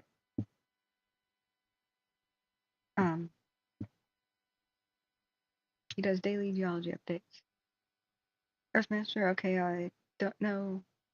I'll check him out. I've never heard. Belt on it says what is what happening. Sorry. Karen Mixer says what kind of wildfire burns structures, automobiles, and leaves trees untouched. One going along the ground. Most fires travel along the ground, and so, for example, it's the thick grass that has been fueling a couple, and so we had the camera burn over video. It was a perfect illustration. I created that video as a way to educate folks. We'll go back to my own channel. I uploaded that the other day, and so here is the burn over that happened on the 26th of June, not too long ago, live on my channel. Here is the camera looking down, and here's this is the top of Fresno County's Bear Mountain, the radio tower complex. There's a couple other outbuildings, but they have cell phone towers, radio towers, and the like. So this was a perfect example, kind of a frame by frame. If we went back to my actual, this is just my quick time lapse. but I was doing frame by frame live on the channels that happened. So here you have oaks and dry grass, which Butte County has a lot of that. Unfortunately, they have more pine trees mixed in. But the purpose of bark is to be fireproofing for a tree. The oaks do that marvelously well. So do sequoias, redwoods, and cedars. They're super fireproof.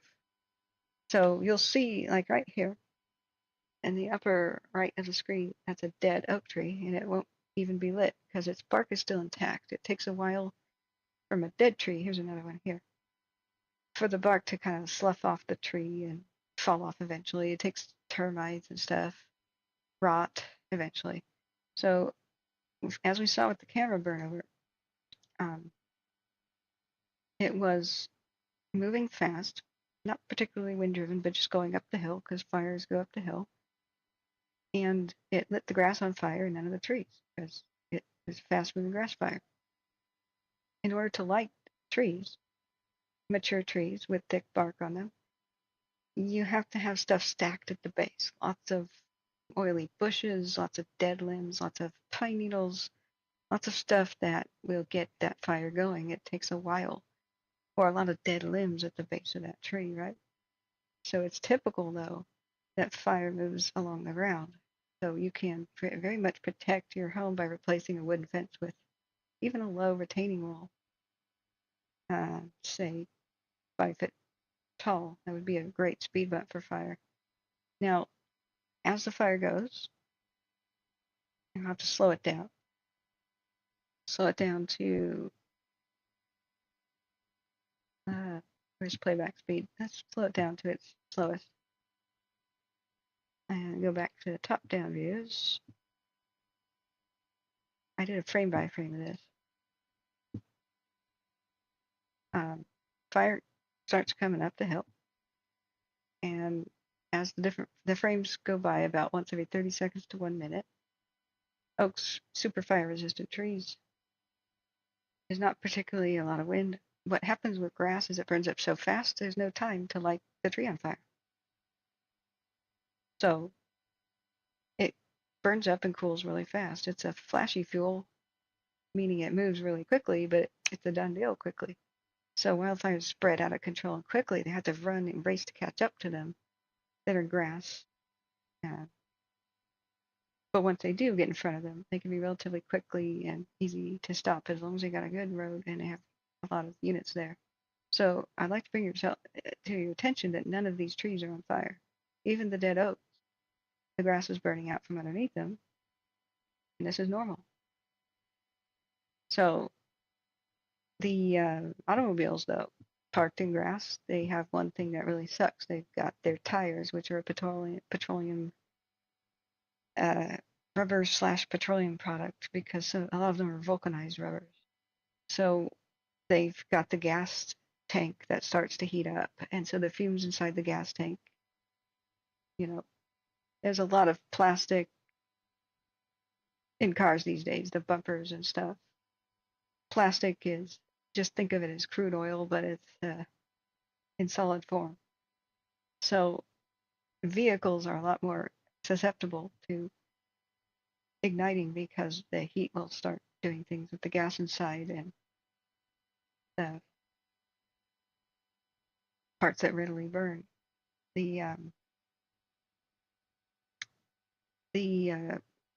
Let's see, what was the rest of your question? Let's see, this is what happened here is the building caught because nobody was attending it. So you'll see that the mountaintop burns off. All the oak trees are basically fine. Next day, they're totally fine. Most of the oak trees survive the paradise too, even though they look completely dead and charred. Sometimes their leaves burn off, but it's real quick, so it doesn't really persist to light the tree on fire. So, Engine 2166, public assist, United States Mobile Home Park, 1171, Oregon Boulevard West, Unit 14. Public assist or something. So, because they didn't, they could have defended that with a garden hose. Honestly, anybody could have. Because they didn't, all throughout the night, this building was on fire. It could have been gas generators or electronics equipment.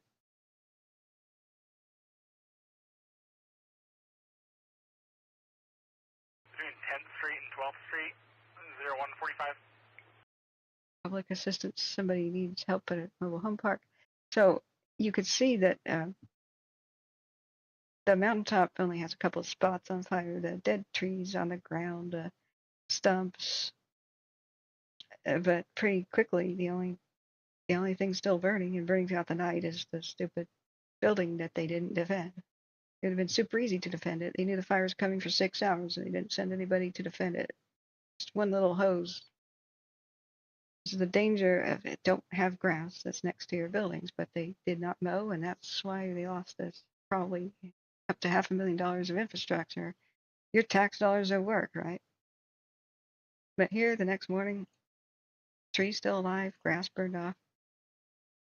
And I go back and forth to different camera angles to redo the time lapse. So that's actually pretty typical. In high wind situations, grass will be laid down flat. And so once somebody did a challenge to me and said, explain this, I said, okay, show me what you got. And it was a car. Unfortunately, the people died in it. They wrecked. I can't remember which fire this was. And there's a burned out car side of the road, orchard, and the orchard trees did not burn up. And they said, explain that. So I did a little research and looked around. There's that dang building on fire. Tax dollars at work. And that particular scene, I could tell that it was a high wind situation. Unfortunately, the people panicked and they left a place of safety. This RV survived in a cul-de-sac type thing on a hillside, dry hillside. There was nothing to burn in a gravel round area, like a turnaround area. But they seem to have piled into their vehicle when it was too late to leave by car. That's how most fatalities occur. And let's go back to looking at Oroville Alive. It's kind of useless when the cameras are not in focus. So there's a simple explanation why the orchard trees did not ignite, and that was the wind was so fierce that the grass is laid down flat. As the fire approaches, it was very strong winds. We're talking like 60-mile-an-hour winds. So when the grass is flat on the ground and the wind is pushing the flames are not vertical, they are horizontal. They are hugging the ground, and they go as far on the ground as they normally would be going up. So if in a condition with no wind, if the flames would be 6 foot tall, in a condition with high wind, it's actually going to be 6 feet down on the ground, stretching that way and reaching that way.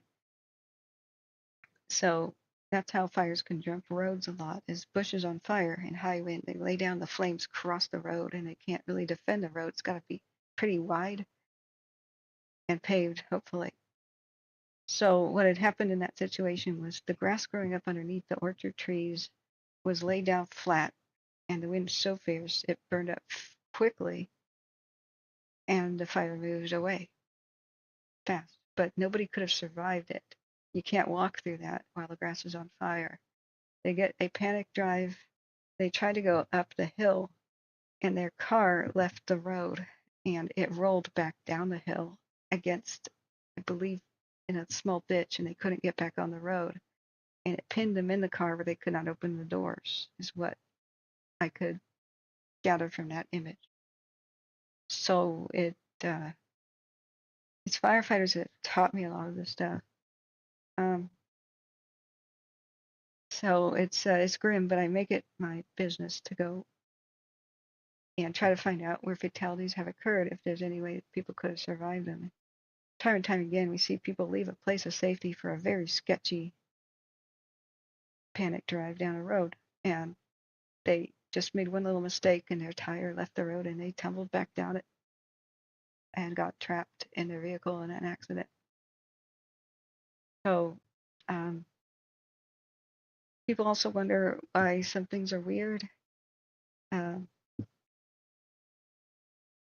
But it's normal for mature trees who don't have a lot of bushes at the base or brush, for if their bark is intact, to totally survive as long as there's no dead limbs down at the bottom.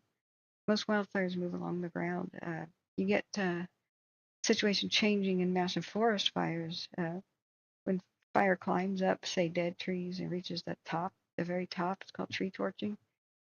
And high winds happen. The wind will light the tops of trees on fire because the wind is usually crazier at the tops of trees, ridge lines. That's called a crown fire, and it's a complete nightmare. Like the crown of your head, top of the trees. Firefighters hopelessly look up, but their hoses don't reach the top of trees. So that's why we can't have a lot of dead trees in the landscape. They are one of the things that cause that to happen, especially not a cluster of dead trees, especially not eucalyptus. We have so many heat-stressed, half-dead trees, they have to come down to protect the living trees next to them. Because even if the living tree doesn't really light on fire, the heat of the other dead trees on fire kills the living tree. That's what we saw for the Caldor. The Caldor was so intense that as I drove through making a documentary about it, I could tell that a lot of the trees just died from heat, but they had needles still on them 2 years later. Or excuse me, 1 year later. They died because of the heat and looking down at the ground beneath them, it was all the brush and the smaller trees trying to struggle for life. When you have very, very thick brush and very, very thick forest, wherever the light can't reach, all the limbs die and it just becomes tinder. And the heat from below killed the tree. Just the right heat rises, you know. So where there's a straight black line of nothing alive and no needles on trees, of course, where the main Caldor moved east towards Tahoe, and but 5 miles either direction. I'm talking 5 miles as the crow flies. The heat killed the trees to the north and south. Just heat. Unbelievably huge and hot. But there's nothing, I've never seen a forest so overgrown as the El Dorado National Forest. When I went there making the documentary, I'm not exaggerating when I went to the place that they were able to save by Omo Ranch. And the forest there was so thick that if a deer tried to make its way through it, like the deer would have to break branches all the way. It would come out bald on the other side, like no creature could pass. And even with a machete, you wouldn't really make headway. It was so thick I couldn't. That's what they mean when some of our national forests, when they used to have a policy of suppressing all fire, all of it, no control burns, no nothing, no logging, no nothing, just let it grow. 50 to 75 years later, that's the result, and it just primes it all to be utterly destroyed.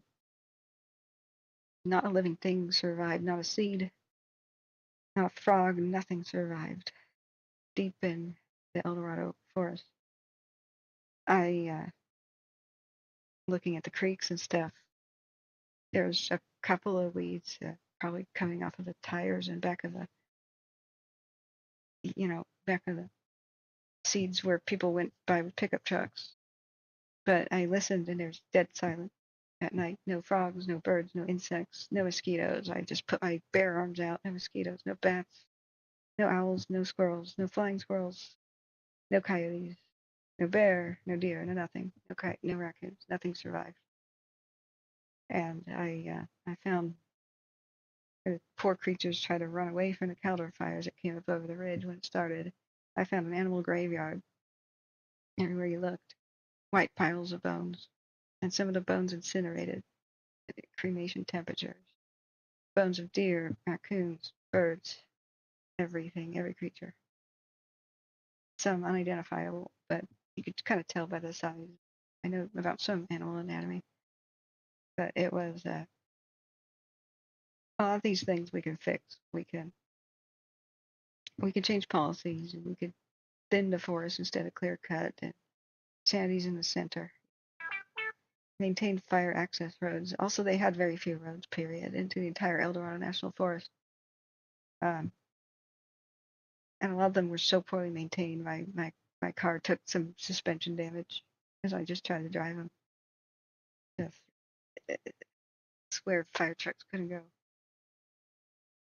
But we can learn from our mistakes. But looking back a bit out, oh, goody, hey, how are you? Do they update regularly overnight nowadays? I'm used to updates that stop until morning. Yeah, we'll probably know most things in the morning. I haven't heard the radio to life except for assisting somebody in a trailer park. They've switched to tactical channels, so they're speaking to each other locally. What we've mostly heard today is their requests for this and that neighborhood because the fire's in this and that neighborhood, right? So they've got mapping. This hotel on command. Speak of the devil. Operation. Yes, traffic. Yeah, can I get an update on Division Hotel? Okay, firm, we're reestablishing the lines under the power, the high voltage lines. Got as far up to the bluff as we could. Lost Helto, hoping it would put a little water up there for the night. Coming back down, tying it into the original mic line breaks. About halfway up the power lines, we're heading off to the west a little bit.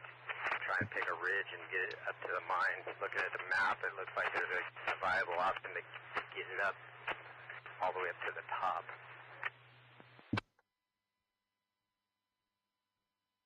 Copy. And then once you get to the top, is it open line going back toward Mike on the north face of that slope?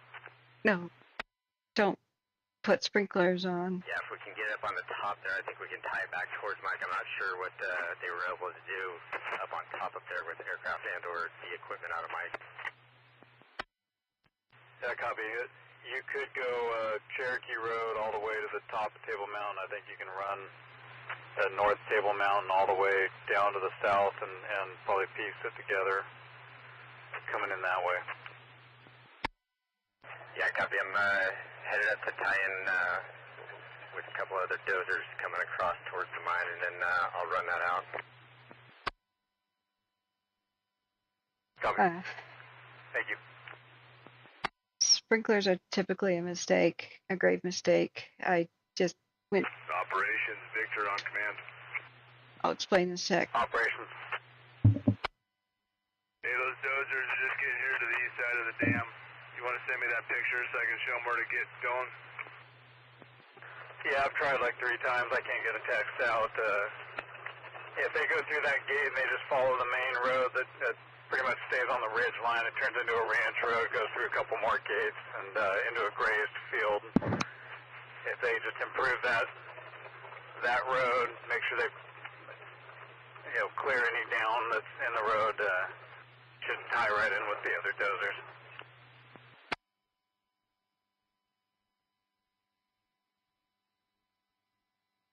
On up Potter's Ravine Road now. When I hit the top, I think I'll be able to get a text out. Copy, sounds good. Will you be close to the spillway parking lot?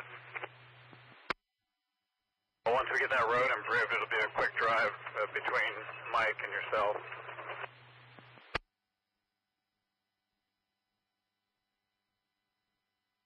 Looks like there's a fuel break that goes from Brad Freeman Trail heading up towards Potter's Ravine Road. Is that what you want us to improve? Oh, that's the power line easement. That's all mid-slope. You're going to be above that. It'll show up as a 2-track on there, but it's all oak woodland. It's easy. It'll be easy to push. Copy. I'll see if I can't get a lay of the land when I get over there.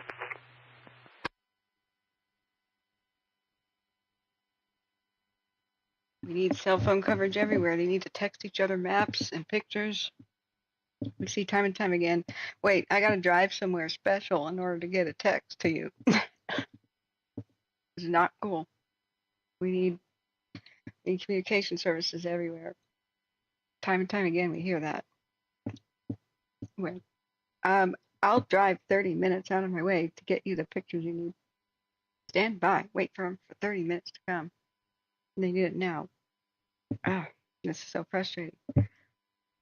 So what they're talking about is they're doing a dozer line and trying to tie it in with what's going on at Potter's Ravine area to connect it to somewhere up on Table Mountain. And they were discussing where they think they could get in there. Yeah, AKR. I just if you wanted to rewind my explanation of why sprinklers are typically a mistake, I don't know. I guess I could explain it anyway. It's tough to explain the same stuff. Do I have a timestamp for you? Okay, well, I'll just explain it. Paradise. It really matters if you're on well water. You might be able to get away with it, but when fire crews roll up to a scene, they need water pressure. They need real hose to protect your home and or put it out if it's ignited somehow. They need water pressure. So what happened with Paradise is so many people put on their sprinklers, and that when they pulled up to homes and hooked up to the hydrants, they had no water pressure. It's just like that was the same reason the San Francisco 1906 earthquake. Most of the damage was by the fire, the vast majority of it. Since they had no water pressure because the earthquake broke the lines, I mean, they had to use dynamite as fire breaks. And they didn't have the right kind of dynamite, so they destroyed entire neighborhoods, buildings, and downtown, trying to make a fire break. And in reality, they spread the fire because they had granulated dynamite, which spreads flaming pieces as it ignites. So they screwed up San Francisco and blew it up for no reason. So they could have saved many people in many neighborhoods if they had proper water pressure. But when everybody in town decides, oh, I'll put my sprinklers on, they screwed up and they didn't have it. So people died, and many homes were lost for that reason in Paradise. So if you're on city water, for God's sake, don't do it. If you have well water, you have to consider this. They'll hook up to your well to try to save your house or anything near it. But if you've already drained your well or reduced its pressure, then they give up and they go to the next one. Now, the main reason that fires take homes, it doesn't matter if you wet down your roof. Look, the embers go in through the vents. The number one thing you can do is staple gun very, very fine mesh. If a toothpick can go through the mesh, it's too big. But most homes burn from the attic, from the inside out, not the outside of the roof catching. It's not the bushes on the side of the home, even though that's bad. So this has puzzled firefighters for decades. Even after they banned wooden roofing in California, that was the blame in the 50s and 60s. So they banned wooden roofs in fire-prone areas. But in the Oakland firestorm, we still lost buildings. There was a new house on fire every 38 seconds. Why? That's because of the ember storm effect. Now, the ember storm, when I tell people it's like a blizzard with every snowflake on fire, that's what I mean. It's only a 20-mile-per-hour ember storm. Close your eyes if you don't want to see a house on fire. See that? It's not showing a good example, but when the winds are higher, for example, the embers get trapped underneath the roof. It hits the side of the house and they go up. And then they try to push in the screen. And if you don't have a very good mesh anyway, never mind gutters and stuff on fire. Even if you have all that taken care of, this is showing multiple ways a home can burn. This is the number one way. Penetration from embers in the gable and soffit vents. So never mind the sprinklers and stuff. The helicopters can see the roof of homes, can see if there's a situation, and then crews will go. Helicopters will dump water straight on your house. They can do that. That's fine. But if there's some smoke coming out of your attic and they hook up to the hydrant or your well or whatever outside, and there's no pressure, they leave it. There's nothing they could do to put out your attic fire, but that's the number one way homes are lost. So, no, they don't have satellite phones. Most of these fire crews have just basic radios that are so outdated and don't work. Time and time again, their radios are failing all the time, or the crews are sharing the same radio.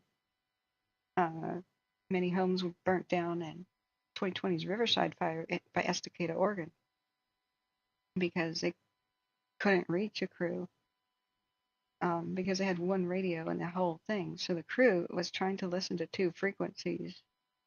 And so every 5 minutes they changed their frequency, and so they were missing all of their attempts of being contacted. And they were supposed to go somewhere and put a neighborhood fire out, just a very small one, and they had no idea it was even happening. They have really old, crappy equipment. They can't even be on all frequencies. And they have cell phones. That's about it. It's shocking how poorly funded many of these things are. The volunteer departments have it worse. We need to put a lot of money into modernization. No, they don't have satellite phones. They don't. Richer people in the neighborhoods they're defending have the satellite phones, and the crews don't. So the thing is that it's quite a big risk. Two-turn sprinklers on. I don't know if my brother did, but he had a green lawn and his house burned down. I mean, there was a tree on fire that fell on his house and fell on his boat too. So even if fire crews came by and saw his house on fire, there's nothing to do. They see a tree overhanging it or could fall on it, which is a big pine tree. They decided that his house was not defensible. Now the neighbor's house across the street, perfectly defensible. Even though my brother was already gone, they rounded up the neighbors and put him in that house as a safe shelter. It just didn't have any overhanging trees. It had a creek in the backyard, a pond, 2 ponds, a swimming pool, defensible space, and a green lawn. They left, but the firefighters said this one we can save. Everybody, it's too late to evacuate. Please get in this house. They wet down the house. They put the hose into the swimming pool to hook it up to their engine, saved it, and then they moved on.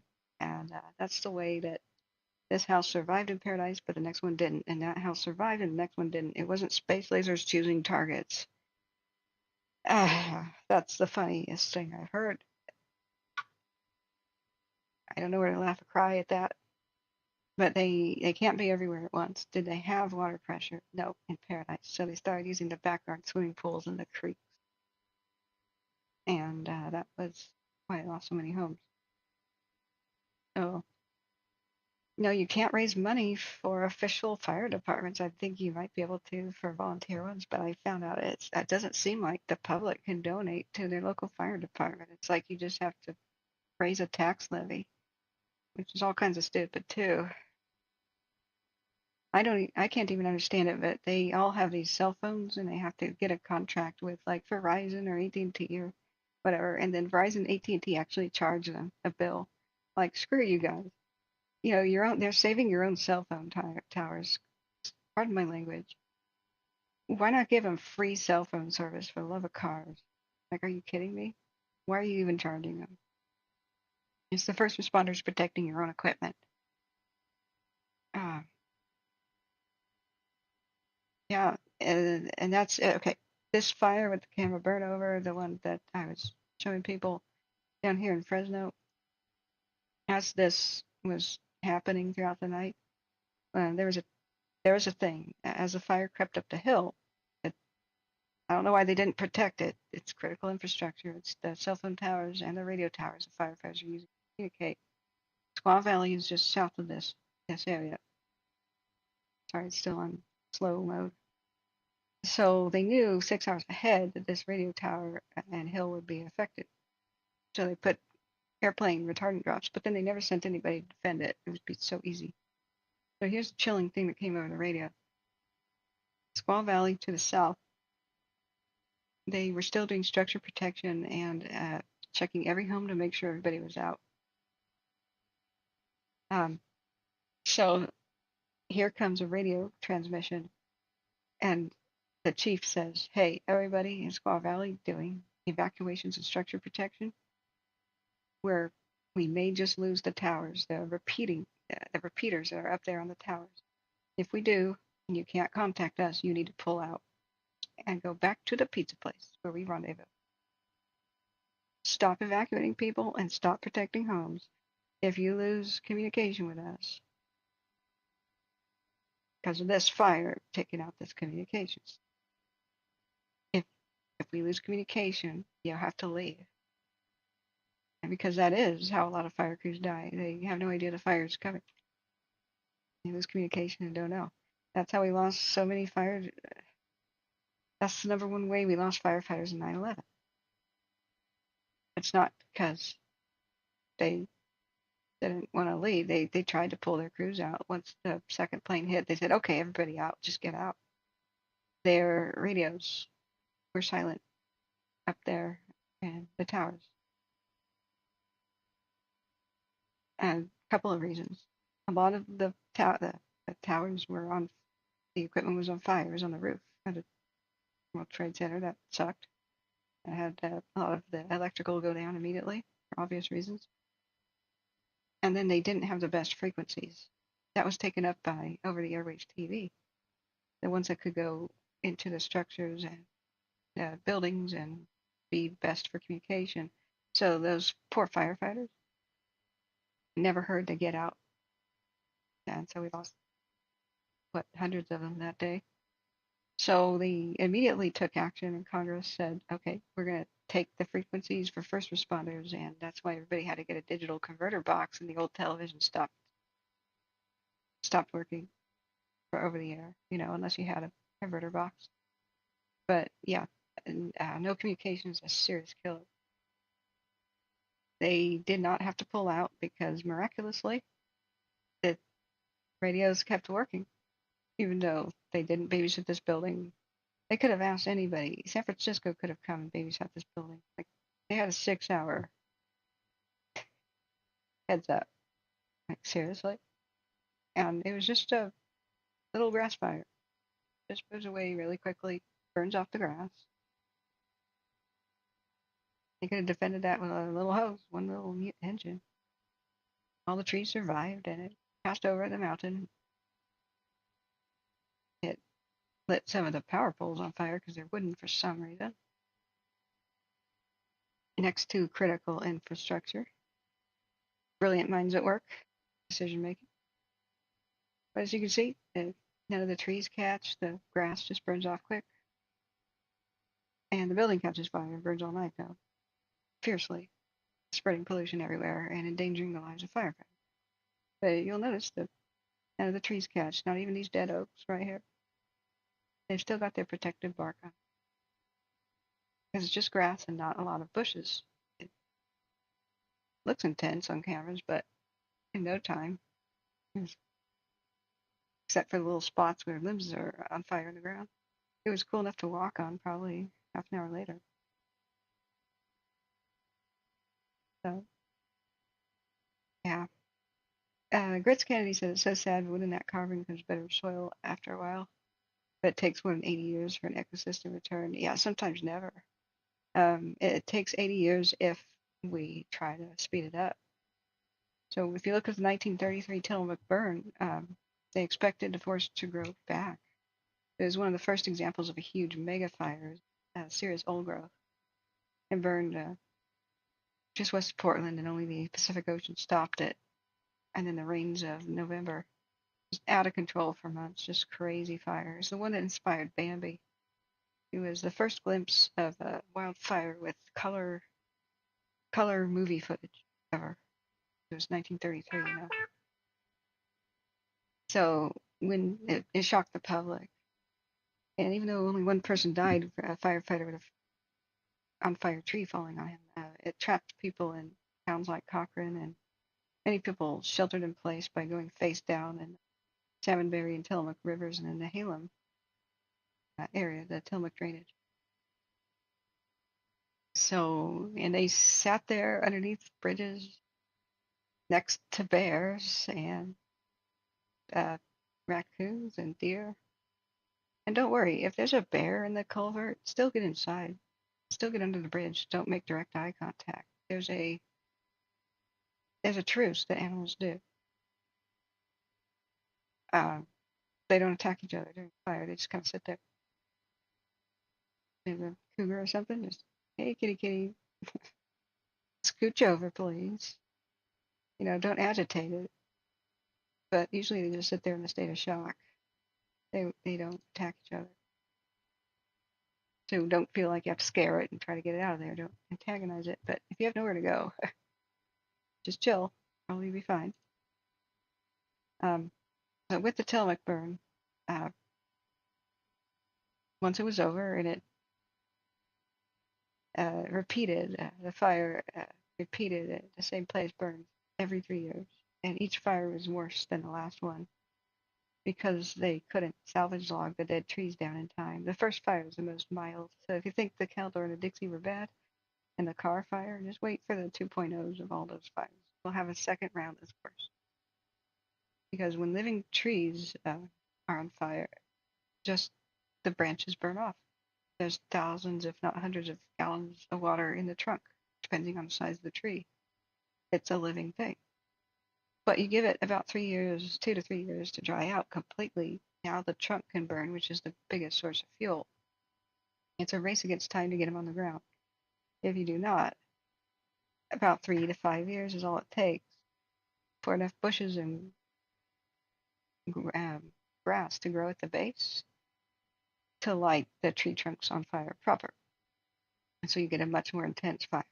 So the Tillamook fire repeated 1933, 1936, and 39. And they just couldn't salvage log fast enough. It was a huge, huge area. But that's how we learned the lessons. But enter environmental extremists these days, and they say, you can't salvage log. That hurts the little plants trying to grow back. There's nothing trying to grow back, okay? Except invasive weeds at first. Because it comes out of the poop of birds flying by. So that's why we keep having problems with invasive weeds. Fire helps them to live instead of kills them. And they tend to colonize, like Scotch broom and the like. They tend to colonize recently burned areas and get, they promote fire being so oily. They just spread out. So, what was my original point here? Sorry. They expected the Tillamook forest to grow back, but after a while it dawned on them that every single pine cone had been burned to ash. So birds flew around and crapped out seeds, and so bushes and stuff started to grow back, but no trees whatsoever. So everybody who drove to the Oregon coast from Portland, anywhere from 1933 up until around 1970, was driving through a black charred stumpy moonscape of no trees, period. 0 square mileage radius. And it was like just driving through the moon. So eventually in the 60s, after 30 years of nothing growing back, they decided that they would replant. Because what else are you going to do? Nothing is happening. There's no seeds. So that started Oregon's nursery business. And they asked people, could you grow seedlings? So that's Oregon's second biggest business these days. And they did these little, Boy Scout and high school and grade school kids. Branch 15 operations. Photo opportunities. And implied that kids and citizens were replanting the forest. Oh, that was just for photo. They actually dumped billions of seeds out of airplanes. And then they were like, okay, it's going to grow back now. It didn't. Huh. What the hell's going on? Turns out that there's a subterranean rodent called the boomer, also known as the mountain beaver. Nothing to do. Yeah, what are your winds doing over there? They're pretty strong over the dam as they surfaced in branch 15.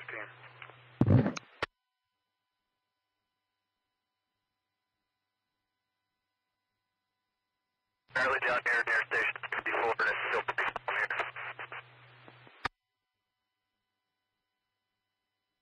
I copy, thank you. Was that a report of the wind picking up by the dam? It was kind of broken.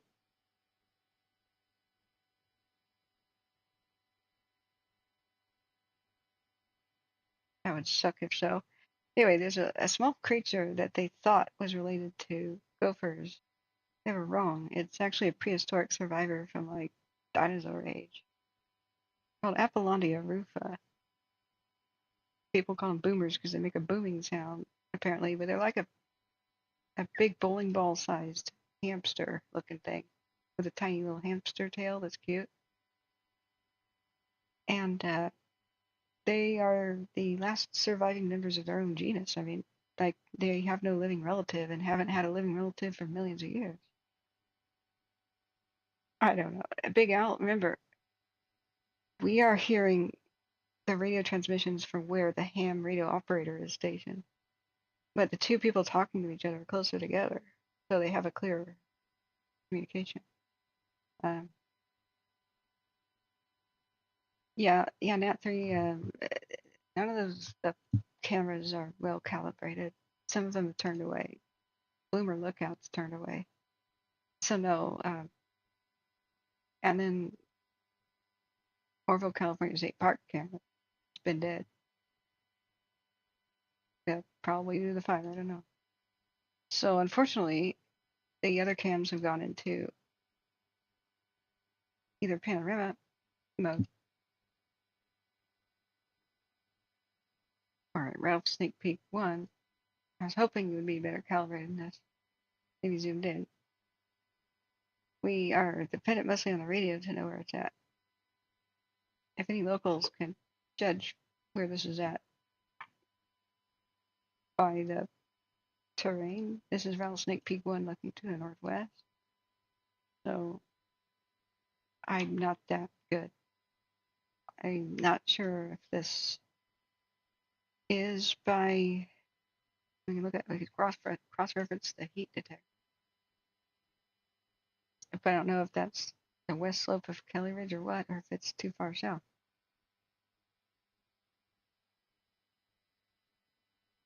It's fiercest. Operations Hotel on command.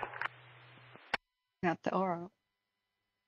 Hey, if you don't have any resources on the north side of that arm of Table Mountain that you're working the south side of, I could get you those two dozers and have them start from Division Mike and work back toward the others. It does look, from my vantage point, it does look like the fire kind of mirrors what you're dealing with on the opposite side. Yeah, I took Cherokee up and couldn't make it down tabletop because of the gate to get back and get a better look at that. But anything we can get up on top from Mike and work back towards that core is going to be helpful. Okay, I can get those two dozers started to you, and feel free to cut the fence. We can just go around the gate and I'll make notification to the ranchers. Yeah, the two dozers you're going to send, you're going to send them through Mike pushing towards the core, or you want me to bring out Cherokee up on top? But wherever you prefer them, maybe one to each. I don't think there's a ton of line to construct up top. You do have a fair amount of open line down here on the north side. Yeah, copy. I'll take their numbers and I'll take them both up top on Cherokee. Here's Range 15 operations, are you able to free those two dozers up?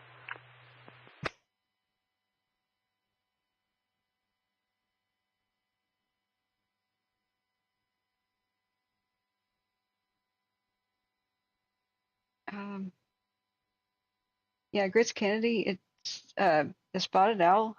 They incorrectly identified what was such a threat to it and pretty much destroyed the logging industry of Oregon for no reason. Range 15 operations on command. It's the barred owl, the invasive species that is out competing them and killing their chicks. As soon as they did an experiment. Those two dozers on transports, I believe it's 116 and 113 on Zulu. Are you able to free them up to help out Hotel? Hang on. Yeah, I believe so. Let me go direct with Zulu. I don't believe old growth should be logged, period, except for maintaining the health of the already existing forest and taking down diseased or dying or leaners or something. Just no, it should not be clear cut, period.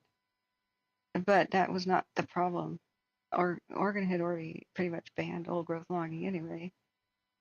They incorrectly identified logging as the problem of spotted owl decline, and so even after they banned it basically and destroyed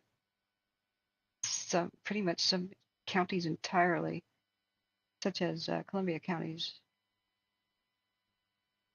that's basically their only their only industry except for fishing, salmon fishing. Still, the spotted owl kept declining, and they were like, let's ban more logging. And that was not the issue. Operations.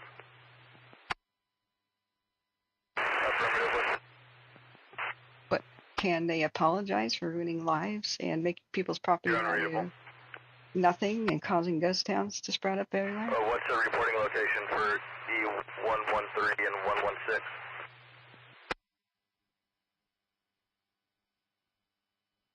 They just go, oopsie. Division Hotel Operations confirming you want them both at the top of Table Mountain. Yes, sir. Continue up Cherokee Road to the large turnout at the top of Table Mountain on the right-hand side. They're putting dozers from Cherokee Road Operations Branch 15, door broken on the reporting location. right here. They'll probably widen this as a line with dozers. Better. This is why we listen to the radio. That's the best idea of where they're going to potentially stop the fire from going. 15 operations is tone 5, any better? Yeah, that's better. Going to continue up Cherokee Road to the top of Table Mountain, and they can park at the large turnout on the right-hand side of Cherokee Road in section 20.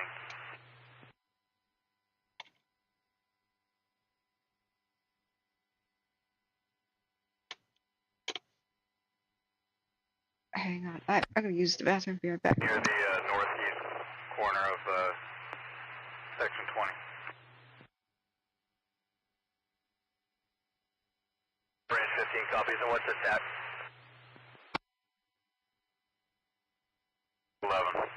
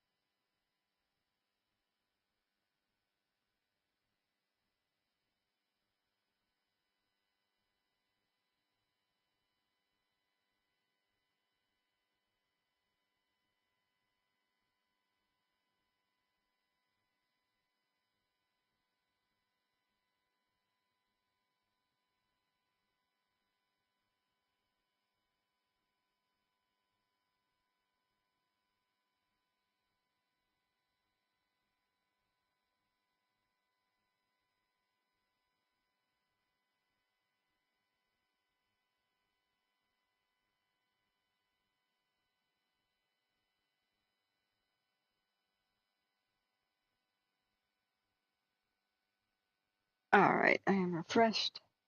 It's getting a bit hot in here due to the crazy heat the computer produces doing a stream. Thankfully, we have cool nights here in Oregon that aren't get downright cold. I'm very fortunate, although they're predicting sometimes that we might get just insane hot weather for the 4th of July. I don't know. See what comes of that. So, now there's one spot here that's not functional. We know that there's heat and there has been fire here on Potter's Ridge. This spot, for some reason, is not updating. There's probably some glitch.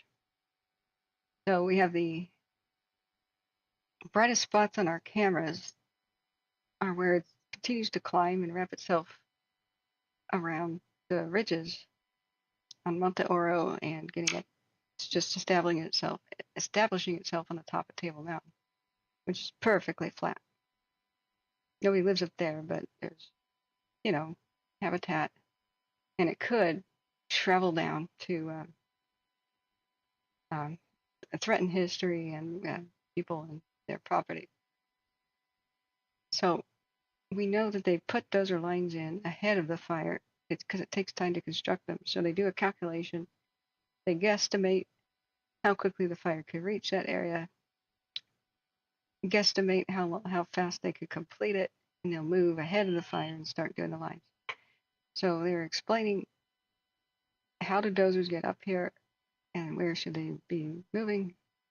And he said, take Cherokee Road, go up to the top of Table Mountain to where there's a big turnout. I assume it's this thing. And turnout is where you can turn around. That qualifies. Could be this one. Could be that they're trying to make dozer lines in both spots. If I turn on satellite, right here is I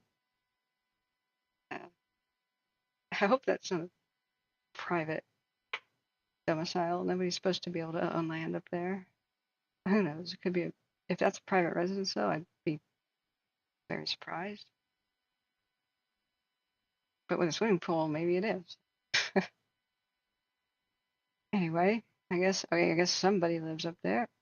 Maybe it's grandfathered land in, or maybe it's a visitor center now. I don't know. It's been a long time since I've been up there. And as you can see, it's just totally flat up there. So this is where they're going and trying to put in lines. And they were trying to tie one that they were creating somewhere by Potter's Ravine. 291 Medical 3235 Myers Street. Well, they've already proven that.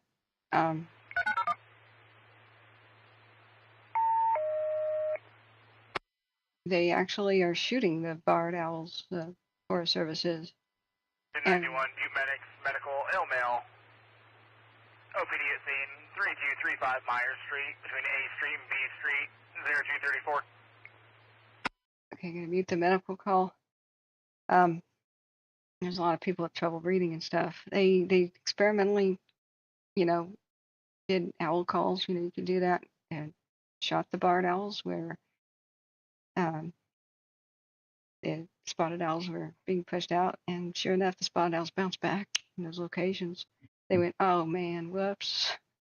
The same thing, they ruined the lives of a lot of fishermen just assuming that seals were starving to death because of the Alaska pollock.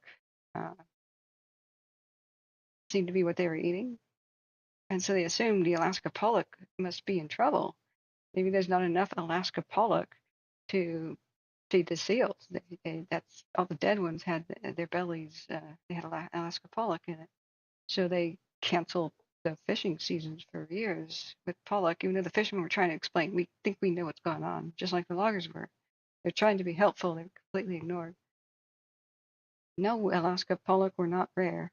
In fact, they don't have enough calories. They're not really an oily fish. They don't have enough calories and oil to sustain a seal and create blubber. So they were starving with their bellies full because the other fish that normally sustain seals and allow them to pack on the blubber were getting rare. They had changed because of La Nina and El Nino patterns. They had changed their migration patterns because krill move around with where the cold water is.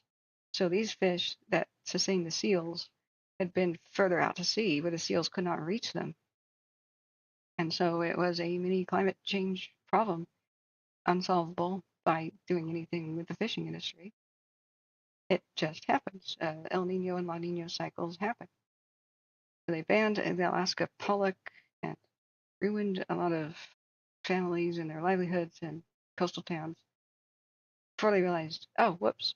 Yeah, we did calculations. It turns out eating pollock was the problem, but it was the only thing they had to eat. There's plenty of pollock, though. Whoops. So there's a lot of, when they go whoopsie, but they have ruined people, that's why there's a lot of pushback against that. It's not like people hate the environment, so I'm not going to be an environmentalist. It's they get afraid that what happens when the officials are totally wrong and just don't get the situation. They don't listen to the people and don't care who they hurt. So there's a lot of that skepticism. Like right now, the Native Americans all voted in unanimously no. We don't want wood bison in our neighborhood. Don't restore this endangered species near us because you're not listening to us. You seem to not understand the impact it'll have on the local caribou and whatnot, and you are not listening to us because we don't think they could survive here. The wood bison need to be introduced somewhere else. So even Native Americans and stuff, everybody can be upset with some of the federal policies that are just totally wacky. So the nice thing about this is it's not because the other side doesn't care. Of course they care about the environment. It's when you understand the full dynamics of the situation, the hate drops, you know. My God, if loggers really didn't care about spotted owl and like hated them, became a subject of hate later when their lives are ruined, but most of them care about the forest and like to work in it. They live in it. They don't want to see devastation. They don't want to see fires. They don't want to see extinction. But they have to do what their bosses say. They're just, you shouldn't be punished for what your boss tells you to do. We pass common sense laws and balance everything and listen to the other side. Whoever lives there has to be on board with the plan to save the environment there. Otherwise, it doesn't work. They have to cooperate. If they really start listening to the natives and the locals, we'd have a lot more success in saving species. And starting to learn that just hating the other side does not work. Imagine that. Imagine hate not being a good plan. Imagine that. Well, they don't fly airplane tankers at night, but they do fly several of the nighttime equipped helicopters. So CAL FIRE calls them Firehawks. And they are specially, they have specialized trained crews to fly at night, but they have special night vision. So Firehawks can be deployed at night. They need a lot more of these. There's not that many on call. And we already saw the nighttime working of the Chinooks with Coulson Aviation. The Chinooks just left the building relatively recently, but they were dipping well after dark from about 9 to 1 in the morning, maybe even 2 in the morning. They left relatively recently. So we saw them buzzing around saving neighborhoods and helping out. It sucks they're not there all night, but the airplanes, only the mapping planes will be around at night. And so here's the problem with the whole space laser conspiracy or airplane laser conspiracy. They're doing something called LiDAR at night as well as infrared. And LiDAR is a relatively new technology. It's 3D mapping with lasers, but they're harmless. They're like the laser pointer your cat chases around on the floor, But when an airplane flies over, especially the people who have not evacuated look up, they see a plane with flashing lasers on the belly of it. And then they go, oh my God. Well, it's a 3D map of the landscape. because old topo maps just don't cut it. The 3D map can be so precise. They could see where an individual bridge is missing or a road is washed out, and they are not dusting off the, oh man, the last time we had U.S. Geological Survey out here was 1974. Oh my God. You know, they've got the real deal.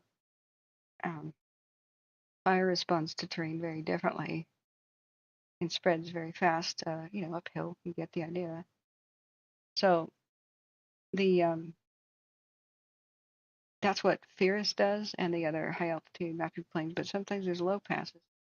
And what you're not going to see, when I was just typing in chat, because they're chattering a lot, turn the sounds back on, but they're not saying anything right now. The low flying planes may be an actual unmanned airplane drone. We're talking military drone. We're talking unmanned airplane. I went down to be with my family after the Paradise Fire broke out and see my brother, and the fire is still going in the first week of December or late November. I think I went down for Thanksgiving, so that would have been probably late November. I mean, it burned for months. People don't get it. So here I am going down 99, making my way in between Chico towards Marysville. And all of a sudden there's a light in front of me. Not many cars on the road. It's the middle of the night. It was like 3 in the morning. I got out to film this, but my stupid half-broken phone at the time didn't get the plane in focus. But I thought an airplane was trying to land on 99 as an emergency because it had a big bright light on, like a landing light for the plane. Pilots usually turn that on right before they land. And it was going lower and lower. And so I pulled over thinking it might land on top of my vehicle. It was just a couple hundred feet off the ground. And I was like, oh my God, I'm going to film a plane crash. Holy crap. So I pulled over and then grabbed my cell phone, which was full of the mapping stuff. It was sluggish. Tried to close down those apps, go to the camera app. And then I saw the aircraft really low to the ground, came really close, but then it went to the west of the freeway. It was still following it. So it flew almost directly over my car. I got a pretty good look at it. It was very silent, very quiet. Just most people would sleep through it if it went by. Just a nice, nice and gentle. No jet whine, no prop roar. It had a bunch of green and red lights on it. And I went, whoa, that's military. It looked like a Predator type drone, you know. So I quickly went back to scanner radio, Butte County, though I had been monitoring the Paradise Fire, and I put that through the Bluetooth, the speakers of my car, and listened before I resumed my drive down the road. And it was Beale Air Force Base talking to the ground crews trying to map the Paradise Fire, especially as it was climbing up towards the mountains at that time. And they were trying to save places like Sterling City and Lovelock and all that. And they said, okay, are the other small drones and the aircraft clear? Are you guys ready for the military drone to come in? And they said, all clear. And so I saw it, I'm hearing it, and I'm seeing it. It does an abrupt right turn, goes northeast, and heads off towards Feather River Canyon and Paradise. So these you won't see most of the time on Flight Radar 24. It's up to the military whether or not it's visible to the public. So I would listen to this, and they launched it every night, and it was public knowledge. But unfortunately, I couldn't track exactly where the thing went. And sometimes you see the trainer planes and other stuff at Beale. Sometimes you see the strato tankers. They still have strato tankers, like the mid-air refueling one. See the Talons.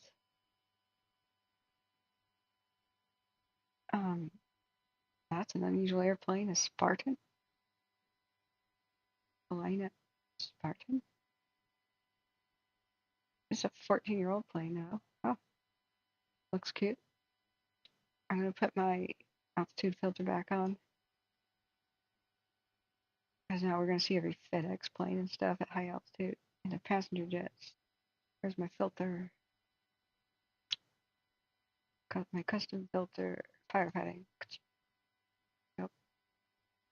We mainly will see stuff below 12,000 feet, and that's where they tend to stay during firefighting. But Cirrus and I want to call it Fire Eyes, those recon planes will be up high altitude a lot. Okay, let me go back to the chat. Yeah, they needed many more of these helicopters. Getting just like there's like 4 available total. I think there's 2 Firehawks and like 2 Coulson Aviation Chinooks, whatever.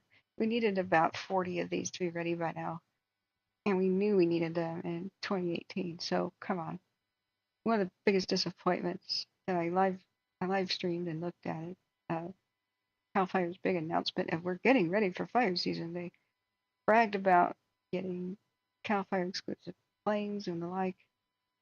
A couple politicians made a couple of comments, but here I am waiting for them to announce how many new Hercules planes have been converted to tankers, because that's the quickest way to get this done. Convert regular non-used military planes that usually transport cargo, C-130s, Hercules, turn them into tankers. They can dump retardant or water. That's easy. It's an easy, quick conversion, and they perfected the method already. They've been doing it for years. So I was hoping they would get like 20 of them ready this year. They said, oh, yeah, progress is well underway. We have like a couple of these already. Okay, and we're going to have 4 ready. What? 4? Like 4? By the end of 2024. No, we don't, AKR. California did not renew the contract for the global supertanker after the great, amazing work that it did in 2020. It was too expensive. No, the fires are too expensive. Thanks a lot, Governor. You suck. They should have paid whatever they demanded. This is why I get so upset by top decision making, and budgetary decisions have been ridiculously stupid. That's the 747 is why Calistoga.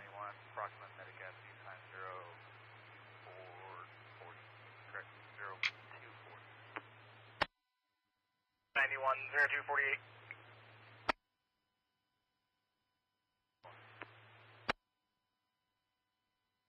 We don't have enough planes, enough pilots. All of World War II ended already. If you think of this as a big war against giant mega fires, waking us up with Paradise in November 2018. Remember, World War II was over in under 5 years for America. And we were somehow able to produce an industrial amount of thousands and thousands of ships and planes, and we just got to it. Here, we already have them built. We just need to convert them. And they've only done like 10 since 2018, like 10 of them. We need about 100 or 200.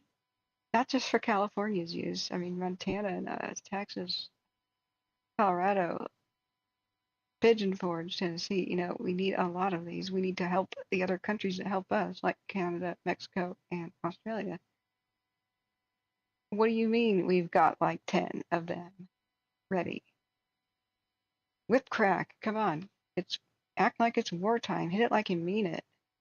Where is the money going? Why the hell is there a delay like that? They said it'll take 3 years to train nighttime helicopter crews. Make that faster. Come on, make it happen. Hire the most elite pilots, get them over here, give them an offer they can't refuse, and start converting and start the training. Come on, there's plenty of military pilots that already know how to do that. Put the gear on the copter and take off and go. Not rocket science. I don't understand this slowness, but it's driving me insane. All it takes, every single fire starts very small. Every single fire starts about 5 feet by 5 feet on a landscape before getting bigger. You have to detect it quickly, rush over to it quickly, and the best outcome is surrounding it by noon the next day. If you don't, the likeliness of it becoming huge and big is exponentially increased if you don't surround it by noon the next day. We learned that in the 30s. Noon the next day is when the sun comes out and fuels it, and the wind picks up, and the heat rises, and it gets turbocharged. So imagine if they could hit it with everything they got quickly, identify it where it is, get to it quickly, and then all night, while fires usually are much weakened. Humidity increases, there's dew, there's not as much wind, there's no sunlight to beef it up, it's cooler, all these reasons. If you could slam it all night with aircraft, we would see very few of these ever get large. Most fires don't take off running the moment they start. They usually takes at least a few hours, maybe even a few days, sometimes a week, if it's a case of lightning and high altitude, before they do anything of any notice. So this is what is so frustrating. It's a matter of priority, budget, and making it happen, and treating it with all the importance that we should treat it. These wildfires have destroyed more of America than war has. The last time war did anything that's bad to America was the Civil War. If you look out at fire history, everything in red is just the last couple of years of fire, and we've lost gigantic amounts of the forest. Just one fire, the Dixie Fire, 52% of Plumas National Forest gone. El Dorado National Forest, I think they lost 60 to 70% of it. With Caldor, it's just completely obliterated. And the Sequoia National Park, don't even want to think about it, the KNP. And the August Complex in 2020 could have been a done deal, not a big deal. But the governor, in all his wisdom, decided to cut firefighting staff by a huge percentage to try to combat COVID somehow, as if that would do something. All you have to do is quarantine people for 2 weeks, have everybody who is not infected show up at the same camp, and nobody can get infected, yay! And then they stay together and don't meet any other crews directly. That's not rocket science, but he's like, nope, let's let crazy people out of prison because we don't want COVID to spread through the prisons. Okay, not good. And then let's pretty much cancel for the year the inmate volunteer firefighter program. Great. Not good. Severe understaff. And then 2020 was the worst weather for firefighting since 1933. There's a crazy rare wind phenomenon where it's like Santa Anas that blow out of all of the deserts and over due west to the coast. It's like Santa Ana winds for all three states, and that only happens once in a lifetime. Last time was 1933. It hit again in 2020, just as he was making the cuts, the staff and other things. This was not good. And so a lot of these fires got big just because they abandoned them. They abandoned and stopped fighting the glass fire, not the glass fire, the August complex. So it became California's technically largest fire ever, but it had multiple lightning strikes up here that were just very small, tiny, tiny fires. But once you pull the firefighters out to deal with the others because you don't have enough staff, well, it gets gigantic. You lose a huge amount of the environment. Same thing with everything down here in Southern Oregon. The Slater, the Devil Fire, those things threatening Cave Junction, they pulled the crews out, but you needed elsewhere to where there's more population risk. And you had people calling in my stream saying, all the firefighters are gone. And we would check on the status of these fires. And the Devil Fire was never staffed, ever. I don't think the Slater was either. It was rain that put them out. rain. They just all got big and stayed big. The rains of October. There was a miraculous mid-October, torrential rainstorm that came from Baja, soaked all of California, soaked all the way up to Washington, and rained out pretty much every single major fire. That saved the day. That was when lightning struck my house live on stream. But my God, that was a miracle. And there was a shaman performing a literal rain dance to try to make it happen. Maybe we have him to thank, and others, the prayers of others, of course.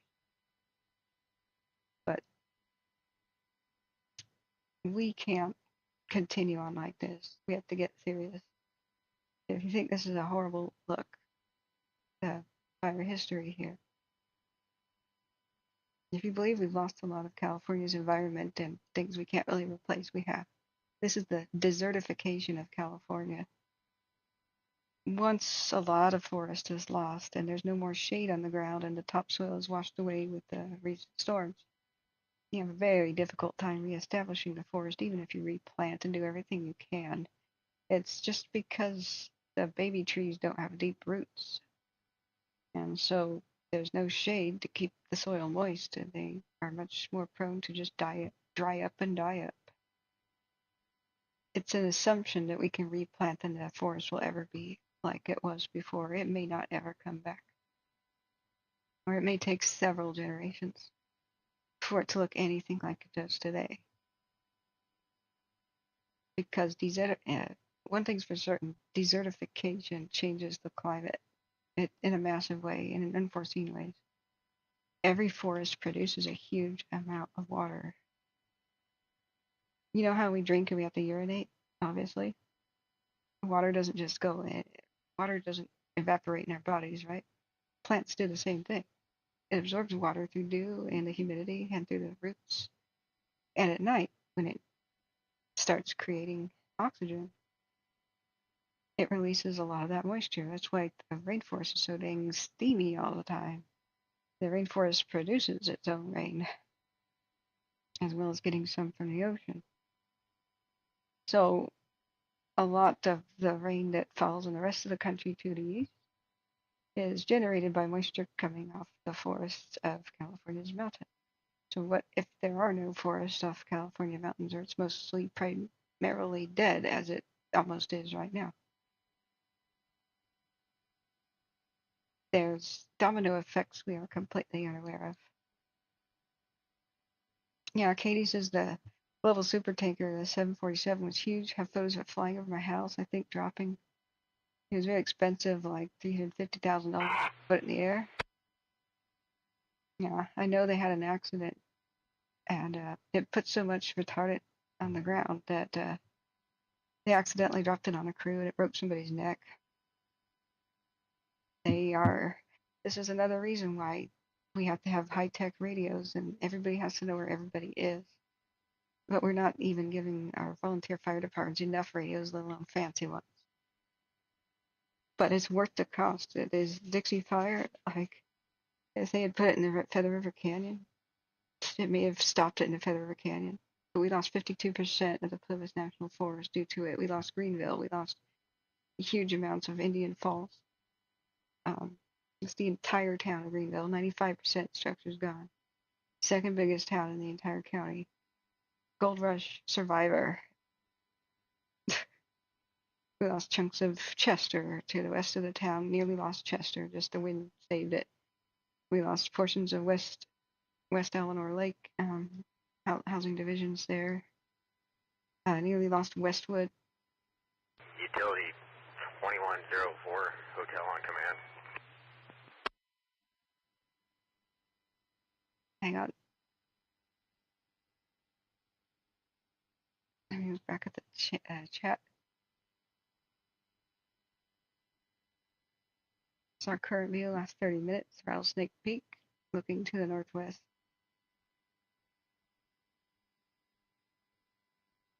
I'm wondering if any of this dark spot is the lake itself to the right. No, utility 2104, command.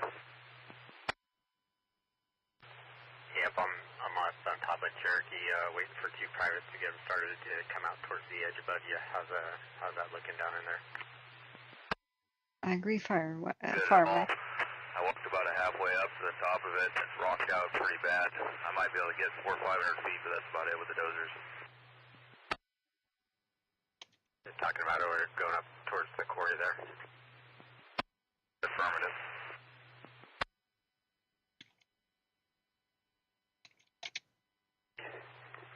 I'll be down there as soon as I can.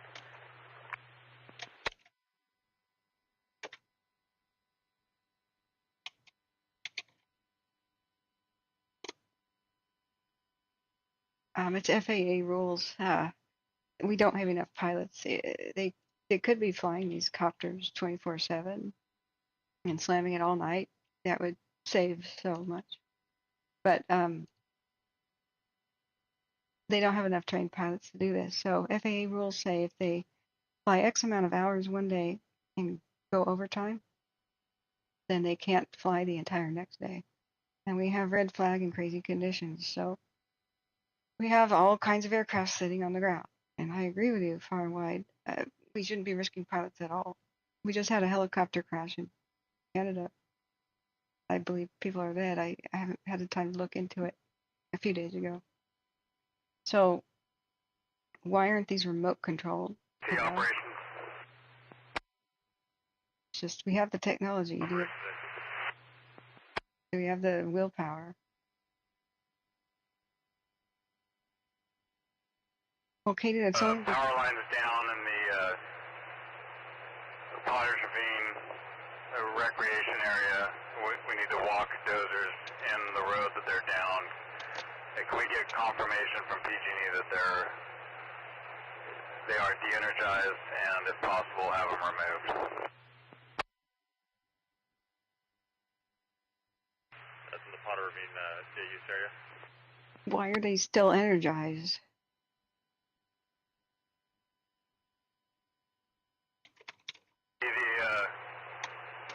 The recreation area to the north of the spillway launch ramp.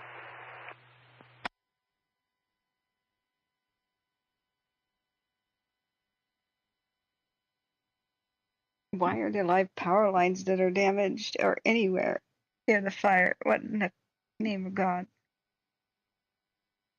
They're so damaged they need to be removed. They're requesting them to be removed, but they're energized? What has happened here? The ones by Potter's Ravine?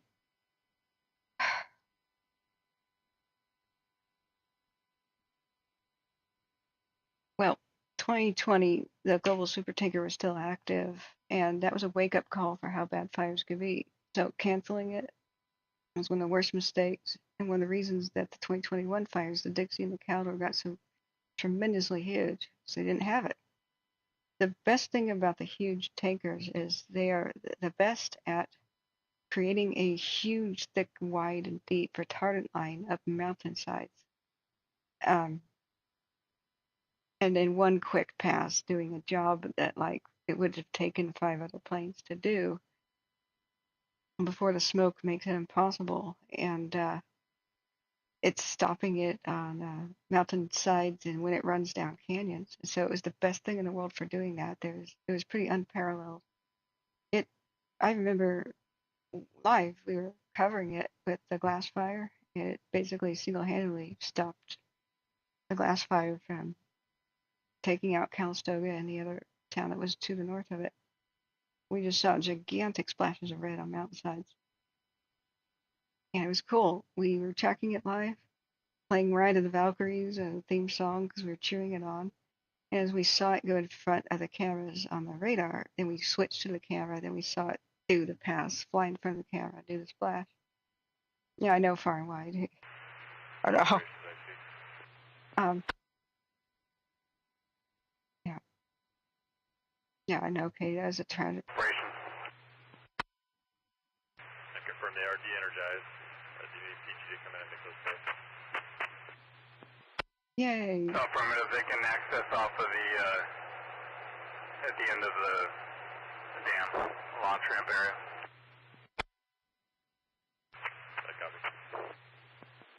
So he just said in a quiet voice, confirmed they are de-energized. I hope they have been, but you never know with that company. Just confirming one down, or do we have additional poles that are damaged?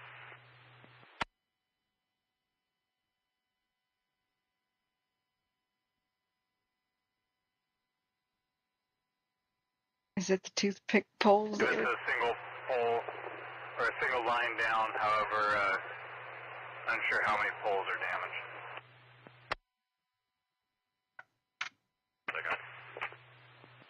Bury the lines. We need to make a song called Bury the Line. Maybe I could get John Stoker to do that. Hey, 3D Square, welcome. Thanks for what you do. I worry so much about California and the stresses that are affecting people in wildfire. Yeah, me too. I need to look at the Basin fire as well and see if there's been any progress or hope. That was the yesterday and the day before my biggest fire of concern that had the biggest potential to go up into the sequoias and become a mega fire up until today.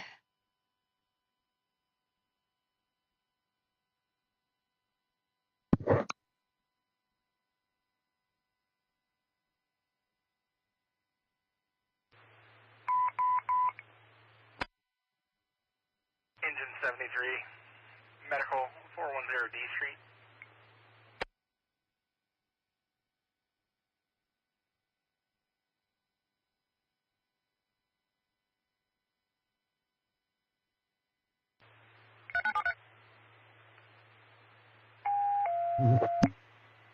Sorry.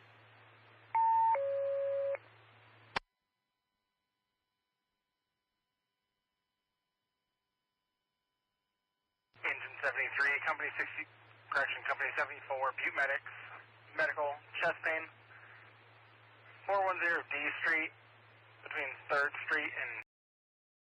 Right. I mute the medical call. I don't think it's a coincidence that a lot of heart attacks, strokes, and the like happen when the smoke is thick in the air. It really does exacerbate all health problems.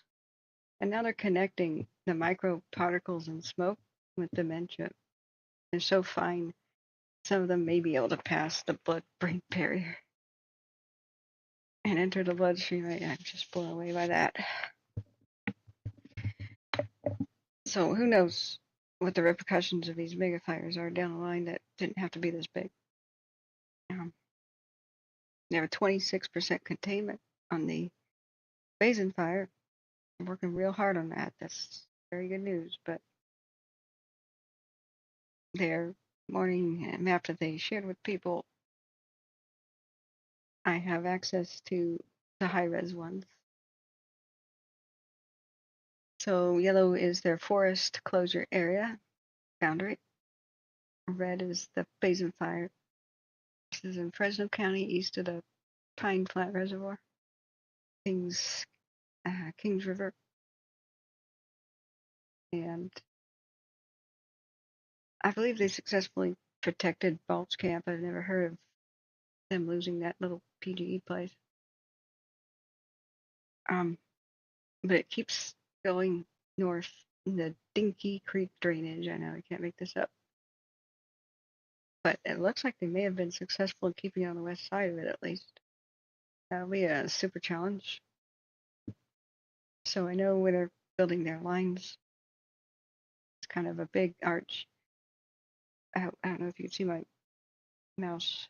Now, if we can get the laptop situation going, which I'm so happy for all of your donations, I have yet to be able to tally it together. They came in.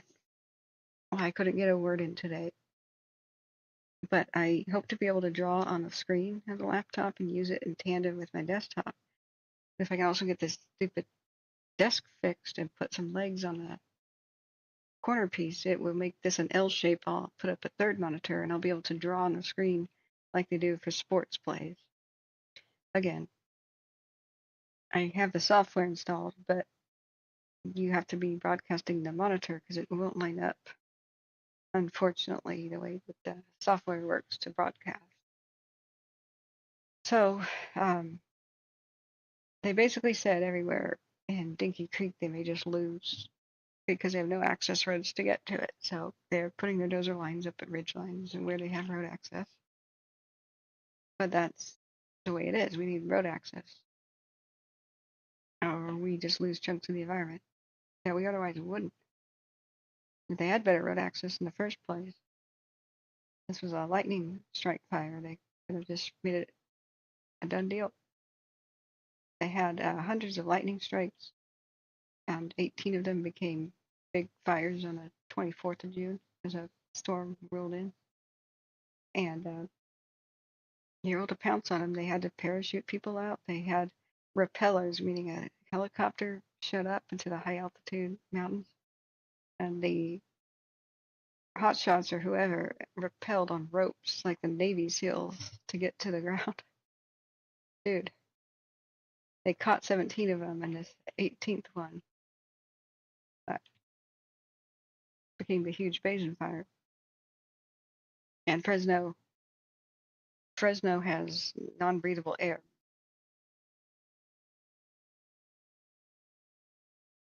All right, that's more radio chatter about the man having chest pain. I won't unmute it. Yeah, I can use a phone to draw on a PC monitor using Bluetooth or Wi-Fi.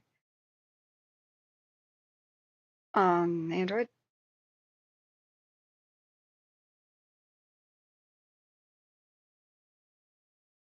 Okay, thanks for the extra info, Katie. I'll try to read that in a second. But the Basin fire is insane. They did great progress on the Fresno Lightning Complex, which was the renamed fire down there that they called the Flash and the Bolt. The Bolt is the one that burned over the camera, and they merged eventually. Now, let's see if we got a good time lapse for today. What happened? Hey, Larry, thank you so much for your kind donation. Larry, you are super. Yeah, here's Delilah Lookout. Let's do the last 12 hours. The Basin fire. Don't know where it's zoomed into.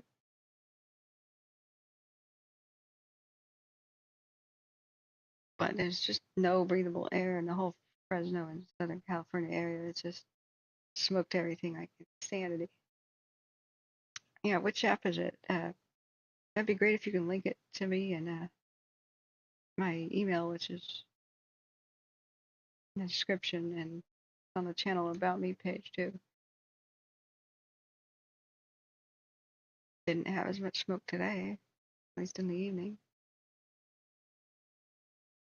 It's looking so much better than some of the previous nights.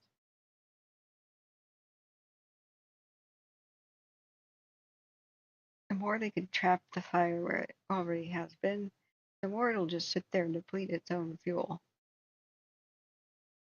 A lot of this was fueled by the bushes and the grass, so that depletes quickly.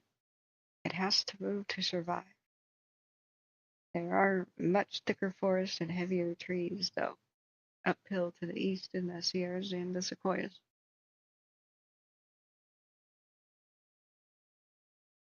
Okay. Yeah, very hard to get to.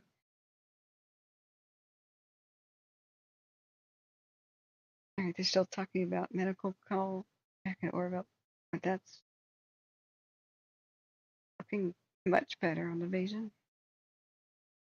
I think their black line or their containment percentage is probably just on the southern port where they have the Kings River proper.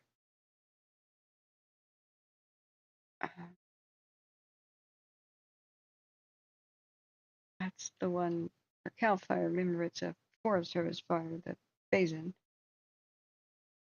They had an update on the Fresno June Lightning Complex. Yeah, logging practice really do affects the spread. So if you're looking for a logging bad or logging good answer, there isn't one. It's too simple. So sanity is in the center. When logging is more like thinning out the forest instead of clear cutting, Clear cutting is just, let's be honest, destroying the forest in a little section, right? If it's done right for forest health instead of profit as the main motivation, it is extremely good. And it would have stopped many of these from being mega fires. The mature, getting to become old growth trees, need to be allowed to become more mature and older. They are the most fire resistant trees. And too much of the smaller trees and brush and bushes at the base, those are the assassins of the mature trees, not the helpers. They're not. Look, nothing needs to regrow until an actual older tree is dead. But if you allow a bunch of brush and crap to grow at the base, that's like stacking kindling at the base of that tree, ready to kill it. That's how we lost most of the El Dorado National Forest that way. It was so thick, a deer couldn't push through it in spots. If he tried real hard, he'd come out bald on the other side. And I'm not exaggerating whatsoever with that. It would just rub all the hair off. It was impenetrable. Everything dead because it gets so thick that light just doesn't reach the forest floor, and it starts to kill all the trees trying to grow and the bushes. Light competition is real. And so what happens is when it gets too dark and dead under there, and thick, is fungus just loves that environment and it attacks trees. It starts to attack and try to kill and rot them. It's an advanced rot, basically. It'll breach their bark and leave them vulnerable to fire. They'll start trying to fight the fungus with sap. Sap is very flammable, but they're trying to encapsulate the fungus. And then sap hardens and eventually becomes amber a few million years later. But that's what tree defense is for fungus. But once fungus starts to weaken it, bugs come in like this, the bark beetles, and they make a lot more headway into a tree because the sap is being used already to combat the fungus. So it doesn't have enough sap to encapsulate the bugs. And the bugs, just little vampires that they are. Hey, Bugs Bunny, sorry, I'm saying your name all the time. Little vampires that they are start to feed off the tree and weaken it. Then it gets half dead, struggling. And half dead trees light up like, you ever seen a Christmas tree fire in a living room where nobody put water on the Christmas tree? You know, those safety videos? That's how living trees can burn like dead ones. So we saw all these trees that were very mature, old growth, a lot of them, in the Dixie Fire Area, Plumas National Forest, El Dorado Forest, killed anyway because so much thick dead stuff at the bottom at their base, and so much fungal attack, and so much attack by the beetles. So what loggers do, no matter what, is they understand that they can't spread fungus and disease. That's a gateway drug, right, for the stepping stone of weakening a forest. So no matter what they're doing, clear cutting or thinning or whatever their job is, they don't take branches. They take trunks, right?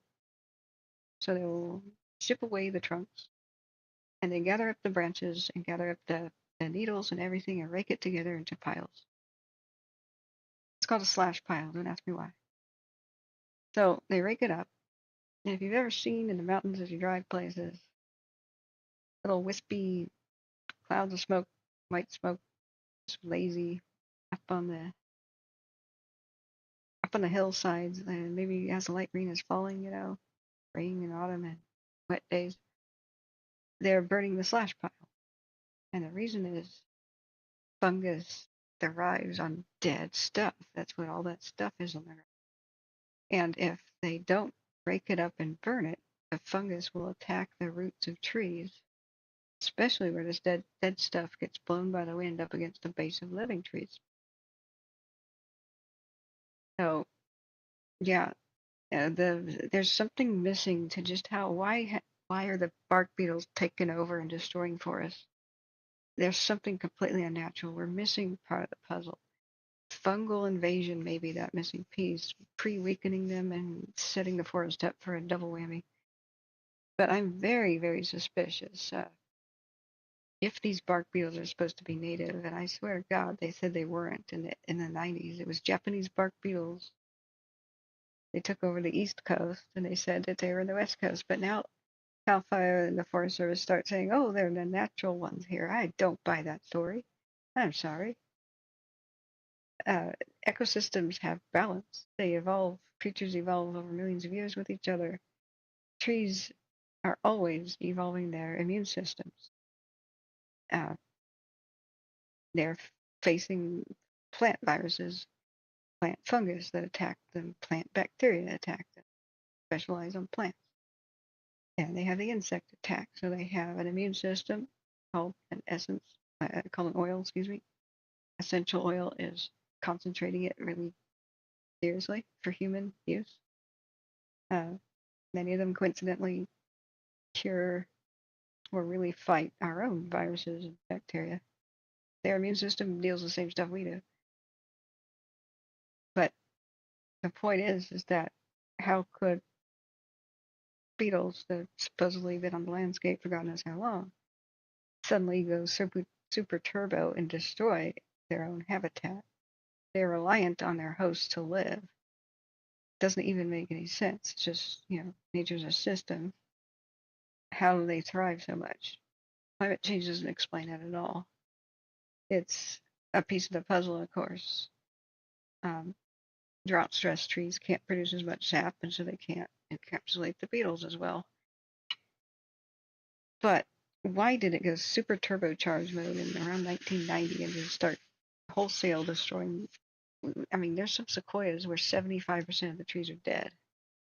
And that was the report when they were on fire. Is the complications with fighting this fire is we have 75% beetle kill. How the hell does that happen since the 90s till now? I'm thinking there's got to be invasive species or something else that allows them to come in, like a different factor. Hey, Bugs, have a great day at work. Thanks for being here. Thanks for your kind support. Karen Mixer says trees are weakened to geoengineering, making them vulnerable. I don't have a lot of expertise or know what that's about, but part of like replanting only pretty much pines and firs has been a huge mistake. And replant trees probably share a lot of the same DNA, making them vulnerable to the same diseases, right? Monoculture is bad. We have a lot of diversity, which we formerly had before the clear cutting strategy happened, and really only replanting what grows back quickly and promotes fire, the firs and the pines.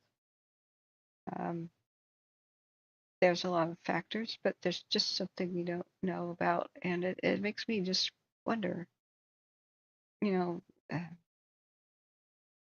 were some chemical weapons stockpiles for herbicides. We used them on Vietnam, like the United States used chemical weapons on Vietnam called Agent Orange. Close relative of DDT to defoliate. And it was originally developed for our own cotton plants to defoliate them to make cotton harvest easier. If the leaves fell off, boy, it was easier to get the cotton off with machines and stuff. And then we thought, hey, how can we use this for war? So we know that we have chemical agents for use in war, but did we ever try to develop biological ones to defoliate after we realized, oh, that's poison. We just poisoned our troops as well as the Vietnamese people. Whoops. That causes cancer and stays in the soil forever.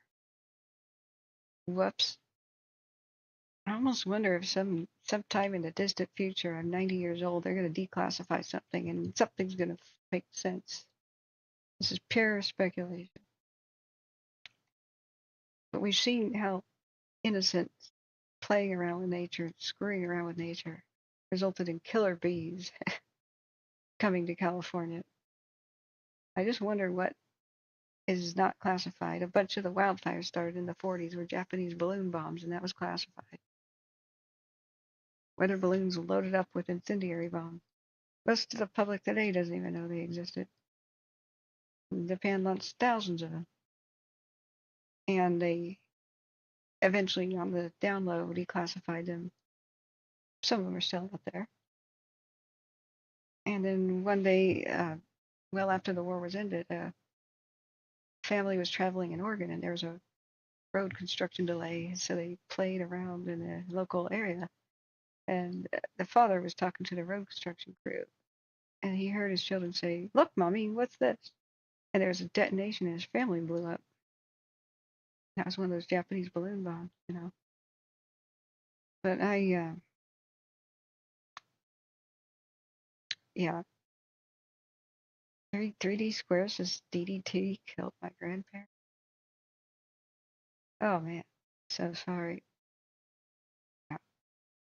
So apparently the Forest Service wants to spray herbicide on the Plumas National Forest, and I have not confirmed that, but there was a op-ed article in the Quincy newspaper not too long ago, and it was a local concerned environmental citizen or something that said we and some locals oppose the Forest Service plan, especially the use of herbicide. And I'm like, what use of herbicide for what?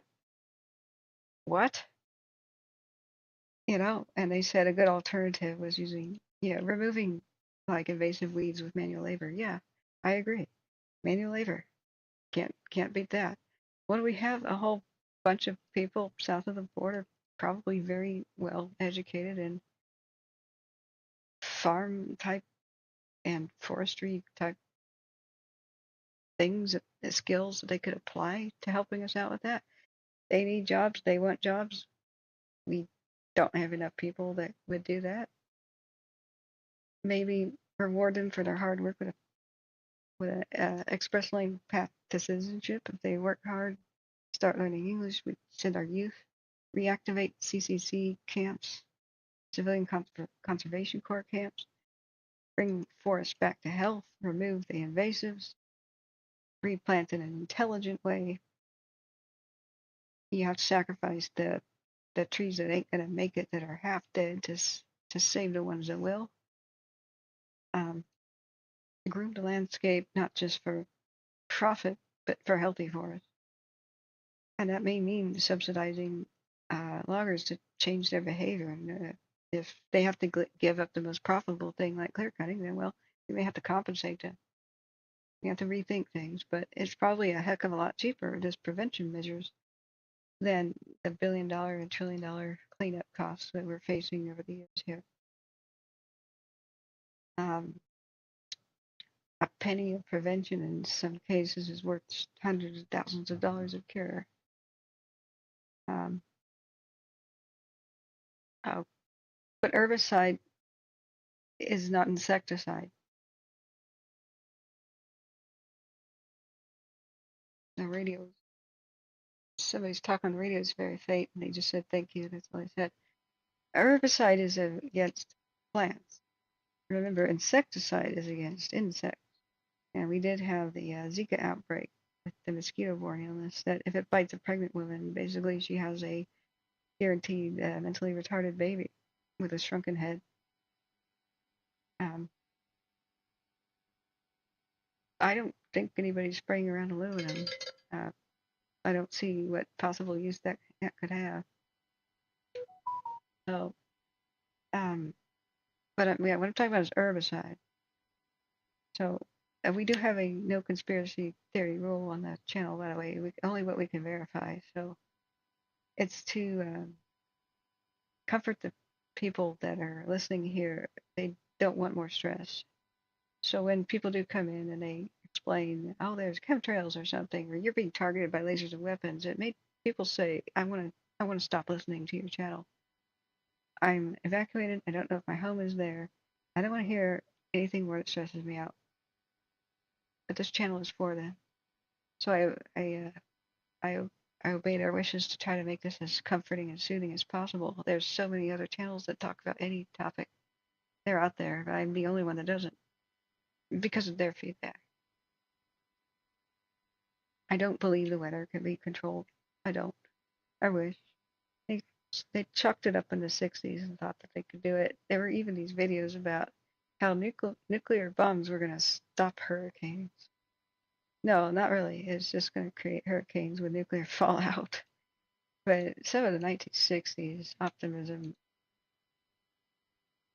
about how we can cloud seed and control the weather and make it like we want to never panned out. Hardly worked. I know that PG&E has some automatic cloud seeder experimental things that they're putting out somewhere in the Clovis National Forest. But the thing about cloud seeding is you have to have clouds full of rain to make them drop it. That typically is not the case for most of the summer in California. There's a wet season, and it doesn't need any help dropping rain in the wet season. The vast majority of California's water comes from snowmelt, and canals and reservoirs move it from place to place. Yeah, I don't mind that kind of talk. I'm the kind of person who has a very open mind, and I am a doubting Thomas personality type. If I knew Jesus and he came back, I would say, please show me your hands and verify that's you. My personality is I need evidence to believe something.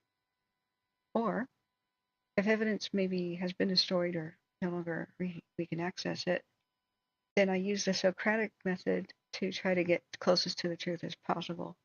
The Socratic method is Socrates' method that he taught his students, which is to try to find the most likely explanation for something if you can't test it. What you do is you find out what happened, all the particulars, and then you try to find out what answers all the questions. That's probably what happened.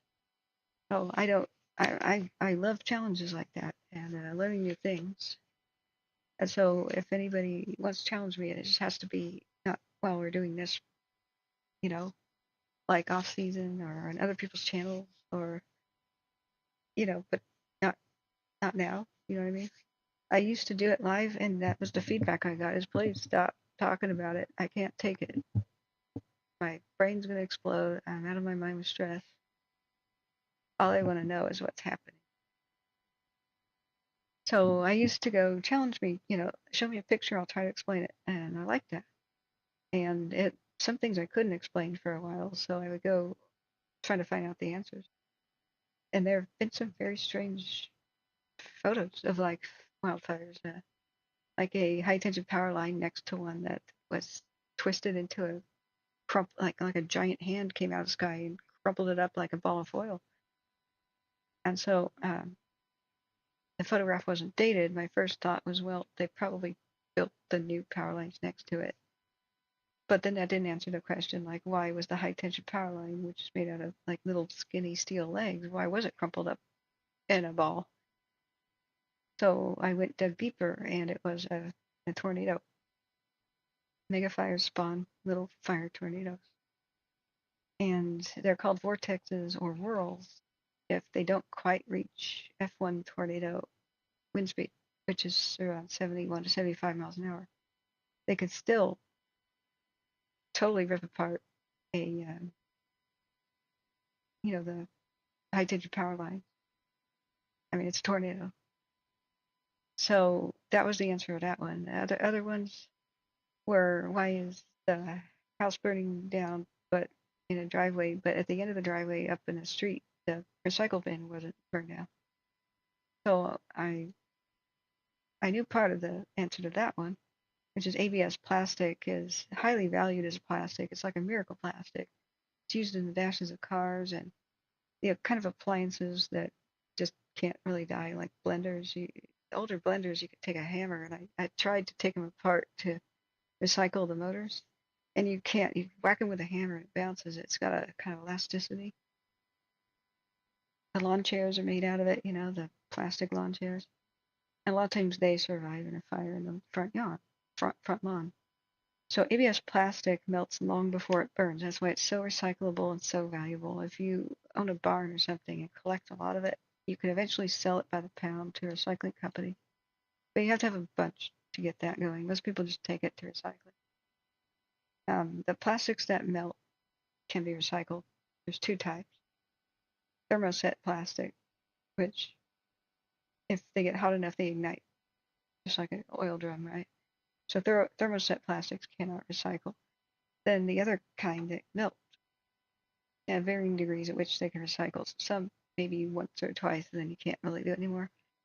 But ABS has almost infinite lifespan. It's one of the few out there that have a great use for humanity.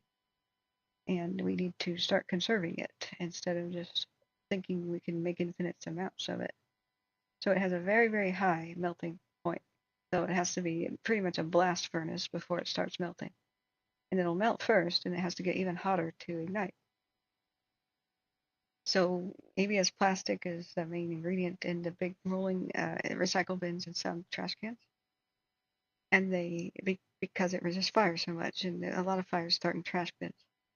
Everything from the hot ashes of a fireplace, not quite as cold as the owner thought, put in a bag and put in the trash, to cigarette butts still igniting, to, people putting cigarette lighters still full of lighter fluid, and then the trash compactor starts a fire, dumpster fire. So they tend to be made out of, for fire safety, metal or ABS plastic at the very least, for household use. So because when they make a recycle bin, like little ones on wheels, I like how they call them wheelie bins in England. They also know that there's a high possibility of a fire in there one day. They have cardboard and other flammables, so they insert flame retardant too. Ugh, didn't know that. So they are very resistant to catching. And the other part of the puzzle where, say, lawn furniture survives, is it's usually on the green grass, and when a house goes up, there's so much heat that eventually the heat rises so quickly it kind of creates a vacuum to suck in cooler air from beneath. It'll start a twisting pattern, and most of the heat and flame is sucked up straight up into the sky and doesn't light stuff on fire near the house. That's really weird, but especially where there's a gas line that has been exposed and the house being fed by the gas not being turned off. You'll have that situation. But I enjoy challenges like that. People ask me to look at Paradise and explain why some houses survived and didn't. And I had to explain that so many people put their sprinklers on, they didn't have enough water pressure. So they couldn't hook up to hydrants, so firefighters went and saved the homes that had pools, ponds in their backyard and creeks. And they'd pick the best house, the one that didn't have trees ready to fall on the homes, which would, screw their efforts. They're saving their own lives by wetting down the house with the best chance of survival, let the fire go past them, and refill their truck and try to go extinguish the other homes that they could, but they had no water pressure to do them all. Yeah, I know it's a lot of the pictures were hoaxes that I came across too. With Lahaina, I did a little bit more analysis after the Lahaina emergency was over. And I had to point out that there's a lot of jokers who just love to get off, okay? You know what I mean? Get off on tricking and fooling people and causing fear. And these people are jerks. But they took photos of rocket launches, time lapses of long exposure photos of rocket launchers. So long exposure SpaceX launch like this. They said, oh yeah, this is Hawaii and this is the fire. And they took it and made it look like this is a laser beam from space. And they would put Hawaii at the bottom, right? Well, this is a rocket launch with the camera shutter open for like a minute or two at night to let this amount of light in. And so why does it look like there's more at the base? It's because it took off. You ever seen the tremendous flames leave the bottom of the rocket at the bottom? So the longer the shutter is exposed, the more light hits the camera. And look, the funny thing about the actual lasers that for the military to defend against missiles and stuff is you can't see them with a naked eye. most of the times the beams are totally invisible.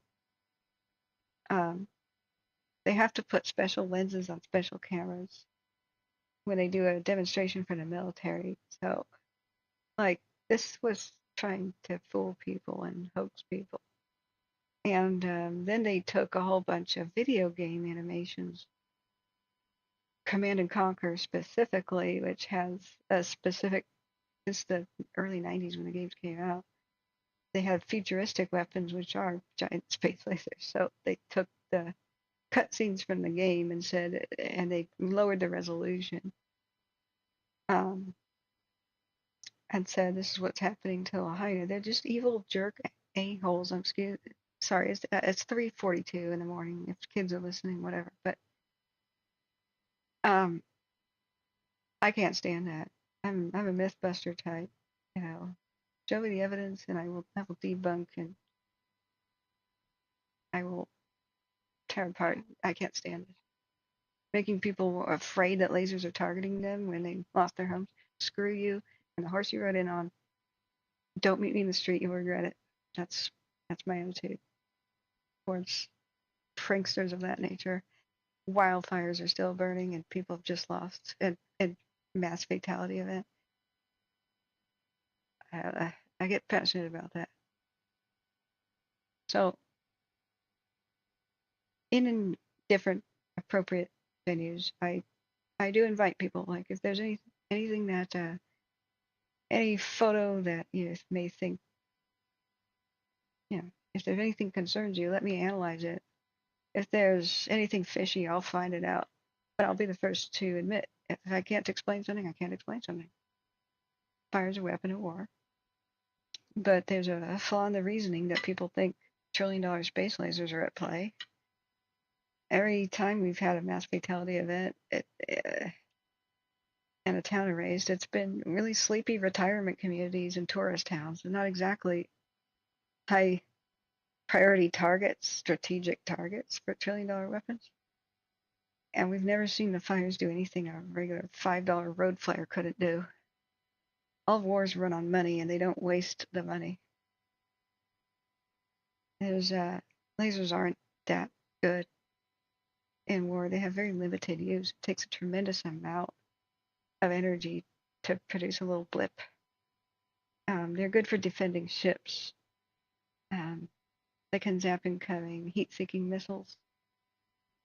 But the normal flares that they've been using in the Top Gun movies and stuff, like dogfighting fighter planes, those are just as good to confuse a heat-seeking missile. You don't necessarily have to have a very heavy power source for a laser to protect, because you'll fly slower, and agility and speed is another defense in dogfighting. I will be suspicious when something really bizarre happens. When something like an Alaska town of high strategic value burns down in the dead of winter in a blizzard. That'll get my attention. But high wind, thick brush, thick grass, heavy fuels, hurricane force winds, summertime or Santana winds, like dry conditions, hot.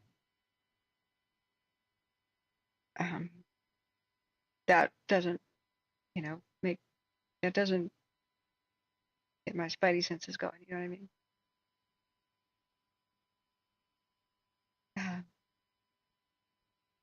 See here.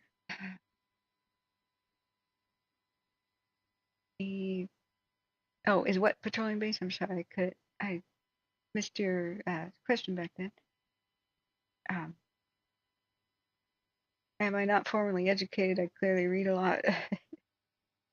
I didn't make it too far in academia because of disability. So here I am ready to become a scientist.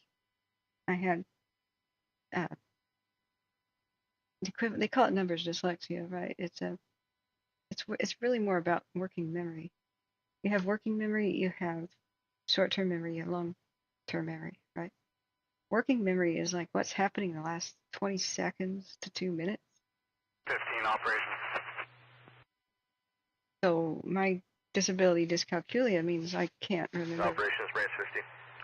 a number from one moment to the next. Zulu able to close up that last piece near Sycamore Hill.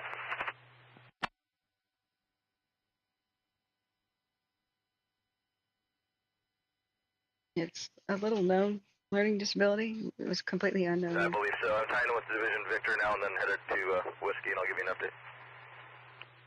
Copy, thank you. Those are Correction to Zulu. more dozer crews working. Let's go back to Oroville and check our latest heat detection. There's completely ridiculous, totally retarded rules for getting into placement classes in college and whatnot.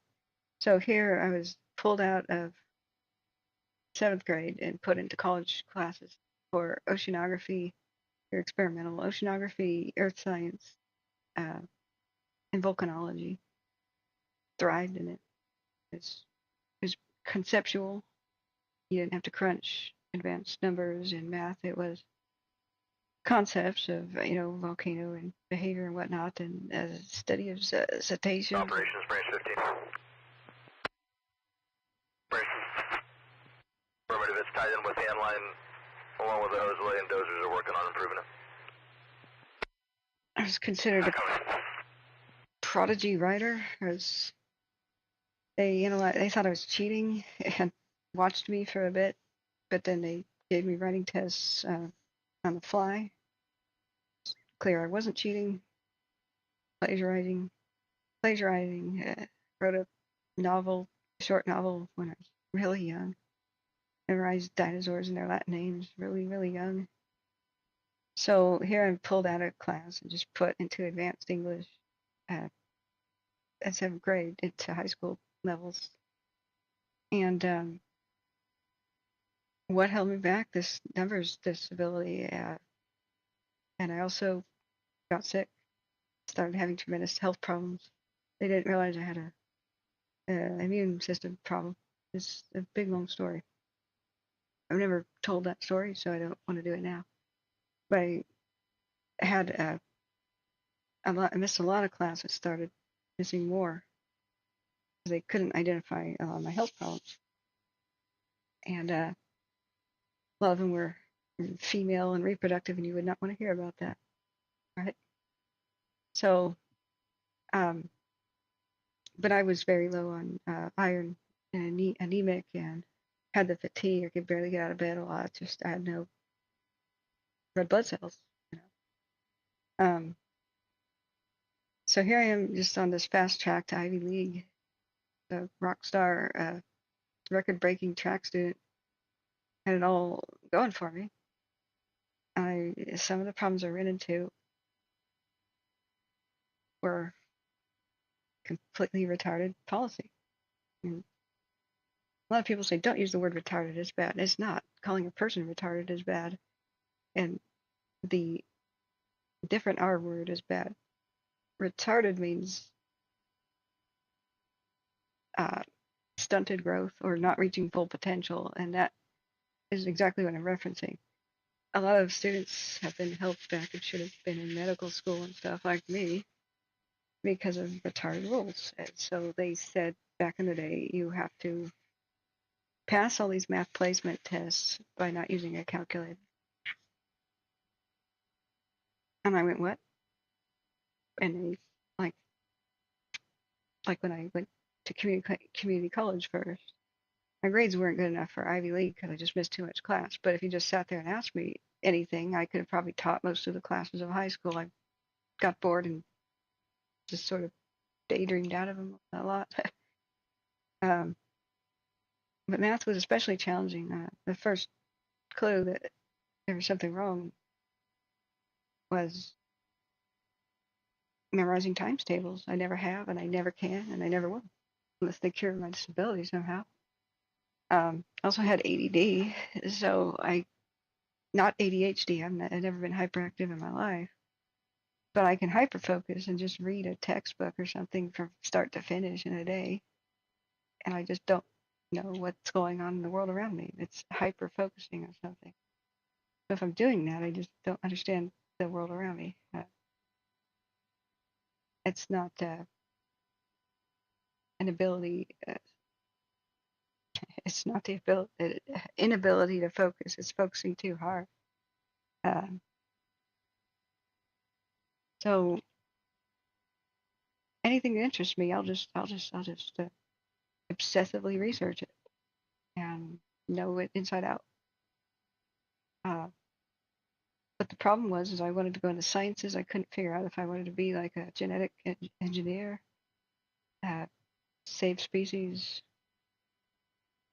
getting blood samples of things like Sumatran rhinos, making a DNA database, clone them eventually, surrogate pregnancies, So biology degree is going to be necessary as well as a medical one. So I'm setting this up and trying to figure out exactly what I want to do. I wanted to study whales too, but I got so seasick I realized I can't go out there and tag whales or put cameras on them. So oceanography was interesting, and I learned about how oceanography, much of the ocean's weather controls, say, the climate of California. It's all of California's extreme weather is pretty much boils down to is it El Nino or La Nina, and that is a natural cycle that we just kind of basically discovered. Same thing with the hurricanes. El Nino years are things like Hurricane Andrew, Paradise Fires, things like an El Nino year. And California's wildfires and whatnot their severity will be determined by El Nino and La Nina. 3 years of La Nina, we had the epic drought.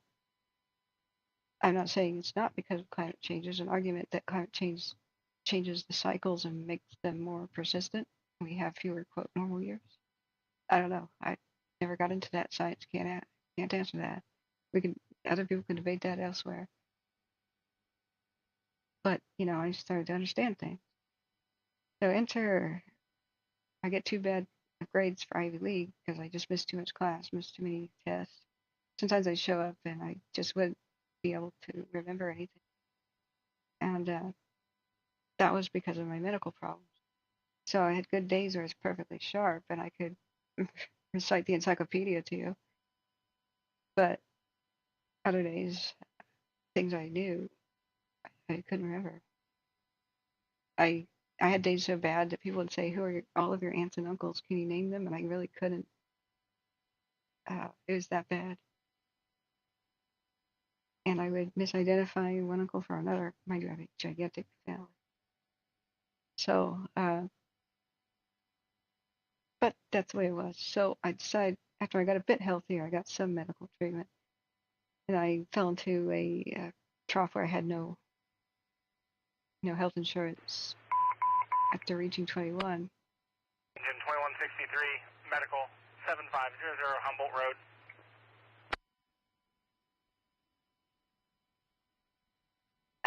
That's when the data's cut off. I had new severe problems with no medical treatment whatsoever. I'm turning that off. That's horrible. I'm muting it for you guys. This is probably just a regular medical call. I'm glad to see there's no new flare-ups, guys. What we're reading here, there's been a flare-up on Mount de Oro, Oregon Gulch area within the last hour, but not within the last 15 minutes. 7500 Humboldt.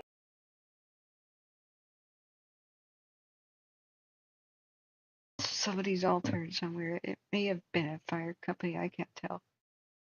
And they just said somebody's acting weird. I pray for them.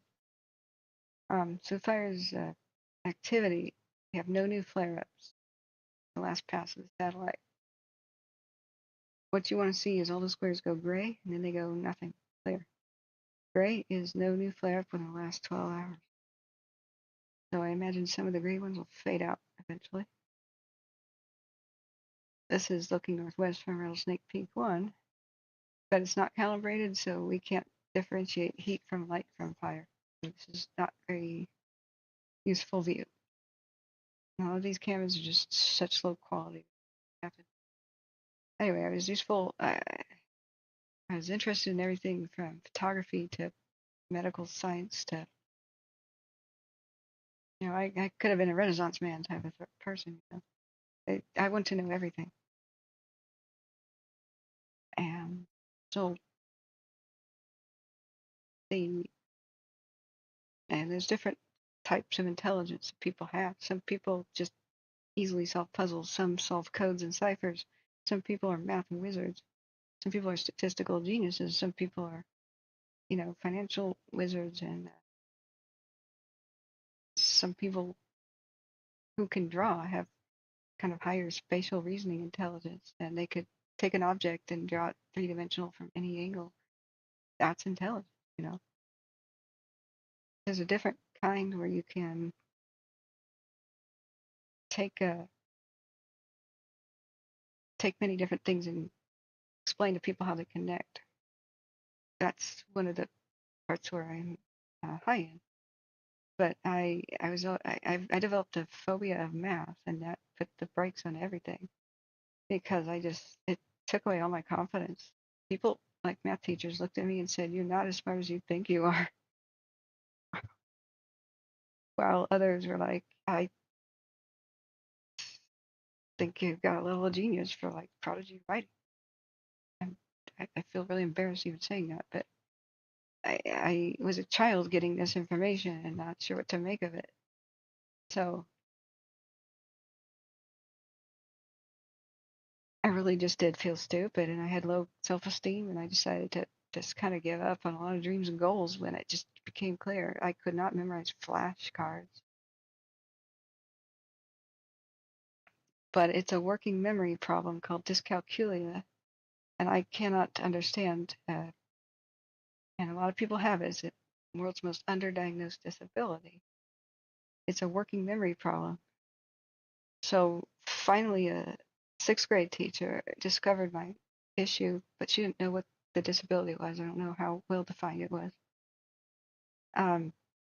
They tried swapping math teachers with me. So it didn't help that California decided to go metric back in the day, and they decided they would no longer teach long division. It's just not something Europe did, and it's not something we would do. So for a long time after that, even though they even went around changing street signs into kilometers, California. Well, they started changing it back to miles and phasing it back in, but they screwed up a lot of generations of kids because we didn't learn long division, period. It just wasn't taught. There's something called columnar metric division or something, which leaves no remainder, which is great. Remainders are stupid. But I didn't learn long division. I go to Oregon. I'm in sixth grade, and I'm handicapped because you have to pass long division tests to go into seventh grade. So they were going to hold me back a grade, even though they're like, "Oh, writing prodigy. Wow, you write at the college level in sixth grade. Holy, your vocabulary's off the charts." Okay. She doesn't seem to be stupid, and yet I failed every math test and had no idea how to do long division. So I demonstrated columnar metric division in a way, and they went, "Oh, okay, I guess." Okay. So they switched math teachers. I get a different one, and they're trying to not hold me back. They technically should. They give me a special math test, and this is, I never got anywhere near the end. I was very slow compared to everybody else. We'll give her all the time she needs. No, and panic would well in me as other people were finishing, and so when panic hit, I couldn't think whatever. Yeah. So they said, yeah, they taught it wrong, 3D squared. Yep. Yeah, I hear you. So I was alone, no pressure, no panic. Take all the time you need. Here's what you've been learning. Even my own parents said, "You're not trying. You're just not trying," because they would, all of fourth and fifth grade, try to use flashcards to memorize my timetables. But they finally figured out that I wasn't not trying, because they would say, 9 times 9, 81. That's one of the few I can remember. 9 times 9, and the back is the answer, 81, right? So then they'd hold up another flashcard, and it would be something more challenging, like something where I couldn't really memorize the multiples very well, like 3 times 7, or 8 times 7s or 9s were easy. Say the 6 times something else, right? And I would see the number on the back, the answer, and just half a minute later,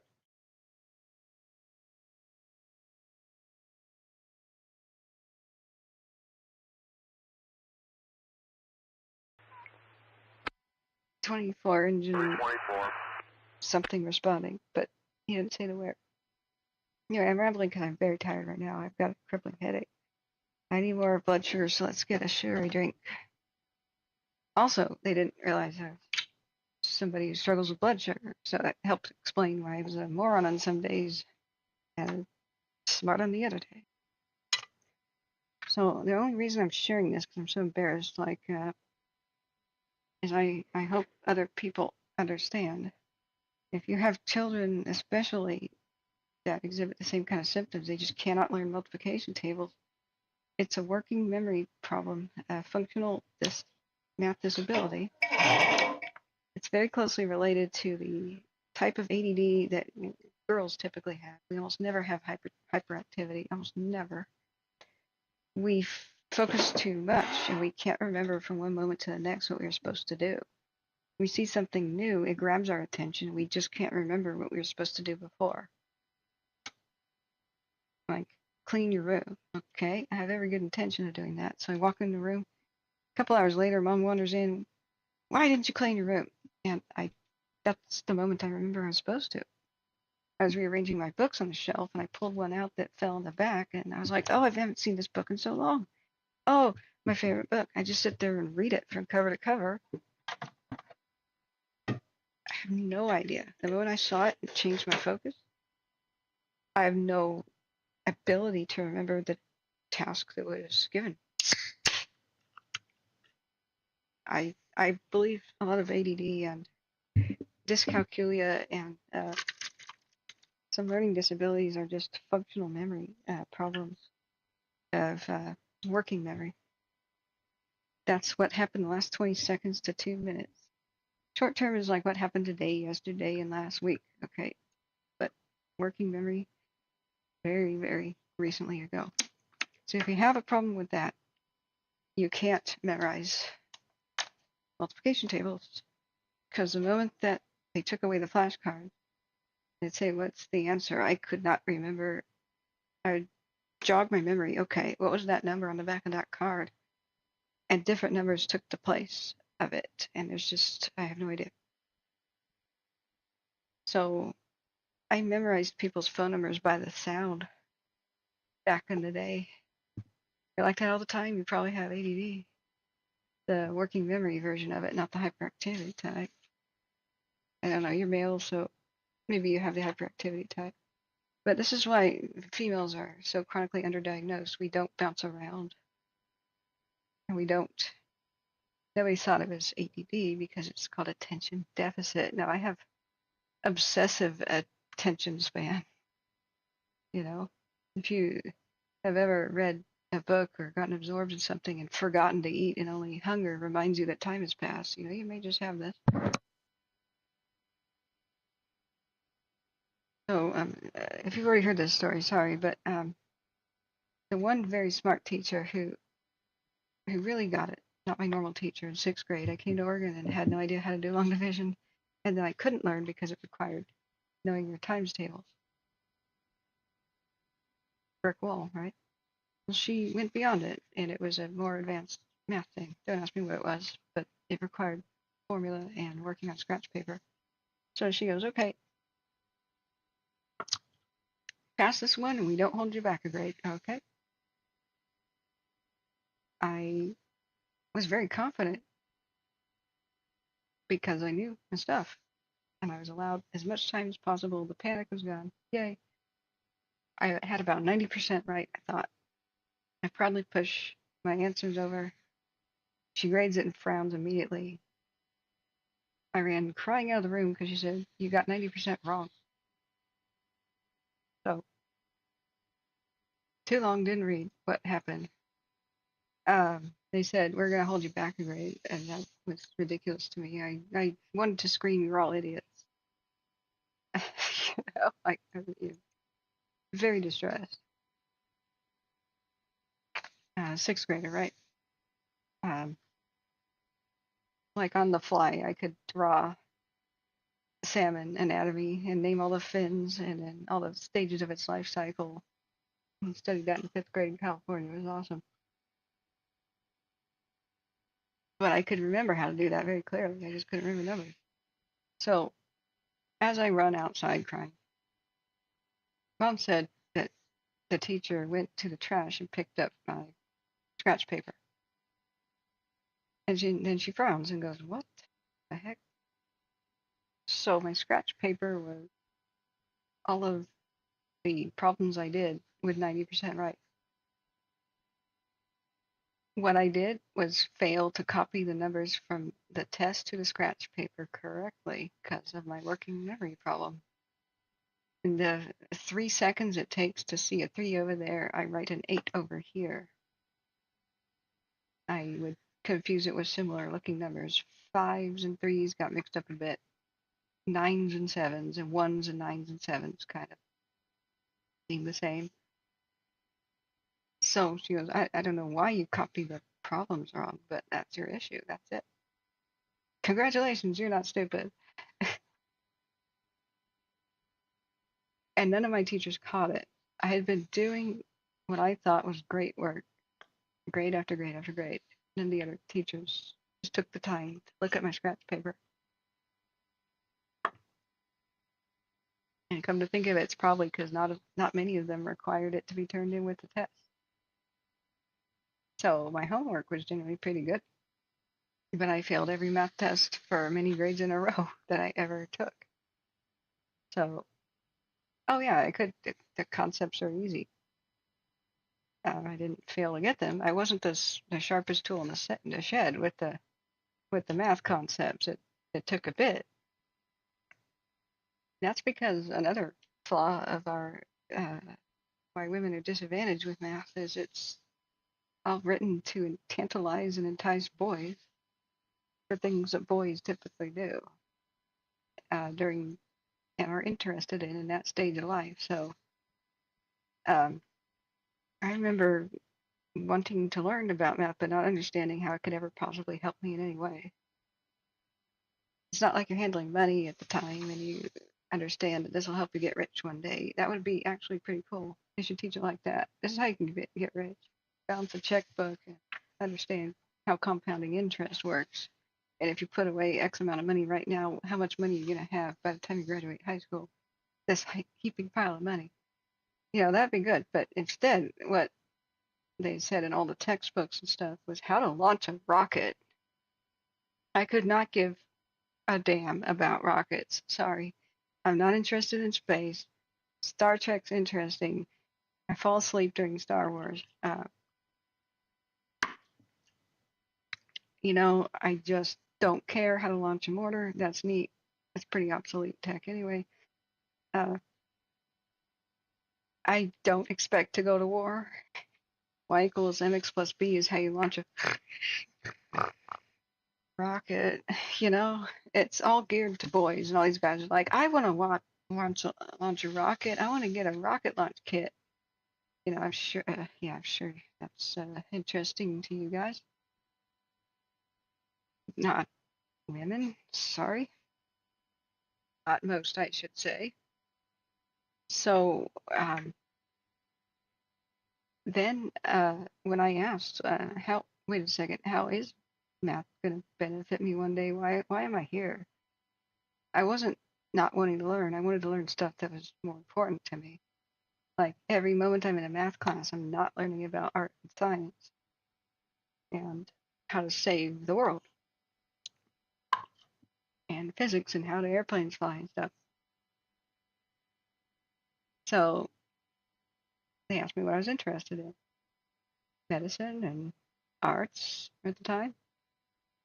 Maybe I want to be a doctor. Oh, well, you have to sit through math and just get past it, just to do what you want to do. That's what the answer was. It's math teacher after math teacher. Just bear the torture for a while, okay? Am I actually going to use this in my career? Probably not. Probably not. Most women don't need math really doing much of anything in the careers they typically choose. Just sit through the torture, and one day it'll lead to you do something what you want to do. That's the answers I got, man. If they had told me that math will lead me into computer programming, and then I could program apps that would say do everything from tracking wildfires to warning people early about earthquakes to things like plant identification and mushroom identification, all the things apps do, right? Including many things that females are interested in, such as communicate with people through photos like Instagram. If they told me I could make Instagram if I knew about math and programming, I would have been like, hell yeah. So that's the answers I got. So the teachers, I could also tell when I had a lot of problems, they prioritized helping the boys because they kind of straight up told me, well, their careers depend on this and yours does not. You just have to pass. Going into medicine or arts is okay. You know how much math is in art? Quite a bit, actually. Forced perspective and angles and the golden rectangle and triangle. And don't get me started. Anyway, that is why I didn't just get a fully advanced formal education, several degrees by now. My health problems were so bad that when I finally pulled out of some of them and decided to let's start after a couple years of not being in school, community college, let's start with that. I go in for the aptitude tests and they go, well, yeah, exactly, Beauty Square. Flying orb, let me see. Let's go back 5 minutes. This thing, is that the airplane going by? The bright dot in the sky? Let's see on flight radar if we got an airplane going by. To take off the filter for altitude.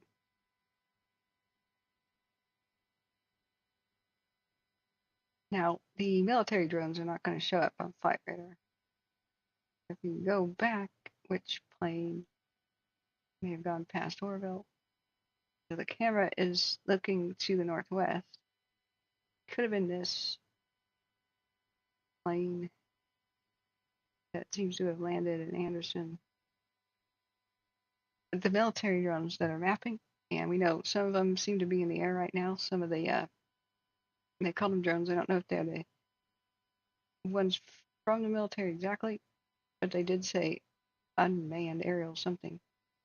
That typically is military. Those usually fly out of Beale and help with the mapping situation. Last 15 minutes.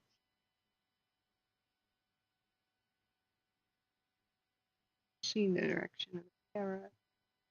Not that one. We're looking at rattlesnake. One.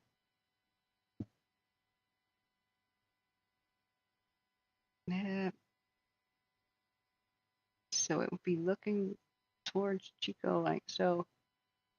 I don't know if that was the one plane we just saw. Oh shoot, I can't. Oh, here it is. Still.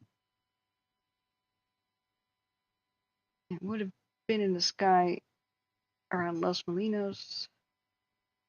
Off in the distance. Path may have done it, but it could have been something else that landed by now. Like at Red Bluff.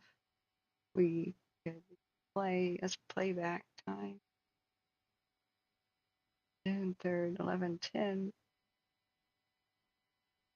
Oh, UTC. That's freaking Greenwich Mean Time. I hate that. All right, anyway. Back to 0, start playback.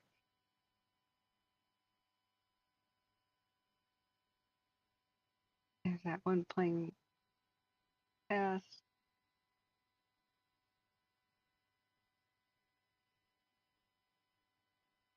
I don't think I have my filter on.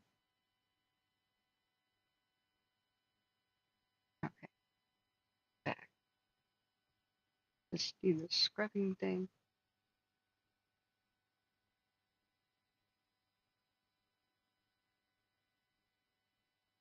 Why is the plane jumping around? And just be like going back one straight line.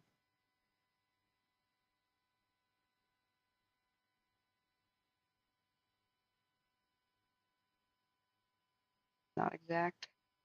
Never been fully happy with the Flight Radar 24 experience. Here's a FedEx plane that went by 19 minutes ago at 36,000 feet.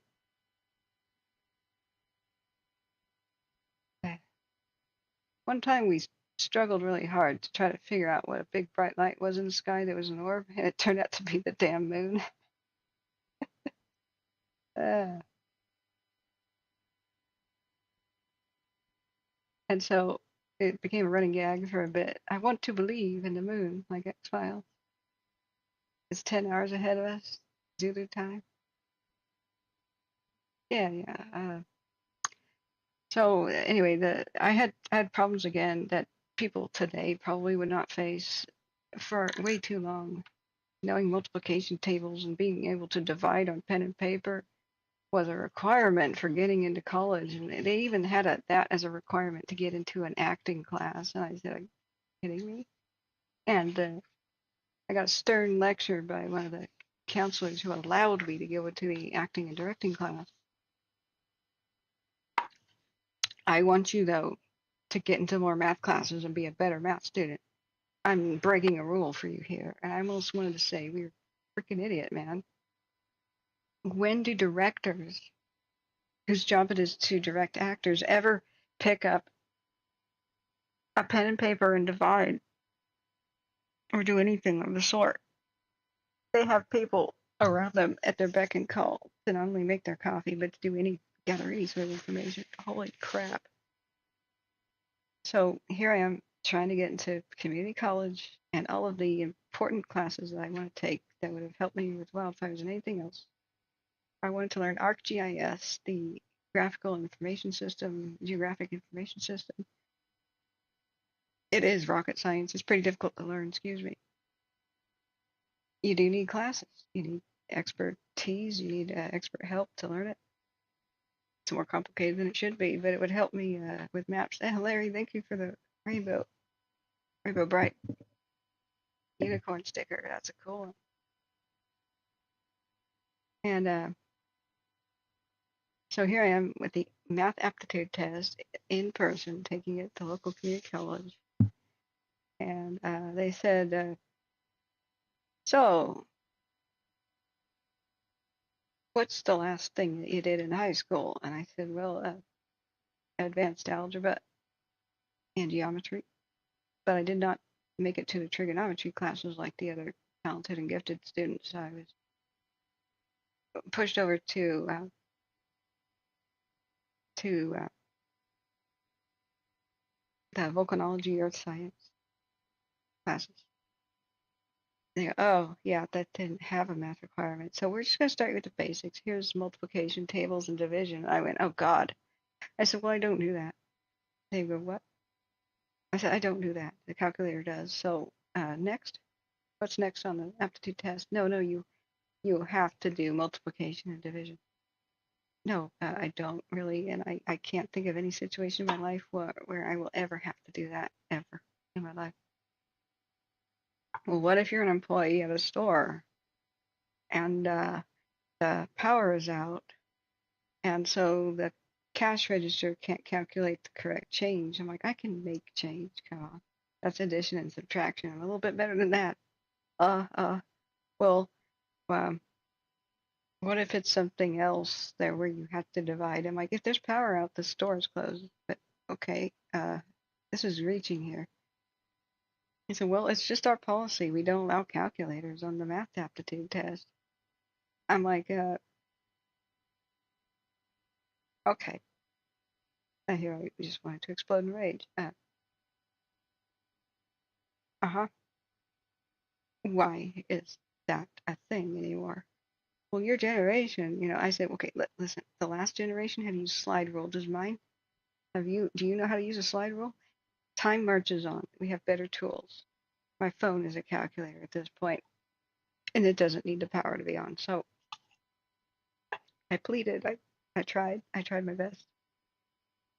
And he said, "Oh, here you go."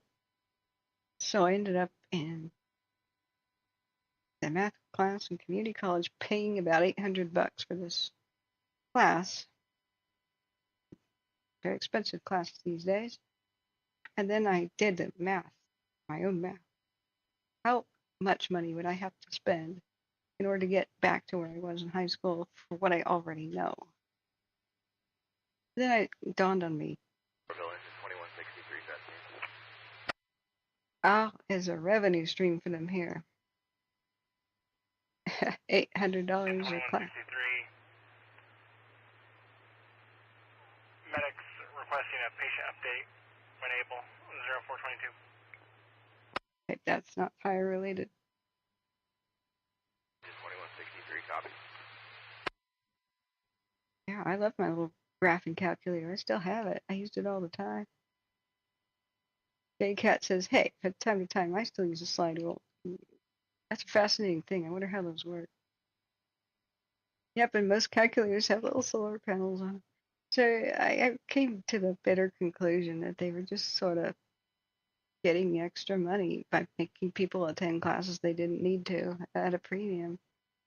And I was not really cool with that scam. I ended up being since it was mostly very, very slow people in the class, people with true severe learning disabilities and head injuries and the like, and foreign nationals who grew up in the third world and didn't have the privilege of a good basic education. I ended up being their little tutor, and that was cool. It was a very, very gentle math teacher who was a wonderful soul. I loved being around him. But I was like paying the college to be a helper in that class. And I became pretty disillusioned in all my enthusiasm for academia was just drying up. They've changed all their policies now, so none of this affects anybody. It's just, I was in that weird odd time period before they changed things.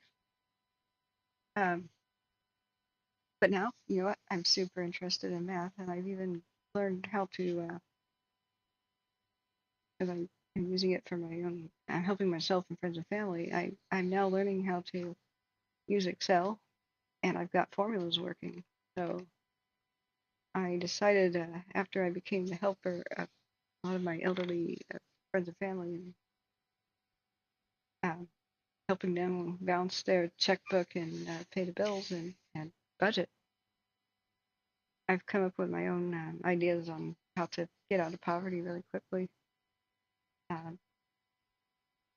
Part of what I was engaged in the off season, when I wasn't doing Firestream, was learning Excel, to the basics to make columns add up and whatnot. I actually applied some of the statistics. If you go to YouTube Studio, I found out that some days I was making less than $1 an hour doing Firestream, especially last year. It has the days that you've streamed, like you select columns, and it does this on the fly. Days that you're streaming, the hours of your stream, amount of donations that came in, and then I made it calculate, well, how much money is that per hour? And I put the PayPal column here and the Super Chat column there. And then I did a calculation of if I have 30 cents, 30% of more of everything that YouTube decided to give me, I found out how much money YouTube was ripping me off for when people use Super Chat, Super Stickers. Shocked. I was like, oh, well, how much is YouTube making off of me? Sad column. But I then added all this together and found out I was making 16 cents an hour most days last year, if that. Many days, not a single donation and nothing. 17 hours of working for free. Statistical math can be depressing from the corporate end, but You know what? I did. And we're just waiting for updates, guys. That's why the random conversations happen.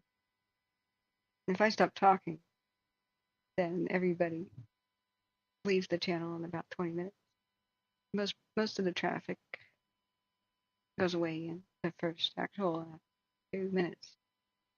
Most people are actually just listening and not actively viewing. So when news comes, we can talk about it. I'm wondering if I didn't. Oh yeah, we'll have to restart or end the stream by the 12th hour. We're at 11 hours and 21 minutes. But I found out how some of my friends and family who were very depressed. We've had a lot of hard times economically the last couple of years as a people. You know, just we thought we were pulling out of like recessions, still recovering from the housing crisis and all this and all these fires. Rug gets yanked out from under us, and all of a sudden COVID and all that. So I began making my own spreadsheets for super credit card utilization debt, and mostly it's utilization about how to groom your debt to artificially boost your credit score, so you can fast track yourself to getting a no balance transfer card. Oroville, 2163. 0%. I mean, hang on. We got. 63 Oroville. Listen. 78-year-old female, ANO times 2, ingested an unknown amount of medication, unintentional, vital signs are stable. Oh, that's sad. Accidental overdose. Vital signs stable though. 630427. Engine 2163.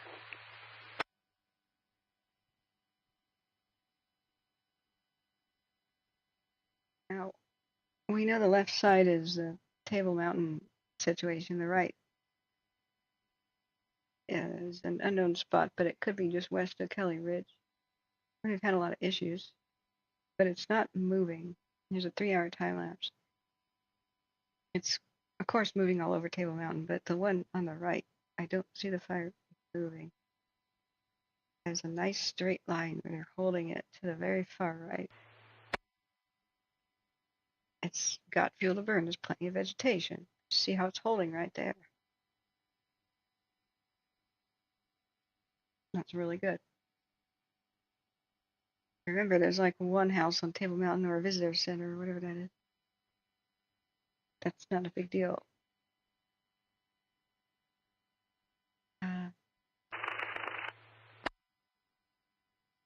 Yeah, as long as you guys want to have a conversation about any topic, I can hold a conversation with almost any topic. Just don't ask me about trigonometry. I have no idea. You know what I just wanted to be more effective to help show my friends and family that debt is not hopeless. The more you do a couple calculations, the more you can find how quickly you can get out. And one of the quickest ways is actually to get a new credit card, which is going to have 0% interest for a set duration of time, and you transfer a high interest balance to another one. A lot of people like Dave Ramsey go, boo. Don't encourage people in credit card debt to get another credit card. Well, whatever. You know, he's got options because he's wealthy. He also has bad advice, such as you don't need to have a credit score that's good. Yeah, you do, or you don't get a job. He doesn't seem to be aware of that. He says, don't ever worry about a credit score. They're irrelevant. No, they're not. You don't get hired if you have poor credit. They run that. So it matters. So also, if you can get a new card, your utilization improves greatly. And that means utilization is how much is your limit compared to how much you charge. So everybody knows that you should keep it. Well, everybody who knows you should keep. You should only pay charge up like 29% at the most of your card. Don't go over 30%. Otherwise, your credit score starts starts taking a hit.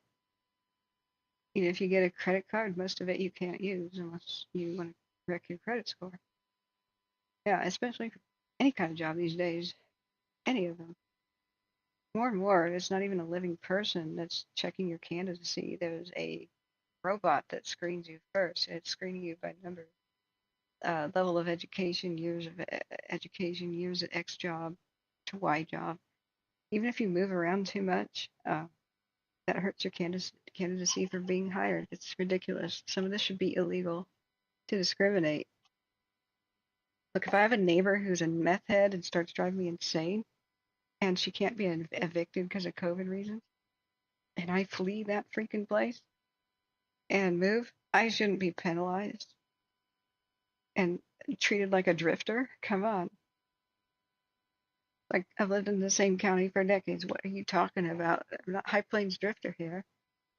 You know, you have to get away from some situations that penalizes, you know, battered women and people fleeing abuse. Some of this, yeah, should be completely illegal to discriminate against. But that's what people hired in HR used to look at. Yeah, Maple Leaf's so true about credit scores. Yeah. And it's not just the typical things, you know, like the gap between employment. It's how long have you lived at certain addresses and then whatnot. So, Max, is it possible to rewind or go back to see the moment of ignition? I don't think any of the cameras caught it. Earlier, I did some 12-hour time lapses, but it's beyond 12 hours. It began at 11 in the morning, and if they create a VIIRS progression map, we will be able to see that that's not generated too many fires. So let me show you near the point where it started. Let's see if we have VIIRS progression. Yeah, it moves so fast, it's all the same dot color. So VIIRS progression is useful for the really big fire because every day there's a new color for where the fire expands. So day one will be, you know, this or that. And then they change colors too. So the on a VIIRS map, let's just try to explain what I'm saying. Calor progression map. It's one of the more famous. You end up having a rainbow of like where did the fire start, right? And then the hotter colors are the more active things, and the cooler colors, it gets darker and darker and darker where the fire began, right? It's got a color code, and the Caldor went on for so long, so intense that they had more color spectrum than I've ever seen before. This doesn't get bigger, but it started down here at the bottom. This little tippy nipple at the bottom. I mean, cow udder, whatever you want to call that. That down in this canyon. So it was first access was on the south side of this canyon off of Omo Ranch Road. So the Omo Ranch camera out the beginning. So, but they, like I said, they ran out of colors because it went on so dang long, all the way over here to making it into Nevada, right on the Nevada border. I wish I could make that bigger. So if we look back, there's VIIRS for today.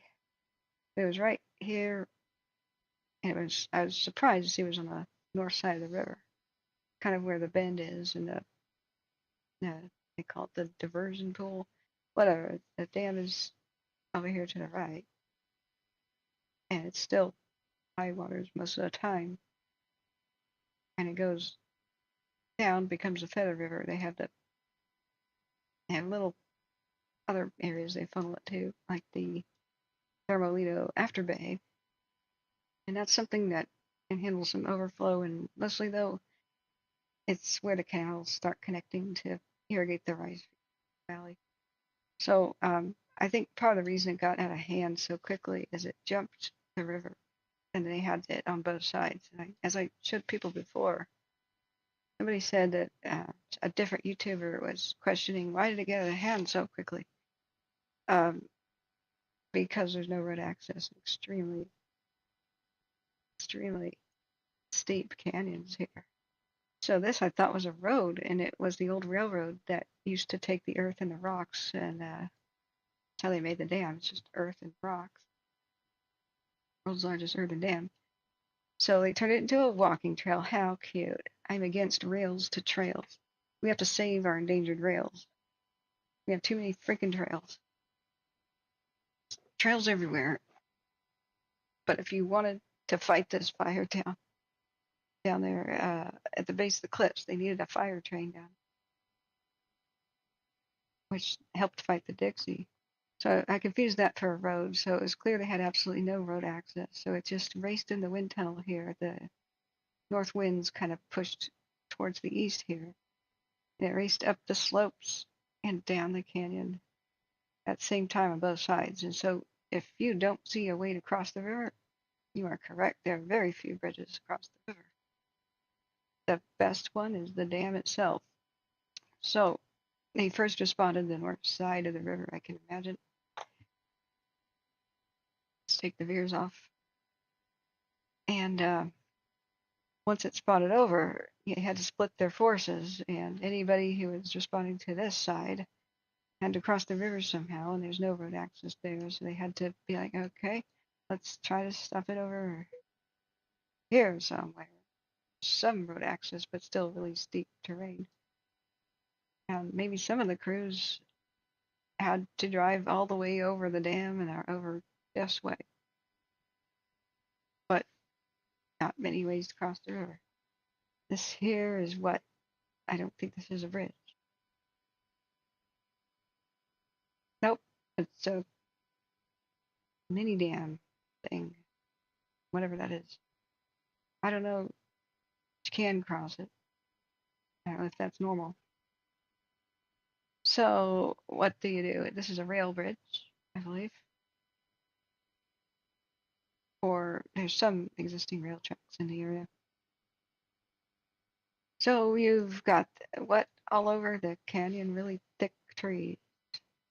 And just stupid trail for access, which doesn't do anybody any good.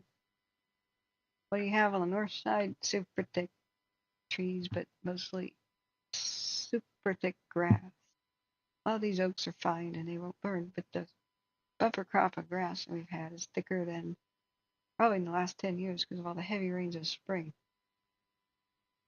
So it raced into hot, dry winds with almost no humidity. Speak of triple-digit temperature day, makes it over, and now they've got to split their forces because the fire heads north in one direction, and here it's spreading due east towards heavily inhabited neighborhoods. Evacuated much of the town proper, then it started pushing a little bit towards the southeast and the south, and they had their hands full. But the first hour wasn't that concerning, but I guess in the second is when it jumped and then the winds picked up. Because it started before noon. It's after about noon and 1 o'clock that fires get very fierce because that's when the afternoon winds pick up. And there's more light, direct light, and more heat, and that fuels a fire, just puts it on steroids.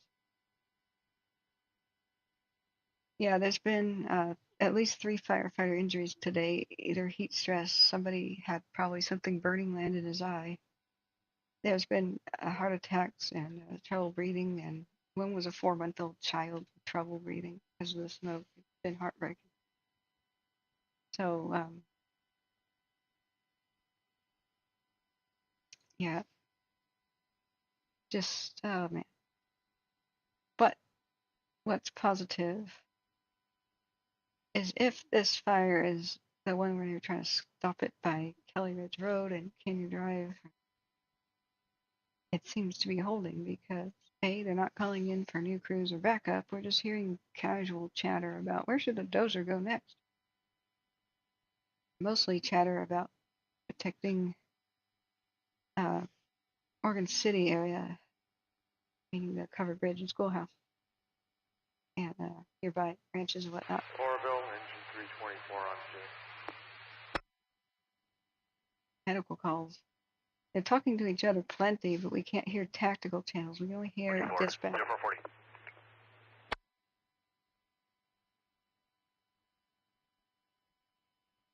11:36. It's 11th hour and 36. So what we do is we have to restart the stream every 12th hour, or YouTube does not save the video. Now, this is a poorly calibrated camera, and it's kind of cheapy, but whoever might have been in charge of focusing it and keeping the calibration is probably asleep or not there. Maybe one person's in charge of 50 cameras, it's hard to say. So it keeps going in and out of focus, and we just see white blobs instead of, if it was calibrated better, or if they could do it, I don't know what the holdup is. We would be able to differentiate light with smoke and flame way better, but we can't. So this has been a very limited use looking at cams. Yeah, love for our heroes, man. They really responded to this here. So let's look back up, and I'm not sure how many people are awake and want to interact, but what people tell me is to talk about anything. When I used to like say, hey, I gotta rest my voice and I'm gonna take care of my personal finances here, or I'm a fair, or put on my laundry and do all this stuff, we lost most viewers very quickly. I have to be speaking constantly for people to be there. And a lot of people are like, I fall asleep to your voice. They don't care if I'm reading and talking about random life stuff, stories, spooky tales, random facts. I get requests to just talk about anything. But looking at the days ahead, it's good to get as much rest as possible, and I do lose my voice doing this too often. So we have a dilemma. We keep the stream going on all night. If it was still moving and moving about, that would be an easy yes, and I expected that earlier.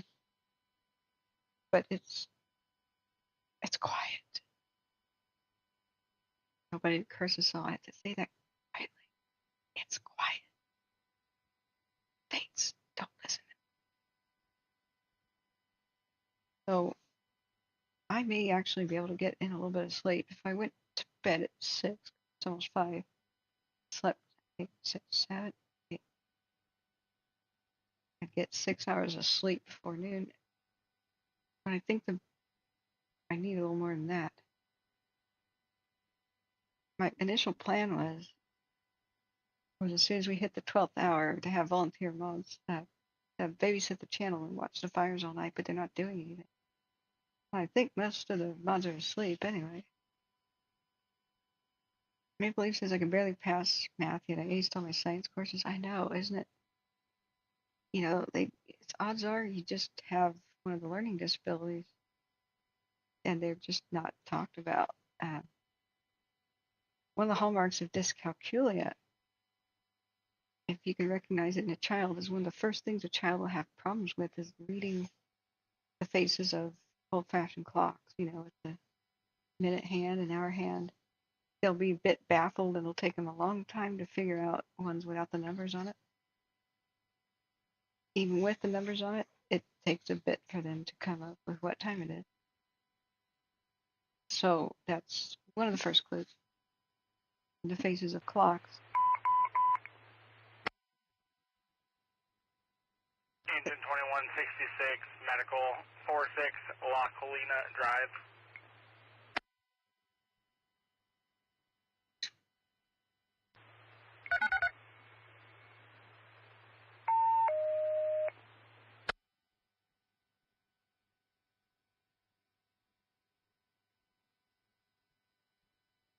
Engine 2166, Butte Medics, medical.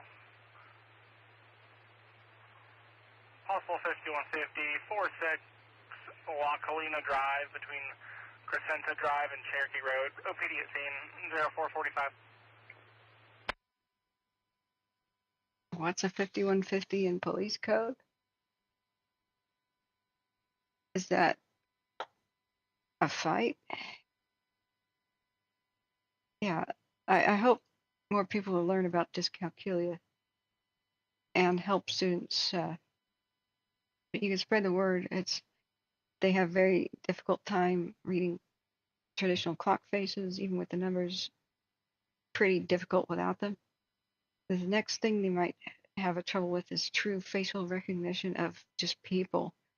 Like on my worst days, I chalked it up to anemia and low blood sugar, but I could confuse similar looking uncles, and swap their names and kind of embarrass myself at family reunions. And I mean, extended family. I mean, I call a lot of people that are older than me uncles, even if they happen to be second cousins or third cousins twice removed and their dads. You know what I mean?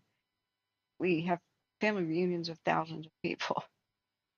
Um, so thank you, David. Thank you for the pat on the head. I have to get my rest because it'll be going crazy later today. Yeah, it's true. So we will be ending within 15 minutes. So, but I just wanted to say on this topic, then they'll have probably an inability to memorize uh, multiplication tables or totally struggle. The best that I had was singing the songs that had the answers, and the numbers that were the same, like 9 times 9, 7 times 7, 3 times 3, were the very easiest to remember. Once you add others to the mix, the more complicated, the harder it is to remember the numbers from one moment to the next. You can kind of give a little test to your child or child you think is experiencing this. Tell them a bunch of numbers and then talk to them about how frogs come from a tadpole or anything else. Ask them to repeat the numbers that you told them. If they do a decent job with audio, which I sometimes did, okay. But then show them on paper, then cover up the numbers, have them try to keep it in their working memory, and then say, okay, on the blank piece of paper, now we are allowed to try to write them down. And if there's some serious discrepancy, or 8s become 3s and 1s become 7s, similar numbers become each other, that's probably a disability. A little bit, they don't forget people, but they have trouble with facial recognition until prompted. No problem if the yearbook shows the children's names, but if you cover them up, they may have trouble. They may attach the wrong name to similar looking people. Yeah. Oh, a 5150 is a mental health issue. Oh, yeah. Those are fun calls. Thank you for that clarity. I know that a 1050 is a car accident. Oh, just 1050. All kinds of police videos.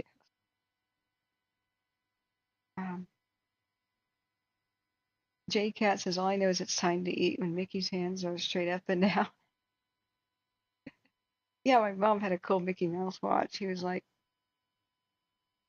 grinning real big and his big white gloved hands showed the time. Man, those are classics. Yeah, I wonder if my mom kept that watch. I just didn't wear watches because I just couldn't really figure them out. Digital watches were all for boys and looked black and just gauche, Anyway, so if a child exhibits any of these, they should be told they're not stupid because they'll quickly, as the other kids outpace them in the very basics of math, start to get math terror and avoidance and adrenaline, and you can't do a math test with fear. You can't pass it. The adrenaline, the whole point of fight or flight is your body releases adrenaline, and that turns off higher functioning and reasoning, so you can't you cannot reason and you cannot do math if you're experiencing adrenaline. So they have to be put in a really calm environment, nothing that adds pressure, no time limits, no nothing. And shown that they just have to check their work. That's it. You just check your work and go slower. That's it. And you can do fine. It's okay to be slower than anybody else. If you're, everybody has, like on the bar graph of intelligence, different heights and ones that are lower, right? Different types. I'm molasses slow on learning math concepts, but I'm capable. But I had my confidence shaken to the ground and didn't think I was capable. I wanted to skip math classes. I wanted to avoid feeling the shame and the embarrassment. During math classes, as soon as I got left behind, I just started reading about other topics. And then the math teacher says, "Why are you reading a book on horses?" And the whole class laughed at me. And I want to say, because I'm not following you, I haven't been following you for the last 2 weeks, and so it's hopeless, and I'm going to hold back the class. So I'm being a hero, actually. I'm taking one for the team. The whole class can continue learning at their pace. And you left me behind. I'm required to be here. So that's what I was going to say. I opened my mouth to explain that. And she's like, "That wasn't the question. Put the book down and pay attention." I'm like, "To what? I have no idea what you're doing." But I had to restrain myself. But, kids have hard times with their emotions. So she should have taken me aside, and I would have been happy to say, "I have no idea what you're doing and just have no reason to be here." But teaching a child how to express their needs too, that's the missing piece of the puzzle. It's okay to express their needs as long as it's nice and appropriate. If I had known about that, I could have approached my teacher. And don't worry, don't feel ashamed, don't try to hide that you have an issue. That's what kids need to be taught. You need to express your needs to get your needs met. Talking about assertive communication like that, so they don't tantrum and act out, because eventually you'll just melt down, right?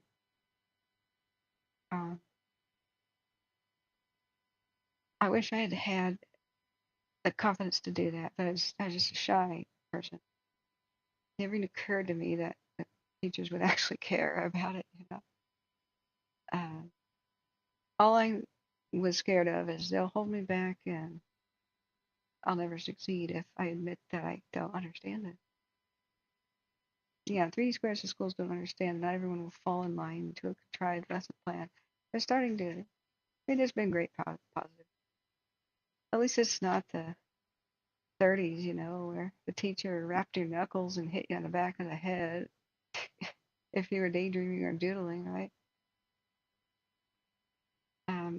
Now there's we've come a long way. And then there's tutoring schools and after-school programs and summer schools and whatnot.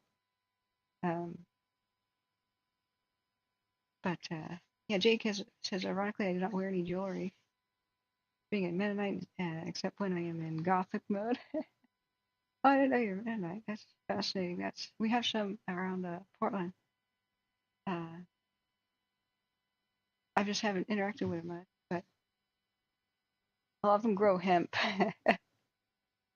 So here I went to one of the old ghost towns that the Mennonites had sort of colonized and revitalized. So I was filming them from my history channel that one day I'll be able to create once I can retire from fire stuff.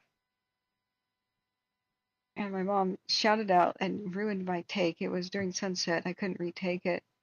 She's yelling out the car window. I'm like, "Mom, what? You ruined my shot. What?" And she goes, "Look, they're growing marijuana." And she yells that out the window. And like the field workers look up and they're wearing their traditional, bonnets and. I said, "Mom, that's hemp." 66 0455. But boy, I said, let's get out of here. You just yelled about illegal drugs out the car window. Let's get out. This is not the highly conservative community where they're gonna think that that's funny, Mom. Oh, I should have kept rolling because that would have been viral. Like more, it would have gotten more clicks and likes than like a normal video on filming an old church, right? That was very funny, Goofy. I love her. Why is it looking a lot more calm? Did the camera actually pivot? Oh, it's finally calibrated better. It's the same level of activity, but it gets calibrated at the end. Well, see, camera changes in focus. That would have been a lot better if they had been that way all night. We would have really been able to calm people's nerves. Because if it's not calibrated, we can't tell the difference between heat, light, and smoke. But look, very peaceful neighborhood hotspots. Now let's check out what tomorrow has for us quickly. NOAA weather forecast for Oroville engine 2163 is available. Medic at scene time is 0440.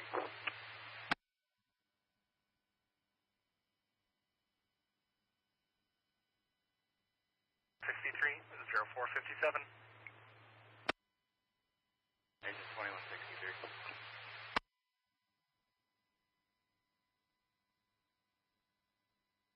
okay, NOAA weather by Pandemonium software, not by the one with the rising sun. That one is like a spyware. You want Pandemonium software's NOAA weather. NOAA. This one's good. Oroville, engine 324 available in response area. 324 0457. Shut up. Radio. I just muted it. That's it. They're not talking about the fires, so that's it. Angela, this I'll show you exactly where the cam's at. Like that. Okay. Now, mind you, you always have to look at the warnings because they're totally different than the daily report. Oftentimes it says, oh, winds light and variable and gusts. Then you look at, like, say, the red flag warning, and it goes strong winds and 40-mile-an-hour wind gusts for high fire danger. And so the problem with normal weather apps is they don't put the warning portion on. So when I just relied on normal weather apps, they're just reading this part. Today, July 3rd, widespread haze. And this is Oroville. This is real. Widespread haze before 3 p.m., then widespread haze after 5 p.m.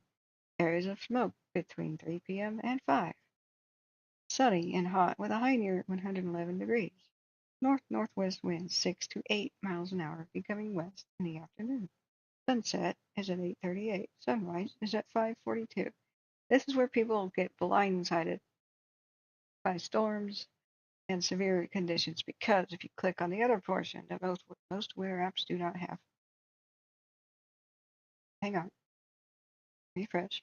The app just crashed. Right. Let me close the stupid app. Never crashed in my life. Oh, that's right. I'm a beta tester. Must be one of those new and stable things. Bear with me here. Settings. No weather app. Force closed. Delete cache. Restart.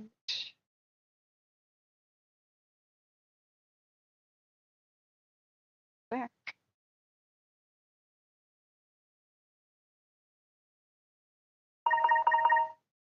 That chirping is the excessive heat warning for actually my own current location. That must be Portland. Okay, it's still crashing. On Oroville. Let's go to nearby Marysville.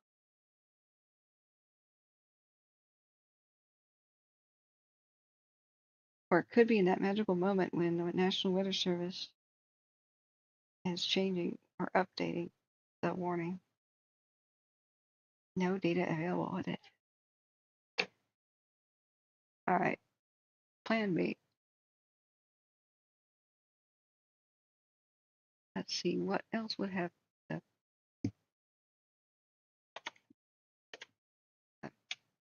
National Weather Service, Oroville, California. They issue that. So current humidity 33%. The no humidity recovery overnight. That makes it harder to fight. Current wind speed is northwest at 5 miles an hour. Red flag warning. High of 111. Hold on to your butts. But if you look at the red flag warning, it'll tell a different story about the wind gusts. So all over the Central Valley, you guys know this by now. Red flag warning remains in effect until 8 p.m. What, this evening? Why would it just end it this evening? Whatever. Remember, this is the third. I have to fix my mouse. Winds, northerly wind 10 to 20 miles an hour with gusts up to 30. That's what your normal weather app won't say. Strongest wind expected this morning and along the western half of the Sacramento Valley into the eastern coast range. Humidity, minimum daytime relative humidity of 5 to 15%. That's about as moist as your oven is your baked cookie. This is lip-splitting, knuckle-cracking dryness. Nighttime humidity recoveries will also be very poor, 15 to 35%. Heat threat, Sacramento Valley, generally west of I-5, elevations below 3,000 feet. No, highest threat, excuse me. Impacts, the combination of gusty winds and low humidity can cause fire to rapidly grow in size and intensity. Outdoor burning is not recommended. National Weather Service, please feel free to use stronger language, such as outdoor burning is a S-tier level of stupidity. Please, by all means. It's also forbidden. Red flag warning means outdoor burning is forbidden and illegal. I could say that. I could say outdoor burning today could be advantageous for those who say have never wondered what the interior of a jail cell looks like, but are, how would I say that? How would I say that cleverly? But who are incarceration curious, right? Have you ever been curious about the prison system? Have you ever wanted a free photograph called a mugshot? Just engage in outdoor burning and or the lighting of firecrackers today. The hammer of God in law enforcement will come down upon you so hard your head will spin. Do not light fireworks, people. And here is the excessive heat watch. But we are at 11:59. If you would like to know more about it, you probably already did. Here's the link. Yeah, hold on to your butts. It's going to be a bumpy ride all this week. So, they're saying that there are strong winds in the morning, but here's the plan. I'm going to sleep. I will take my phone off of Do Not Disturb at 1 p.m. And that's why anybody can reach me. It's usually afternoon by 1 p.m. that anything might get bad, right? This happened at 11, but noon is when it started to get bad. So the orders are for C-Probe to wake me up if anything like insane is happening. Now before then. So Smitty will notify C-Probe if he needs to wake himself. And really we actually have to end, otherwise they won't save my video. You love the dry sit here. Thanks. A lot of people don't get it. They don't know that I'm actually joking at all. Sometimes I'll just have a little grin outside of my mouth, but I'm glad some people get me. I'm quoting Samuel L. Jackson there. So we do expect big mega fires, big town threateners to unfortunately occur with these crazy conditions. The introduction of drunken tomfoolery, recreation, lots of movement. People run around taking to the roads to watch fireworks and visit friends.